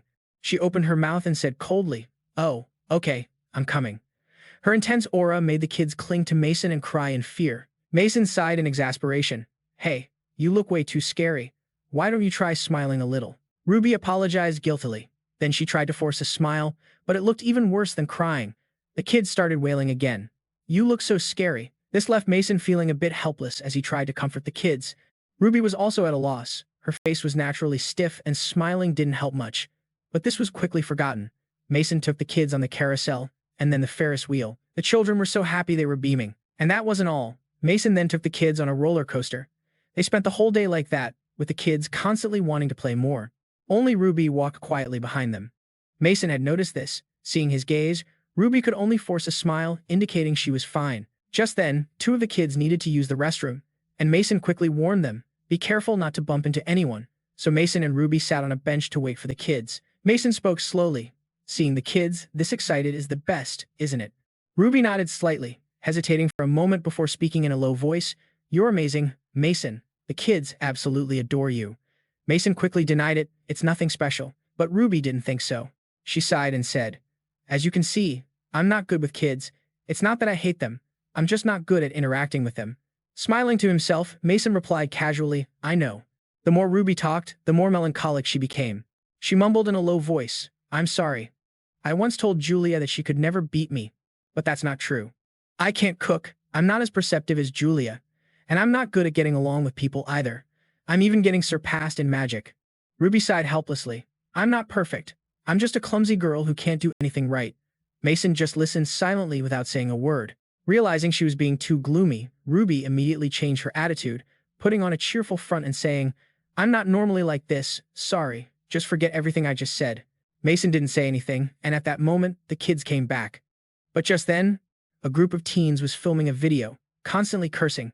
These loud-ass kids are so annoying. We're recording all your stupid faces right now. And at that same moment, one of the kids running back to Mason bumped into one of them. Seeing this, Mason was instantly startled, but before he could do anything, Ruby shot forward like a gust of wind. In the blink of an eye, she had grabbed the child in a hug. The two of them slid across the ground. Once they were safe, Ruby quickly pulled the child away from her and asked worriedly, Are you okay? The kid, just then realizing what had happened, started to bawl. Seeing that the child was okay, Ruby let out a sigh of relief. Thank goodness, you're not hurt. Right at that moment, those teens came up behind Ruby, aggressively laying into her. That's not cool. You bump into someone and don't even apologize? Talk about rude as hell. Hearing this, Ruby glared at them with dissatisfaction. We didn't do anything wrong. You're the one who should be sorry. This attitude pissed off the scumbag. He clenched his fist and lunged forward, yelling nonstop. This chick, you think you can act all high and mighty just 'cause you're pretty? But before he could even touch Ruby, his fist was stopped in its tracks. Mason gripped the lowlife's hand tightly and said with a cold snort, You scumbags are nothing but trouble for everyone else. Don't ruin a place that's supposed to make people happy. As soon as he finished speaking, he twisted the guy's arm back, ignoring his hopeless struggles. Mason let out a cold huff and then let go.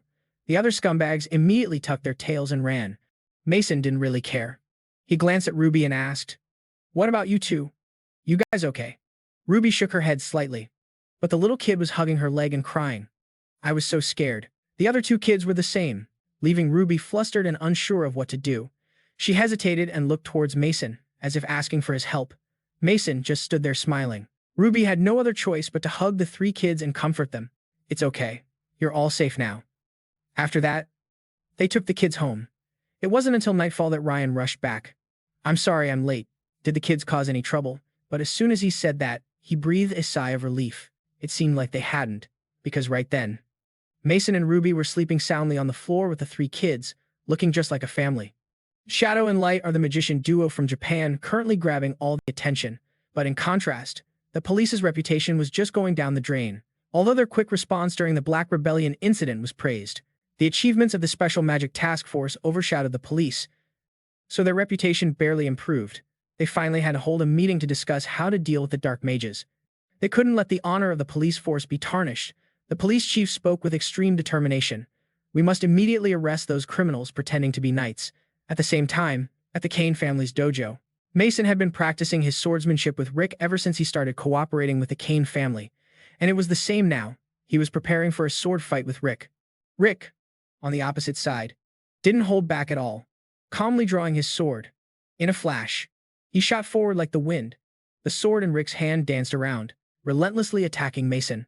But Mason's speed wasn't bad either, and he was able to respond calmly. Rick didn't attack head-on, switching to attack Mason's lower body. But Mason was still one step ahead and dodged it. With that attack failing, Rick came at him again. The two of them were locked in a stalemate for a long time, until the tip of a sword stopped right in front of Mason's face, ending the match. Rick narrowed his eyes at him and said calmly, "The match is over. It's a draw." Why a draw? Because Mason's sword was also stopped right in front of Rick's stomach. The two quickly lowered their swords, and Rick couldn't help but exclaim, "Impressive. You can fight on par with me."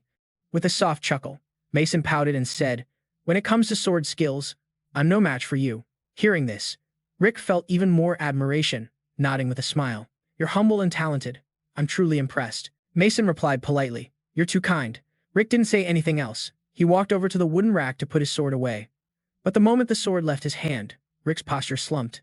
He grumbled in dissatisfaction. Such a drag. Mason couldn't help but ask in confusion, "What happened to you in such a short time?" Rick explained listlessly. "Holding a sword gives me a bit of motivation. Otherwise, I don't feel like doing anything. I wish I could just disappear or turn into a tree." Mason walked over to him and slowly advised, "Let me put it this way. Even if no one asks you to, don't die. It's okay to do nothing. Just being alive is enough. If that makes you happy, then nothing else matters." After hearing this, Rick couldn't help but remark, "You're a really interesting person." He said he always felt out of place, and when he became famous for his swordsmanship, he felt even more alienated. Mason shook his head slightly and countered, "That's not being alienated. That's just you being special." Rick heard this and couldn't help but mutter in confusion. "Special? No one's ever said that to me before." Mason sighed softly and whispered, "I've had a similar experience." He had been through an unimaginable horror and a near-death experience that was right in front of his eyes. That was his experience in his past life. Back when he was Ichikami Mason during a cataclysmic event, when he was just a normal person, Mason fought back against a magical beast that attacked him. As a result, he awakened his powers. Hearing this, Rick frowned. In his investigation files, he found that Mason had changed after an accident. He thought that was it. But he never expected Mason was talking about a different experience. Since that day, Mason learned to use magic by imitating the incantations of monsters. And now he's even developed his own magic. But on that day, Mason was the only survivor, and he couldn't save anyone. Thinking about this, Mason couldn't help but clench his fists and say with determination, "Everyone around me treated me like a freak, but now my strength, my abilities, have saved others." After saying that, he looked at Rick and asked, "Don't you have something to protect? Isn't that the reason you fight?" Rick was stunned for a moment. Then, after a long pause, he nodded and replied, "I understand. You're right. There are indeed some things I want to protect." Hearing this, Mason immediately smiled and said, "Then use your strength for that. You're special, right?" Rick finally regained his confidence. He smiled gratefully and said, "You're right. Thank you, Mason Kusanagi." Right after that, the two of them shook hands sincerely. Mason said cheerfully, "I look forward to working with you." Rick also nodded in reply, "Yeah, me too." After their talk, Mason left the Kane family's dojo. Rick watched his retreating back, seemingly lost in thought. Meanwhile, Mason also had a different perspective on Rick. As the head of a noble magician family, he was actually a pretty decent guy. Although he had some weird quirks, Rick was still much better than the other arrogant, evil, or just plain incomprehensible types. While he was thinking, a figure with blazing red hair bumped into Mason. Mason quickly reached out to help the person up, asking with concern, "Sorry, are you okay?" The person didn't answer, complaining in annoyance. "Ouch, watch where you're going, kid." Hearing this voice, Mason was instantly stunned. It was Hannah. She saw him and asked suspiciously, "What are you doing here?" With that, Hannah quickly got up, grinding her teeth in frustration. "I ran into a real pain in the ass today." Mason looked her up and down, smirking playfully. "You're not wearing your usual flashy outfit today." "Huh?" Hannah glared at him. "Who wears that flashy stuff all the time?" "I only wear it on missions. Kid, it's magic-resistant gear, after all." Shrugging nonchalantly, Mason said casually, "I just thought that was your style." Hearing that, Hannah turned her head away and stopped talking. Seeing her reaction, Mason muttered in confusion, "So you really do like it?" The more Hannah heard, the more annoyed she got, shouting, "Shut up, it's my decision, okay?" Her shouting attracted the attention of the people around them. Hannah immediately lowered her voice and mumbled, "We're standing out too much here." Then she noticed a coffee shop on the side of the street. So she quickly ran inside, urging Mason, "What are you standing there for? Hurry up." Mason was truly helpless. She always does whatever she wants. Although he thought that, he still followed her, and the two found a table in a secluded corner to sit. But people still noticed Mason, and they started whispering. Someone even recognized Hannah, and they assumed the two were on a date, which made Hannah furious. She shot a death glare at them, making them break out in a cold sweat. Mason felt like she was a rabid dog, always looking to bite someone. While he was musing, Hannah suddenly spoke up. "Hey, you met Rick today, right?" Mason looked up at her and asked suspiciously. "You already know?" With a slight huff. Hannah pouted and teased. "You two seem to hit it off pretty well." "Huh? Must have been fun." Mason thought she was jealous and quickly said, "I should have asked you to come along. My bad." Hearing that, Hannah snapped. "I'm not sulking just because you didn't invite me. We're just temporary allies. I have no interest in getting chummy with you." But just then, she suddenly noticed a happy family on the other side and fell silent. Mason didn't notice, smiling cheerfully. "That's fine too, as long as we can work together for now." Hannah quickly looked away, her tone serious. The confidence of the strong. "Huh. Annoying as always, but you really are strong. Can you tell me how you got so powerful?" Mason replied coolly, "A car accident." Hannah had no interest in hearing this story and immediately cut him off. "I already know about that, but there's no way a single accident could make you that strong." She said Mason's magical power was abnormal. It couldn't just get stronger overnight. Magic doesn't work that way. In reality, Mason was suppressing his magical power a lot, even more than before. Seeing him not answer, Hannah continued, "If just being near death could increase magical power, we wouldn't have to struggle so much." At this point, she suddenly lost control, grabbing Mason by the collar and demanding, "There has to be a reason you got so strong, right? Spit it out." Mason saw the desperation in Hannah's eyes. Did she want to get stronger that badly? But telling Hannah that he was the reincarnation of Ichikami Mason wouldn't make any sense, and it wouldn't satisfy her either. After hesitating for a long time, Mason slowly opened his mouth. "There's nothing special about it. If you want to get stronger, just train like usual." Hannah angrily let him go and snorted coldly, "I really can't figure you out." Just then, the waiter brought their drinks, and a strawberry ice cream sundae was placed in front of Hannah. Seeing it, Mason immediately cried out in alarm. "What is this monstrous ice cream thing?" But Hannah's eyes suddenly lit up, and she said with an excited smile, "There it is. I've been waiting to try this for so long." Mason was even more confused. "What is this?" Right now, Hannah was like a dog seeing its owner come home from the market. Hannah knew she had lost her composure in front of him, so her attitude immediately changed, and she said with a look of reluctance, "Looks like they mixed up our order. But since it's already here, we might as well eat it." So Hannah didn't care anymore, scooping up a spoonful of ice cream and putting it in her mouth. The refreshing taste of the ice cream made her feel satisfied. Hannah couldn't help but exclaim, "This is so delicious." Then she started digging in. Mason sat helplessly across from her, focusing on his own drink.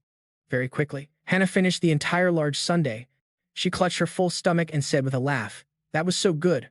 I'm totally stuffed now." Only then did she realize Mason was still there, scratching her head in embarrassment. "Hey kid, I've wanted to try the parfait here for a long time, but it's weird to go alone." So this was perfect. Mason didn't say anything. He was just a little surprised. This hot-headed girl actually likes sweets. Who would have thought? But very quickly, he realized Hannah's magical power was exploding. It looked like Haley caught on too. She shot up to leave. "I got nothing else to say to you. I'm out." Mason didn't stop her, just quietly watched Haley walk away. She must have let her guard down for a sec, because he caught a glimpse of the magic she was holding back. But it was way stronger than the last time they threw down. To get that much stronger, what the hell did Haley do? After thinking it over, Mason was sure Haley was hiding something. Meanwhile, over at the police precinct, Sloan was trying to focus on his work, but he couldn't stop thinking that Mason might be the Dark Sorcerer. Whenever the Dark Sorcerer showed up, Mason was conveniently nowhere to be found, making it hard not to suspect he was the guy. The police investigation was getting intense. It was only a matter of time before the Dark Sorcerer got caught, so Sloan didn't know what he should do anymore. He glanced at the family photo on his desk, lost in thought. That night, on a skyscraper rooftop, Leona met up with Mason to report on recent events. The cops were trying to wipe out the Dark Sorcerer. Operations were popping off everywhere. Some members had been busted but were only being questioned for now. Mason frowned when he heard the news. The Magic Task Force got the order to hunt us down too. They're throwing everything they've got at this. He wondered if he should tell Leona that he was Mason, a member of the Magic Task Force. But if she got caught, knowing her, she'd never rat him out. So telling her would just put useless pressure on her.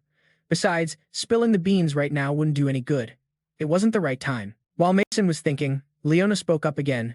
"If things keep going like this, they might track us down. We need to come up with a plan." Mason nodded slightly and said confidently, "Leave it to me. I've got a plan." The next day, Mason went to find Skylar. "Sorry for the sudden request. I need your help." Skylar didn't hesitate to agree. "If it's a request from Captain Irving, I have no reason to refuse." At police headquarters, after days of searching with no news of the Dark Sorcerer, the chief slammed his desk in fury and yelled at his subordinate. "Still no sign of Chrono?" An officer quickly reported, "We're still interrogating the members of the Shadow Bearers, but they keep insisting they don't know anything." The chief heard this and barked back. "A cop's job is to make them talk." The officer hesitated. "We don't have enough evidence to charge them. It's likely the low-level members weren't told anything." The more the chief heard, the angrier he got, slamming his desk and shouting, "The honor of the police force is on the line. I don't care if you have to use force or not, capture Chrono at all costs." Inside the Magic Task Force briefing room, Sloan stood at the podium and announced clearly, "As you all know, we've received orders to hunt down Chrono and the members of the Shadow Bearers." Mason was there, of course. He listened quietly to the announcement. The siblings, Luke and Kara, were also listening intently, but everyone had something on their mind. The officers below started murmuring after hearing Sloan's words. "We're already swamped with disasters and monsters. Isn't this supposed to be the FMT's job? What are the higher-ups thinking?" Mason frowned in silence. It just showed how desperate the situation was. If the cops really went all out, the people in his crew would have a hard time getting away. Just then, Sloan continued. "Prioritize responding to disasters and monsters while continuing the search for the Shadow Bearers. That's all. Dismissed." The officers below quickly dispersed. Kara then ran up to Sloan and asked, "Do we really have to hunt down the Shadow Bearers?" He nodded coldly. "It's an order from above. We don't have a say." Ryder overheard and complained. "They've already dumped the heaviest disaster response duties on us." Luke also sighed. "Now we've got more work to do. Who do they think we are?" Kara hesitated before speaking. "But I can understand why the higher-ups are doing this." Sloan replied coolly. "If those illegal mages gain more support, who knows what could happen." Then he glanced at Mason and said, "I think it's time to end this charade, Captain Kusanagi." Mason frowned at that, asking suspiciously, "What are you trying to say?" Sloan narrowed his eyes at him and urged seriously, "If you're Chrono, then turn yourself in now." As soon as he said it, Kara and Jessica were stunned. Even Luke and Ryder were completely bewildered, not understanding what Sloan was talking about. When they snapped out of it, both Kara and Jessica shot back, "Kusanagi isn't Chrono. I've told you so many times. There's no way Mason is Chrono." Sloan looked at them coldly and growled. "The fact that you two are trying so hard to protect him just proves you're both involved in this."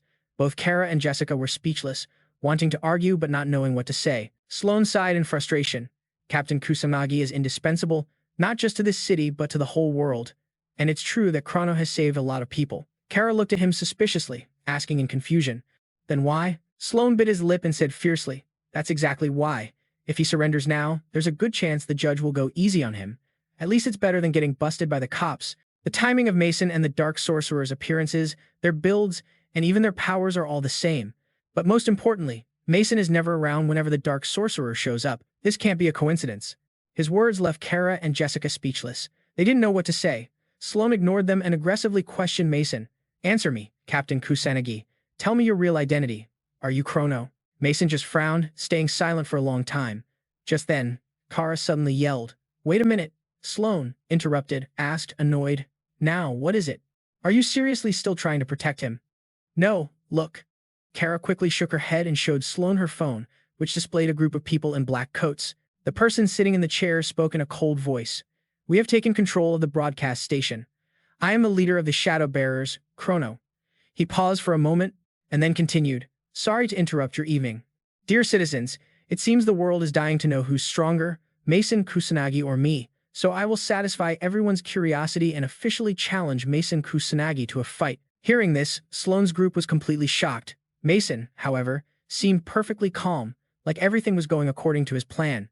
Sloane was totally confused now. What is this? He wants a fight? How can he do that if they're the same person? Kara was just as baffled. She had been sure from the start that Mason was the Dark Sorcerer. But what was this? Ryder also thought he'd been wrong. Maybe Mason really wasn't him.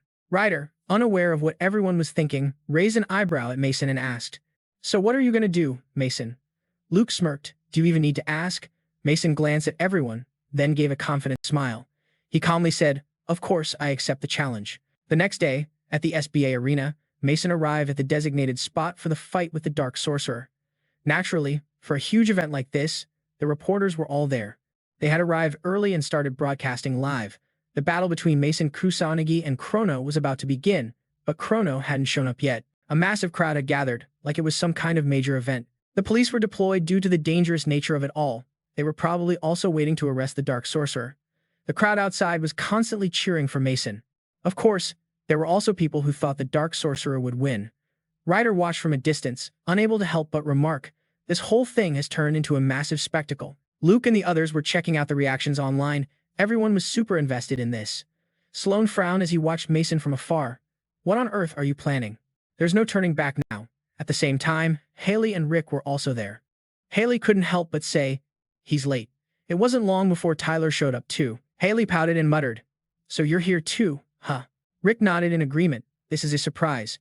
Tyler casually replied, This is a battle I have to witness in person. Just then, Haley sensed something and quickly turned her head. Rick and Tyler noticed it too and looked over. Sloane's group on the rooftop yelled in alarm. What is that? A streak of light was seen hurtling down from the sky. It zipped past a helicopter in the air, making it wobble. Mason also looked up, waiting for the thing to appear. With a loud boom, the streak of light hit the ground. Mason stood there calmly, his expression unchanged. But the others weren't so cool. They were pushed back by the force of the impact. The Dark Sorcerer, leader of the Shadow Bearers, had arrived. Seeing the figure in the black coat, a reporter immediately shouted, Chrono has appeared. This is incredible. It's really him in the flesh. Sloane was stunned when he saw the other person. Kara also exclaimed in shock. So Kusanagi isn't Chrono after all? They really are two different people. Down in the arena, Mason suddenly scratched his head and muttered, I'm not usually one for big shows, but it looks like I don't have a choice. The Chrono opposite him didn't say a word, just got into a fighting stance. Mason couldn't help but raise an eyebrow and smirk. What's wrong? Cat got your tongue. All right, fine by me. Let's just get this over with. Immediately after, they both got into their fighting stances, and the crowd watched with great anticipation. Sloane's group also watched the two below. They were worried about Mason. As for Tyler's group of three, they were also looking forward to this epic battle. Mason then summoned his magic to attack. Chrono didn't back down, summoning dark magic into his hands. Mason fired a sharp, golden beam of light, while Chrono created a phantom of a giant bird shrouded in terrifying darkness. With a massive boom, the two powers collided, creating an earth-shattering explosion. The helicopter in the sky was rocked violently by the blast, and the reporter couldn't help but yell, We're gonna crash if we stay here. Let's get out of here. But the most intense part of the fight was happening below, and they didn't want to miss it. Just then, Chrono charged forward like the wind. Mason didn't back down either, clenching his fist and rushing in. Their fists clashed, neither giving an inch. Their speed was so fast, the naked eye couldn't follow. In the blink of an eye, they had exchanged several blows. Chrono furiously threw punches at Mason's face.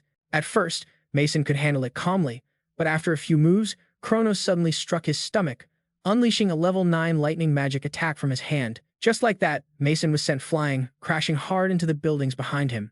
Chrono smirked smugly, like he'd already won. Minato got up from the ground, complaining, Seriously, man, you're not holding back at all, huh? My clothes are all jacked up now. Chrono didn't answer, just cast another attack spell. In a flash, a giant boulder was flying right at Minato. But Minato didn't even flinch, calmly casting a spell of his own. Instantly, a shield materialized above Minato's head. Once again, two powerful spells clashed. But this time, the massive boulder was shattered into smithereens by the shield. Minato let out a sigh of relief, reaching out to grab a mana particle floating around him. He smiled, satisfied. For a new type of magic, that's not half bad. Seeing the spell of his, the crowd watching from the sidelines was stunned, but they quickly recovered and started roaring with cheers. Who even cares about the magic nobility anymore? These two were on a completely different level. The female fans couldn't stop praising Minato. Over on the side, Hinata muttered irritably, "These null magic users are always so damn flashy, just a bunch of clueless show-offs." Riku remarked in awe that both of them could actually use level 9 magic. Scoffing, Hinata grudgingly added that their mana reserves were just insane. Even after using such high-level spells, they still had power to spare. Tusiru chimed in, but the most impressive thing was Kusanagi Minato's magic. His chain magic moved as if it had a will of its own. Hearing this, the three of them fell silent and thought. After casting a spell, if you reactivate it in a super short time frame, the effect continues. That's chain magic. But Minato's was on another level. After a moment, Hinata spoke up again. Only a handful of mages can use chain magic, right? Tusiru nodded slightly, and the number who can combine it with auto magic is even rarer. Another thing is Minato's insane physical strength. He's likely using mana to reinforce his body, and using it to power up both his offense and defense. Hinata looked at Tusiru and frowned. In other words, he's basically a walking wall of mana. Tusiru nodded nonchalantly. That's probably it. It's because their magic is so damn unconventional. They've surpassed us magic nobles in every single way. At this point, he truly believed that both Minato and Chrono were monsters, unaware of what everyone was thinking. Down below, Minato and Chrono were still going at it like crazy. The spells they were slinging were all shockingly high level. Minato let out a cold grunt and, in a flash, appeared right in front of Chrono. Without a moment's hesitation, he kicked Chrono hard, sending him plummeting from the sky to the ground. But just as quickly, Chrono used magic to fly back into the air. Sugo's crew watched from a distance, their faces filled with pure shock. Du couldn't help but remark, "I knew they were strong, but I didn't think they still had tricks up their sleeves." Riuji nodded in agreement. "Now I get why the crowd is so drawn to them." Haran then exclaimed that it was blowing up on live streams and social media. And it wasn't just in Japan. The whole world was watching this fight, even in places like New York. You could say this match was pulling in a massive audience. Everyone was in awe of their performance. Even South Korea was no exception. It was so hyped that people were dropping everything to watch, even ditching their dates. One girl, getting ignored by her boyfriend, grumbled, "Who even cares about some Japanese mages?" But the second she said it, the crowd around her started chanting Minato and Chrono's names. Just like that, a single duel had the entire world buzzing. At the arena, Minato faced Chrono and spoke coldly. "You fought well, but I think this is over." Chrono just stood there silently without saying a word. Then, he summoned a level 9 spell. A giant black blade appeared. Chrono swung it wildly through the air. A barrage of slashes carrying dark energy danced through the air. But Minato wasn't fazed at all, calmly smiling as he said, "This is the end." Right after, he unleashed a level 10 null magic spell. Minato created a massive wall and, without hesitation, sent it slamming into Chrono, launching him backward. The pressure from it was so immense that even Ruka's group, far away, felt the impact. They couldn't help but yell, "That magic is insane. Just how strong is Minato?" After casting that one move, Minato quickly flew towards Chrono. The reporter on the scene immediately told the pilot to hurry up and follow him. But the pilot just shook his head and said, "I can't, he's too fast." Just then, the cameraman yelled in a panic that the video feed was lost. Hearing this, the reporter went ballistic. "What the hell is happening?" It was just getting good and the feed cut out. Down below, Minato slowly walked up to Chrono, who was now sitting helplessly on the ground. Minato stood opposite him, holding his hand out in the air, his intentions unclear. Chrono's eyes suddenly shot wide open, and then magic circles appeared in his hands, startling Minato. He looked at Chrono coldly and said, "You can stop now." As soon as Minato finished speaking, Chrono suddenly started to tremble. Then, a golden stream of mana enveloped his body, and just like that, he vanished into thin air. Minato let out a sigh of relief. "Woo, looks like I pulled it off. The anti-monster device you had Takigami make has also hit its limit. It probably could only handle level 9 magic for a short time. The clone magic is useful, but it's a real pain to use. The clone is way weaker than Minato and can barely even speak." Meanwhile, Takigami was quietly watching everything unfold. Seeing it all go smoothly, she finally breathed a sigh of relief. Luckily, everything went well. She was shocked when she first heard that Minato was the reincarnation of Ichikami Minato. But to think that he was also Chrono was just beyond imagination. He's always full of surprises. Since Minato can't cast 2 spells at once, he only had a short window to reactivate the clone's spell, which already has a very short duration. This means he needed to constantly use a maintenance spell. Minato couldn't use any other magic. That's why Takigami prepared an anti-monster gear set for him with auto magic, by using equipment capable of automatically casting a spell if he were to lose consciousness. In theory, Minato could use multiple types of magic at the same time. However, not only did it require a colossal amount of mana, but he also had to personally control the clone with his mind. Otherwise, there was a risk the clone would go haywire and attack people nearby. In other words, Minato burned through a massive amount of mana, all while maintaining control over a clone and putting on a dramatic and spectacular fight. Seriously, only Minato could pull that off. Just then, Minato contacted Leona through his earpiece. "I'm Chrono, Leona. You can stop jamming the broadcast now." Leona immediately replied, "Understood. Is it over?" Minato slowly answered, "It's all over." On his command, Leona ordered her organization to stop jamming the broadcast. Then she chuckled and said, "So no one will be after Chrono anymore. Is that right, Captain Kusanagi Minato?" Minato exclaimed in surprise, "You figured it out?" Leona chuckled softly. "Of course, don't underestimate my intel network. I've known for a long time, I just never had a reason to mention it, that's all." After hearing that, Minato asked skeptically, "So you have a reason now?" Leona nodded slightly. "That's right, because today is the last time I'll see Chrono, isn't it?" A smile crept onto his face, and Minato couldn't help but joke. "You saw right through me, huh?" Leona didn't answer, instead saying gratefully, "Thank you, Chrono. You saved me, the other members, and so many other people. I'm truly glad you were there for us.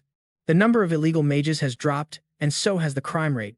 The Shadow Bearers will lay low until the heat dies down. Without Chrono, Japan will be fine."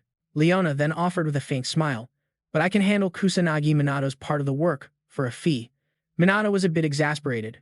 "You're gonna charge me?" Leona replied casually. "Of course, but I'll give you a friends and family discount."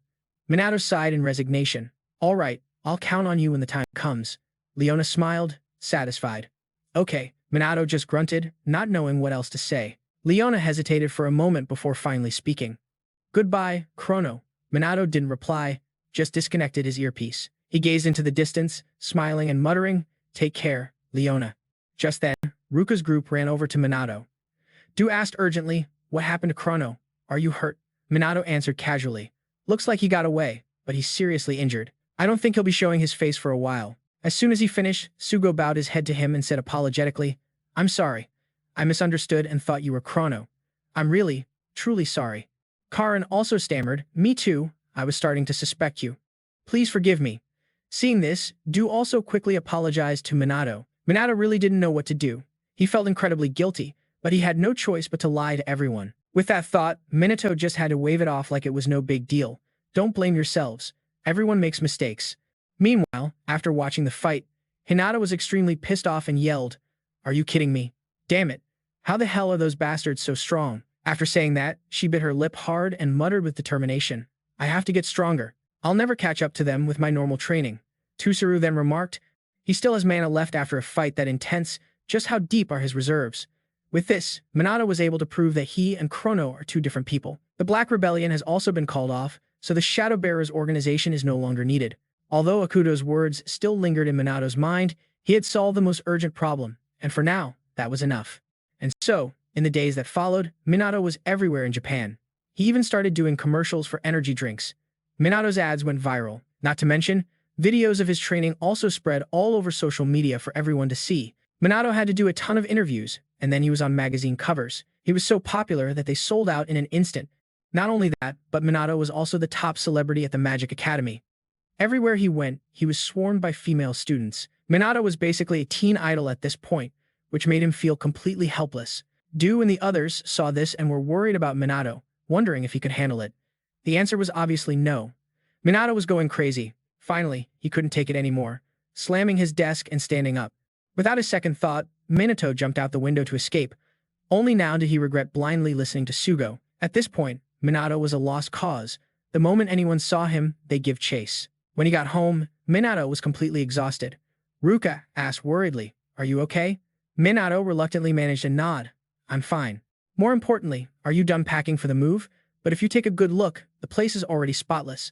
Lucy bragged cheerfully. While you were laying low, my sister and I handled it. Dana did most of the heavy lifting. They had now moved into a 3-bedroom apartment, so they'd all have their own rooms. With this much space, it wouldn't feel cramped at all. It's just that the two sisters were a little bummed out. With separate rooms, they wouldn't get to see Mason's face when he slept anymore. The thought made them both turn away blushing, leaving Mason completely clueless. But he didn't pay it much mind. He stepped out onto the balcony because his phone was ringing. Mason answered it right away. "Hey, Taylor." Taylor's voice came through on the other end. "You got a sec to talk? I was just wondering if everything's cool after that whole incident." Mason answered cheerfully. "Everything went off without a hitch, thanks to you. Though it seems like it's coming back to bite me now." Taylor couldn't help but crack a smile. "It's tough being a celebrity, huh?" Mason brushed it off, speaking casually. "If you ever need a hand with anything, just say the word. After all, you're a good friend. An important friend, and you're the only one who knows who I really am." Taylor hesitated for a moment, then finally nodded and replied, "If anything goes down, you'll be my first call." They talked for a bit more before Taylor hung up. She slumped to the floor, clutching a family photo. Taylor whispered in sorrow, "Ethan, what am I supposed to do?" The next day, at the precinct's training grounds, a ton of rookies were already there bright and early. They were all buzzing with excitement. The guys were stoked to train with the two sisters, while the girls were hyped to finally meet Mason. Dana, seeing the long lines of people from afar, couldn't help but comment, "There are way more newbies than I thought." "It's all because of Mason, obviously," Sean explained sheepishly. "Whatever their reasons, at least they're fired up." Hearing that, Lucy just clicked her tongue and shook her head. "I just hope they can take it." Dana chimed in, agreeing. "For real, it's absolute hell." Right at that moment, Mason emerged from the precinct building. The second they saw him, the crowd erupted into a noisy chatter. Mason let out a helpless sigh. "Man, this is never gonna end, is it?" Thinking this, he instantly unleashed his mana. In an instant, the whole group of rookies felt an immense pressure weighing them down, paralyzing them completely. Just like that, the noisy chatter stopped cold. Mason smirked, satisfied. Well, that shut everyone up. "These new kids look pretty resilient. I was planning on taking it easy for the first training session, but I guess that's not necessary, is it?" Hearing this, Lucy, Dana, and Ray just face-palmed. They suddenly got a really bad feeling about this. And just as they expected, the rookies charged in full of hype, but were quickly ground down by Mason's hellish training. The entire mob threw magic at Mason, but his shield blocked it all. And to top it off, they had to listen to his infuriating taunts. With magic like that, you guys couldn't even take down a single monster. It wasn't long before the whole group was on the ground. Frustrated groans filled the air. But right then, Dana suddenly shouted, "I'm not finished yet." Right after, a massive tidal wave shot towards Mason. On top of that, Lucy and Ray launched their own attacks simultaneously. Witnessing this, the rookies freaked out, yelling, "What the hell is that? That's not training anymore." But the most shocking part was still to come. Mason blocked all 3 of their spells with just a single shield, and then the 3 of them collapsed too. Mason waved his hand and said with a grin, "Okay, that's enough for today. We'll measure your mana levels later." Everybody head to the testing room after a 5-minute break. Right after, Mason turned and walked away. The rookies watched him go, and one of them couldn't help but grumble. "He just walks off like that was nothing. What a total monster." But then they overheard what Lucy, Dana, and Ray were saying. That sent the whole group into an even deeper state of shock and utter confusion. A little later, in the mana testing room, the results came in. Dana's mana level hit 120,000. Lucy's reached 118,000, and Ray's was up to 105,000. Karen and Sean weren't slacking either. Karen hit a solid 100,000, and Sean reached 112,000. Seeing these numbers, the rookies in the back were completely floored. Over 100,000? That's the level of the elite mages. "Are all the SMT members this powerful?" Mason stated coldly. Dana's mana level used to be just 2,000, but she managed to grow this much. One of the rookies asked skeptically, "Can we really get that strong too?" Mason nodded without a second thought. "Absolutely, if you're willing to put in the work." Hearing his words, the rookies' expressions suddenly hardened with resolve. And suddenly, that hellish training seemed worth it. Mason didn't say anything more, lost in thought. With her current power, Dana could take down a demon all on her own. Together, they could probably even defeat a demon general. Everyone had gotten a lot stronger, but Mason knew it still wasn't enough. The Demon King and the Demon God were still out there. As he was lost in thought, Sean came over and clapped him on the shoulder, smiling. "Captain Mason, got a minute?" Mason's brow furrowed in annoyance. "You've got a bad feeling about this, don't you?" And just as he suspected, Mason got roped into attending a party. Since it was a formal event, he had to wear a suit. Mason found it incredibly annoying and just wanted to bail. Sean walked up, saying gratefully, "Thanks for coming with us, Captain Mason." Mason muttered under his breath. Working with the elite mages is fine and all, but do we really need to throw a party for it? Sean quickly explained. They want to use this as a chance to celebrate getting their power back. Mason sighed and rubbed his temples. As the captain, he couldn't just ditch this. It wasn't about laying low anymore. With that, Mason decided to just roll with it. He then started complimenting Sean. You clean up pretty nice in that suit. Sean just laughed it off. Thanks. I'm kind of used to wearing these. Just then, Ray started whining. I'm really not made for this kind of thing. Mason immediately shot back. I don't think so at all. You're tall and fit. You look great. Ray shot him an annoyed glare, which just left Mason confused. Just then, Sean exclaimed, looks like the girls are here. The first one to walk in was Dana. She was wearing a purple dress with a cute clip in her hair. In contrast to Dana's innocent beauty, Lucy wore a dark, navy blue halter dress that was both glamorous and elegant. Meanwhile, Karen looked adorable with a girl-next-door vibe in a pretty blue dress. All three of them looked completely different from usual. Dana approached Mason and asked timidly, is it weird to see me dressed up like this? Mason replied without a second thought, yeah, it is. You look way cuter than usual. His words made Dana blush bright red. And he didn't stop there. Mason started complimenting Lucy's dress too. The soft color of Lucy's dress really suits her too. It brings out her style and highlights her mature beauty. Not wanting to leave anyone out, he complimented Karen as well, making all three girls blush so hard they were speechless. Ray watched the scene unfold with a sigh. There Mason goes again. He never holds back with the compliments, does he? Just then, someone else walked in, and a disgruntled voice cut through the air. Well, look who it is. Mason glanced over and saw Hannah walking towards them in a fiery red dress. Next to her were Rick and Tyson. Mason gave Hannah a once-over and commented freely, that dress looks great on you. The elegant style is an interesting contrast to your usual tough-as-nails vibe. His words just made Hannah angrier. She snapped at him, stop trying to sweet-talk me. You're so annoying, I'm out of here. Mason wasn't fazed. He turned to Tyson and asked, you made it too, sir? Tyson gave a curt nod. He replied nonchalantly, of course. I promised I would cooperate with you kids. I have no interest in pointless small talk, so if you'll excuse me. And with that, he quickly walked off, prompting the two sisters to apologize. We're sorry about that. Our father isn't much of a talker. Mason just shrugged it off. It's cool, don't worry about it. As they were talking, a woman in a black dress walked in. Mason seemed to sense something, and his eyes quickly followed her. Very soon, the party officially started. The host's voice boomed across the hall. Thank you, everyone, for being here tonight. Please give a warm round of applause for tonight's guests of honor. Tyson's group quickly formed a neat line. The three heads of the elite mage families also got ready to take the stage. The host also introduced two other individuals, the director of the Mage Association, Howard Fleming, and his daughter, Chloe Fleming. When Mason saw the man, he was shocked. That was the guy he saw back in Times Square. So it really was him. And that girl in the mysterious black dress he'd noticed earlier. She's his daughter? Howard Fleming quickly stepped up to the podium and began to speak with a smile. Thank you for that introduction. I am Howard Fleming. Our nation is currently facing a crisis with the emergence of disasters and monsters. Everyone in the hall below immediately turned their attention to the stage, hanging on his every word. Howard declared passionately, but if the elite mages and the SMT join forces, these monsters will no longer be a threat. We, the elite mages, swear to devote all our strength to protecting world peace. Tyson and the other two behind him looked on helplessly at his words, but they kept quiet. The crowd below erupted in thunderous applause. Mason had to admit it was direct, clear, and easy to grasp. That was a damn good speech. He was nothing like those other politicians who just talk in circles. As he was thinking, Chloe's eyes suddenly darted in his direction, catching him off guard. Instead of being embarrassed about being caught staring, Chloe just gave him a mysterious smile. At that moment, Howard continued his speech. From this day forward, we will cooperate closely with the SMT as we both work to maintain public safety in the United States. He then turned to Mason, smiling. It's an honor to be working with you, Captain Mason. Mason returned the pleasantry. Yes, the honor is all mine, sir. Immediately after, the two of them shook hands. Mason instantly sensed Howard's mana and was impressed. The man possessed a massive amount of mana. He must have been training consistently all these years. At that thought, Mason gave a satisfied smile. Looks like Howard hasn't changed a bit. About 50 years ago, at the Mage Training Academy, back when Mason was known as the Great Sage, he had arrogantly provoked the rookies below. Hit me with everything you've got. You can all attack me at once for all I care. Back then, Howard was just another rookie. Hearing those words, he had yelled out in frustration. Don't you dare underestimate me. Take this, you jerk.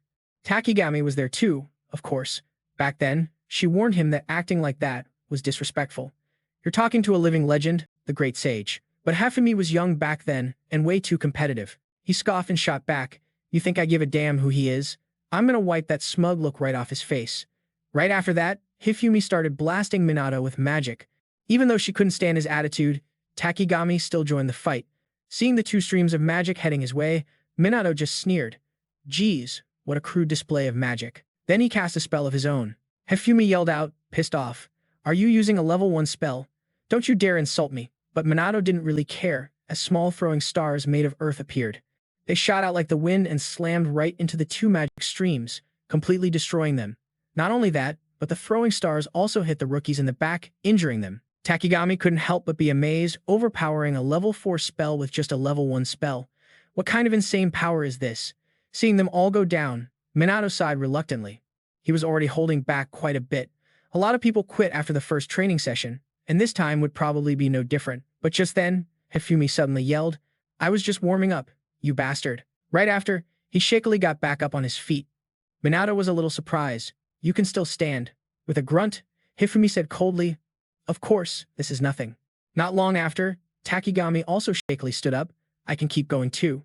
Minato looked at the two of them and smiled, satisfied. These two have potential. Looks like I finally got a good batch. But when the other two saw that smile, they got pissed and shouted in unison, Wipe that arrogant smile off your face.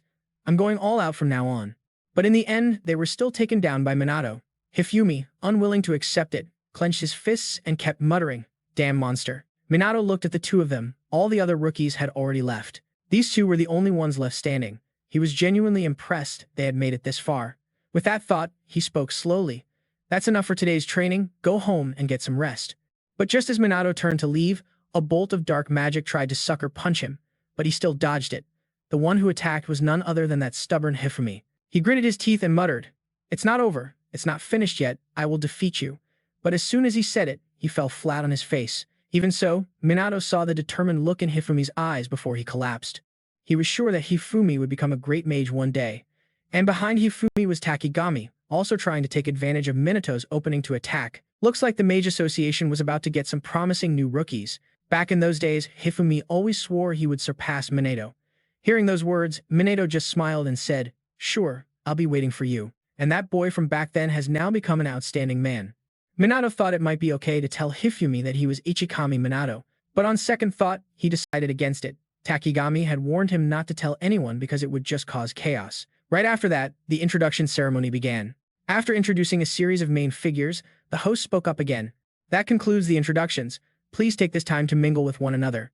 At that point, Minato finally let out a sigh of relief. It seemed his part was finally over. But just then, Chloe suddenly approached him, smiling as she spoke. Excuse me, do you have a moment? I'm Mumo Chloe. She said she'd had her eye on Minato for a while and was hoping they could talk for a bit. Minato answered without hesitation. It's an honor. You seem to be a mage as well. Chloe covered her mouth and chuckled. That's right. But compared to you, I'm still leagues behind. Just as Chloe said, she didn't have much magical power and didn't seem to be able to control many elements. But somehow, Minato felt that something was off. What is this strange feeling? While he was thinking, Chloe smiled and said, I hope we can become good friends. I have a pretty sharp intuition about these things. At the same time, the Du sisters were secretly watching Minato. Seeing him talking with Chloe, the two of them seemed a bit uneasy. Chloe didn't know they were watching her. She continued to chat happily with Minato, saying she was looking forward to working with him. Minato replied politely, Yes, me too. Right after that, the two of them shook hands. In that instant, Chloe seemed to sense something. Her eyes suddenly narrowed, but she quickly calmed down and said with a smile, You're just as I thought. I'm so glad to know you're a good person. With that, she didn't wait for Minato's reply, quickly turned and left, leaving behind a cryptic remark. We'll meet again soon, Kusanagi Minato. Minato didn't pay it much mind. What he was focused on was the handshake from earlier. The next day in class, as usual, Minato was surrounded by a crowd of schoolgirls, which he found really annoying. Just then, the teacher walked in and announced, Everyone back to your seats. Today, we'll be welcoming a new student. Immediately, a pair of long, slender legs slowly walked in. The new student turned out to be Chloe. She stood on the platform and spoke reservedly. It's nice to meet you all. I just transferred from the Magic Academy. My name is Mumo Chloe. I look forward to getting to know everyone. For a moment, Minato was stunned, looking at Chloe in disbelief. Immediately, the students below started whispering among themselves. They realized Chloe was the daughter of the Mumo family. Coincidentally, there was an empty seat next to Minato. so the teacher had Chloe sit there. Chloe didn't object and went to sit down next to Minato. Minato glanced at her and said casually, "I didn't expect you to transfer here." Smiling, Chloe replied cheerfully, "I told you, didn't I, that we'd meet again soon." Minato couldn't help but give her another look, seemingly deep in thought. During the break, the male students started crowding around Chloe and asking her all sorts of questions. Riuji also muttered in confusion, "What the hell is that girl thinking?" Ruka's group huddled together, starting to gossip about why Chloe would transfer here. Minato glanced over at them and couldn't help but smile. Chloe wasn't flustered at all by being surrounded by so many people. She handled it calmly, always with a faint smile on her lips. After school, Ruka's group was in for an even bigger surprise. Sugo brought Chloe to the police department's training grounds. "Let me make this clear. This is Momo Chloe. She'll be joining the FMT starting today." As soon as he said that, the students below were instantly bewildered. "Isn't she the daughter of the Mumo Corporation? Why is she joining the FMT?" Sugo slowly explained. "To strengthen our cooperative relationship with the mage nobility, we've decided that Chloe will act as a liaison between both sides. That's what we've been told." At this point, Chloe also stepped forward to introduce herself. "My name is Mumo Chloe. Although I'm still a student and don't have much experience with magic, I hope to receive everyone's guidance and encouragement." The three Du sisters glanced at each other for a long moment. Finally, Du stepped forward on their behalf to shake Chloe's hand and said with a smile, "Congratulations, Momo." Chloe also nodded politely and replied, "Yes, I look forward to working with everyone." Sugo was very apologetic. He went over to Minato and muttered in a low voice, "Sorry, this was a sudden order from the higher-ups." Minato replied nonchalantly, "They announced we'd be having a major collaboration. I already figured something like this would happen." Hearing this, Sugo let out a sigh of relief. "I see. That's our Captain Kusanagi for you." But just as he finished speaking, Minato said coolly, "But I still need to test her." Soon after, Minato began training everyone. As usual, it started with running. The three of them ran like crazy. But without giving them a moment to catch their breath, Minato spoke coldly again. "I'm getting serious now. Keep up with me." As soon as he finished speaking, he took off like a shot. The other three, determined not to lose, hurriedly chased after him. The other students had already given up. They couldn't keep up anymore and started groaning. But just then, a figure suddenly zipped past them. It was Chloe. She quickly caught up to Ruka's group. And not long after, Chloe pulled ahead of them. She smirked and said, "Excuse me." Seeing that, Du's competitive spirit flared up, and she yelled aggressively, "Like hell, you will," then started running like a madwoman. After the running session ended, Minato started training them on how to use magic. Just like before, Ruka's group held their ground, and so did Chloe, even though it was only her first day of training. Next up was push-ups and weightlifting. Minato was like a drill sergeant from hell, yelling as they did push-ups, "Keep training your bodies. It only really means something when you put your lives on the line." A little later, when almost all the students had collapsed, Minato finally said with satisfaction, "All right, take a break." Ruka's group wasn't doing much better, sitting on the ground groaning, same as always, but it's still so tough. Surprisingly, Chloe was still standing. She walked over to Minato and said with a smile, "Is it break time already? I've still got some energy left." Unlike everyone else, she still looked fresh. This left Du completely astonished. How is that possible? Even we only got used to this intensity recently. Chloe, unaware of Du's thoughts, continued, "This really is an extremely harsh training session." Minato glanced at her and asked, "Is this too old-fashioned for you?" Shaking her head immediately, Chloe replied casually, "Not at all. In fact, I find it very logical. By training the body, everyone will improve their physical strength and combat ability. And when using magic while reaching your physical limits, it helps improve magical technique and raise your power ceiling. By pushing your magical energy to its limit, you make it stronger." At this point, Chloe glanced over at everyone collapsed on the other side. Then she smiled and added, "A little Spartanian-style yelling helps keep everyone's spirits up. If you don't act like your life depends on it, you might actually lose your life in a real battle." After hearing her out, Minato nodded in approval. "Exactly, you really get it." Chloe covered her mouth with a smile. "Well, I am the daughter of the Mumo family. After all." Du was also surprised that Chloe understood so well and couldn't help but praise her. "You're amazing, I'll admit it." Ruka also nodded in agreement. "We should learn from you." Smiling, Chloe said humbly, "You all did great. I know the members of the FMT are all very reliable." With that, she turned to Minato and asked, "By the way, Captain Kusanagi, I have a question." Seeing this, the Ruka sisters had a look of annoyance in their eyes. Chloe's so beautiful. She seems to be liked by both guys and girls, and maybe even Minato. Chloe's abilities are undeniable. If Chloe is stronger than them, she'll be the one standing by Minato's side and supporting him. Thinking about this, their faces instantly soured, leaving riders standing there totally clueless. Just like that, they decided to stand near Mason and Chloe to eavesdrop on their conversation. By building a cooperative relationship between SMT and the mage aristocracy, even with disasters happening more frequently, they could now respond faster than before. And thanks to that, SMT expanded its operations into more areas. The number of casualties from disasters dropped significantly. Even so, the number of disasters was still on the rise. Mason knew they couldn't let their guard down. Right then, they were dealing with a catastrophe alongside the mage aristocracy. Haley slammed a flaming kick into the demon general's body, turning it to ash in the blink of an eye. The crew with Haley immediately started cheering. Those weak sauce demons are no match for our great leader. Just as expected, boss. At the same time, Danny ran up to Mason and said, "The monsters have been cleared out, though Haley took down most of them." Mason didn't pay it much mind, casually laughing. "She's good. A lot stronger than before." Haley shot him a glare, her tone full of challenge. "Sooner or later, I'm gonna surpass you, so get ready." After saying that, she turned and walked away. Rick sighed helplessly and said apologetically, "Sorry about that. She just can't be honest with herself." Mason replied nonchalantly, "I don't mind, so you shouldn't either." The two continued talking while Haley stood nearby, eavesdropping, and Chloe, on the other hand, was happily chatting away, only mingling with the special magic unit. Mason noticed this and couldn't help but ask, "Are the mage aristocrats not very close with Chloe?" Rick nodded slightly. "We usually try to avoid getting too involved with the Muller family." While they were talking, Chloe walked over. Rick took the hint and left. Chloe smiled softly and asked, "Kramer, you got a minute?" Mason furrowed his brow at her. "What's up?" The two sisters, Roxy and Danny, saw them standing close and watched intently. Just then, they heard Chloe drop a total bombshell. "Do you want to go on a date with me?" And so, later at Grand Central Station, Mason showed up as planned. While waiting, he heard people around him buzzing about some really cute girl. Before he could even process all the chatter, another gasp went through the crowd. "Isn't that Chloe Muller? She's gorgeous. Man, go talk to her." Mason looked in the direction they were staring and, sure enough, saw Chloe standing there. She was wearing a black dress, her long hair falling over her shoulders, highlighting her elegant beauty. Mason pushed through the crowd to get to her, stopping in front of Chloe and asking apologetically, "Have you been waiting long?" Chloe shook her head slightly. "It's fine, I just got here too." The scene left the crowd stunned, and the guys who were about to make a move backed off. They walked away in despair, leaving Mason completely baffled. Mason and Chloe started walking and talking. Mason asked suspiciously, "So why did you ask me here? You don't actually want to go on a date with me, do you?" With a slight smile, Chloe raised an eyebrow and said, "You caught me. I don't really know this area well since I just transferred, so I was hoping you could be my guide."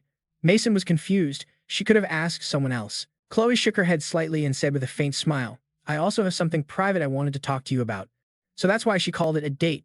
Mason nodded in understanding, but remembering the awkward vibe from that day, he felt pretty embarrassed. While he was lost in thought, Chloe sighed and said, "I'm the daughter of Muller Heston, so no matter where I go, I always feel out of place. Everyone pretends to respect me and gives me special treatment, but you're different." Mason was confused. "I am." Ignoring his reaction, Chloe continued with a smile. "The first time we talked, I realized you didn't treat me like everyone else does." Mason said coolly, "Because titles and status don't mean anything. What matters is who you really are, that's all." Hearing this, Chloe couldn't help but laugh out loud. She pouted thoughtfully, "You really are an interesting guy." At that same moment, a figure was silently tailing the two of them. It was none other than Danny, sneaking around again, but what else could she do? Maybe it was time to give up. Just then, Danny spotted a familiar figure nearby. It was Roxy. She was also following Mason. Danny was shocked. No way, her sister would never do that. But Roxy was holding a pretzel. There was no mistaking it. She was definitely tailing Mason. Anyway, Danny had to keep following them or she'd lose them. In her haste to catch up, she bumped right into Roxy. The two sisters stared at each other blankly for a moment, then quickly scurried away. As they went, Roxy asked suspiciously, "Why are you here? What's going on?" Danny quickly shook her head, denying it. "It's nothing." Up ahead, Mason heard the noise and turned to look back. Seeing this, Chloe asked with curiosity, "Is something wrong?" Mason frowned slightly, then after a moment, shook his head. "It's nothing." The two sisters were hiding behind a large bear statue, sighing in relief. That was way too close. Danny then realized something and exclaimed, "Looks like we're both after the same target." Roxy nodded slightly in agreement. "Seems like it." They locked eyes, both of their faces filled with determination. In the end, Mason and Chloe's stroll had gained two tails. Everywhere Mason and Chloe went, the two sisters followed. They kept sneaking around like a couple of jealous stalkers. After walking for a while, Mason and Chloe ended up at a cafe. Chloe cheerfully asked, "So what do people do next?" Mason thought for a moment before answering, "They'll talk, get something to eat and drink, and then go home. I guess. The two sisters were sitting quite a distance away, so they couldn't hear what Mason and Chloe were saying. Over at their table, Chloe suddenly said melancholically, I see. So this is what a normal date for a high school student is like. With that, she placed her tea on the table and then said coolly, I wonder what the purpose of all this is. Just walking around, looking at things, then sitting down to eat and drink. What's the meaning behind these actions? Mason replied casually. Maybe the actions themselves don't have any meaning, Chloe asked, confused. But people still do them without any specific reason? Mason nodded slightly and explained. What's important is who you're with.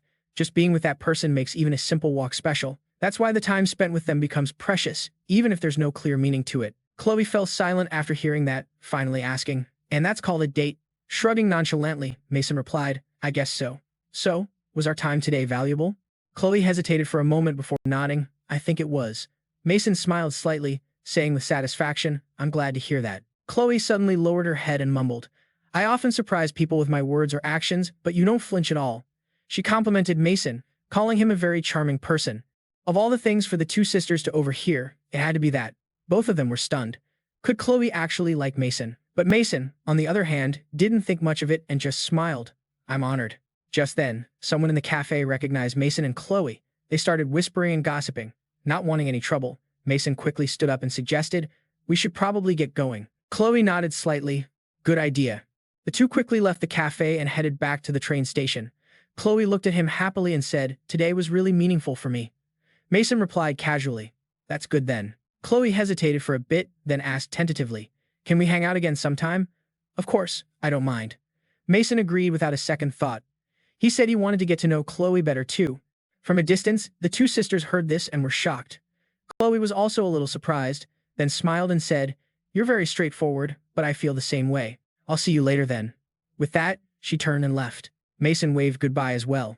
Danny watched them go, her heart a total mess of anxiety. She couldn't believe Mason would say something like that. Roxy was just as troubled. She wondered if Mason was actually serious. Mason had also turned and started walking away. The two went in opposite directions, leaving all four of them with a whirlwind of emotions. The next day, in the Special Magic Unit's classroom, Ryder ran up to Mason, raising an eyebrow with a smirk. So, how was your little date yesterday? Danny, overhearing this, snapped irritably. Why are you asking? Ryder pouted. I'm just curious about your friend. Mason replied helplessly. It wasn't a date. I was just showing her around the area. All we did was walk, shop, and get some tea. Dude, everything you just described is literally a date. The two sisters didn't look too happy right now, while Chloe was cheerfully talking with Karen, seemingly unbothered by yesterday's events. Ryder sighed helplessly. He just hoped this wouldn't cause any trouble. With that thought, he patted Mason's shoulder and warned, just be careful, man. Mason looked at him, confused. What are you talking about? A little later, once everyone had arrived, Sagan started the meeting. All right, allow me to explain our current situation. As of right now, we've seen a significant drop in casualties related to disasters and monsters within the country's borders. After the Black Rebellion was dismantled, there was a similar decrease in the number of rogue mages. Furthermore, there have been no appearances of the Shadow Wielders or Chrono. Karen nodded in agreement. It seemed like the Shadow Wielders were rarely talked about these days. Mason frowned in silence. The police could probably handle the illegal mages themselves now. Maybe the Shadow Wielders didn't even need to do anything anymore. With that thought, he shouted fiercely. But we can't get complacent. We're going to train ourselves even harder from now on. Yeah, the entire Special Magic Unit responded in unison. That evening, Mason returned home. After dinner, he lay on his bed to rest, lost in thought. The SMT members had improved their skills, but their coordination with the mage aristocracy still needed work. Just then, his phone suddenly rang. Mason immediately answered, asking suspiciously, "What's up?" Leona's voice came quickly from the other end. "It's about Chloe Muller and Talia Shaw. I did some digging on them and thought you should know. Is now a good time?" Mason nodded slightly. "Yeah, tell me what you found." Leona replied immediately. "First, about Chloe Muller. She's not Muller's biological daughter, but his wife's child from a previous relationship. Strangely enough, she only became his stepdaughter a few years ago. Chloe's parents both died in an accident. Heston probably took her in after that."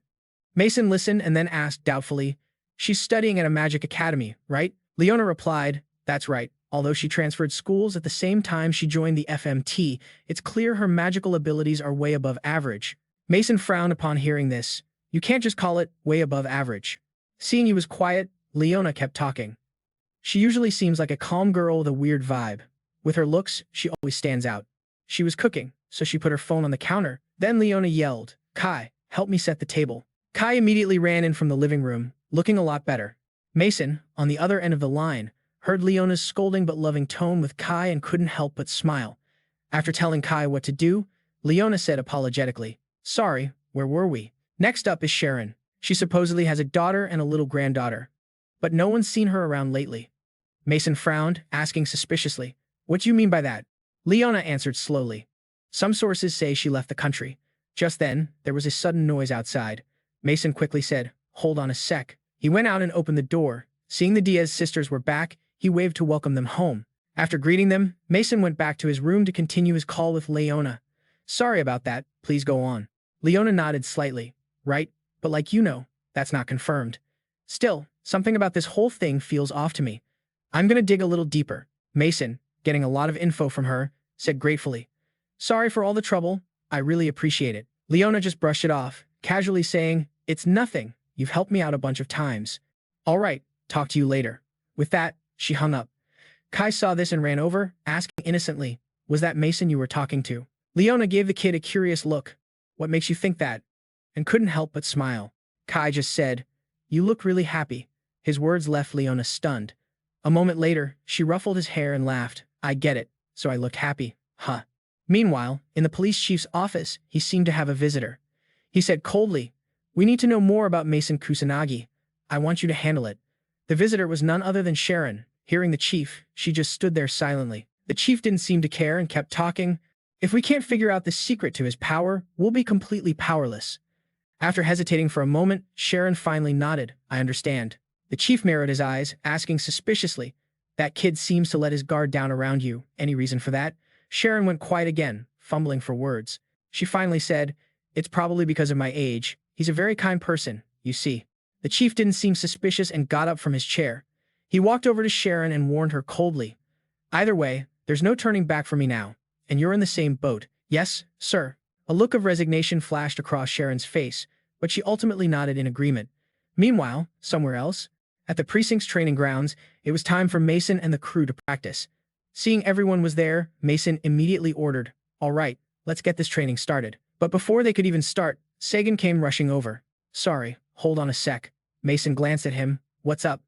Sagan answered urgently, "The U.S. Army's Mage Division is here for a meeting, and I was just told they want to observe the SMT's training session." The crew below was totally shocked. Rika mumbled, bewildered, "Aren't they like one of the strongest elite units out there?" Ruka nodded slightly. "They're known for having some of the best mages in the world." Ryder just shook his head, clueless. Mason also frowned, staying silent. The U.S. wasn't at this level 50 years ago. He figured they must have climbed to the top in this day and age. While everyone was still reeling, Sagan explained, "Word about the SMT has gotten out, even internationally. That battle with Chrono not long ago seems to have really put us on their radar." Hearing this, Chloe smirked. "So what they're really after is..." She trailed off, and everyone else went quiet, nobody daring to guess. Mason was lost in his own thoughts, not saying a word. Sagan went on, "There's another reason they're here. Nowadays, these calamities are popping up all over the world, just like 50 years ago. They might be here looking for a way to deal with them." But the second he finished speaking, a booming voice cut in, "Who the hell needs a way to deal with them?" making the whole crew jump out of their skin. When they turned around, they saw a dude in his suit walking over. He was built, totally ripped, not your typical local guy. Behind him was a squad of soldiers in U.S. Army gear. Seeing that crew, the SMT members were like, "So that's the U.S. Mage Division? They look scary as hell." The U.S. squad walked up to Mason with an intimidating presence. Two powerful auras of magic were clashing under the surface. The pressure was so intense it forced everyone behind them to back up. They could barely even stand. Just then, the buff guy suddenly narrowed his eyes at Mason. A second later, he reached out with both hands. Seeing this, Ruka and Rika started to panic. But instead, the guy pulled Mason into a hug, laughing loudly. "We finally meet, Kusanagi." But as soon as he said it, he seemed to notice something. The man started checking Mason out, squeezing his abs and then feeling his biceps. He muttered to himself, "You're toned, but way too lean. You can really throw down with a build like this?" Mason, getting annoyed with the guy constantly touching him, snapped, "Can you let go of me already?" The man finally realized he was out of line and quickly let go, saying apologetically, "My apologies for being so forward." He then introduced himself as Major Aaron Anderson of the U.S. Army's 157th Mage Division, and also the head researcher at the Institute of Magic. Mason's eyes widened when he heard that. The Institute of Magic, he thought. They study calamities and monsters and all magic in general. He then introduced himself. I'm the commanding officer of the SMT, Mason Kusanagi. And this is the rest of the SMT. Aaron just threw his head back and laughed. Who needs intros? I've already done my homework on every single member of the SMT. I hear you guys are the real deal. The SMT crew beamed at the compliment. Who wouldn't be proud of a compliment like that? But Mason just went quiet, thinking. Our own magic research hasn't gotten very far, thanks to the old school mages. Plus, my own knowledge is 50 years out of date. I should use this as an opportunity. With that thought, Mason smiled and said, You're an expert in magic research, right, Major Anderson? If you don't mind, I've got a few questions for you about the monsters and the calamities. The second he finished, the U.S. soldiers behind them unleashed a heavy wave of killing intent. In a flash, it filled the air. Mason felt it and couldn't help but frown. The rest of his crew, however, completely buckled under the pressure. The killing intent was too strong, totally overwhelming their own magic. After a moment, Aaron finally yelled, Stand down. At his command, the U.S. soldiers pulled back their killing intent. Aaron looked at the SMT apologetically and chuckled. Sorry about my rookies here. Good hounds can be a little overeager sometimes. Mason just shrugged it off with a smirk. No big deal. It was just a cool breeze. Hearing that, Aaron just had to laugh. The magic from my squad is just a breeze to you? I'll give you this, kid. You're pretty funny. Mason didn't even bother to react to the comment. Seeing him stay quiet, Aaron continued. So, you wanted to ask about the calamities and monsters? Mason gave a slight nod. Yeah, sorry for my ignorance, but I'm curious about what they are exactly, and any recent discoveries you've made. Aaron hesitated for a second before saying in a low voice, It's hard to sum up in a few words, and we're still looking into it. But I believe the monsters are living magic, and the calamities are the phenomena that bring them to Earth. Recent investigations have revealed that when a calamity hits, the area gets flooded with a special type of magic, completely separate from what humans have. Basically, the theory is backed up by the fact that people can detect magical energy when the sky turns red, but so far there's no hard proof. That magical energy has the same properties as the monsters. In other words, the monsters are made of magic, and their bodies dissolve into particles when they die. This just reinforces the theory. Mason frowned after hearing this. So why do they attack people? Aaron shook his head. There's no clear reason, but one theory is that they're reacting to our own magic. 50 years ago, there weren't many calamities in the U.S., so there were fewer investigations and less data to go on. However, there were a lot of reports about calamities triggering a person's magical awakening. That's still true today. But recently, we've started to get a better handle on it thanks to better magic measuring equipment. For example, when a calamity's magic dissipates into the atmosphere, it remains as natural magic. When a monster is killed, it also generates a certain amount of magic. From this, we can deduce that the particles people see when a monster dies is its body breaking down into magic. One of the Diaz sisters was stunned. That's exactly what Mason had told her, but how did he know that? Mason looked intently at Aaron. I've seen a monster before that seemed like it was trying to cause a calamity. Aaron just nodded coolly and replied, Aside from a few similar cases, the world's first calamity happened when there weren't any monsters around. You probably misread the situation or got something mixed up. Mason frowned, thinking, mixed up? I don't think so. The demon general's previous actions, like it was rallying troops, were definitely off. Aaron then continued, but it is true that monsters, especially the boss-level ones, can get stronger over time. It's possible that monster itself became the cause of the calamity, Mason asked, startled. For real? Aaron nodded calmly. We've run experiments. We waited to see what would happen. If you intentionally leave the boss of a minor calamity alive, more monsters will show up in waves. But they stop spawning after they hit a certain number, and their growth just halts. After that, the amount of calamity magic in the atmosphere doesn't increase either. There's no doubt that leaving a calamity unchecked is extremely dangerous. Even if the monsters are getting stronger, the boss still has to be taken out, at least until we can prove that theory is correct. Mason's brow furrowed as he listened. His own thoughts about the monsters lined up with this. Those calamity experiments were interesting, but Mason figured they hadn't found anything solid yet. Just then, Aaron spoke up again. Anyway, you've got an impressive amount of magical power, right? Not many mages out there are on your level.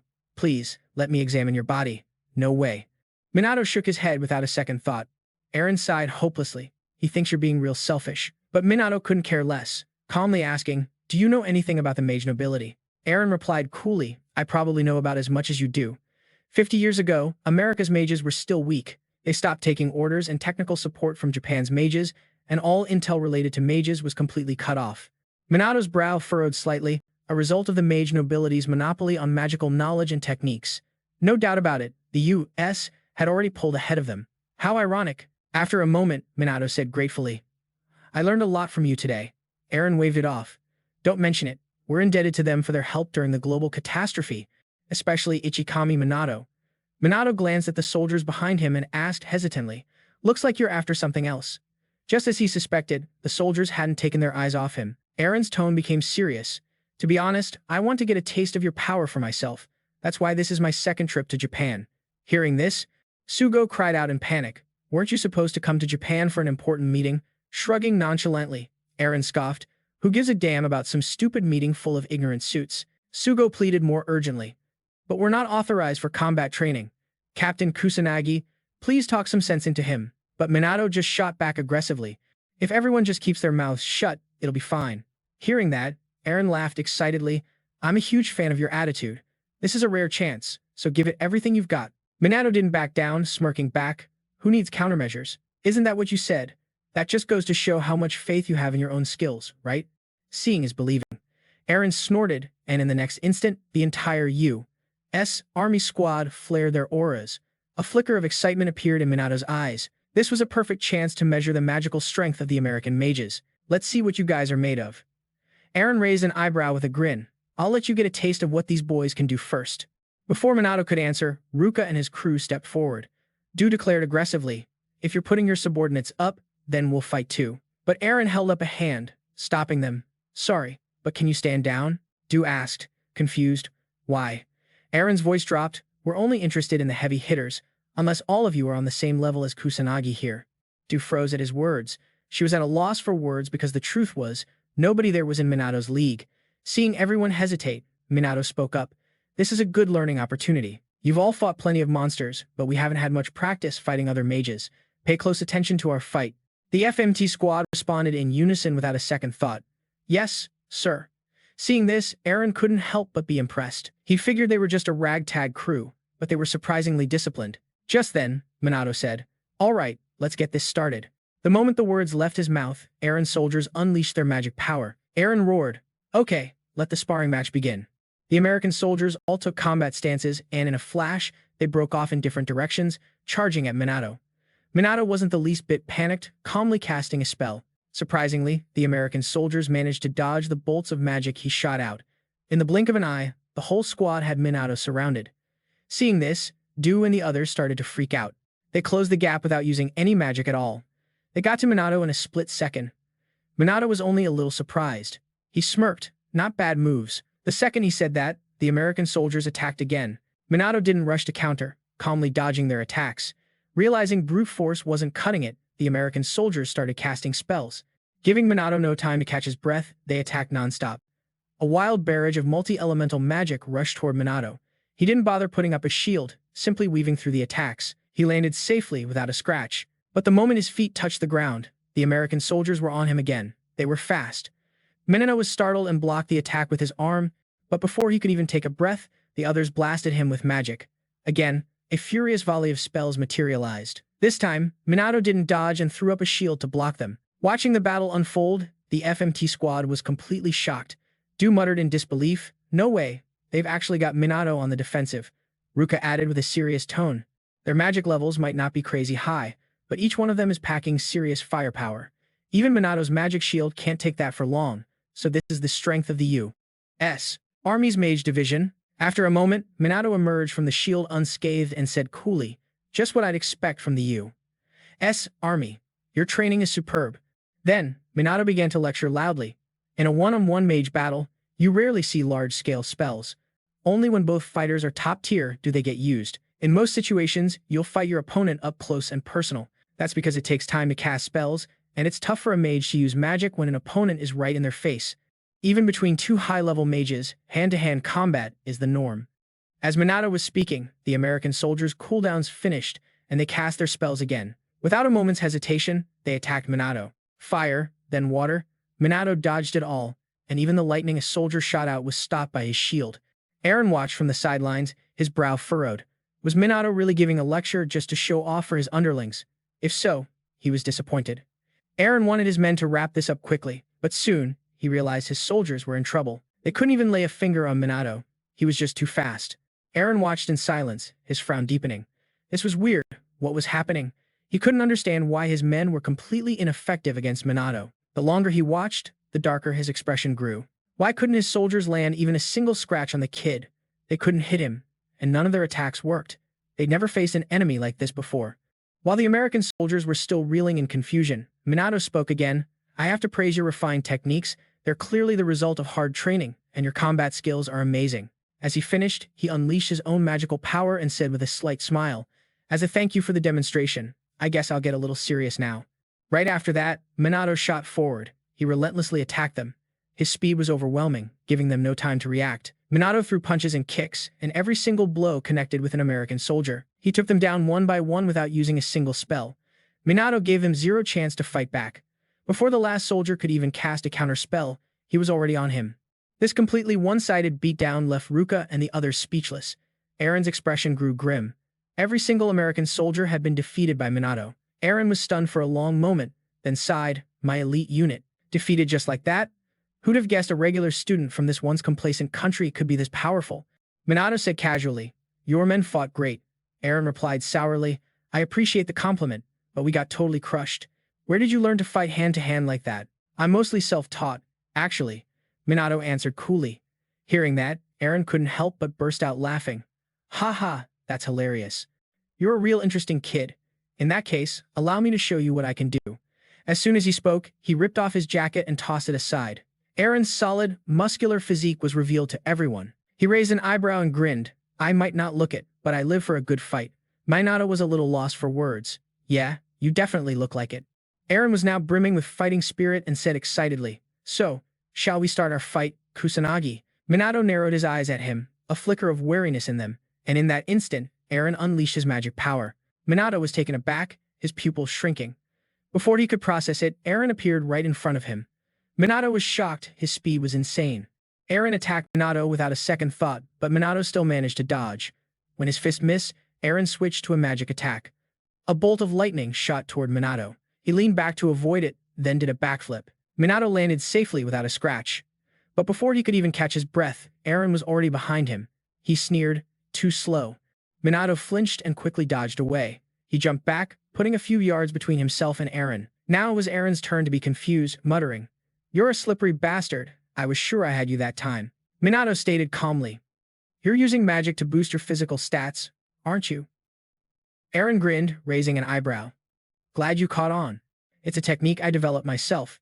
He began to brag, thanks to recent breakthroughs in magic sensing and measurement tech. We're developing a method to freely control our own magic. Aaron's power makes heavy use of that method. He calls it muscle magic. But at that exact moment, Minato also called out a name, Mana Arts. That was the name of this power. The moment he said it, the magic inside his body began to surge. Aaron's face fell instantly. That was the same move Minato used against Chrono. His magic power was on par with Aaron's, maybe even greater. This technique was the result of decades of research. It was a total mystery. How could Minato possibly use it? But Aaron didn't care about that right now. He was going to power up right alongside him. Minato wasn't about to back down either. Even though his own technique was far from perfect, he was surprised Aaron could use mana arts too. He never thought he'd meet someone who developed the exact same technique on their own. Looks like Minato was actually going to enjoy this fight. With that thought, Minato took off. He boosted his speed simultaneously. In a flash, Minato was in front of Aaron, landing a punch on his face just as Aaron landed one on him. The two exchanged several blows in an instant. They were moving so fast that Ruka and the others couldn't even follow their movements.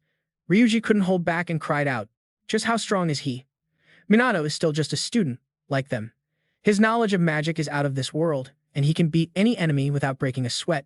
This seriously freaked them out. The more Riuji spoke, the more admiration he showed. He's going up against an elite from the U.S. Army.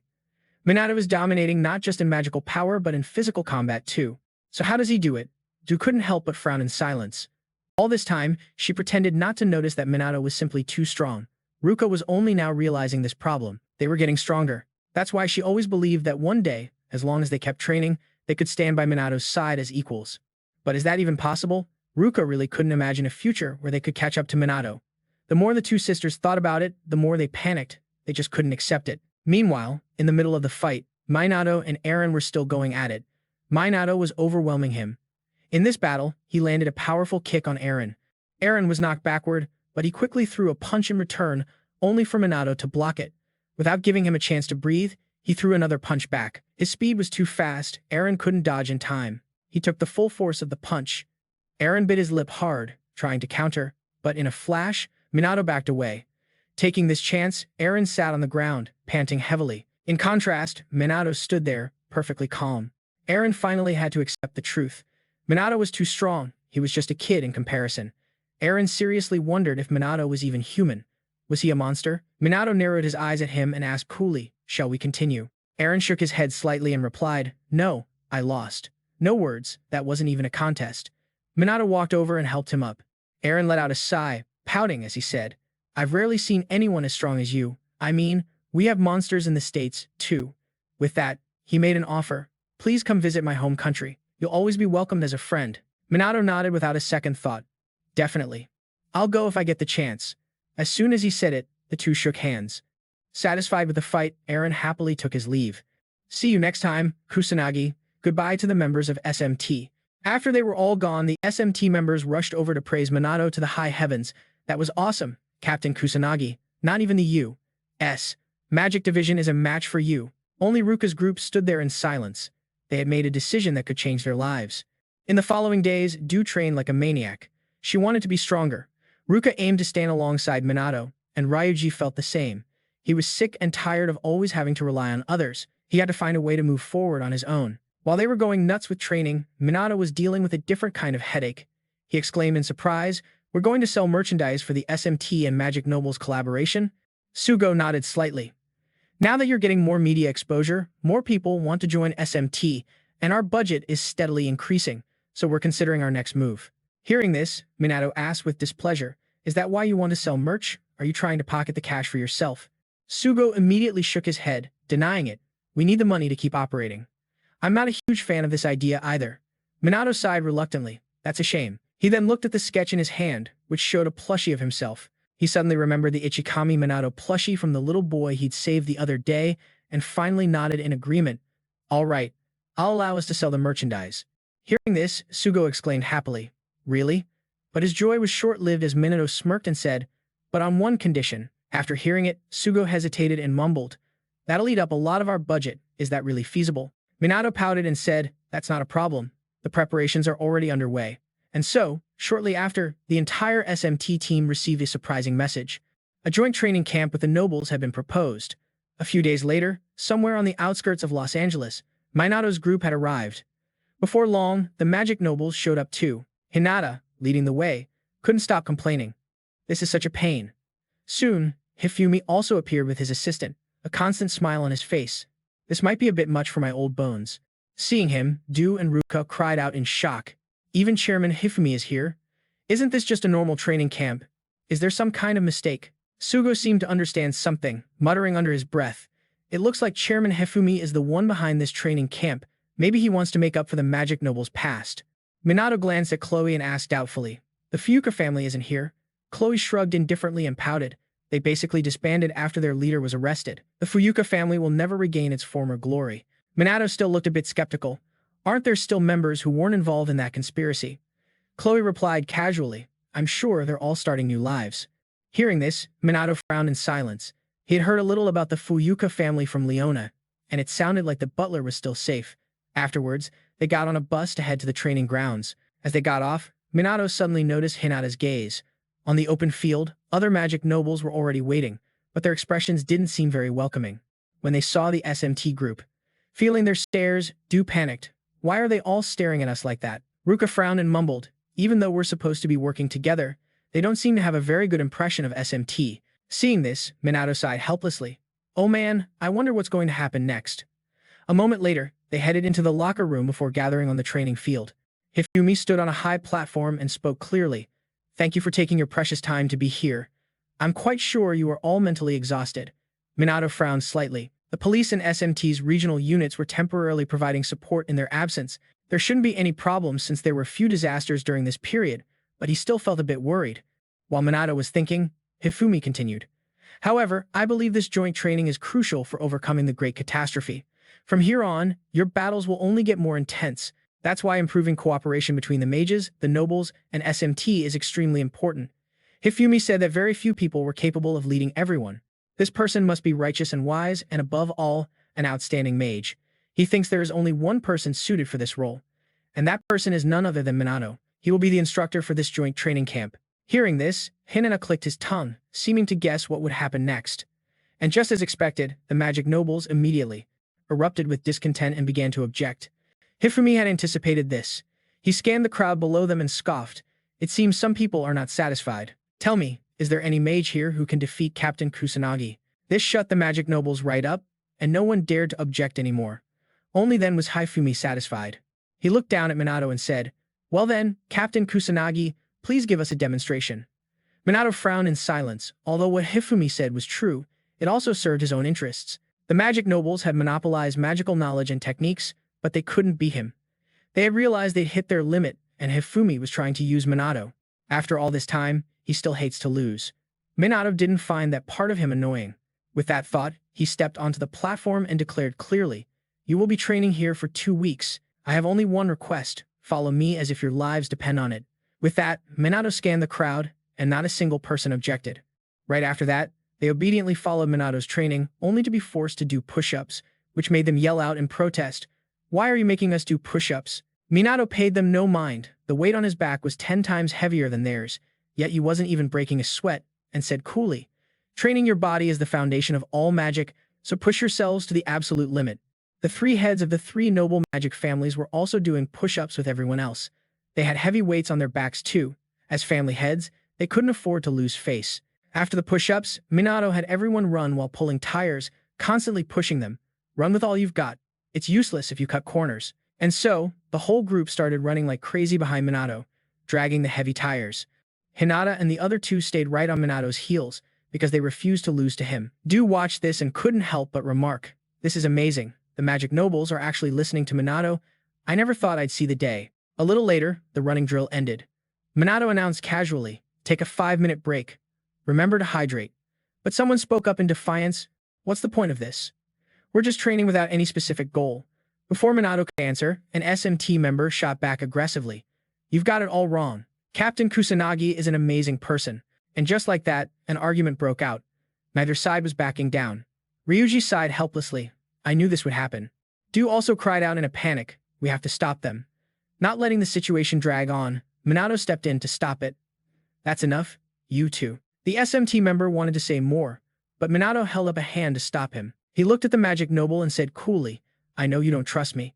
If I weren't the instructor, I wouldn't mind the criticism, but right now I need you to follow my orders." After that, Minato looked at his own guy and reprimanded him sternly. "And you, if you trust me, then just suck it up for now. Got it?" They immediately nodded in acknowledgement. "Crystal, Captain Kusanagi, we're sorry, Captain." Minato successfully broke up the argument, but he was still worried. It seems they have a deep-seated grudge. The fact that they still find reasons to argue is the real problem. In a situation like this, Minato would of course do something about it.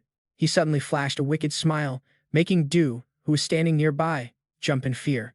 And so, their hell began. Minato found a high vantage point and, without a word, unleashed a frantic magical assault on everyone, causing them to run and scatter in terror. He yelled aggressively, "Come on, what's wrong? You'll really die if you don't fight back for your lives, so use up all your magic until you're running on empty." But could they really fight back against Minato's magic? The answer was no, and one by one, they were taken down by his spells.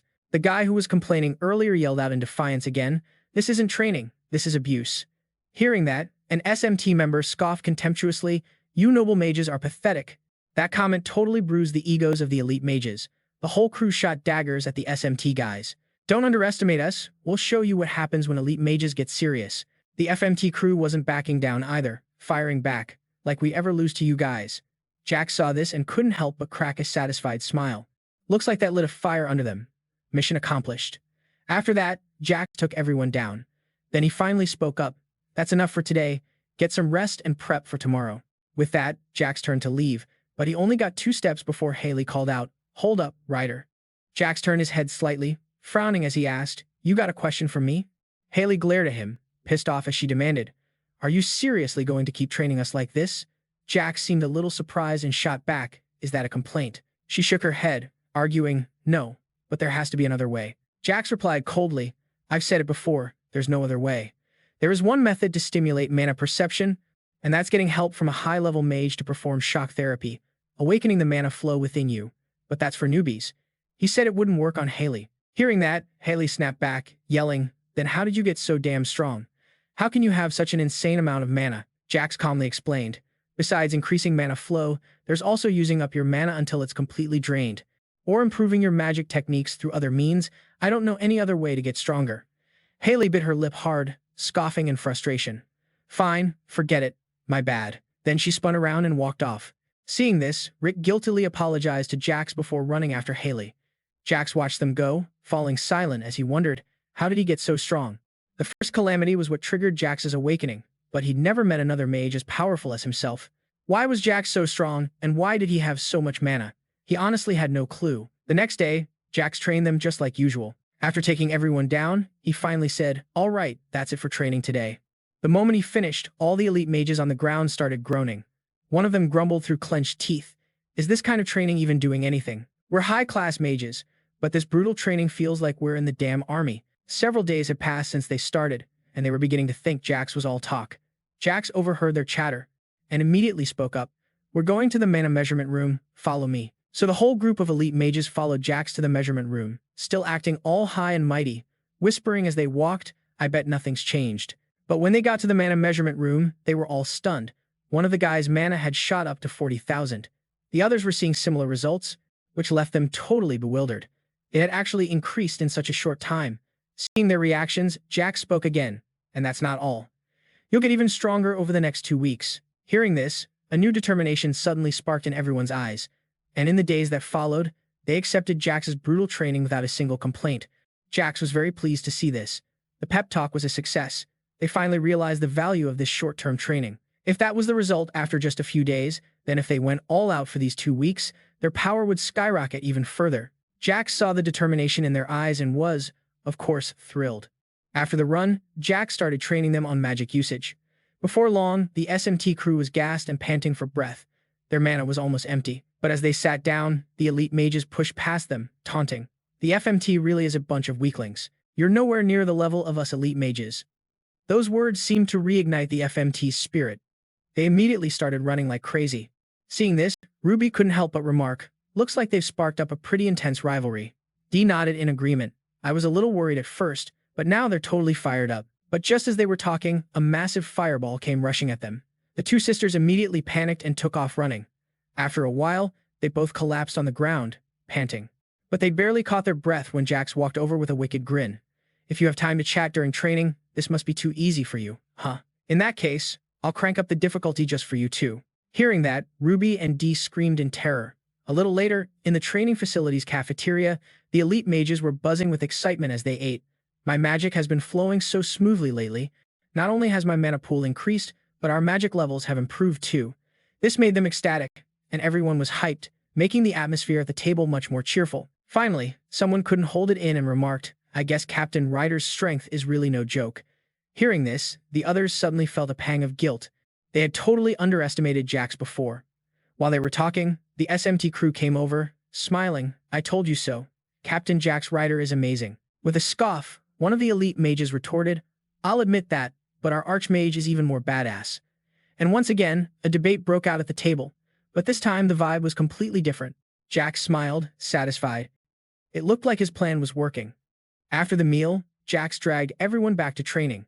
This time, it was target practice. Jax stood on the sidelines, observing, and noted to himself that everyone's magic levels seemed to have improved. They were doing great. Just then, his eyes landed on one person in particular, Chloe. She was smoothly casting her dark magic. Jax frowned slightly, thinking to himself. According to Leona, Chloe's abilities were supposed to be above average, but it was obvious they were much higher than that. As he was thinking, Chloe suddenly turned her head and smiled at him. Jax didn't say anything, just watched her intently. It seemed like Chloe was hiding her true strength. He couldn't figure her out. But for now, Jax decided to put the Chloe situation on the back burner. What worried him more was Rick. And then there was that hot-headed girl, Haley. Rick and Tyler were doing fine, but Haley lacked motivation. Jax could understand why. Every time she saw him, Haley looked like she wanted to rip his head off. He wondered why. Still, it wasn't good for her to keep this up. It was a real pain. So after training ended, Jax went to talk to Haley. "Sorry for asking you to stay behind. Haley said coldly. Just tell us what you want. Jax narrowed his eyes at her and said calmly, it seems like the training isn't working for you. Can you tell me why? Hearing the question, Haley, who seemed to have been bottling it all up, finally exploded. Because it's practically useless. I can't get any stronger this way. Jax asked, confused. But you still show up every day? Haley yelled back aggressively. Shut up. It's an order, so I don't have a choice. Jax was even more confused. An order? It seems only Mr. Harrison can make the elite mages listen to anyone. He was pretty surprised she'd actually listened to someone. While Jax was thinking, Haley turned away in frustration. Whatever, my feelings about this aren't going to change. Seeing this, Rick guiltily apologized on Haley's behalf. Jax waved it off, shaking his head. It's cool, I don't mind. Thinking about it, Rick was always by her side. So what's the deal with you and Haley? Rick hesitated for a moment before speaking. I thought we were just friends, but maybe I was wrong. There's nothing special between us. Jax nodded slightly in understanding. I get it. Sorry for asking about personal stuff. Rick gave a small smile. It's all right, and I'm sorry for all the trouble she's caused you. Jax was a bit confused by that, asking doubtfully, You mean Haley? Rick nodded grimly. He sighed and said, Her personality is a bit rough, so people often misunderstand her, but she's not a bad person. Hearing this, Jax finally understood what was going on and said with a slight smile, I actually kind of like people who are blunt and grumpy like her. I see. Rick gave him a sincere smile. Thanks, Jax Ryder. Right after that, Rick left too. Jax said goodbye, but in his mind, he decided to keep a closer eye on Haley. The next day, at the training grounds, everyone gathered as usual to practice, chatting during breaks. Only Haley was off by herself, not paying attention to anyone. Jax was always watching her, and seeing this made him frown. Haley really did everything alone, even eating by herself in her own little world. He decided he probably needed to step in and help her out a bit, and in the following days, whenever Jax saw Haley, he would always try to talk to her. During training, he also paid special attention to Haley, following her around and constantly talking her ear off, which drove Haley absolutely insane. She finally snapped and yelled, What the hell? What's your problem? Why do you keep following me around? What game are you playing? Shrugging nonchalantly, Jax casually replied, I just want to talk to you. Haley looked at him, bewildered, and asked, You just want to talk? Jax nodded slightly. Yeah, you're always by yourself and you look really lonely. Hearing this, Haley immediately scoffed. I'm not lonely. I like being alone. Jax didn't seem to buy it, retorting, But it doesn't look that way. This just made Haley snap back angrily. What do you know about it? Jax slowly began to speak. People who like being alone don't put themselves in situations where they have to team up with others. They don't care about anyone, and they don't accept anyone's concern, but you don't seem to fit any of those descriptions. Hearing his words, Haley frowned, muttering through pursed lips, Stop acting like you know me. But Jax ignored her and suggested, Let's be friends. Haley just stared at him, stunned, not knowing how to react, but she quickly recovered and demanded aggressively, What the hell are you talking about? Shrugging nonchalantly, Jax raised an eyebrow and asked, Is that a no? You know, I actually kinda like you. When Haley heard the word like, she blushed in embarrassment. She quickly said, Normal people don't just go around asking to be friends like that, you know? Jax muttered, confused, Oh really? I guess you're right. Haley glared at him, then suddenly lowered her voice and mumbled, Enough, just give up on trying to get to know me. A girl like me is just annoying and a pain in the ass, right? After saying that, she fell silent, but Jax immediately shot back without hesitation. Not really. I don't mind. In fact, I like how you're always straight up. People who just kiss my ass for no reason really get on my nerves. Those words made Haley stop in her tracks. A moment later, she raised an eyebrow and smirked. Seriously, you're a total weirdo. Jax couldn't help but be stunned. What's that supposed to mean? Haley then realized what she just said, and a flash of panic appeared in her eyes. She quickly turned and ran off, yelling as she went, Whatever. I'm never going to be friends with you anyway. That's not going to happen. Mason sighed, exasperated. Damn. Looks like I got shot down. Little did he know, their whole conversation was just overheard by someone else. Chloe was standing behind the wall and heard everything. A little later, on the training grounds, Mason had everyone practicing their magic again. After training with Mason for a few days, Tyson's magic had gotten stronger. The two sisters, Lucy and Ricky, saw this, a flicker of fear in their eyes. Just then, Mason yelled out, All right, that's enough training. Take a break. Everyone was working their butts off, really honing their own powers. On the way to the mess hall, Mason saw the Mizuha family, the dad and his two daughters. The sisters were trying to get Tyson to have a family dinner with them. They hadn't had a chance to talk in forever, but Tyson just coldly said, I still have a lot of work to do, so I'm going to have to pass on dinner. With that, he walked away without a second glance. Mason walked up to Lucy and Ricky and said helplessly, He's still the same, huh? His attitude hasn't changed at all even after he decided not to disown you guys. Lucy shook her head slightly and replied, he wasn't always like this. Hearing that, Mason asked confusedly, what was different? Lucy's voice was a bit melancholic. He used to be kinder and would actually listen to us. But ever since his wife passed away, Tyson has never been the same. He doesn't talk to me and Ricky much anymore, and he's always away for work. Lucy then mumbled in a low voice, I think I get how our dad feels because I'm the same way. When their mom died, she felt like she had to be stronger. Trying to protect Ricky, Lucy became stricter and lost herself in the process. Hearing this, Ricky immediately squeezed Lucy's hand to comfort her. But you're still the same sweet sister you've always been. Lucy looked at her gratefully and smiled. Thanks, sis. But I changed, and Dad hasn't. Does he even still love us? Ricky wasn't sure either, shaking her head and whispering, I can't tell what he's thinking. He never tells us anything. Overhearing their conversation, Mason chuckled and reassured them. If he didn't love you too, he wouldn't have seen me as an enemy and tested me, right? He said that was definitely how a father acts towards someone trying to get close to his daughters. But there was one thing that confused Mason. Why was Tyson's magical energy fluctuating so much? It seemed like he was hesitating about something. Just then, Chloe suddenly walked up and called out to him. She smiled and said, Can I talk to you for a sec? Mason didn't say no. They found a quiet corner to talk. He figured Chloe was about to ask him out on a date again. While Mason was lost in thought, Chloe slowly started to speak. I've been thinking a lot lately. I want to know more about you. As she spoke, Chloe stepped forward. She quickly closed the distance between them. Chloe placed her hand on his chest and whispered, I want to understand you down to your very core. I want to know what kind of person you really are. She said Mason wasn't like anyone else. Both his looks and his soul, a charm that only he radiated. Mason didn't react much to her words, just slowly nodding. I get it. I'm honored by your praise. Chloe was stunned for a second, then she let out a faint smile before speaking coolly. What a strange man. So straightforward on the outside, but so calculating on the inside. Sometimes you're full of swagger, other times you're naive. Even those hard-to-read parts of you are magnetic. At this point, Chloe paused for a moment, then seriously asked, Would you consider going out with me? She believed their relationship would be amazing, and despite how she might seem, she's a very loyal person. Chloe also said that if Mason wanted, she would do anything for him and give him everything. While talking, Chloe moved in even closer to Mason. Their faces were just inches apart. She raised an eyebrow and asked with a smirk, So what do you say? Will we be together forever, Mason? Seeing the gap closing, Mason quickly backed away, shaking his head and refusing. Sorry, I'm not looking to date anyone right now. Chloe wasn't too surprised by the rejection. She just smiled faintly and spoke. Is that so? What a shame. Soon after, she went back to her usual self, smiling as she said, Well, that's that. I'm out of here. Mason watched her walk away, lost in thought. Elsewhere, on the training grounds, Ryder suddenly threw an arm around Rick's shoulder and laughed loudly. Keep it up, my man. Rick frowned at him and mumbled, You too, you're not half bad yourself. Mason had just gotten back and saw this, asking with confusion, What's going on? How did things end up like this? Lucy slowly explained that the two of them were talking about their training routines and decided to challenge each other. The result was that they both did 1,000 reps and then collapsed right after, and somehow that led to this. After hearing the story, Mason sighed helplessly, so they're both a couple of muscle heads. Putting that nonsense aside, Mason started training everyone on how to use their magic again. After a while, the members of the SDF and the elite mages had gotten a lot closer. On the final day of the training camp, Mason stood on a platform and announced loudly, All of you have trained your asses off. Today marks the end of your training, but this is just the beginning.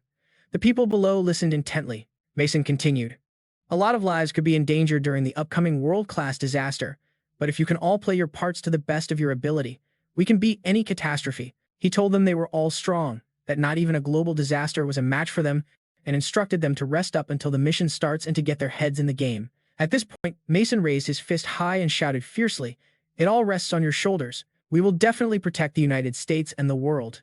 As soon as he finished, everyone below roared in unison. The two groups that had started out hating each other had finally become comrades in arms. Hannah watched this scene from a distance, unable to help but feel impressed. Mason really was an incredible person. He didn't just train the STF, but also the elite mages, and their abilities must have grown so much stronger than before. Mason even got everyone here to open up to each other. He was even kind to her. The more Hannah thought about it, the more her gaze was drawn to Mason on the platform. Thinking about the word friend that he had offered, she quickly shook her head. What am I even thinking? I don't need friends. Hannah doesn't need that. It's all meaningless to me anyway. A little later, Mr. Hifumi approached Mason from a distance and praised him. The results are magnificent, Captain Cross. Mason replied with a polite smile. It's an honor, sir. Mr. Hifumi ignored the formality in his words and continued speaking. At first, they had their disagreements because they didn't understand each other, but now they were starting to trust one another, and things were progressing smoothly. By continuing like this, the world would finally see peace. This made Mr. Hifumi very happy. I hope so. Mason nodded slightly in response, shaking Mr. Hifumi's hand warmly. Thanks to the training camp, the power levels of the STF and the elite mages had increased. The coordination between the two sides had also improved significantly. As a result, the damage caused by disasters and demons around New York City dropped drastically. Although natural disasters still occurred, the recorded damage was the lowest it had been in the last 50 years. People all across the United States were thrilled about this. Now, we can finally go outside without worrying. Thanks to the success of the STF and the elite mages, for better or worse, the entire United States was living in peace. Well, except for the STF team, of course, they still had to train daily with their drill sergeant from hell, Mason. He was on one side teaching, and on the other pushing them. Staying on the mat is pointless if you don't push yourself to the limit. The closer we get to death's door, the more peaceful America becomes. During training, Sugo ran up from a distance to report, Captain Cross, it's been decided that we'll be cooperating with mages from all over the country. Many mages will step up to help when the great disaster hits. Mason nodded in satisfaction. Karen added, based on the locations and damage levels from the great disasters 50 years ago, we've decided on the deployment plan for each member. After the report was finished, Sugo leaned in and whispered in Mason's ear, I've arranged the distribution you requested. I did it discreetly. Mason nodded and instructed, that'll be useful. We need an insurance policy. The world-class disaster, the biggest of all the great disasters, wouldn't just affect the United States, but the entire world. This wasn't a single disaster, but multiple catastrophes happening all at once. 50 years ago, humanity couldn't handle a disaster of such an unpredictable scale, but that wasn't going to happen this time. Mason was ready for anything. With this in mind, Mason shouted out loud and clear. As we all know, in a few days, the world-class disaster will begin. Rest until that day and spend plenty of time with your families. Hearing this, the STF members immediately started whispering among themselves. Is this really okay? We don't know how dangerous these great disasters will be. Mason heard them and spoke up to reassure them. We've done everything we can. All of you have gotten so much stronger. So just relax, we're definitely going to win. Even though he said that, the people below couldn't stop worrying. Even Sugo's group was no exception. Seeing their gloomy faces, Mason felt a little helpless. Right after, he declared confidently, let me say one last thing. Trust in me when things get tough, when the pain hits, when fear takes over, when it makes you want to turn and run. Remember me. Hearing this, everyone was instantly stunned. Ricky, Lucy, Ryder, Sugo, Karen, and even Chloe. After hearing his declaration, they all felt much more confident. Smiles returned to their faces.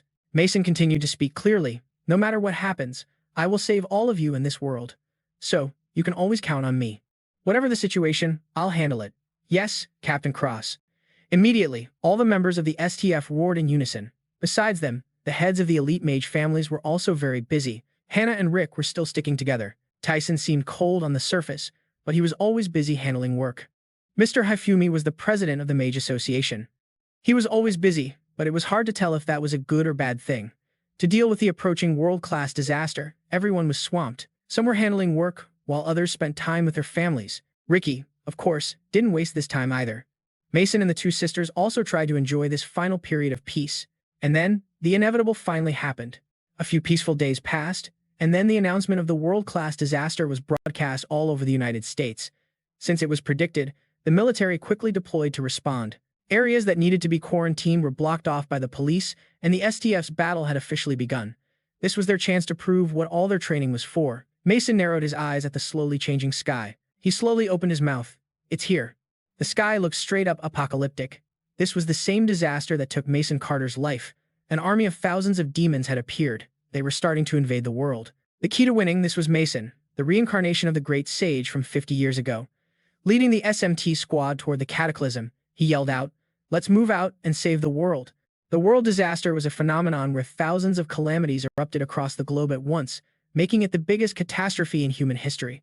And right now, the main event was kicking off in New York City. This was the same disaster that had taken Mason Carter's life while he fought it. In the White House Situation Room, all the top brass were gathered. An aide rushed in to report, Mr. President, it looks like the world disaster has started. The president's expression immediately soured. He tightened his lips and mumbled, we're counting on all of you. Meanwhile, over in what used to be Times Square, monsters were swarming the place. Mason led his crew to the scene. Looking down from above, Mason surveyed the entire catastrophe. He frowned grimly. It looked just like last time. In fact, the scale seemed even bigger. He could feel an immense amount of mana enveloping his body. But unlike before, Mason wasn't going to let anyone die. With the cataclysm underway, citizens had been warned to shelter in place. Watching the sky slowly turn a sick color, everyone was on edge. But the kids still had faith that the great sage would protect them and everybody else. The entire nation was putting its faith in Mason. At ground zero, a news chopper was hovering, reporting live. In an instant, the sky bled a crimson red that spread across the country. Monsters poured out in droves. Tons of demon soldiers and demon generals. The reporter was scared out of his mind but still did his job, broadcasting the scene for everyone watching at home. The demons were slowly materializing. People were being told to evacuate the projected disaster zones, but were they really safe? Nobody knew for sure. With an army of demon soldiers and demon generals on the attack, could anyone really be okay? The reporter's anxiety grew as he watched the number of monsters swell into an endless swarm. But right at that moment, a brilliant inferno rained down, swallowing the horde of monsters in a sea of fire. At the same time, a heroic figure touched down. It was none other than Mason. The hope of the people had finally arrived. Without hesitating, he shot into the sky and started blasting the monsters with his mana. Just then, a massive tidal wave crashed into the demons, followed by a barrage of lightning magic, and then nature and shadow magic joined the fray. This was the SMT's elite squad. The sisters, Jessica and Ruby, along with Ryder, Silas, Kara, and Chloe had all arrived. Mason shot them a look and commanded, "Take out these demons now. Hold on until the boss of this disaster shows up. There's more than one of these things happening, so conserve your mana." Ruby and the crew immediately got to work, unleashing their own spells. Their powerful attacks wiped out wave after wave of demon soldiers. But Mason noticed something was off, frowning as he muttered, "There are way more demons than normal." Jessica nodded in agreement. "And they're stronger, too." Ryder, blasting a monster, grumbled, "Where the hell are those high and mighty noble mages?" Silas answered grimly, "I'm trying to reach them, but I can't get a signal. Even Tyler isn't answering." Mason realized something was fishy. He looked over at Chloe and asked, "You know something, don't you?" Chloe just shook her head slightly. "I'm sorry, I don't know anything." Over on her end, Kara was also trying to reach the noble mages, but the entire command network was down. She yelled in a panic, "This is not good. All comms are cut off." Mason frowned, deep in thought. All their careful planning, and now everything was going sideways at the worst possible time. Something was definitely up. Just then, a soldier ran over. Mason asked him, "We've lost all comms. What's the situation on your side?" The soldier hurriedly replied, "Same here, sir, for both the cops and the National Guard." It was total chaos. They couldn't coordinate their forces. The situation was getting more and more out of control. Jessica panicked. "We can't stop this thing without the noble mages." Ryder cursed, "Damn it. What the hell are those guys doing?" Seeing his team starting to freak out, Mason yelled to calm them down. "It doesn't matter what's happening. Our job stays the same. Even without the noble mages, we can still win this if we work together." Everyone looked at him, and you could see them starting to pull themselves together. Seeing that, Mason yelled again, full of confidence, "I believe in you guys." Instantly, their morale shot back up. That's right. What were they so worried about? Like Mason said, they just had to do their job. Ruby smiled a little. That was the Mason she knew, always calm and dependable. With him around, they couldn't lose. And just like that, they were back in sync, blasting away at the monsters. A barrage of powerful spells hammered the demons relentlessly. Seeing this, the reporter on the news chopper got excited. "Just look. The SMT has the demons on the ropes. That's Captain Mason Carter for you." With him in charge, America is definitely safe. Everyone watching at home breathed a collective sigh of relief. They had someone to count on, someone to believe in. The demons were no match for Mason's crew, and they were quickly thinning the herd. Dozens of these disasters were popping up all over the country as part of the world disaster. It was going to be a tough battle without backup from the noble mages. But even with these numbers, Mason was confident they could handle it. He had been preparing for this day. And right on cue, more demons started pouring out of the magical rifts in the sky. Mason yelled out a warning, "Stay sharp, more demons are pouring in." Ruby's team instantly charged ahead. Mason led the charge, balling his hand into a fist. Without a second thought, he slammed his fist right into a demon general. But soon after, Mason realized something was up. A whole squad of demon generals was casting spells at him all at once. The ground exploded, kicking up a massive cloud of dust, but Mason emerged without a scratch. He scoffed, "Too easy." Then he unleashed a level 9 spell on them. A brilliant aura flashed in the sky, completely obliterating the demon generals. Mason landed back on the ground, but before he could even take a breath, another wave of demons showed up. Mason frowned and muttered to himself, "They just keep coming? Looks like I'll have to use that. On the other side of the battlefield, Ruby's team was pretty beat up, but they had finally finished off their group of demons. Mason was holding his ground, killing every demon the second it spawned. But one thing bothered him: they were stronger and there were more of them than 50 years ago. Just as Mason suspected, this wasn't going to be a walk in the park. At that exact moment, the sisters, Jessica and Ruby, felt a massive surge of mana heading their way. They both gasped in horror. It felt like the main boss was showing up, and right then, the deep red rift in the sky started to pulse violently. From inside it, a massive demon emerged. Seeing its colossal size and feeling its overwhelming mana, Ruby and the others were instantly terrified. It was a demon king. It had finally shown itself. Everyone froze in fear at the sight of the giant demon king. Ruby screamed, "That thing is terrifying." Jessica couldn't help but add, "You've got to be kidding me." While they were still reeling, the demon king unleashed its mana and attacked. A brilliant ball of fire materialized in the sky. It was a level 10 fire spell, and it detonated with incredible force, wiping out everything in the blast radius. The team scrambled to put up defensive shields, but the explosion's power was insane, and entire city blocks were turned into piles of rubble. When the smoke cleared, the ground was covered in hundreds of cracks. The demon king glanced around and was about to take a step to leave, but a cold voice stopped it in its tracks. "Where do you think you're going? The party's just getting started." It was Mason. He had managed to cast Aegis Shield, a level 9 spell, just in time to protect Ruby and the others. He had managed to protect every single member of the SMT squad. The sisters, Jessica and Ruby, looked at Mason, feeling guilty. "Sorry, Mason, we were too slow to react." Mason just shook his head. "Don't sweat it. We're talking about a demon king here. Just stay alert." Silas was amazed. "I can't believe he can cast 2 spells at once." Chloe calmly explained, "That shield was probably an automatic cast spell, and the one that protected us was cast by Captain Carter."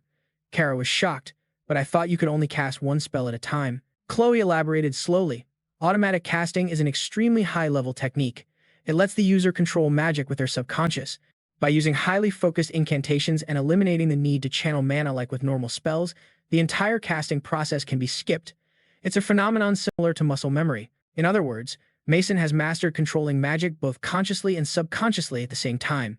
The more she explained, the more incredible it sounded to everyone. Ryder, as usual, was full of admiration. He just casually pulls off impossible stuff. Just then, the Demon King charged right at them. Ruby and the others quickly jumped out of the way. Then, Ruby yelled, "Let's do this." The two sisters quickly cast a spell together. A level 8 spell, a massive tidal wave, surged toward the Demon King. At the same time, Ryder and Silas weren't just standing around in the back. They started casting their own attack spells too. A whole barrage of magic flew at the Demon King, but shockingly, it dodged every single one without a scratch. Seeing that, Jessica was stunned. "It dodged all of our spells." Ruby muttered in disbelief, "Can we not even damage this thing?" Just then, a huge explosion rocked the sky, filling it with smoke. But when it cleared, the Demon King was still standing there, unfazed. Mason immediately yelled, "I'll take this guy. You all head to the other disaster zones." The sisters hesitated, not wanting to leave. Mason pressed them. "There isn't just one disaster happening. Without the noble mages, our other teams are stretched to their limits." He told them to go help the other teams because he was about to get serious. The sisters were still hesitant, but finally, Ruby said, "We'll only be in his way if we stay here." Jessica agreed with a nod. "You're right." Then, she turned to the rest of the squad and yelled, "Leave this to Captain Carter. Every squad, move out to the other disaster zones." The two sisters led the charge, taking off. Ruby smiled and said, "We don't need to worry about Mason." Ryder nodded. "Yeah, it's Mason we're talking about. He's not going to lose, no matter who he's up against." Once they were gone, Mason turned to the Demon King with a smirk. And then there were two. As he said that, Leo unleashed his mana, facing the Demon King's colossal body without a hint of fear. Without a single moment of hesitation, he charged forward. The Demon King swung its claws in response, but it was too slow. Leo had already dodged. Honestly, beating the Demon King would be simple, but he needed to conserve his mana. With that thought, Leo leaped onto the Demon King's back. He didn't have infinite mana, and preparing it again would take time. Leo would defeat the Demon King using as little mana as possible. With that decided, he threw a punch. But the Demon King dodged it. Leo didn't give up, continuing his attack with level 11 holy magic. In an instant, the Demon King was bombarded by brilliant rays of holy light, its body now covered in wounds, but it was still alive. Leo frowned slightly, so it got away. After escaping Leo's attack, the Demon King began to unleash its own magical assault, but Leo appeared right in front of it in a flash. He sneered in contempt, "Too slow." Then, Leo continued to cast, creating a level 12 earth and fire fusion spell.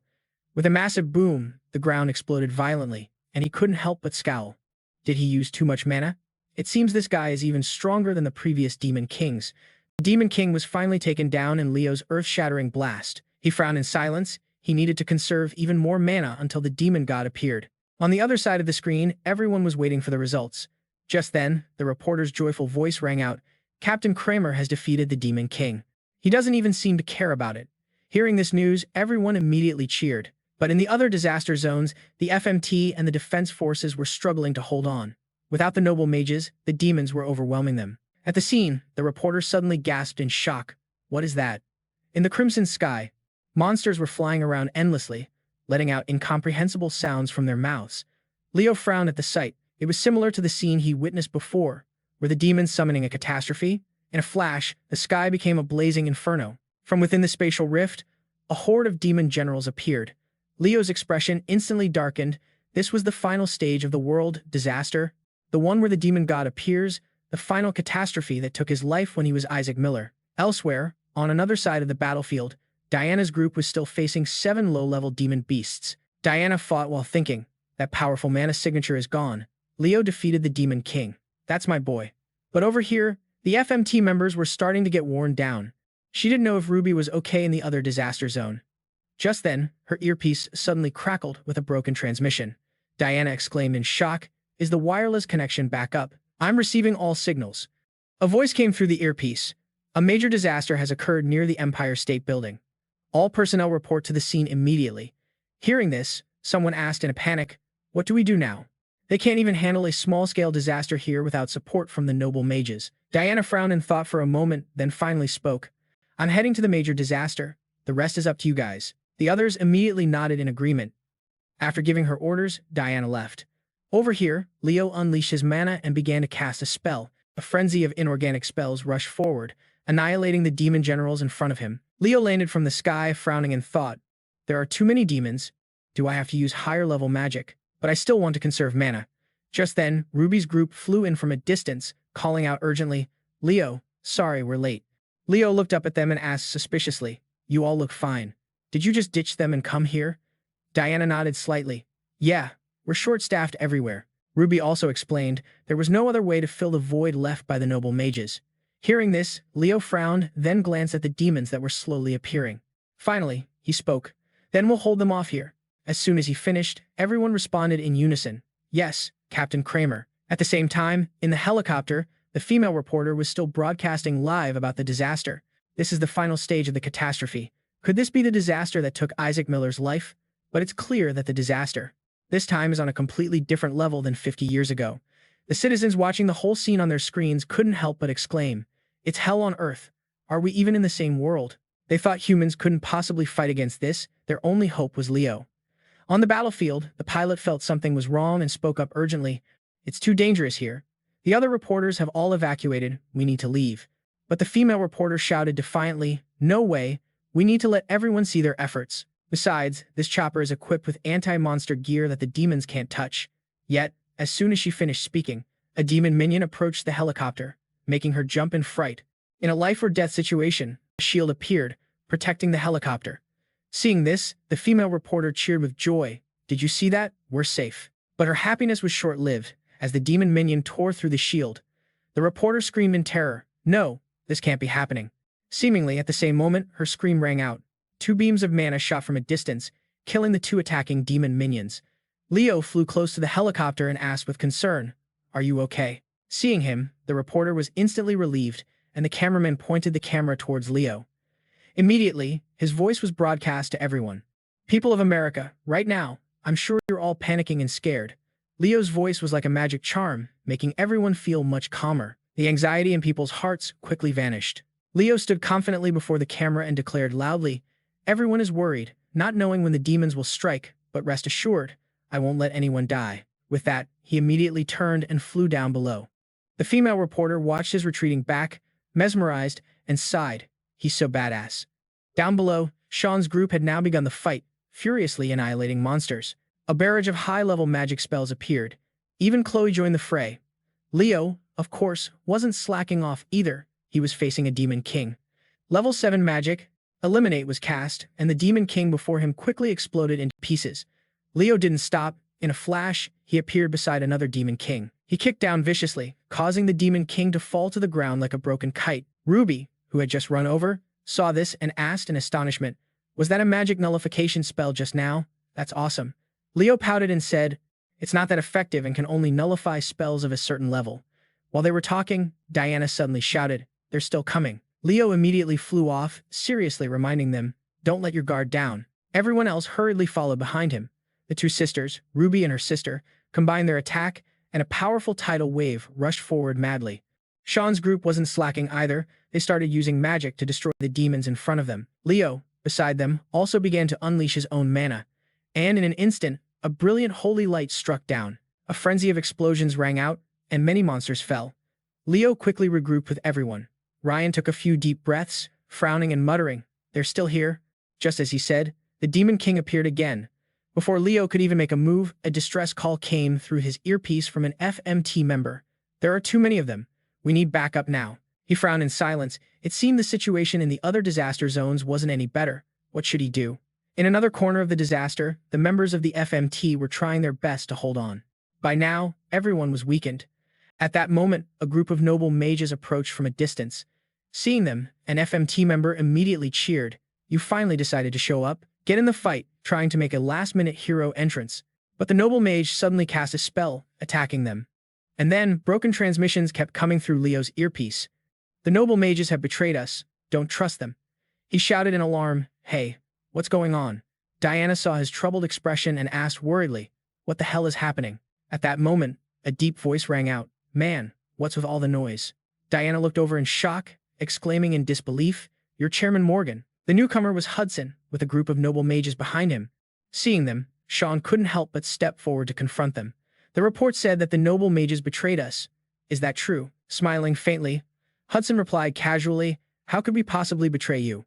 Sean breathed a sigh of relief upon hearing that, but before he could celebrate, Hudson sneered and said, "We never intended to cooperate with you from the start, so that doesn't count as betrayal, right?" These words left the FMT members stunned and confused. Diana also ran out to confront him. "Aren't we allies?" But she had only taken 2 steps when a beam of magic shot towards her feet, making her jump back in surprise. Hannah scoffed coldly. "Don't get it twisted. We never considered you allies." Leo seemed to have figured something out. He glanced at Rick and asked suspiciously, "Caleb, you too?" He could see it. Rick nodded in acknowledgement without any hesitation. The noble mages had turned against the FMT, the police, the defense forces, and this entire country of America. Hearing this, Chloe cried out in disbelief. "No way. Would Dad really do something like that?" Hudson threw his head back and laughed loudly. "The time has finally come." Immediately after, he lifted off and flew into the air, saying smugly, "After countless experiments, it's finally complete." As he finished speaking, a giant magic circle appeared in Hudson's hands. Seeing this scene, Ruby's group was terrified. Meanwhile, Chloe shouted defiantly, "We'll stop it before it's activated." As soon as she finished speaking, she summoned a level 4 spell. Shadow blades flew madly towards Hudson, but before they could touch him, a sharp claw blocked them. All the monsters were surrounding Hudson, as if he were their lord. This scene horrified everyone. Diana, in disbelief, cried out, "The demons are protecting Morgan Hudson?" Sean still couldn't accept the truth, shaking his head in denial. There's no way that can be happening. But no matter how much he denied it, the truth was the truth. Hudson had allied with the monsters. Leo was still listening to the sounds coming from his earpiece. On the other side, the noble mages were really cooperating with the demons, attacking members of the FMT. The FMT members couldn't believe it. They trembled and mumbled, "Why? I thought we'd reach an understanding during our joint training." On the main battlefield in Minato, Hifumi was gloating, laughing his head off. "With this disaster control magic, all the demons in Japan will become our allies." Minato looked up at the scene, utterly speechless. Magic that affects disasters and demons? How did he even learn that? While he was lost in thought, Hifumi laughed and spoke again. "And one more thing. This magic has a special effect." The moment he finished, massive streams of magical energy began to surge. They frantically poured into Hifumi's body. This spectacle horrified the people below. Chloe cried out in disbelief, "The disaster's magical energy is flowing into Dad." The two sisters also mumbled in panic. "What the hell kind of magic is that? I've never seen anything like it." Minato's expression turned grim as well. It was just like when he awakened his own magic. The phenomenon was identical to when Minato faced the first disaster. Realizing this, he slowly spoke. "A disaster is a phenomenon that brings magical energy to this land. and at the same time, it supplies magical energy to those with magical potential.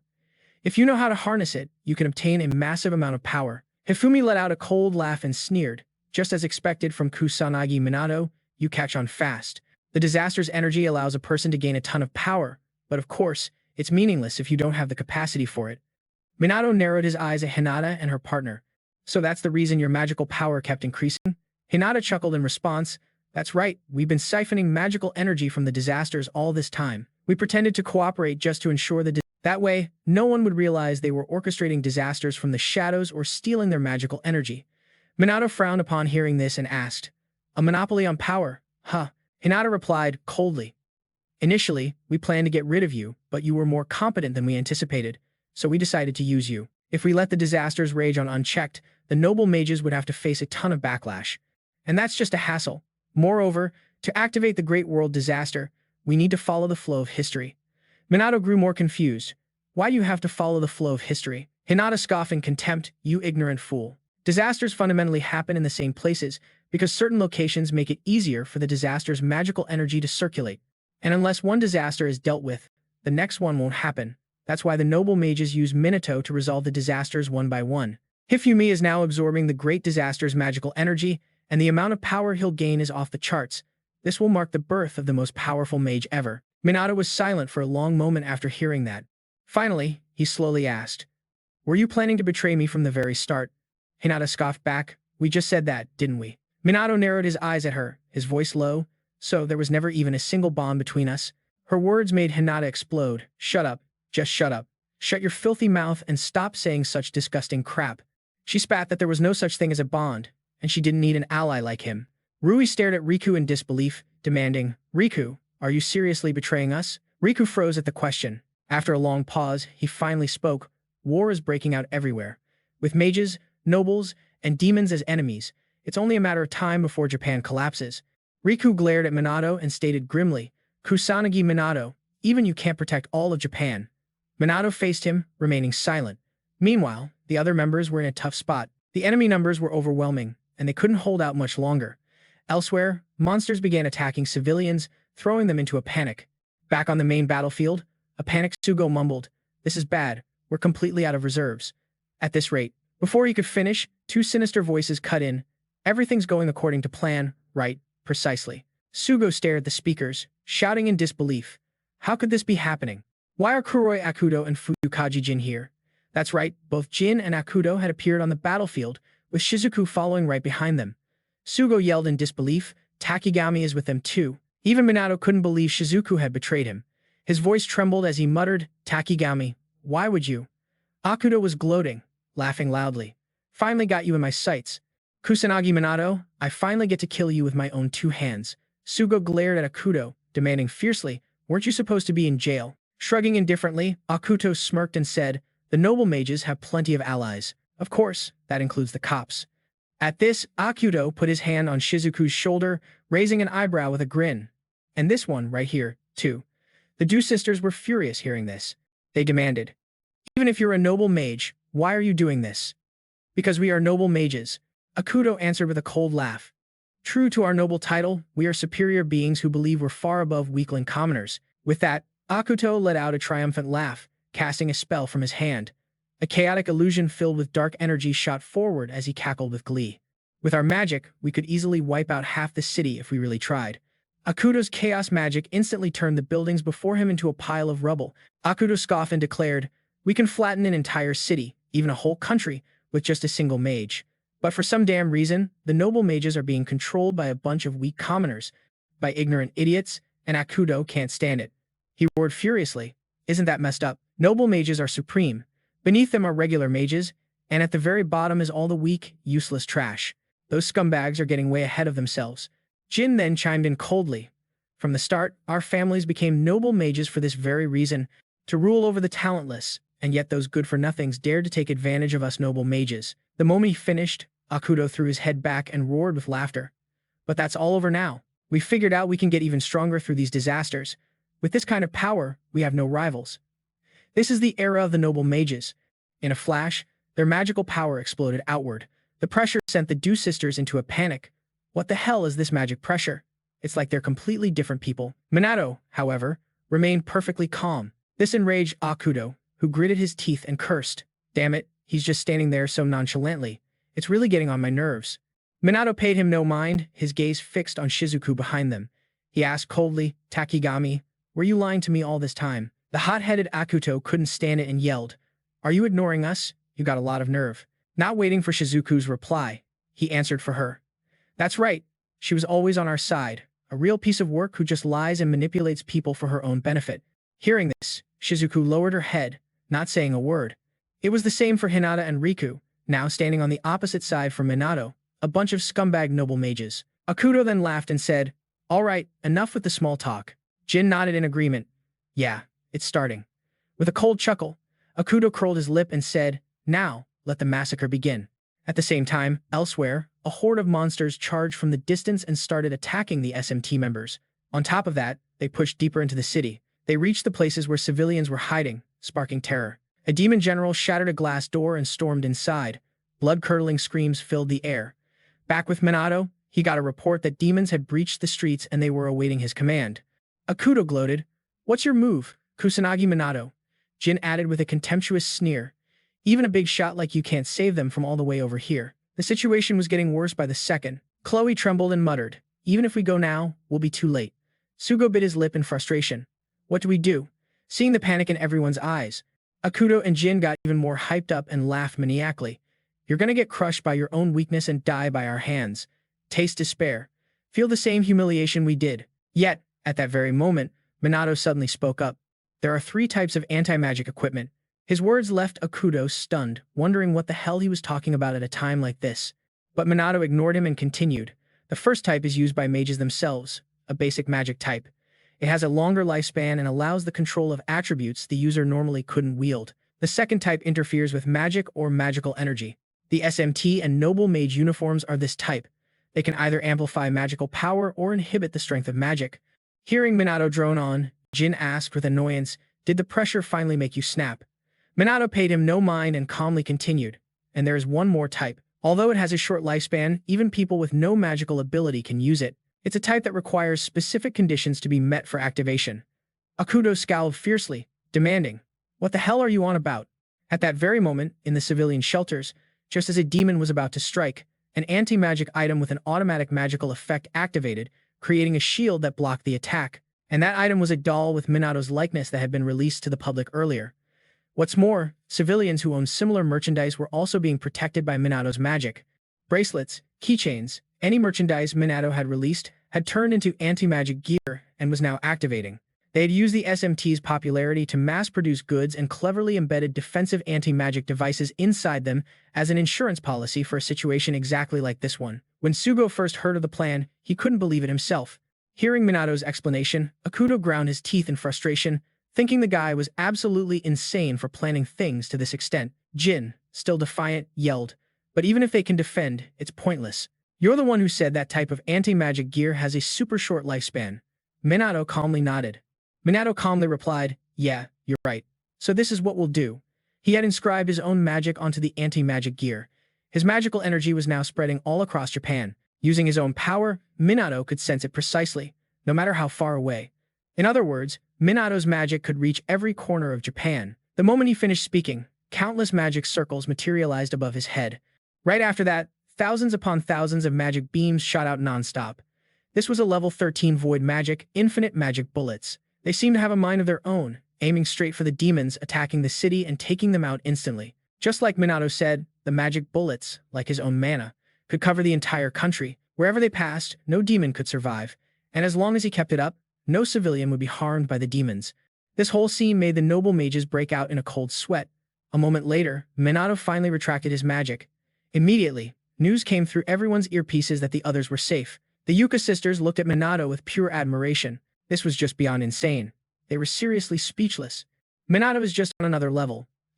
Akuto couldn't believe it, freaking out and screaming that it was absurd, that it couldn't be happening. Unleashing magic across the whole country isn't something a human can do. Seeing him lose it, Jin quickly tried to calm him down.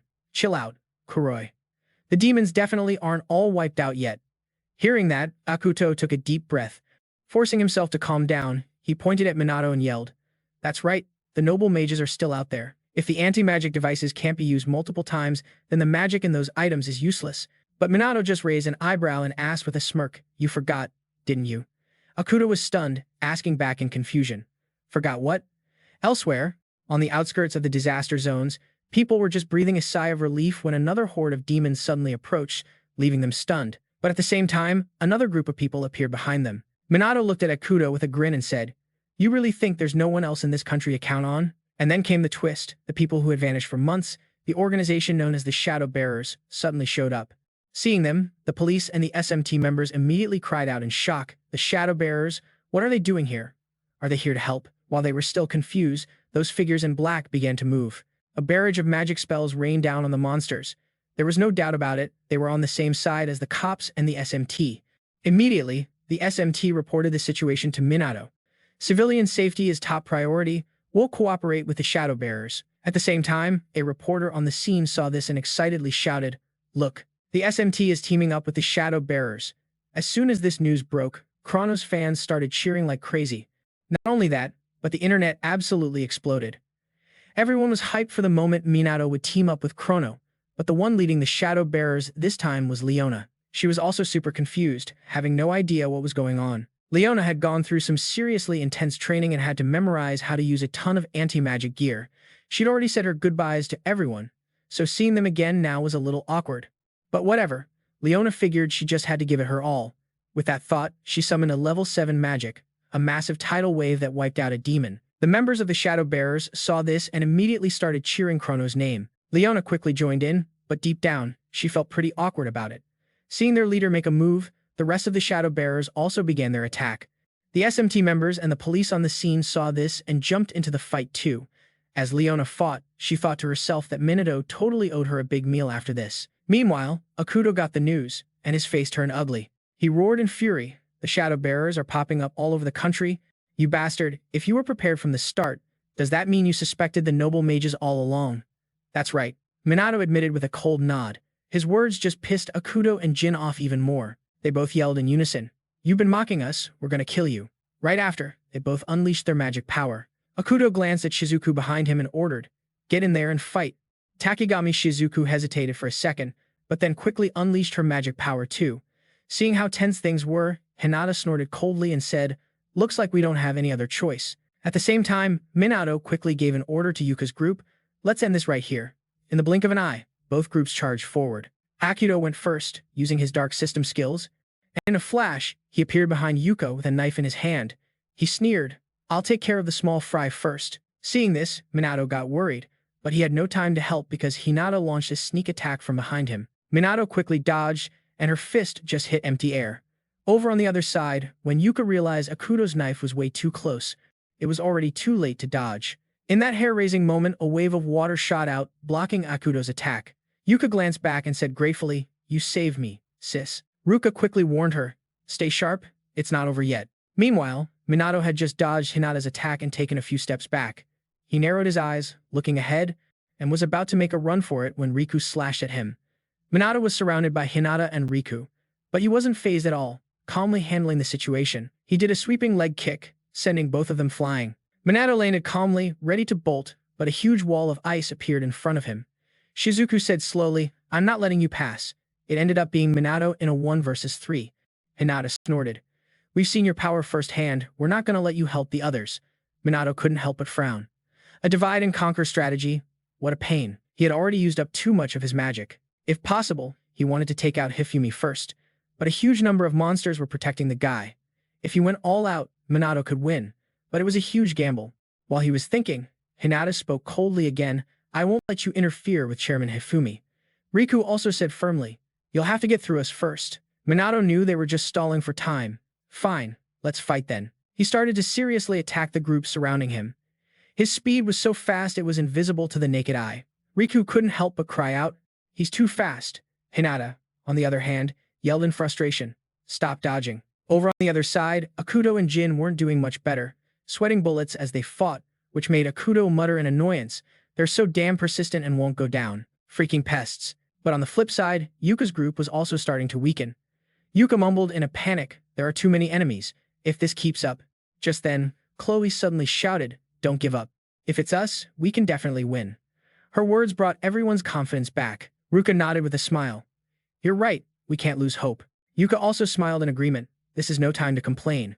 Ruka glanced at Chloe and said apologetically, looks like I misunderstood you, Chloe. You've got a fiery fighting spirit, don't you? Smiling unconsciously, Chloe said confidently, maybe I was inspired by all of you. And right after that, all the elite members of the SMT went all out against the group of noble mages. Akudo was getting impatient and yelled, don't get cocky, you weaklings. Then, he used a level 8 magic to attack. The Ruka sisters didn't back down either, countering with his tsunami. They both shouted in unison, we're not gonna lose. Instantly, the water wave and Akudo's shadow blade collided, and in the end, they just canceled each other out. Seeing this, Akudo gritted his teeth in fury. Damn it, they neutralized each other. Jin also muttered in disbelief, for real, they're that strong. Just then, Akudo noticed Shizuku standing off to the side, doing nothing. His anger flared up and he cursed through gritted teeth. That damn old hag. At the same time, Minato was still fighting the others, but in his mind, he was counting down the seconds. It was almost time. Over here, Akudo finally lost his patience and roared, Takami, what the hell are you doing? Fight for real and kill him. If you don't obey, you know what'll happen. Shizuku flinched in terror, and right after, she summoned her magic. Before attacking, she spoke apologetically, forgive me. Kusanagi. Minato saw this and sighed in resignation. Seriously. Seeing him drop his magic with a smile, not even putting up a barrier against Shizuku's attack, Yuka's group instantly panicked. They all yelled, he's not defending himself. That idiot, does he want to die? Move it. At that very moment, a raging whirlwind rushed towards Minato, and he just stood there, not dodging or defending, but surprisingly, the whirlwind just grazed past his face. Yuka couldn't help but cry out in shock. It missed. Shizuku lowered her head, trembling and muttering, I really can't do it. I can't attack him. This made Akudo furious, and he yelled, you dare defy me? Do you have any idea what's going to happen to your family? Hearing that, Shizuku quickly begged, please stop, don't you dare touch my daughter and granddaughter. With a soft snort, Akudo said coldly, you're the one who broke the deal. One phone call and it's all over. Should I break one of their arms, or maybe both? Or maybe it's better to just kill them. Shizuku was terrified, her eyes pleading desperately, but Akudo showed no mercy, sneering contemptuously. Your family is going to suffer because of you, you deserve it. Just then, Minato got a call from someone. He nodded and replied, I got it, right on time, good job. This action made Akudo yell out in frustration. Are you seriously on the phone right now?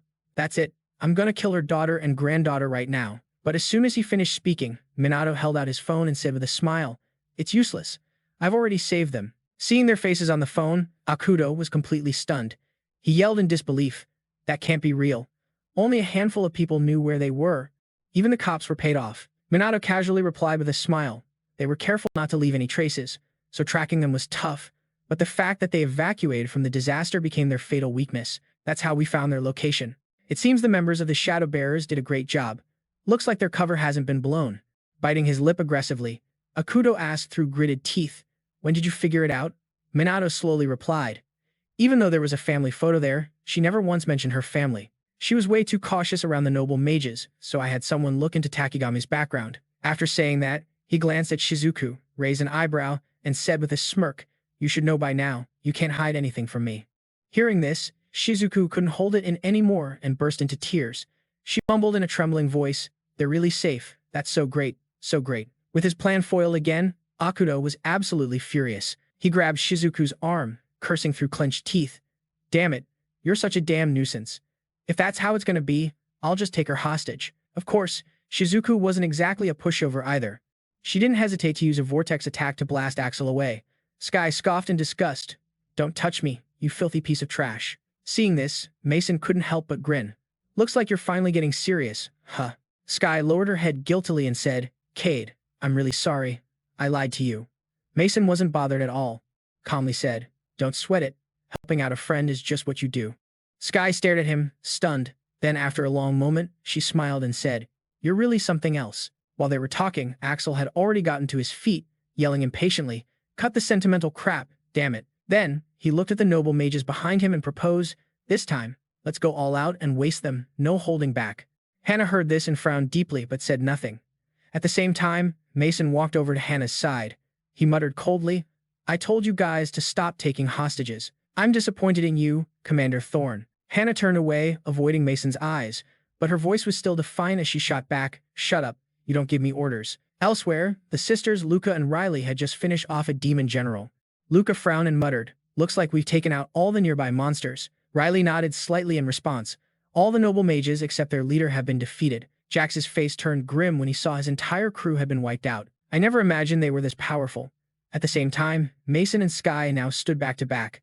Sky spoke up slowly. "Cade, from this moment on, I'm fighting with you."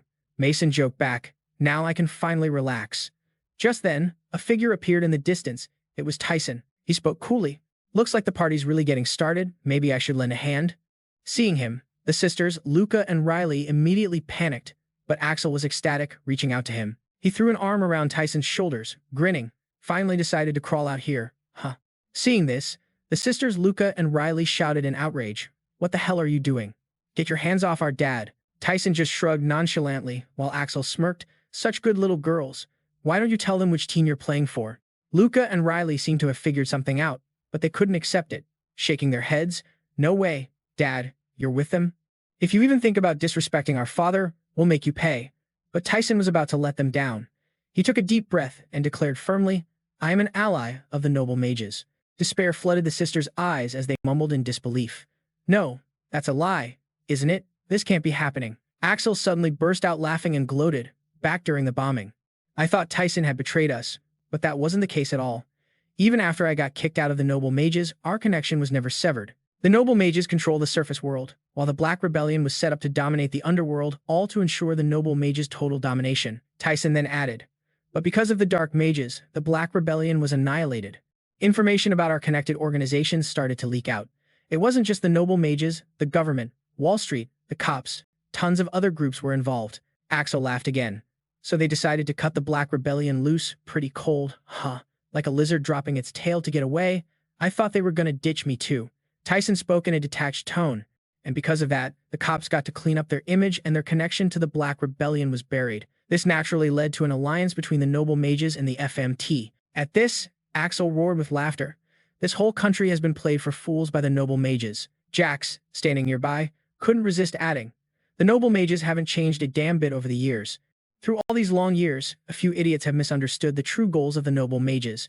Mason suddenly recalled the butler who had pointed the finger at Jax earlier. After hearing everything, the sisters Luca and Riley still refused to accept it, screaming, "No way, this can't be real. Tell us you're lying, Dad, just like before. You're undercover, right, Dad?" Tyson slowly shook his head and answered coldly, "I've never changed. I am a pure, noble mage, and I have no intention of betraying my allies." Biting her lip fiercely, Riley whispered in despair, "So you've been our enemy this whole time?" Luca was just as devastated. Neither could accept that the father they idolized was working with the villains. Just then, Mason slowly walked forward. He demanded in a cold tone, "I don't get it. Why would you protect the noble mages? They crush everyone else just to chase their own selfish gains. Do people like that even deserve to be called nobles?" Silence. Tyson didn't answer, just coldly uttered the single word.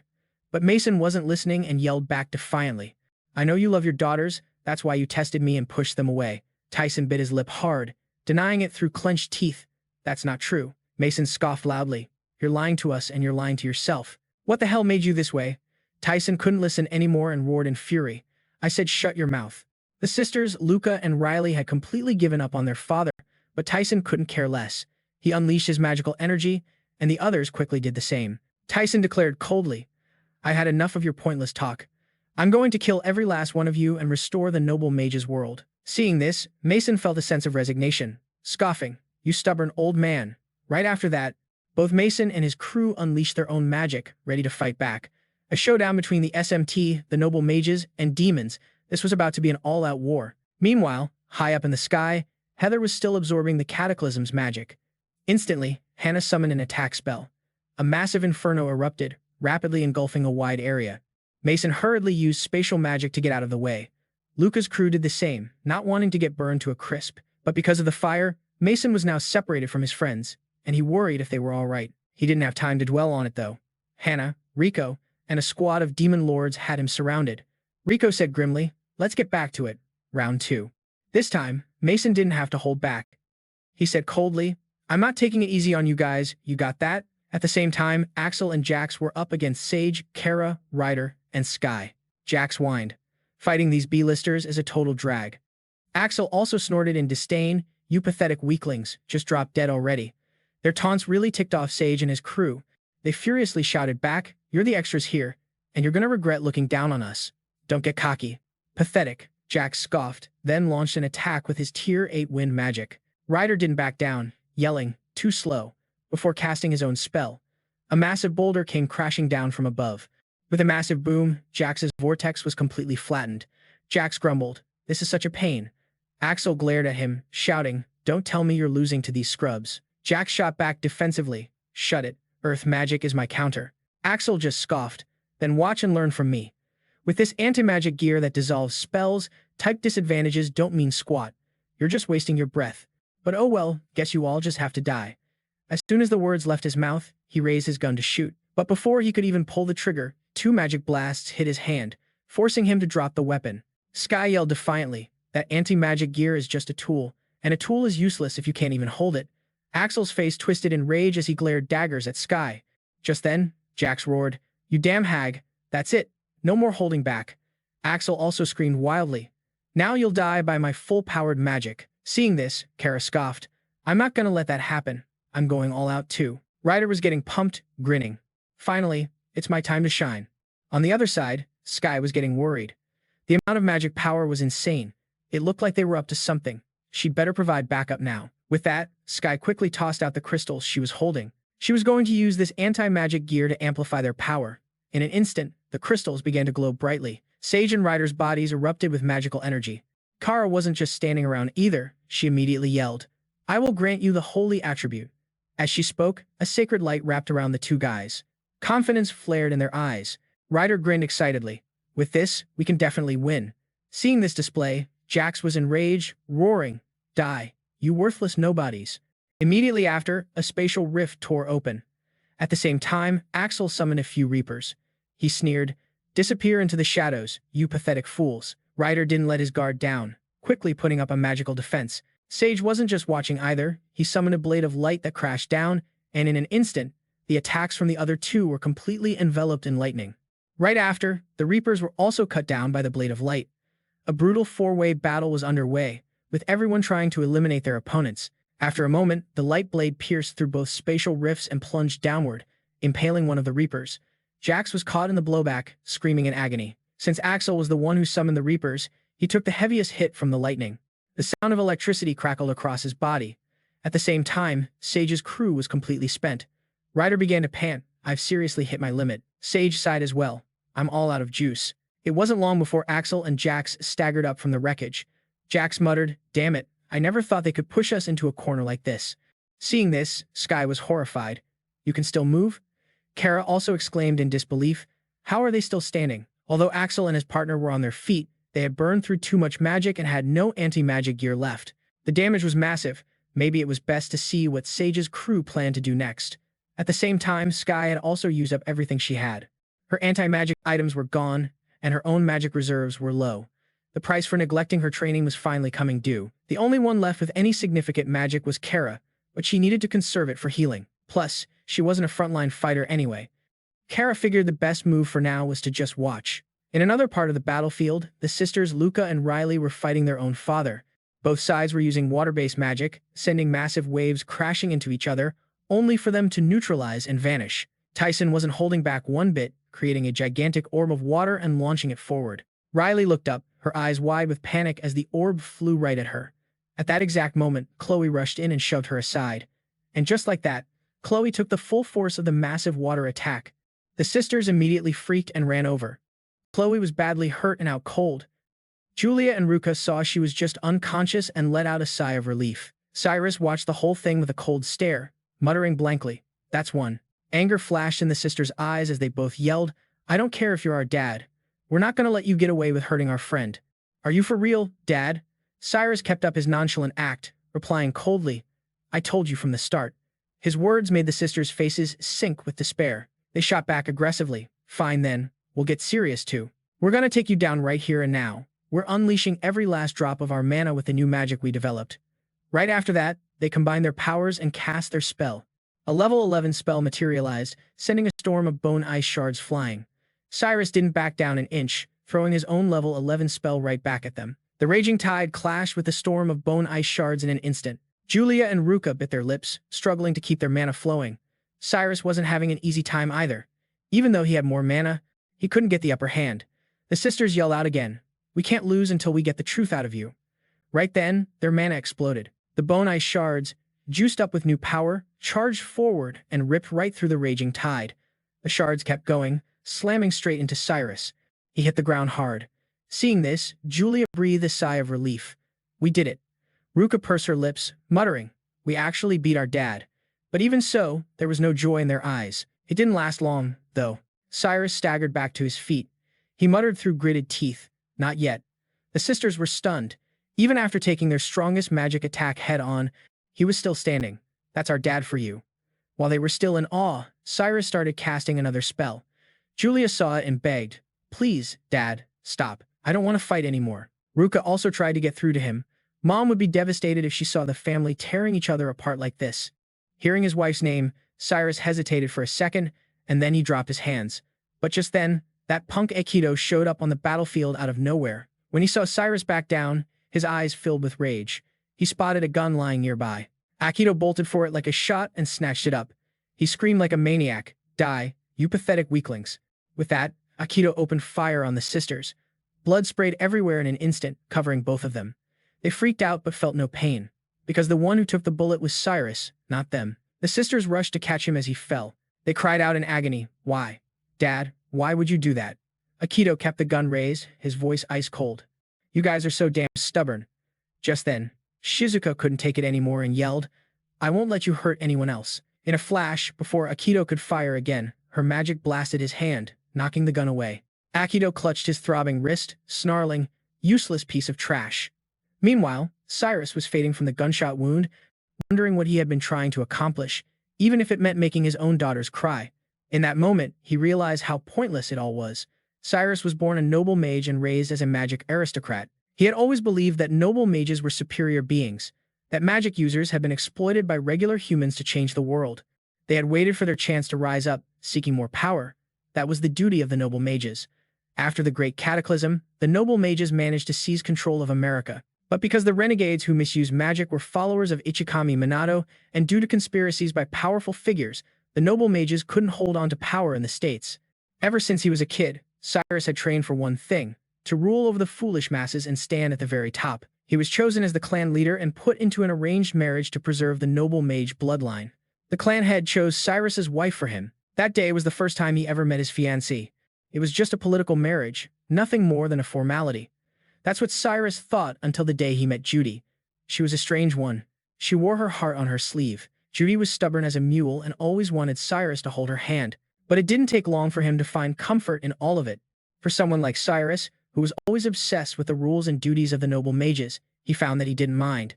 Judy was the first person Cyrus ever truly loved. And as time went on, more precious people came into his life. His two daughters, Ruka and Julia. But Cyrus was a noble mage, and he had to prepare for the inevitable wars on the horizon. So he worried about his wife and daughters, wondering if he should drag them into this war, force them to carry the burden of saving lives. His beloved family could die, and the very thought terrified Cyrus. And then that fear twisted into something else. Judy came down with a terminal illness. Before she passed, she made Cyrus promise to take good care of their two daughters and to always love them. Cyrus agreed. With those final words, Judy passed away peacefully, as if her mind was at ease. But Cyrus couldn't keep his promise to Judy. Without her, he had no idea how to love his own daughters. He was the leader of the noble mages, raised to believe the code was absolute.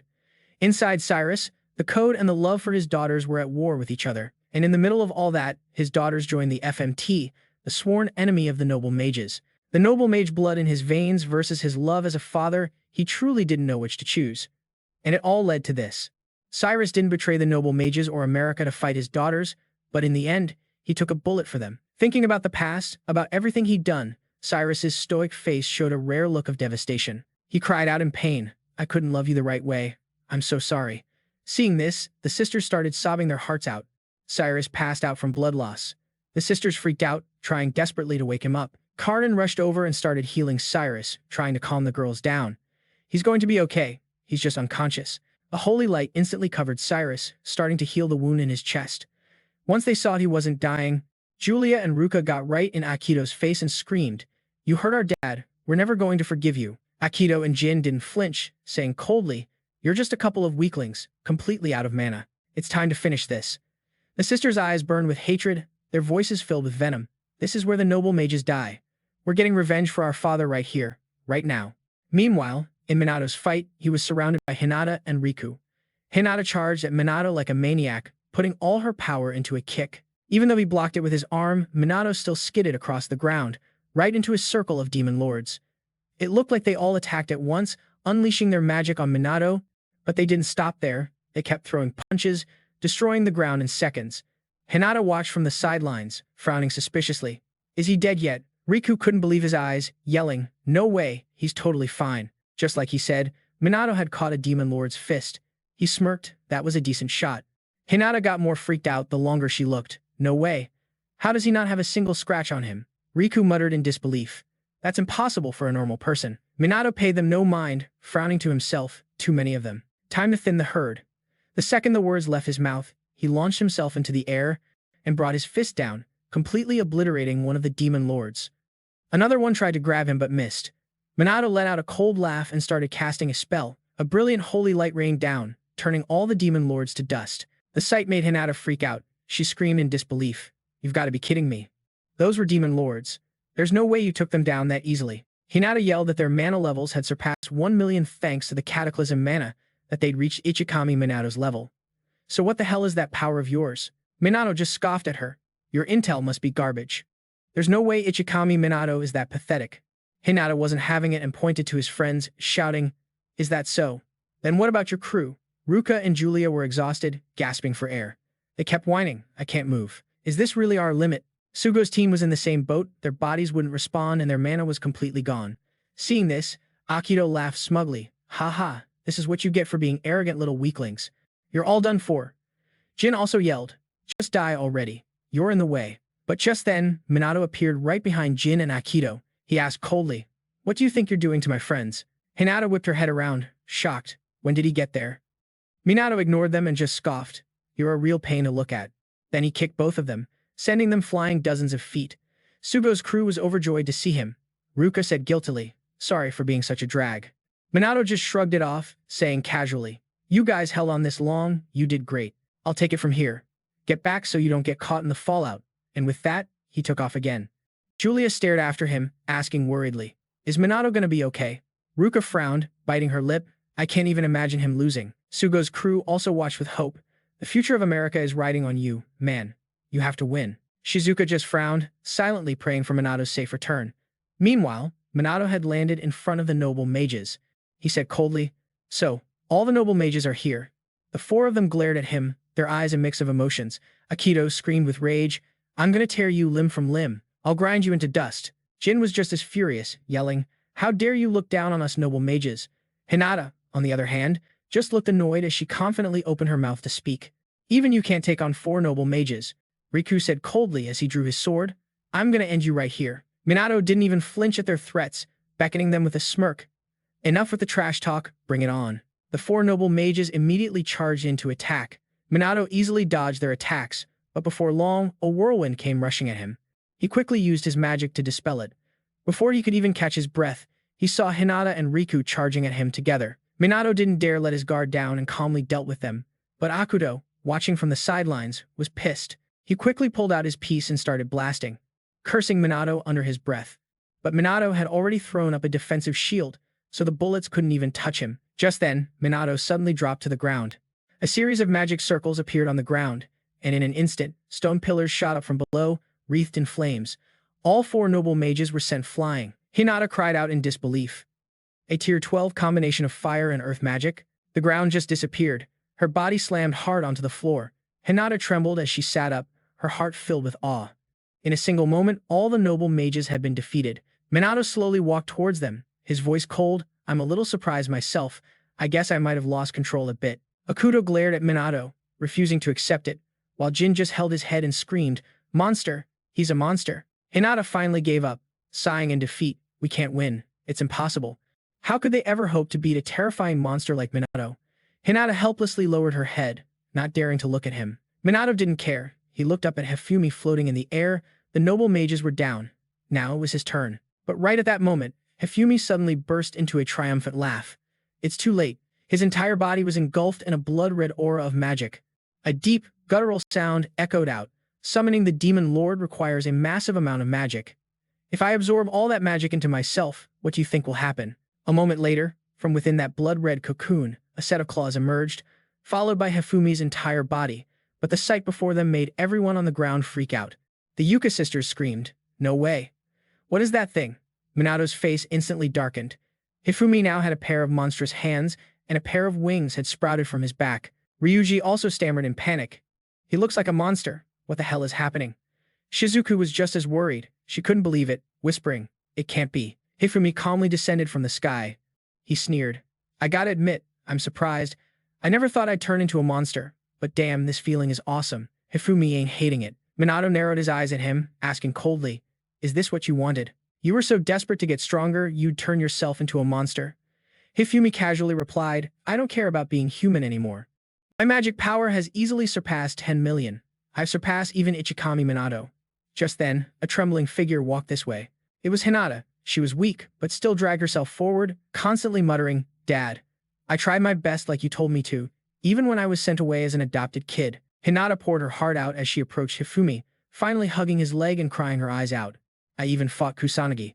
I was terrified, but I gave it my all, so please praise me, Dad. Please acknowledge me." "Shut up," but Hifumi just yelled, then shoved her away.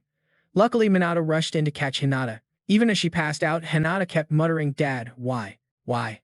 Minato looked helplessly at the girl in his arms. He finally understood the reason why. Minato quickly carried Hinata and landed safely. He handed her to Yuka, telling her to look after Hinata. She didn't want to, who wants to take care of their enemy. But she eventually nodded, "I got it." Minato's actions pissed Hifumi off. He scoffed, "Protecting the weak? What a damn hypocrite. Why don't you just leave the useless ones behind?" Minato narrowed his eyes at him, asking in a low voice, "She's your daughter, right? Do you have any conscience at all?" Hifumi answered without a moment's hesitation, "Nope." A flash of disappointment crossed Minato's eyes as he yelled aggressively, "What the hell is wrong with you?" Hifumi suddenly burst out laughing. He declared excitedly, "Nothing. I've ascended. I've surpassed even Ichikami Minato. I've become an entity on par with a god." Minato looked at him confused, asking, "Why are you so obsessed with surpassing him? The man's already dead." Hifumi snorted and said coldly, "That's right, he's dead. He died protecting worthless weaklings. Even though he stood above me, even though he claimed he'd wait for evil to be purged, he just up and died. He said he could never forgive Ichikami Minato for winning and then just leaving, which is why he had to surpass him." The more Hifumi talked, the more smug he got. "I am the ultimate entity. All other magic is useless." Such arrogance. Hearing that, Minato snorted and unleashed his full magical power. Hifumi didn't even flinch, just laughed like a maniac. Arrogance is a privilege reserved for the strong. Right after that, he cast a spell.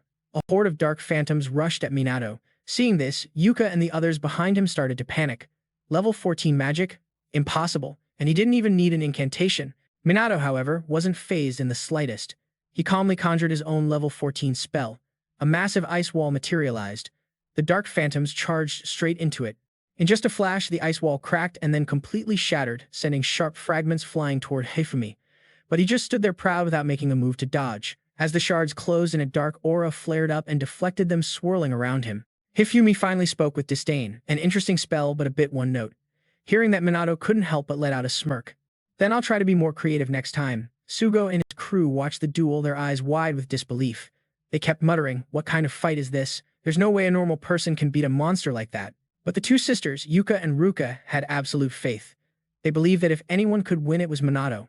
But at that moment, Shizuku suddenly gasped. "No way! That thing is impossible to beat." Yuka heard her and asked, shocked, "What is it, Miss Tagami?" Shizuku pointed with a trembling hand and muttered, "Kusanagi is in that fight too." Minato is being forced onto the defensive. He had to keep putting up shields as Hifumi's attacks rained down on him. Not daring to be careless, he created a level 14 barrier to defend himself. But Hifumi's attacks were relentless. Minato's shield flickered violently. It wasn't long before it shattered completely. Minato was forced to defend with his own body. Seeing this made Yuka's heart sink. Ruka couldn't believe her eyes either. Minato was actually being pushed back and he was starting to get wounded. Fortunately, Minato had healing magic. The wounds on his body vanished in an instant. Hifumi looked down from above, sneering, "Pathetic. Are you already running out of mana in a fight like this?" Before Minato could reply, the sisters yelled out, "Is Minato gonna lose?" "No way." Sugo and his two buddies chimed in, their voices full of conviction. "There's no way Minato would lose to anyone else. Kusanagi will definitely win." The only person who was actually worried was Shizuku. She muttered frantically, "How could I not have seen it sooner? We've been so cruel to him." Everyone else just looked at her confused. Shizuku bit her lip and mumbled, "He always acts so confident, always says it's going to be fine. He always says, 'Leave it to me.' He says all that just to calm us down, to calm everyone down. But Minato is only human. He's just a person just like us." Her words stunned the entire group into silence. A look of grief crossed Yuka's face. They had been leaning on Minato way too much. They thought they were believing in him, but really they were just piling all their problems onto his shoulders. Minato's back was always so far ahead that no one could reach it and nobody even noticed. No one realized how hurt Minato was. No one saw how hard he fought to protect them. As this dawned on them, the whole group was overcome with guilt. Riuji cursed himself, "I'm such a piece of crap." Sugo quickly added, "And the whole damn country is." Shizuku then said urgently, "If we didn't believe in him like that, everyone would have been terrified. That's why he always smiled." He projected confidence. "He was always like that, and I never even noticed." As she said this, she started crying right on the spot. Yuka's eyes also filled with tears as she yelled out to him, "Minato." Hearing her voice, he turned around to see the whole crew looking at him, their eyes wet with tears. Minato just smiled and said confidently, "Don't worry, I'm not going to lose." But the moment the words left his mouth, Hifumi charged forward, sneering, "You die here." Minato's eyes widened in surprise, but he managed to dodge just before Hifumi's attack connected. Hifumi pressed on, striking again and again while muttering, "Too slow." Minato couldn't afford to be careless, hastily dodging each blow. And so the two were locked in a fierce back and forth. Hifumi's attacks were relentless and overwhelmingly powerful. Minato, however, was mostly on defense, only striking back when he saw an opportunity. Like right now when he summoned a level 13 spell, unleashing a frantic barrage of infinite magic bullets. There were too many to dodge and Hifumi was forced to take the full hit. This made him furious, and he bellowed, "How dare you mock me?" As he yelled, a shield of dark aura materialized to block the attack. Minato frowned, "Automatic magic, huh? You're a persistent one." Hifumi snorted and said coldly, "I should be saying that to you, but it's over now. Your mana is almost depleted." Minato narrowed his eyes at him and said nothing. Seeing that Hifumi let out a smirk, "This fight ends here." At almost the exact same time, Minato coolly said, "I guess it's time." Hifumi began to frantically cast a spell. He screamed, "You're going to die here by the ultimate magic that I created." Minato frowned and muttered to himself, "Looks like I have no choice but to use everything I've got." Just then, a level 15 spell was unleashed as dark energy morphed into a storm of arrows hurtling toward Minato. Minato didn't yield, casting his own level 15 combination spell, Void Saint Art. In a flash, the entire area was flooded with the energy of holy light. The holy light surged toward the dark arrows, moving like the wind itself. The arrows stood no chance of stopping it. Seeing the holy light closing in, Hifumi panicked, but it was too late. He was blown away by the blast. Minato collapsed to the ground, panting and weakened. "I even fought Kusanagi. I was so scared, but I did my best, so please praise me. Please, acknowledge me." "Shut up," Hifumi yelled, then swatted her away with his hand. Luckily, Minato rushed in and caught Hinata, who, despite being unconscious, kept murmuring questions. "Dad, why? Just why?" "That's enough." Hifumi glared at Minato and scoffed coldly. "Are you begging for your life now? So, you're just some run-of-the-mill mage after all." With that, he cast a spell and threw his head back, laughing. "The magical power of a cataclysm is terrifying. I will surpass Kusanagi Minato and Ichikami Minato and become a god." Minato, completely helpless against him, quickly spoke up. "Why can't you see that you've already reached your limit?" Hifumi was stunned, only now realizing something. His body was starting to crack. Hifumi cried out in panic, "What's happening?" On top of that, his body was constantly catching fire. Minato spoke slowly, "If you try to force an increase in your magical power, your vessel will shatter. That's a given." Hifumi stared in disbelief. "You knew from the start?" "Yeah." Minato casually nodded. Hifumi, refusing to accept it, muttered bitterly, "I was so close to surpassing Ichikami Minato. So why did I fail? The only person I should lose to is Ichikami. Only him." Hearing this, Minato couldn't help but sigh. "Because I died, I caused you so much pain. I told you to wait for me." These words left Hifumi bewildered. He trembled and muttered, "What are you talking about?" Minato lowered his head slightly and said sorrowfully, "I'm sorry." Hifumi suddenly saw an old acquaintance in Minato's eyes. He cried out in disbelief, "It can't be. It just can't be." About 50 years ago, at Ichikami Minato's memorial hall, stood a terribly lonely figure. Hifumi couldn't believe his eyes, his voice trembling as he muttered, "Why did you have to die? How can you look so peaceful?" Minato had fallen after the great cataclysm. Seeing his anguish, Shizuku came to comfort him. Ichikami fought tirelessly for everyone, so let him rest now. Hifumi refused to listen, violently shoving her hand away and yelling, "Shut up, leave me alone." He then ran to Minato's coffin, crying his eyes out. "Ichikami is still alive. It's just those useless healers. He can still come back. Shizuku, afraid Hifumi's grief would make him do something rash, quickly pleaded, "What are you doing? You're not allowed to use holy magic, and even if you did, Ichikami is already." But before she could finish, holy magic materialized in Hifumi's hands. Shizuku grew even more frantic. "You can't use that." But Hifumi wouldn't listen, continuing to cast holy magic on Minato's body while wailing, "Come back to life, Ichikami." Before long, however, Hifumi's actions were halted, as someone ran up and restrained his hands. Hifumi refused to yield, struggling fiercely. "I'll never forgive any of you. You incompetent trash are the ones who killed Ichikami." He started cursing like a maniac. Hifumi screamed like a madman, "You're all useless. Ichikami died because of you weak, incompetent fools. Only exceptional mages are needed. I will change this rotten world. I will surpass Ichikami Minato." Seeing this, Shizuku's heart ached. Ichikami Minato's death had left too deep a scar on Hifumi, and from then on, he trained without rest, dedicating every single day to honing his skills. Hifumi leveraged his position to the fullest, creating a magical aristocracy, then extended his influence into politics and finance, controlling the information fed to the ignorant masses and monopolizing all knowledge and technology. Hifumi trained relentlessly, but he was still a long way from reaching Ichikami Minato. So, driven by his foolish pride, Hifumi even falsified information about Ichikami Minato. He turned his own shame into rage and kept training because of the promise he made that day, because of his vow to surpass Minato. So he lived on for Minato. No matter how many times he fell, Hifumi would always get back on his feet. He wanted to surpass Minato, to become stronger than him so he could stand by Minato's side and walk with him. Hifumi lived in this delusion until one day, a familiar hand reached out to him. It was the figure of the old friend he saw in his dreams every night, Ichikami Minato. He offered his hand to Hifumi, wanting to help him up. The truth is, Hifumi never hated Minato. He just admired him. That's why he wanted him to live. And now, Hifumi's wish had become a reality. A new, real Ichikami Minato was standing right before him. Hifumi tremblingly raised his hand to take his old friend's arm. But at that very moment, a stream of dark blood suddenly spurted out. Hifumi's eyes went wide, his face twisting in agony. Minato was caught completely off guard. Someone had pierced Hifumi's chest. The other hand grabbed the spirit stone on his chest and ripped it out. Hifumi's body collapsed limply. Ruka trembled as she watched, crying out in disbelief. Why was she so horrified?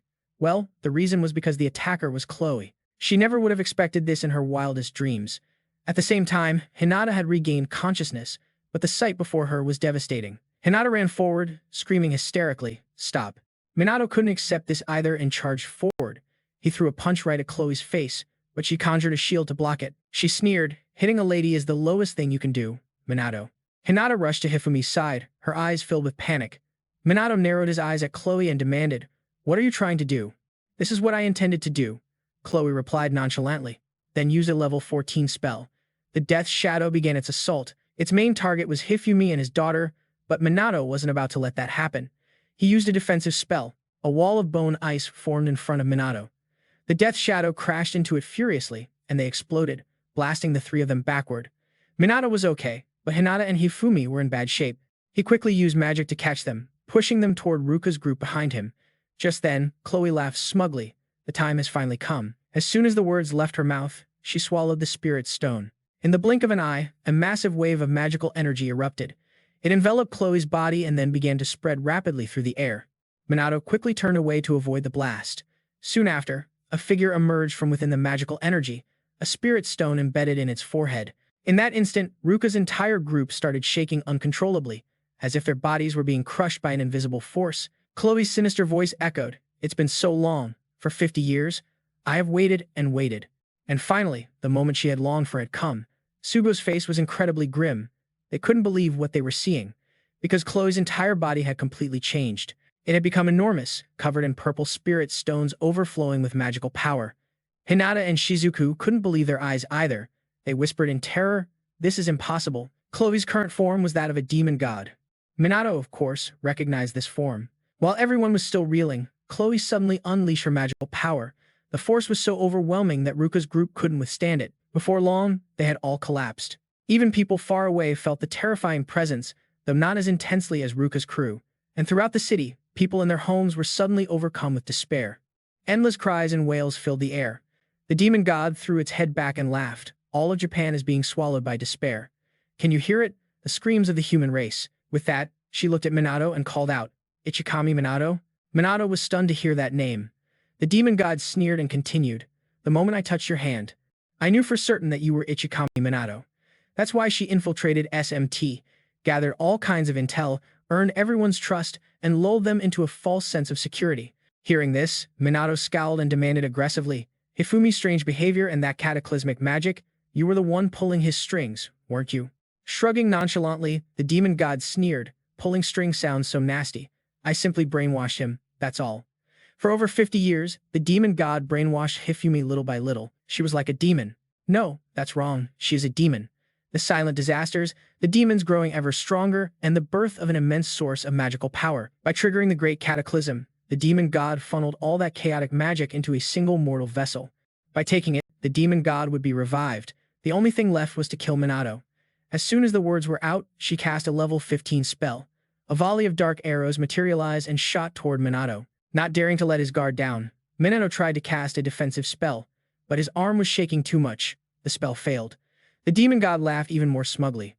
"Your magic is almost gone. Even the great sage is helpless when they're out of juice." Unable to cast spells, Minato had no choice but to dodge. But there were too many dark arrows, and they pursued him like crazy. Before long, Minato couldn't keep it up and was struck by an arrow. He was thrown a great distance, his body crashing hard against the ground. Minato couldn't stop himself from coughing up a mouthful of blood, but the dark arrows didn't stop. They kept coming, ruthlessly piercing his body without a moment's hesitation. He lay powerless on the ground, covered in wounds. Seeing this, the demon god gloated, "Just like 50 years ago, you fight for others and you die for others. You should have just left them to their fate." But just as she finished speaking, she saw Minato's arm twitch. The demon god couldn't help but be surprised, its brow furrowing. And sure enough, a moment later, Minato pushed himself up from the ground. The demon god clicked its tongue, covered in wounds and so drained of magic that even your automatic spells won't trigger. But Minato didn't care. He yelled defiantly, "Answer me. What have you been doing for the past 50 years, and why do the demons kill people? How did they get here? And what exactly is the cataclysm?" The demon god snorted contemptuously. "You're still asking questions at a time like this? Fine, I'm in a good mood. I'll tell you in your final moments. The secret of the cataclysm is..." At this point, the demon god suddenly paused, a wicked smile spreading across its face before it spoke. "You must have suspected it already. The cataclysm is a phenomenon where magic beasts and magical power are transferred. Magical power is moved from the demon world to Earth. That power is consumed, and magic beasts appear. The more beasts that appear, the more the magical power grows. The more the power grows, the stronger the beasts that can be summoned. And eventually, a demon god is destined to descend upon the Earth. But Earth has no magical power, so initially, only low-level magic beasts could be summoned. However, once the magical power reaches a saturation point, humans also turn into magic beasts. From the very first cataclysm, the planet should have been immediately flooded with them. But for some reason, humans didn't transform, and mages appeared, and then the worst possible thing happened. Mages absorb magical power, and since they don't turn into magic beasts, the amount of power required for a demon god to descend became insufficient. Mages are nothing but an obstacle to the magic beasts. That's why they kill mages, and they also started wiping out the humans who didn't transform. Hearing this, Minato's expression immediately darkened, but the demon god paid it no mind and continued. "Originally, the first wave of the disaster should have been enough, but to enhance the mana, the calamity had to be carried out step by step. The powerful demonic beasts called bosses are actually mana tanks. They are monsters that contain enormous amounts of magical power. Whether they live or die, their role remains the same. This is the true meaning of the disaster. The disaster was initiated so that the demon god could take over the Earth." As she spoke, the demon god suddenly grumbled in dissatisfaction, but an unexpected event occurred. "To my fury, I was defeated by Minato Ichikami." The demon god suffered a devastating attack and was even prepared to accept death. But just before dissipating into mana, the demon god managed to hold on to its consciousness.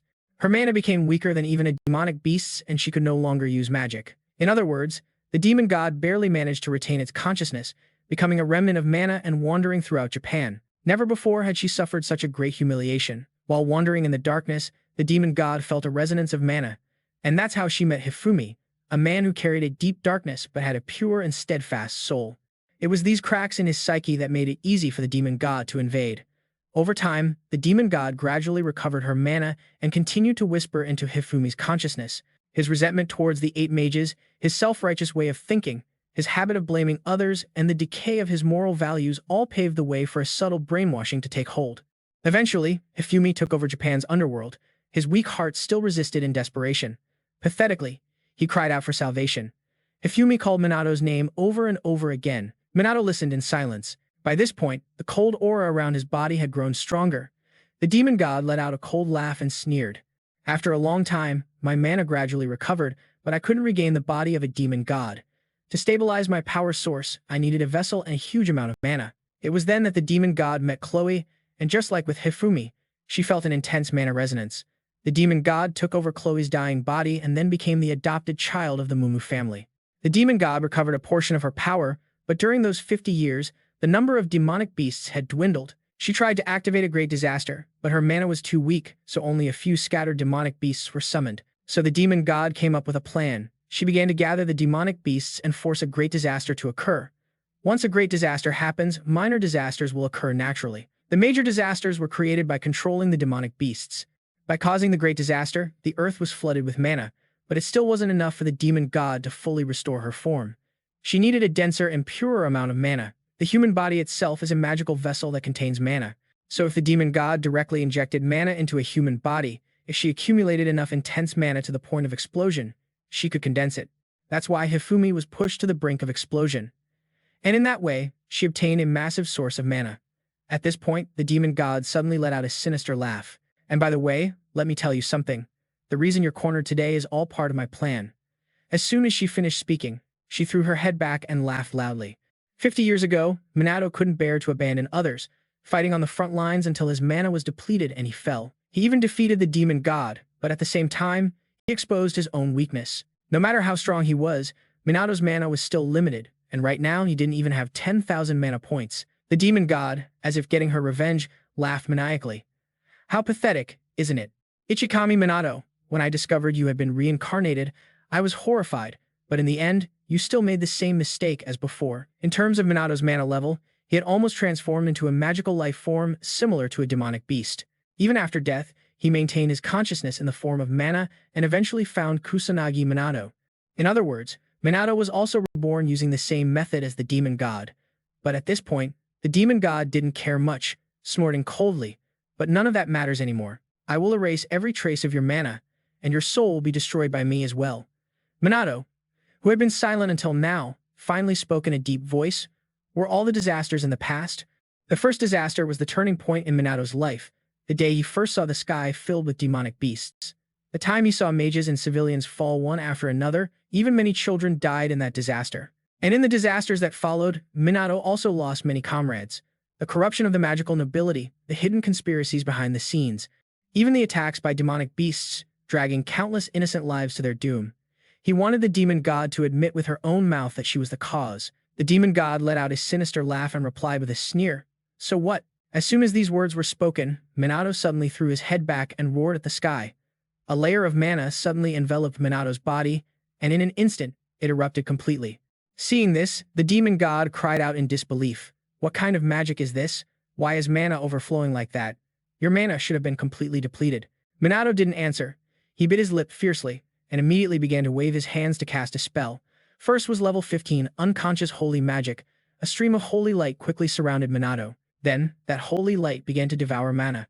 The demon god watched this scene in horror. Parallel unconscious magic, full recovery accompanied by the ability to devour mana. What kind of monstrous magic was this?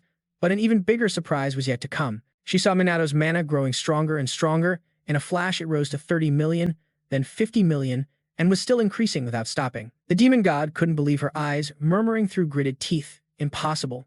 In just a moment, Minato's mana reached a number just 1 unit shy of 100 million. He spoke coldly. You've really pissed me off now, demon god. The demon god found it increasingly unbelievable, impossible. The only magic that absorbs all energy is destruction magic. And was that magic unconscious magic? Not to mention its recovery speeds surpass even destruction magic. It wasn't simply absorbing mana. In other words, his ability to recover physical and magical power was nearing its absolute limit. This entire area was now enveloped in infinite mana. At the same time, outside, the two Du sisters woke up. Seeing this scene, Ruka cried out in panic. What's going on? Du also said hurriedly. I can feel the pressure from the demon god's energy and also. But before she could finish, they saw the steady figure standing within that torrent of mana. Ruka exclaimed in amazement. That's Minato? What's happening? Inside the battle, the demon god screamed in defiance. You bastard! How can you use magic like that? Minato didn't answer right away. He walked towards her step by step. Only then did he open his mouth coldly. If what happened 50 years ago is repeating itself, then of course I won't let it happen a second time. 50 years ago, the force of mages was small, and they weren't prepared for the great disaster. So this time, Minato increased the number of mages, trained them, and taught them how to deal with monster calamities. As for Minato, to overcome his own weakness, which was mana depletion, he researched absorption magic and conducted a series of experiments, but using it on monsters had a high risk of being discovered by the demon god, so he limited his subjects to humans. Using it as unconscious magic was still difficult, but this source of his anger would make it effective. The demon god bit her lip fiercely, screaming in frustration, "Don't be ridiculous. Ichikami, you're rambling as if you prepared for everything. Are you trying to prove you knew I was here?" Minato sneered and said, "When I was reborn, I wasn't sure, but I considered the possibility, so I made plans for everything." As time passed, the truth became clearer. The moment the demon god noticed you, you noticed her too. Hearing this, the demon god roared in fury. "Letting me run free was your idea." Smiling faintly, Minato mocked her. "You're a terrible actor." The demon god had now become frenzied. She charged aggressively towards Minato. Of course, Minato didn't back down at all, and quickly rushed forward as well. With a loud bang, the two powerful streams of mana collided. Minato continuously created magic circles to attack the demon god. Because the speed of those mana beams was too fast, she couldn't dodge them at all.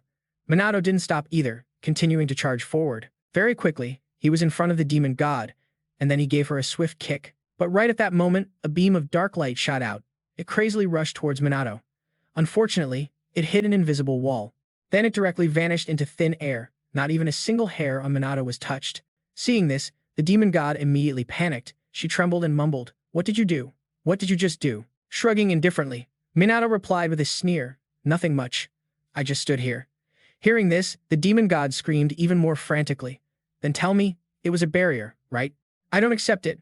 I am the demon god of 10,000 demons. A mere human dares to outsmart me." She was like a mad person, constantly shaking her head in denial.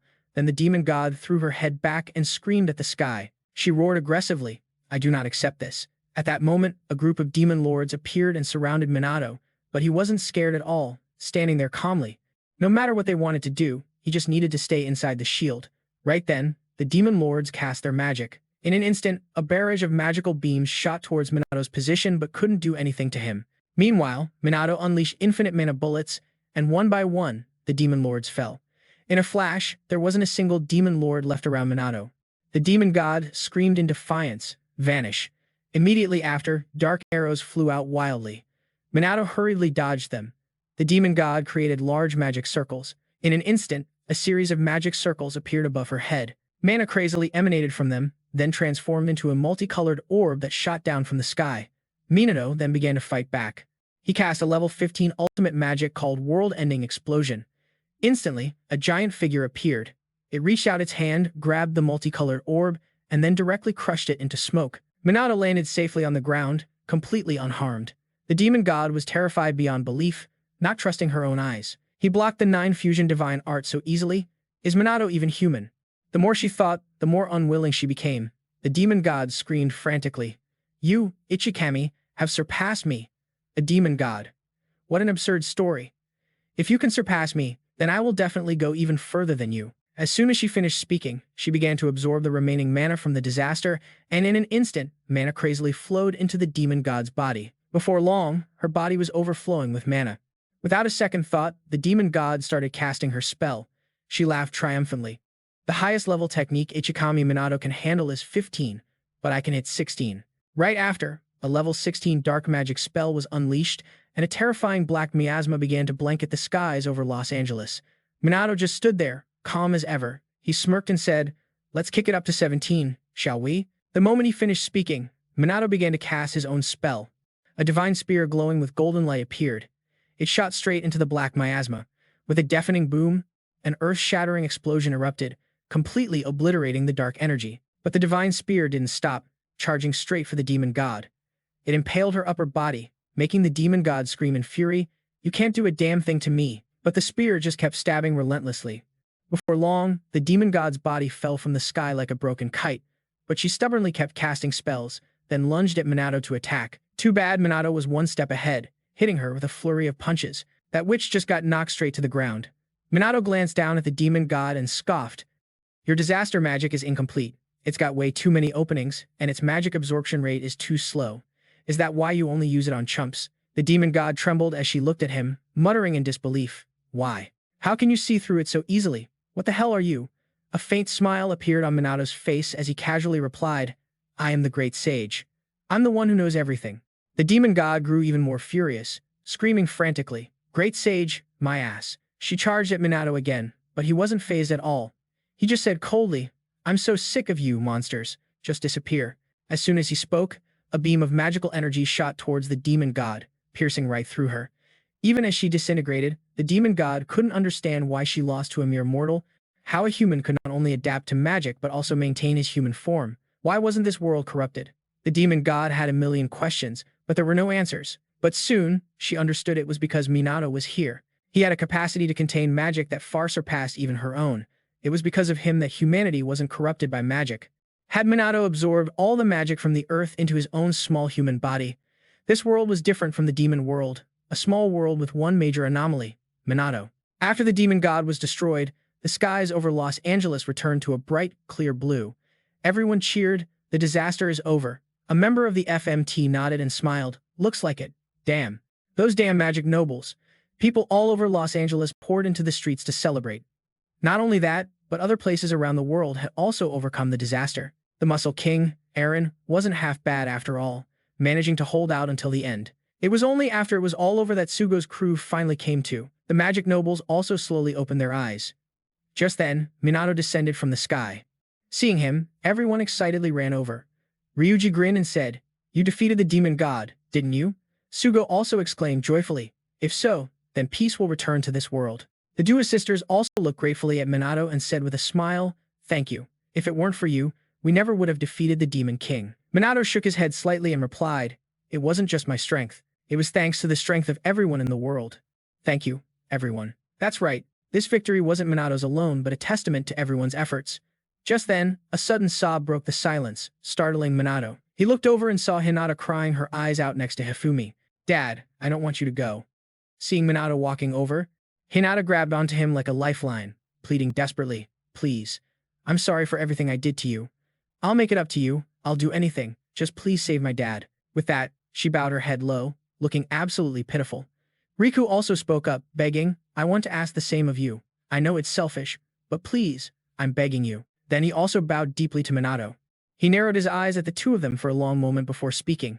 Don't you forget what you just said. Got it. By supplying magic power to restore him and then extracting the disaster magic from the parts that had turned monstrous, Minato could do it all. With that thought, Minato knelt down and placed his hand on Hifumi's body. In an instant, a halo of light enveloped him.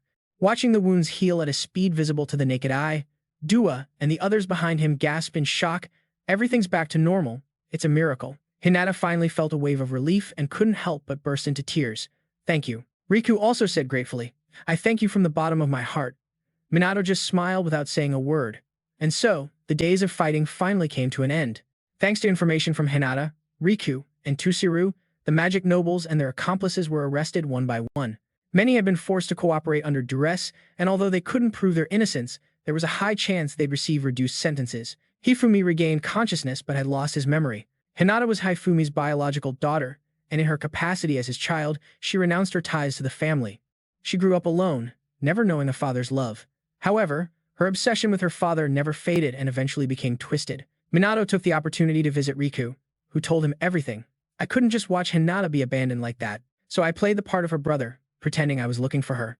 He said he had also been lonely and never knew the warmth of another person. Perhaps it was a one-sided sympathy, and he too became obsessed, until Riku realized it was too late to turn back. At this point, Riku lowered his head and muttered with a tremor in his voice, I'm a murderer.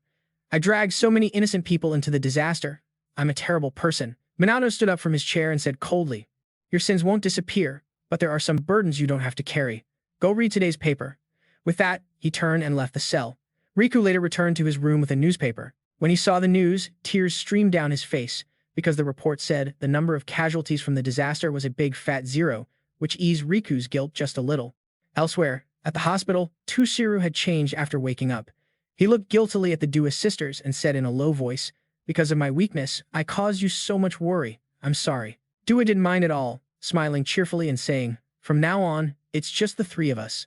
Let's do our best together as a family. Ruka nodded in agreement. That's right, because we're a family. Tusuru was stunned. He suddenly heard Ruki's voice echoing in the wind. She smiled at him, gently advising, "Don't make our daughters cry anymore, okay?" In an instant, tears fell down Tusuru's face. He lowered his head and muttered, "Yes, you're right." A month later, everything was settled smoothly. Everyone got a happy ending. Everyone except Minato, who was super annoyed. After returning to school, he was constantly swarmed by female students. Not just in class, but in the hallways too. Everywhere he went, he was surrounded. Finally, Minato couldn't take it anymore and jumped out a window to escape. But he wasn't the only one running. The Dua sisters were too. The three of them just looked at each other helplessly. A little later, they finally found a deserted spot. Minato sighed in frustration. "Seriously, give me a break." Dua looked up at the sky and laughed. "I guess this means peace has returned." Ruka nodded in agreement. "It seems like all the monsters have completely disappeared." Hearing the word peace, Minato fell into deep thought. It was true that he had defeated the demon god and no new monsters had appeared. But had peace really returned? He honestly didn't know. At the same time, Ruka and her sister were secretly watching Minato. They had clearly heard the demon god call him Ichikami Minato, and his appearance was exactly like the great sage they had seen in a picture. That meant the Minato standing beside them was the great sage Ichikami Minato, who had died 50 years ago. While they were lost in thought, Minato spoke up. "Well, I guess I'll head to the training grounds. I can't relax until Sugo learns to get off my back." The Ruka sisters quickly snapped out of their thoughts and hurried after him. Elsewhere, in some dark corner, a set of claws was breaking out of a cocoon, a clear sign of more trouble to come. A few months after the Great Disaster, other disasters stopped appearing and monsters vanished from the world. The whole world celebrated in peace as daily life slowly returned to normal. People went about their business, no longer having to live in fear. Then one day, Sugo dropped some shocking news on everyone. Dua cried out in disbelief. "The Magic Task Force is disbanding." Sugo replied calmly. The main mission of the Magic Task Force was to deal with monsters and disasters. Since those threats are gone, disbanding is the logical next step. Dua pursed her lips and muttered, yeah, that makes sense." But she couldn't find any more words after that. The members below began to whisper among themselves. "We worked so hard to get here. Are we really just going to disband?" Seeing this, Minato spoke up to reassure them. "There's no reason to be sad. If anything, we should be happy that peace has returned. Even if the team disbands, what you've all built won't disappear. Everyone has grown so much and achieved a lot. You've all overcome so many challenges. You can thrive anywhere, as long as you believe in yourselves." As soon as he finished, the crowd below replied in unison, "Yes, sir." And so, as a sort of farewell, they started spending time talking and saying their goodbyes. Afterwards, the team members officially said farewell and left. Minato's group also cheerfully said their goodbyes, but Dua couldn't help but say, "So the Magic Task Force has really come to an end." Ruka nodded slightly and muttered, "That means we'll go back to being students." But Riuji immediately shot back, "No way, that's not happening." Thinking about being swarmed inside and outside the classroom, Riuji knew he'd never get through a single class in that cramped room, especially now that they were so famous. At the mention of school, Minato's spirits immediately sank, and he shook his head, muttering, "I don't want to go back to school either." Seeing this, Riuji clicked his tongue and remarked, "Looks like it's hitting him harder than we thought." Just then, Sugo suddenly suggested, "How about we become celebrities or something? You're already getting stalked, right?" He hadn't even finished his sentence before he got a death glare from Minato. He asked, through gritted teeth, "Are you serious?" Sugo broke out in a cold sweat and quickly shook his head. "No, sorry. I heard you guys can complete your courses remotely and probably get college recommendations. Companies from all over the world will want you. You saved the world. Now you should think about your own futures." Minato's group was stunned to hear this. Sugo was right. On the way home, Riuji kept muttering about it. "My future, huh?" Leo glanced at him and asked, "Got any plans for after graduation?" Ryder answered calmly, "I really can't afford college. I want my mom to live comfortably, so I'll probably just get a job." Leo couldn't help but frown. "Sounds rough," he shrugged indifferently. Ryder said casually, "Lately I've been getting paid by the Special Magic Task Force. That's made my life a lot easier. My mom switched from the night shift to the day shift." Hearing that, Leo started to joke around. "My little brother would probably be happy too," he smiled unconsciously. Ryder said cheerfully, "Yeah, man, every day is a blast, you should come hang out again." Then he looked over at Luna and suggested, "You too, Luna. The kids said they really miss you." Luna was a little startled, but she quickly nodded in agreement. "Yeah, I'll visit soon." Leo then glanced at the two sisters, Sky and Luna, asking if they decided what to do. Sky replied happily, "I'm thinking of studying abroad at a magic university." Luna also nodded in agreement. "Me too, I want to learn more about magic." Seeing them on the same page, Leo smiled with satisfaction. Even though their father was arrested, it must be tough for them. It's good that they have so much empathy between them. They just went home happily like that. But during that time, Luna had something on her mind. In the end, she still hadn't had a chance to ask if Leo was really Leo Kusanagi. She also thought reincarnation was impossible, but the facts proved it could happen. Sky was thinking the same thing, that amount of knowledge and skill, his demeanor and his power. If Leo was Leo Kusanagi, then everything would make sense. On the way, Ryder suddenly remembered something and asked doubtfully, "Oh right, how's Mrs. Kim doing?" Leo slowly replied, "I visited her the other day, she looked pretty good. Because Shyla committed her crimes under duress, it looks like she'll just get a suspended sentence." Hearing this, Ryder finally let out a sigh of relief. But he quickly mumbled gloomily, "Rick's gonna get a pretty heavy sentence though." Leo frowned slightly. "I don't think so." He spoke slowly. The Noble Mages Society made a pretty serious mistake. Their elitism was so extreme it led to their downfall. Ryder couldn't help but feel helpless. He knew it was true, but he still wasn't happy about it. Luna and her sister lowered their heads without a word. They knew it all too well. Seeing their expressions, Leo sighed softly to comfort them. However, the demon god was really behind this. That one will probably get a second look. At this, Ryder and the others finally started smiling again. They were much more relieved. But Leo wasn't. His mind was filled with thousands of unresolved questions. For example, what is a demon god, and what was that other world she mentioned before vanishing? Why did Hannah turn into a demon? And then the reason Leo was reincarnated, maybe he was reborn using a method similar to the demon gods. If that's the case, then he's an entity similar to a demon god. And finally, is Leo even really human? A little later at Ryder's house, Luna was struggling to babysit. The two little kids kept climbing on her and spinning around. Sky couldn't help but remark at the sight, "Hey, I've never seen my sister act like that." Hearing this, Leo pouted and replied, "Told you so, but you're not much better getting your cheeks pinched by a kid." Seeing this, Ryder spoke up apologetically. "Sorry, I think she's just overexcited because you guys are here. She's more worked up than usual." Just then, the phone on Leo's table started ringing. He quickly picked up and answered, but because his cheeks were being pinched, his voice sounded a little weird, confusing Agent Scott on the other end. "Commander Kusanagi, your voice sounds strange." Seeing this, Sky lifted the kid off of Leo. Only then did Leo ask flatly, "What did you call me for?" Agent Scott quickly replied, "Telling you guys your International Mage Qualification exam papers have arrived." Hearing this, Leo immediately put the call on speaker for Luna and the others to hear. Agent Scott on the other end kept talking. "Unlike the test in Japan, this qualification lets you operate worldwide. It's extremely difficult. But it seems your achievements during the disaster have been recognized. A lot of new mages emerged during the disaster and their abilities weren't appreciated, so they decided to have mages retested." Hearing this, Sky asked, confused, "You mean we're considered provisional mages too?" Luna casually spoke up, "Well, minors aren't eligible for licenses anyway." Leo glanced at everyone and said with a smile, "This is a perfect opportunity, let's do it." Immediately, Sky spoke up full of fighting spirit. "For us, it'll be a piece of cake." Luna also nodded in agreement. "Compared to the great disaster, this is nothing."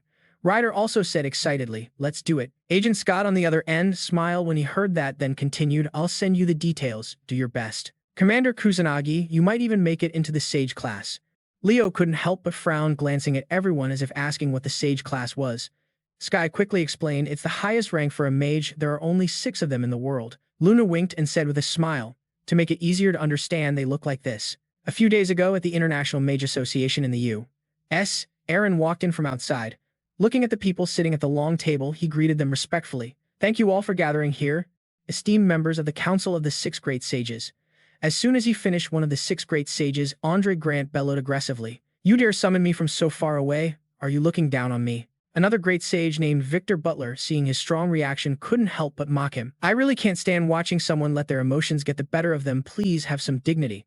Vivian, a female magic sage, also couldn't resist speaking up. Less intelligent people are often ruled by their emotions. It seems that doesn't change even at the sage level. This made Andre furious. He unleashed his magic power, gritted his teeth, and yelled, "You dare look down on me." But before he could make a move, a hand grabbed Andre's arm. This was Furl, a sage. He spoke coldly, "Stop it." Andre didn't back down at all, glaring at Furl. "You bastard, are you trying to provoke me that much? That's enough." While everyone was making a scene, an authoritative voice rang out. This was Leonard Forder, the chosen one among the 6 great sages. He spoke coolly, "Sages should not be fighting amongst themselves like this." "Andre, can't you keep your cool in here?" With Leonard's words, Andre snorted coldly, pulled back his hand, and pouted, "I know." Ignoring the commotion, the red-robed Christina asked doubtfully, "We were originally meeting remotely, but is it okay to do it like this now?" Aaron slowly explained, "The 6 sages are not required to meet in person, but this time I believe a face-to-face conversation is necessary." Leonard frowned slightly and asked suspiciously, "Does this have to do with the International Mage Tournament?" Nodding faintly, Aaron replied casually, yes, the great disaster has gradually subsided. However, there's now a movement calling for a thorough review of inaccurate information related to magic. Vidya seemed to understand something, frowning as she asked, so the mage exam being held as part of that, right? Aaron nodded slightly and said calmly, there's one more reason, and that is Mr. Kusanagi. Hearing this name, Leonard's expression darkened. He pursed his lips and asked, the one who stopped the great disaster in Japan? So in other words, you want us to evaluate him? Aaron, still not realizing the problem, replied calmly, it's very likely he possesses the potential to rival the sage level, but as soon as he finished, a terrifying wave of magic power could be felt in the air. The other great sages were fine, they were used to this. But Aaron was different, he was forced back step by step. After a moment, Leonard finally spoke slowly. Potential to reach the sage level? You think just defeating some demon god is enough to become a sage? Aaron frowned aggressively, pursed his lips and replied, perhaps it's just a hypothesis. Snorting coldly, Leonard pouted and said, I can't believe you'd say that. At this, he waved his hand and suggested, come on, if that's the case, then prove it to me. How strong is this Kusanagi kid? The 6 great sages were now paying attention to Leo, and Leo soon arrived in the United States. Ryder looked at the streets around him and couldn't help but exclaim, so this is the United States. The streets were bustling with people, and of course, the main language was English. Ryder couldn't understand a thing. He glanced at everyone and yelled, that's English, they're speaking English. Sky sighed helplessly. Well, yeah, this is the United States, so that's normal. Seeing their relaxed attitude, Ryder couldn't help but say with dissatisfaction, get excited, people, we're in a foreign country. Luna pouted and replied, even if you say that this isn't my first time here. Hearing that, Ryder felt helpless. These guys really don't get it. On the way here, they were just firing off English, but surely someone must be like him. Just then, a few girls came up to talk to Leo. But Leo used English to turn them down. Seeing this, Ryder asked in amazement, you can speak English too? Leo casually replied, I get by. Ryder couldn't help but marvel, what is with this guy? He's good at school, good at sports, and his magic is monstrously strong. Is he even human? Aren't you afraid I'll get depressed? At that moment, Sky suggested, I'm planning to go back to the hotel and rest. Luna also nodded in agreement. The long trip was tiring, let's just relax a bit today. A few days later at the headquarters of the International Mage Association, Leo's group entered to register. A tech-illiterate guy like Leo froze like a statue when he saw the facial scanner. So Sky had to show him what to do. Soon after, a card with Leo's picture was printed out. Then the 4 of them got into an elevator to go upstairs. Before long, the elevator doors opened. They quickly stepped out. There were already many mages waiting there. As soon as Leo's group entered, a barrage of eyes focused on them. The whispers and chatter of the other mages began to rise. Hundreds of eyes were fixed on them. This made Ryder a little uncomfortable. He mumbled in confusion, what's everyone staring at? Luna said helplessly, it's probably because of the great disaster. At the same time, all 4 of Leo's group's actions were being secretly observed by the 6 great sages. Leonard couldn't help but comment, not bad, their magic levels are pretty good. Christina suddenly murmured, a mage's true power has a huge impact on a nation's strength because they wield abilities far beyond any conventional weapon. Leonard spoke casually, these young mages will become the key force protecting their country's future. In other words, the results of this exam won't just evaluate individuals but will also be tied to the standing of each nation. Vivian couldn't help but interject, we can't rule out the possibility of war breaking out, can we? Smiling unconsciously, Leonard said calmly, however, generally speaking, countries other than Japan have always had strict restrictions regarding magic. Vivian frowned slightly and said hesitantly, and yet this time they're holding an exam on such a large scale. They really should have kept a tighter lid on magic-related intel. Leonard shook his head slightly, smirking as he said, because magic is pretty similar to military tech, but Japan went ahead and made it public first, so the whole game started to change. Vi stared at Minato's profile on the screen, and after a long moment, she let out a sigh. Kusanagi's theory on mage education was basically common knowledge in developing countries, but it was never really made public. That's also what Leonard had his eye on. He spoke slowly. How he figured that out is still a mystery, but he's the one who put Japanese mages on the global map, and he concluded that Minato was anything but simple. Meanwhile, outside the waiting hall of the International Mage Association, Minato and his crew of 4 were waiting quietly. Suddenly, 3 wannabe gangsters rolled up, looking for trouble. You that Kusanagi dude? Hearing his name, Minato turned around, and the lead punk yelled out, all pissed off, defeating a demon god? You gotta be kidding me. What kind of strings did you pull? The dude accused Minato of having connections in high places, or maybe blackmailing some politician. The guy's whole vibe reminded Minato of Jun. He frowned and asked, you ain't got anything to do with sin, do you? Hearing that, the dude just got angrier and yelled, don't try to change the subject. Seeing this go down, Zuika and the others weren't worried at all. It actually felt kinda nostalgic, just watching the drama unfold from the side. The 3 punks didn't have the guts to actually do anything. They just turned and walked away, but not before throwing out a warning. Damn it. Whatever. The truth is going to come out sooner or later. Everyone's watching you now. Hearing the noise, all eyes in the room turned to them. Minato sighed. Man, this is a drag, but hey, this might actually be kind of fun. Just then, someone else walked in. There was a girl with pink hair, her face a mix of innocence and seriousness. A moment later, Eren walked in and boomed. Everybody sit down now. Seeing him, Ruka's crew instantly freaked out. It turned out the U.S. military was running the exam. While they were still reeling, Eren got up on the stage and declared, I'm now going to explain the examination procedure. I'm only saying this once, so pay attention. He said the exam would consist of the following tests: a written exam, a mana measurement test, and a practical skills test. If you fail to meet the cutoff score in any section, you're out. In addition to the tests, other factors will also be taken into consideration. So conduct yourselves like proper mages and don't do anything to embarrass yourselves. After you pass the exam, your rank will be determined by your overall score. Hearing this, the same punk who was grilling Minato earlier asked suspiciously what it takes to become a great sage. Eren answered slowly. A perfect score is the main prerequisite, but there are other criteria too. Your skills, your track record, your character, and even your public image. You mean to be outstanding in every single way. Speaking of which, Eren glanced meaningfully at a figure in the crowd and said with a mysterious smile, the seventh great sage might just come from this very room. Hearing that, everyone's fighting spirit instantly ignited. Eren nodded, satisfied. This year's crop of candidates was definitely top-notch, but Minato was still in a league of his own. With that thought, he yelled, let the exam officially begin. The first test was the written exam. Minato got his test paper, and the color drained from his face. All the questions on the test were about his own father. Minato let out a heavy sigh. I thought this was supposed to be a magic exam. I never expected a setup like this. From the stage, Eren watched Minato. Seeing him sigh over and over, he couldn't help but think to himself, this truly is the toughest exam ever. Even someone like Minato would have a hard time passing it, but you better not let him down. However, when he saw the results, Eren wasn't just not disappointed, he was completely floored, yelling in disbelief, You've got to be kidding me. Minato's name was sitting right there at the top of the list, with a perfect score no less. Eren couldn't help but think, just as I thought, this kid is not normal. Even he would have struggled to get 80%. If it's Minato, he might actually be able to become a great sage. At the same time, Zuika and the crew ran over to congratulate Minato. He didn't seem to pay it much mind, calmly asking, So how did you guys do on the test? Zuika immediately answered, Me and my sister are probably around 20th place. Riuji also bragged excitedly, I got 40th. Hearing that, Minato couldn't help but ask with a bit of doubt, You're good at the written stuff too? That comment earned him an annoyed glare from Riuji. Next up was the mana measurement test. The instructor pointed to the machines and announced, There isn't a single type of magic that our latest measurement devices can't read. All right, let's get started. Minato watched as everyone went up one by one, letting out a sigh. His turn was last again.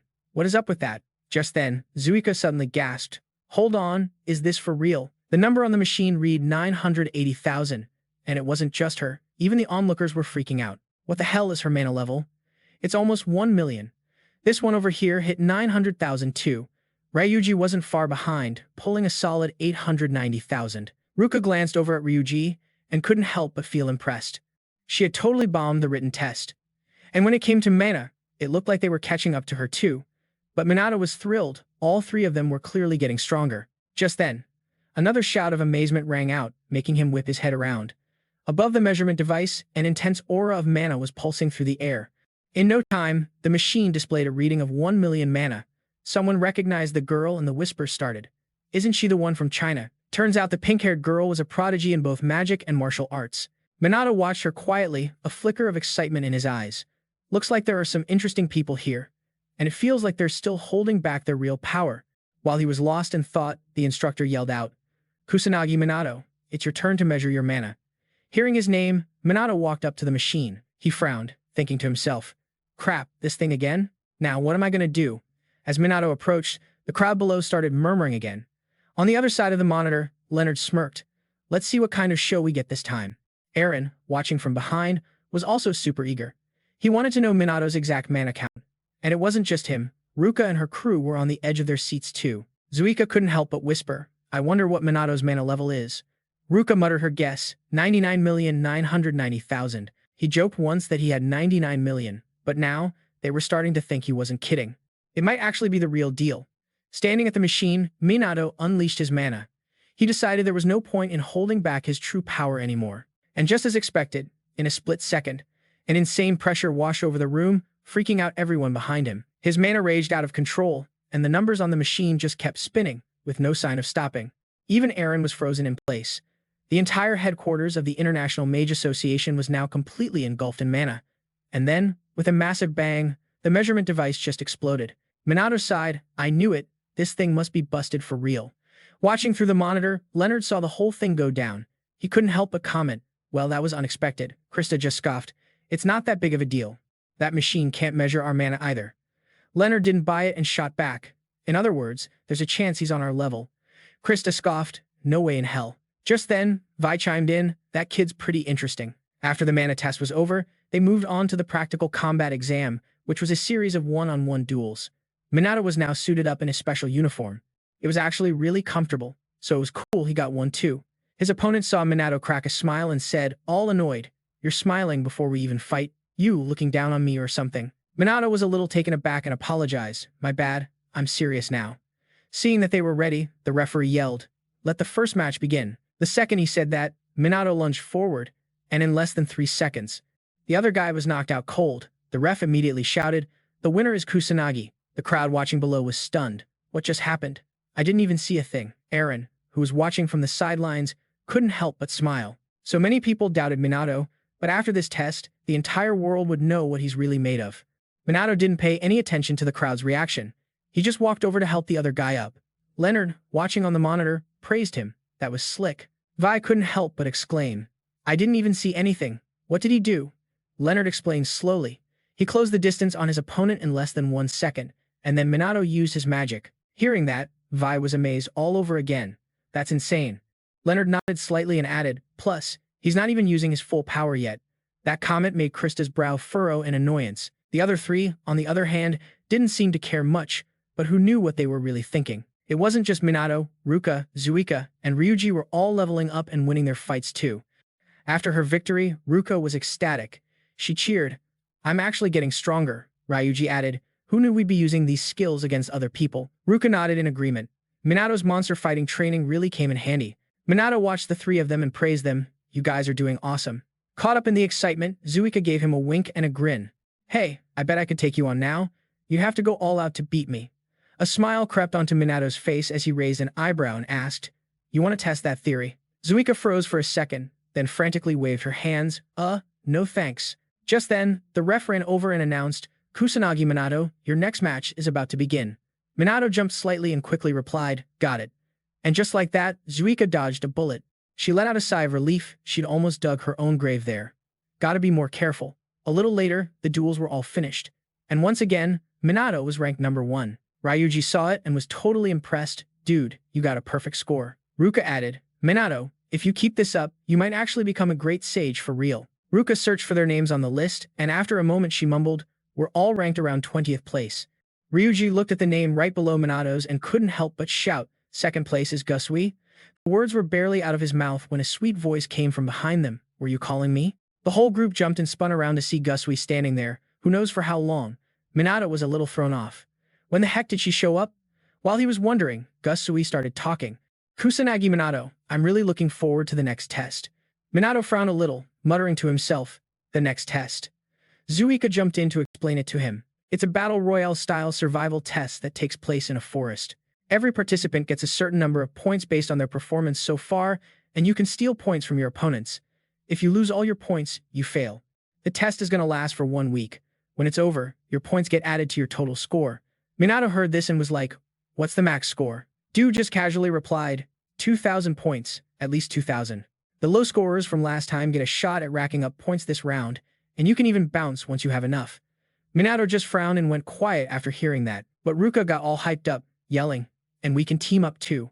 You can do whatever, just no killing. If you kill or seriously injure an opponent, you're disqualified." As she said this, she looked around but didn't see Su Yinh. She asked, confused, "Where'd that girl go?" Riuji sighed helplessly. "She bounced a while ago." Just then, Aaron showed up and announced, "By the way, I'm jumping in too." He said they'd get a reward for beating a proctor, so they better get ready. Aaron, all fired up, looked at Minato and challenged him. "Let's have a real fight, Kusanagi." "Yeah."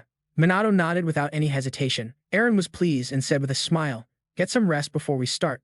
See you later." And with that, he left. At that moment, Ruka's crew huddled up to talk strategy. Ruka frowned and said, "The Proctors are in on this too." Du, after thinking for a bit, finally said, "We should team up." But Minato just coldly shot back, "I'm going solo. Good luck to you all." With that, he turned and walked away. The three of them watched Minato's back, falling into a heavy silence. After a moment, Ruka spoke up, "We can't just keep leaning on him forever." Du nodded in agreement. "You're right." Riuji then shouted excitedly, "We're not just going to sit around and do nothing." Elsewhere, in the observation room, Krista couldn't take it anymore and shot up from her seat, complaining, "Are we really going to watch this for a whole week?" Leonard squinted at her and asked, "You disappointed?" Krista shook her head. "No." Leonard gave a slight smile. He, on the other hand, was really looking forward to it. He wanted to see what Minato would pull off in this survival game. After the break, the final forest survival test began. The announcer declared loud and clear that the test would be broadcast worldwide, so everyone should watch their actions. A 3-second countdown started. By this point, everyone was totally pumped. Each person had their own agenda. Ruka's crew wanted to make it into the top 20. Minato, on the other hand, was completely calm. So what was his goal anyway? Su Yinh was also hyped for this match. Then there were those three punks. They were constantly glaring at Minato. And finally, there was Eren. He was the proctor for this competition. He was seriously looking forward to a final showdown with Minato. The 3-second countdown ended in a flash. The competition officially kicked off. Everyone immediately took off running. Ruka's crew was no exception. They wanted to avoid a fight no matter what. Splitting up early wasn't a good option. Only Minato stood still, not doing anything. Seeing this, those three punks sneered to themselves. "What's that idiot doing? It's like he's asking for someone to jump him." Minato watched everyone leave, looking a little lost about what to do. He just stood there, not moving a muscle. And sure enough, someone walked right into the trap. The three punks showed up with a whole crew.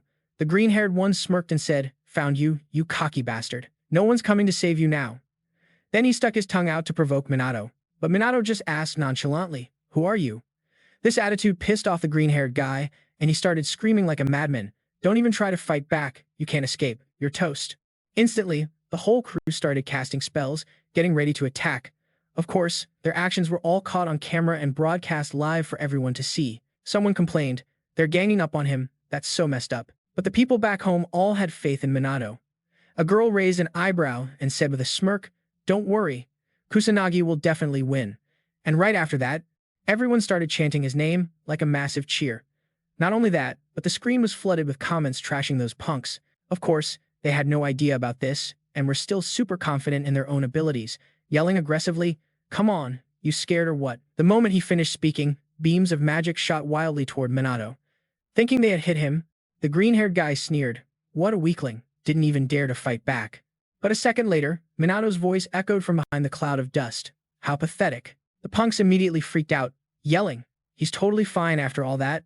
After a moment of panic, the green-haired leader screamed another order, "Hit him with everything you've got." Too bad their piddly powers couldn't do a thing, as they hit Minato's shield and got reflected right back at them.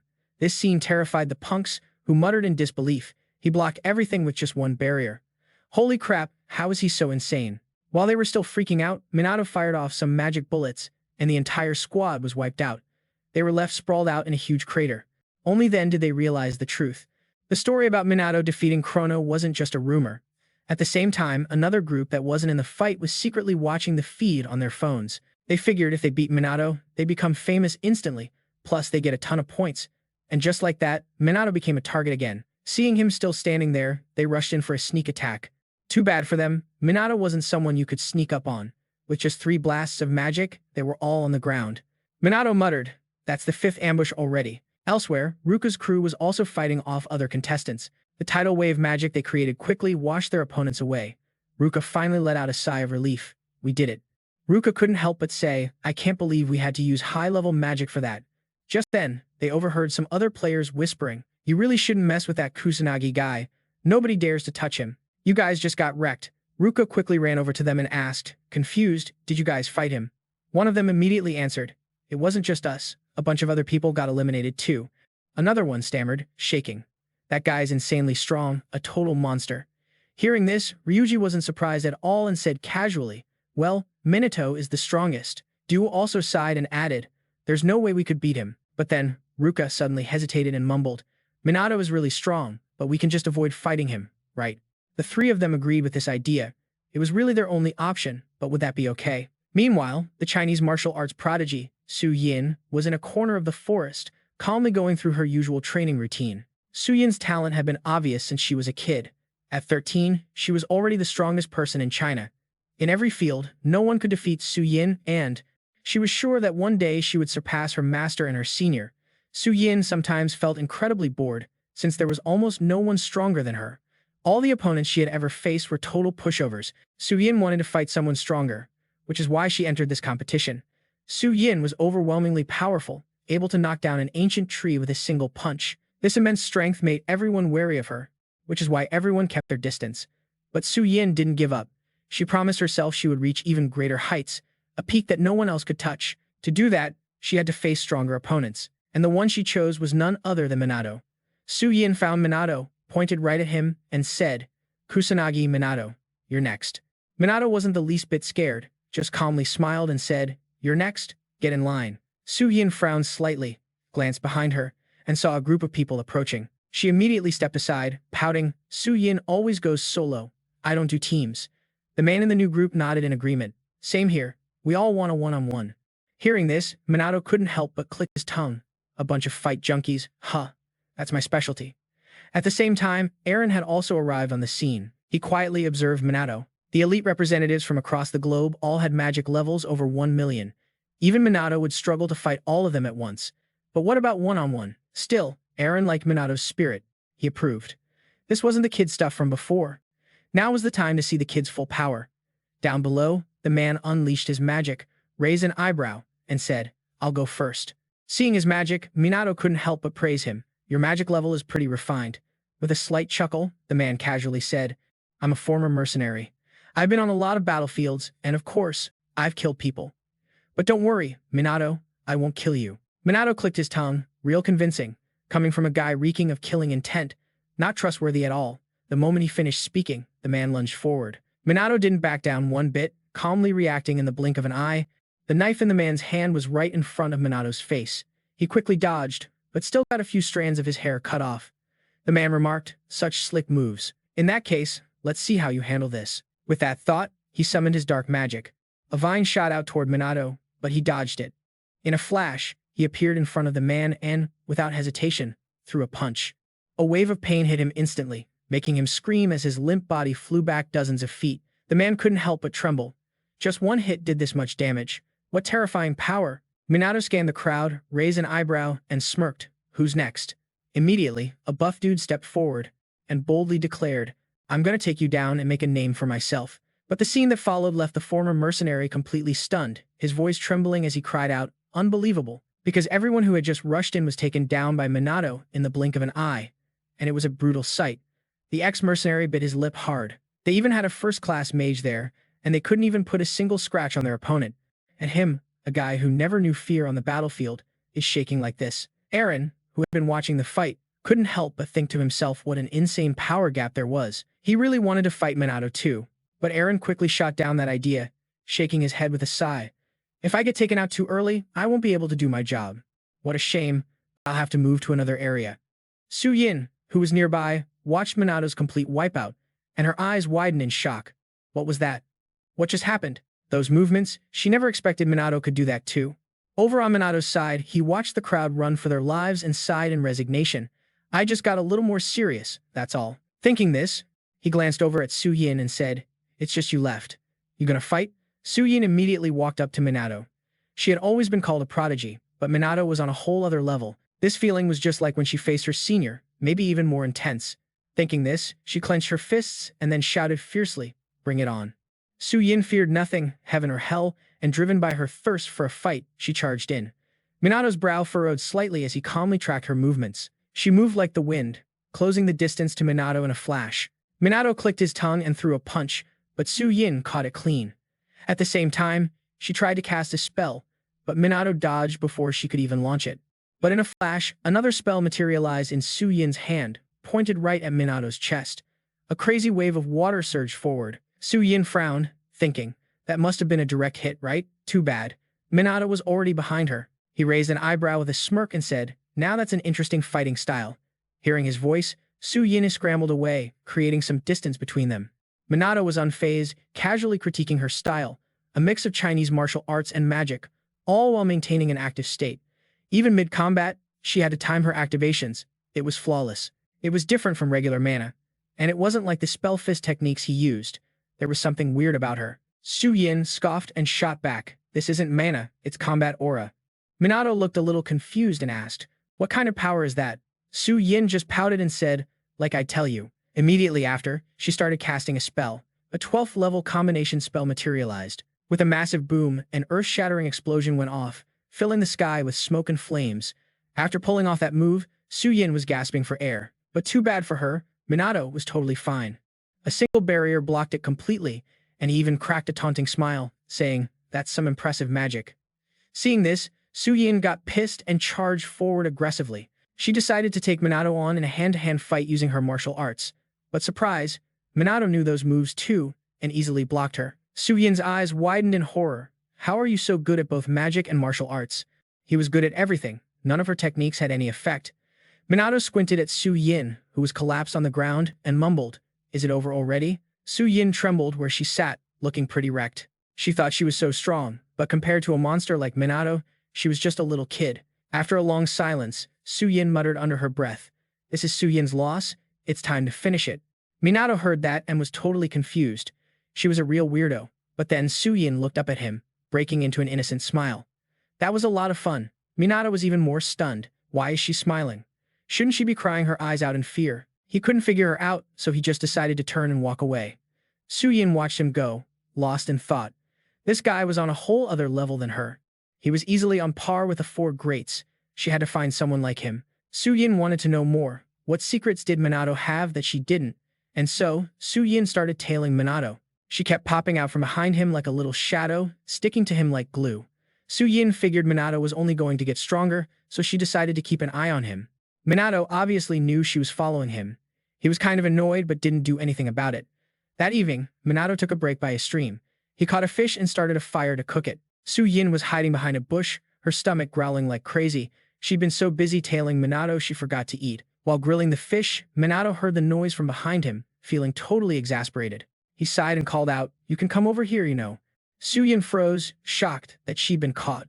She poked her head out from behind a tree, looking at Minato with uncertainty. After hesitating for a while, Su Yinh timidly walked over to him. Minato saw her and held out a cooked fish, asking, you want this? Su Yin's eyes instantly lit up, her face a mask of hunger, and she quickly grabbed the fish and started scarfing it down.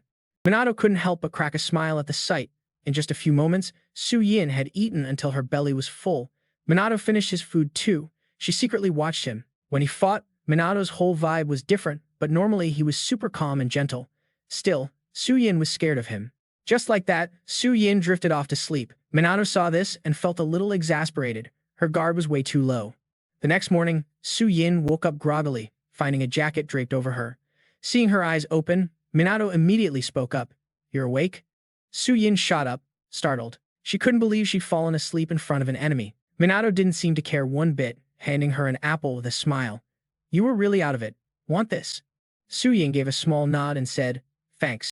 She took the apple and moved off to the side, confused why Minato was acting like everything was normal. Su Yinh had obviously let her guard down, so why didn't he make a move? She just couldn't get it. A moment later, Minato started on his journey again. And just as she decided, Su Yinh followed right behind him. But this time, she wasn't hiding, she was just openly tailing him. Even though they were on the same path, they kept to themselves, and Minato showed no signs of attacking her. This made her suspicious, and she finally couldn't take it anymore and asked, aren't you suspicious of me? Minato casually replied, whether you follow me is your choice. If it feels like a hassle, you can just bail. Su Yinh was stunned when she heard that. It took her a second to snap out of it. Then she said aggressively, you arrogant jerk, I have a question. Without turning around, Minato asked flatly, what? Su Yinh pressed her lips together and demanded, how did you get so strong? How did you learn magic? She also wanted to know why Minato was traveling alone. Where were his friends? Minato waited until Su Yinh had fired off all her questions before he slowly replied. The secret to getting strong is talent and hard work. Su Yinh frowned when she heard that, then shook her head and mumbled, hard work? Huh, that's not for me. A small smile touched Minato's lips as he continued. Magic is about imitating and manipulating phenomena. After that, it all comes down to a strong will. Su Yinh listened intently but only half understood, asking confusedly, so you mean like mental strength, right? Is there like a shortcut to doing that?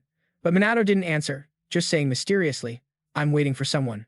Su Ying heard that and asked, confused, who? With a slight chuckle, Minato answered casually, my enemy. Meanwhile, Ruka's crew of 3 had just taken down another squad. They probably had enough points now. Rui let out a sigh of relief. As long as we avoid fighting him, we'll pass this round. Du nodded and replied, yeah, if we fight him, we'll definitely lose, and our chance of passing this test goes up in smoke. His words made all 3 of them fall silent, but after a moment, Riuji hesitated and asked, but if we only pass because we were too scared to fight him, can we really move on with our heads held high? Not a single one of them had ever managed to beat Minato, not even once. He wasn't wrong. Ruka sighed, resigned. Minato was always alone because he was so strong he had no competition. Du felt the same. Minato was always the one fighting, while they were just trailing behind him. Just then, a noise from the bushes made Du jump. The ex-mercenary guy stepped out, shaking his head and saying, seems like he doesn't have a single friend. What a lonely dude. Du narrowed his eyes at the guy and asked, where's your crew? He answered slowly, we fought him, but had to fall back. You guys too? Ruka asked, confused, as a bunch of people shuffled over. The elimination condition is being unable to continue the fight, Du frowned, thinking. In other words, they haven't actually lost yet, so why didn't he just take them out? Riuji thought for a second before speaking up. Maybe it's just a waste of effort, or maybe he went easy on them. Went easy? Du shook his head. No way, he probably has some plan we don't know about. That statement shocked Ruka and Rui. Just then, Eren suddenly cut in. Are you all planning to team up and take him down together? Du nodded slightly. There are probably about 100 contestants left. If we all team up, we might actually be able to beat him. Eren frowned when he heard the suggestion. Interesting strategy, but don't forget, I'm a proctor here. Du narrowed his eyes at him, raising an eyebrow with a smirk. Don't you want to beat him? He's crazy strong, probably the strongest person here. Ruka and Riuji both agreed with that. But that ex-mercenary wasn't having it and tried to argue. That's a bit of a stretch. Before he could even finish, Eren cut him off. In my opinion, that kid's on the same level as the 6 sages. That statement stunned everyone there, and they started murmuring. That guy's way too OP. If you told me he was sage level, I'd believe it. While everyone was still reeling, Du suddenly yelled out. So what? I'm still not giving up. He's just one guy, and there are a ton of us. Ruka nodded in agreement. We can do this. Let's show that arrogant punk what's up. Eren squinted at them and asked in a deep voice. But do you have a plan to actually win? Du grinned confidently. Even a 1% chance is worth taking. On the 3rd day of the practical exam, Minato was still chilling, eating and sleeping, then sleeping and eating, not acting like he was in a competition at all. Su Yinh, on the other hand, was taking it more seriously, starting her training before sunrise. She practiced with her mana, then ran through some traditional martial arts forms. Her movements were smooth and practiced, but something was weighing on her mind. She had been way too overconfident. She wasn't even close to Minato's level. He was terrifyingly strong, like he wasn't even human. Even Su Yinh could feel that sense of isolation. And Minato, he'd been a loner for a long time. She could feel it. While Su Yinh was spacing out, Minato woke up and teased, training even during the test. Su Yinh shot him a look and replied flatly, it's just part of my routine. Minato looked her over for a moment before speaking. A martial art that uses a different energy from magic? Interesting. Su Yinh wasn't happy to hear that and corrected him. It's combat aura. She explained that it let her unleash several times her normal physical strength. When she used her ki, that power got even stronger. Minato heard this and mumbled to himself, confused, combat aura and ki. Su Yinh slowly explained. First, you focus on refining your internal energy, guide the flow of combat ki through your whole body, then relax and let it wrap around you. As she spoke, she demonstrated, gathering all the power in her body before finally unleashing it. Minato watched from the side and couldn't help but clap. That's awesome. But the praise didn't make Su Yinh feel any better. She sighed. It's nothing special. I still can't beat you. Minato smiled at her and said teasingly, your magic is still pretty sloppy, huh? Su Yinh got annoyed and huffed. I'm self-taught. I've never even stepped foot inside a magic academy, so it makes sense that my magic isn't perfect. Minato gave a slight nod and slowly explained, combat aura and magic seem similar, but at their core, they're totally different. It's best not to use the same mindset to control both of them. He told her she was bad at sensing and controlling mana, which was why her spells were so unstable. Hearing this, Su Yinh asked, so what should I do? Minato answered casually, I'm going to transfer a stream of high-density mana into you. Just focus on feeling it with your whole body. He never thought he'd be transferring mana to such a low-level mage, but Sui got this far on raw talent alone. What an interesting person. With that thought, Minato placed his hand on Su Ying's back and started pouring mana into her. Before long, she immediately cried out, "I can feel it. I've never felt mana this intense before." Minato slowly said, "This is real mana. Burn the difference between it and your combat aura into your very being." Su Ying excitedly watched the mana flow through her, laughing happily. "So this is real mana. I get it now. It feels like I can actually touch it." Minato calmly explained, "Because you can use both combat aura and mana, you probably never clearly distinguish between the two." Sui looked as if she'd just been enlightened, her eyes instantly shining. She laughed happily and said, "Kusanagi Minato, you're a total monster. The problem that's been bugging me for so long was solved in a flash. Thanks." Minato just shrugged it off, shaking his head with a smile. "Don't mention it." While they were talking, several pairs of eyes were secretly watching. A moment later, a group jumped out from the bushes to ambush them, but with their pathetic skills, they were sent flying by Sui's kick before they could even land a hit. Minato also decked one of them. He clicked his tongue, and ambushed this early in the game. Just then, the remaining attackers blasted them with magic, but the spells just fizzled out against Minato's shield. He casually fired off a mana bullet, causing a massive explosion. Before they could even catch a breath, another dude charged in with a knife. They both saw him coming and spun around to counter at the same time.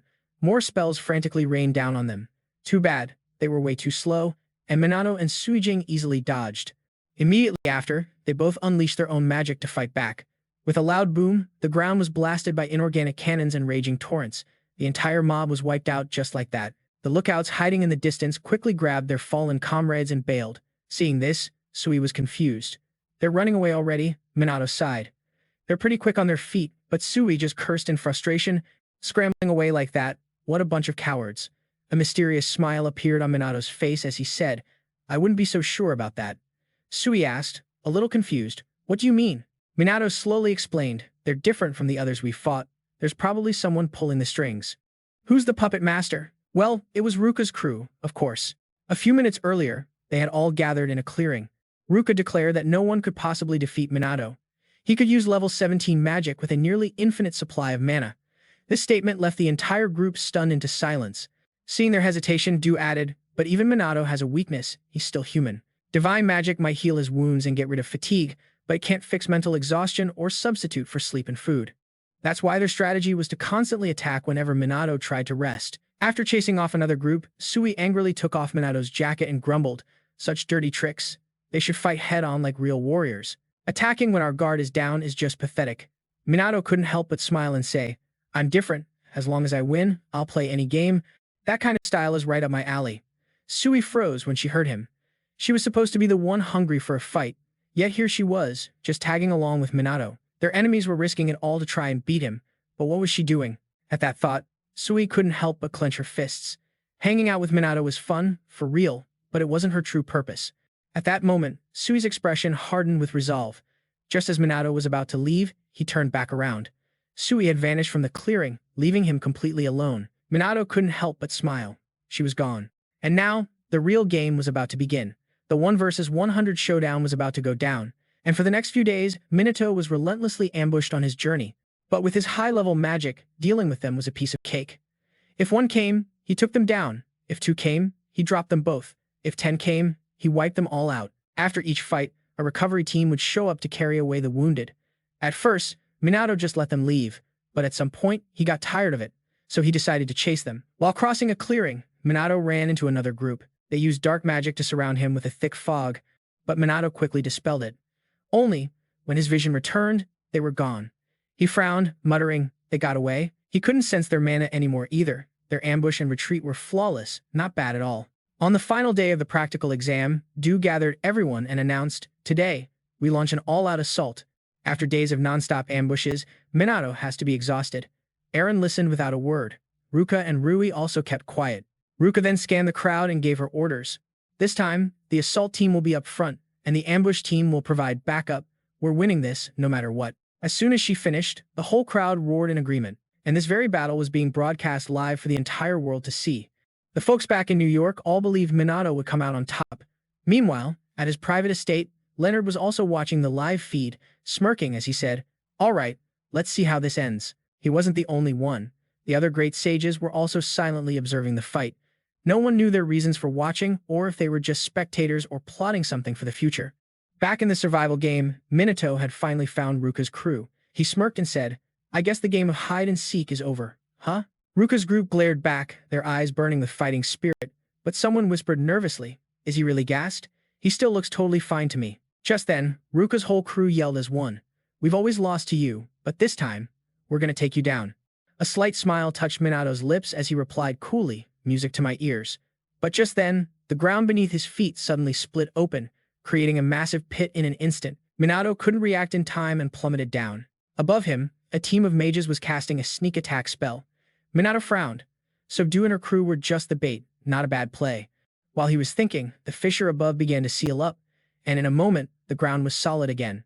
The attackers looked down, confused, muttering, "Did we get him?" But a second later, the ground erupted. Minato burst out from below, raising an eyebrow with a smirk. "Not bad. But you're still too green." Seeing him, Du's team launched their attack. This wasn't over yet. A barrage of spells from various elements flew wildly at Minato, but they were all stopped by a single barrier. Seizing the opportunity, a guy from the rear launched a sneak attack. But it was like Minato had eyes in the back of his head as another shield popped up to block it. He said coldly, "It's useless."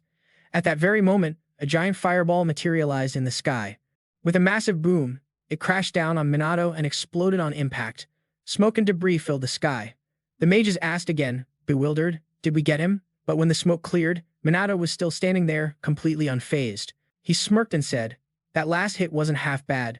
Didn't think you'd actually manage to scratch me." And by scratch, he meant a tiny graze on his bicep.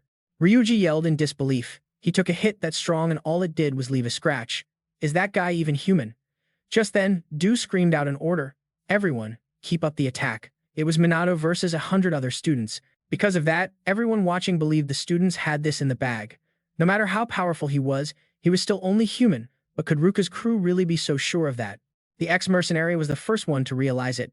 This was just foolish, there was no way they could win. Minato clearly wasn't human. But the two sisters, Ruka and Rui, were still full of fighting spirit, shouting in unison, "We will not give up, never." As they spoke, they combined their powers to cast a level 12 ice-type spell, and a thick layer of frost instantly encased Minato. Seeing this, the crowd cheered. A level 12 ice spell? That's insane. But before long, the ice began to crack. Minato shattered it into a million tiny shards. He smirked and said, "Not bad, but it's still not enough." Seeing his chance, Riuji quickly attacked. A powerful gravity spell pressed down from the sky, but it was easily blocked by Minato's shield. Riuji just stared in a daze as his spell was broken, completely frozen in place. Ruka and Rui could cast spells up to level 12, but for him, level 10 was his absolute limit. By now, everyone was exhausted, and some were starting to lose hope. "Even when we all attack at once, he just blocks it all? Is this fight impossible?" Hearing this, Du yelled. "Even if he's using automatic and regular spells at the same time, he can't keep that up forever. If we keep the pressure on, I know we can land a hit." Meanwhile, Eren took off his jacket. He grinned excitedly and said, "Then it's my turn. A close combat assault. Even young Kusanagi can't block everything, right? Witness my muscle magic." As soon as he spoke,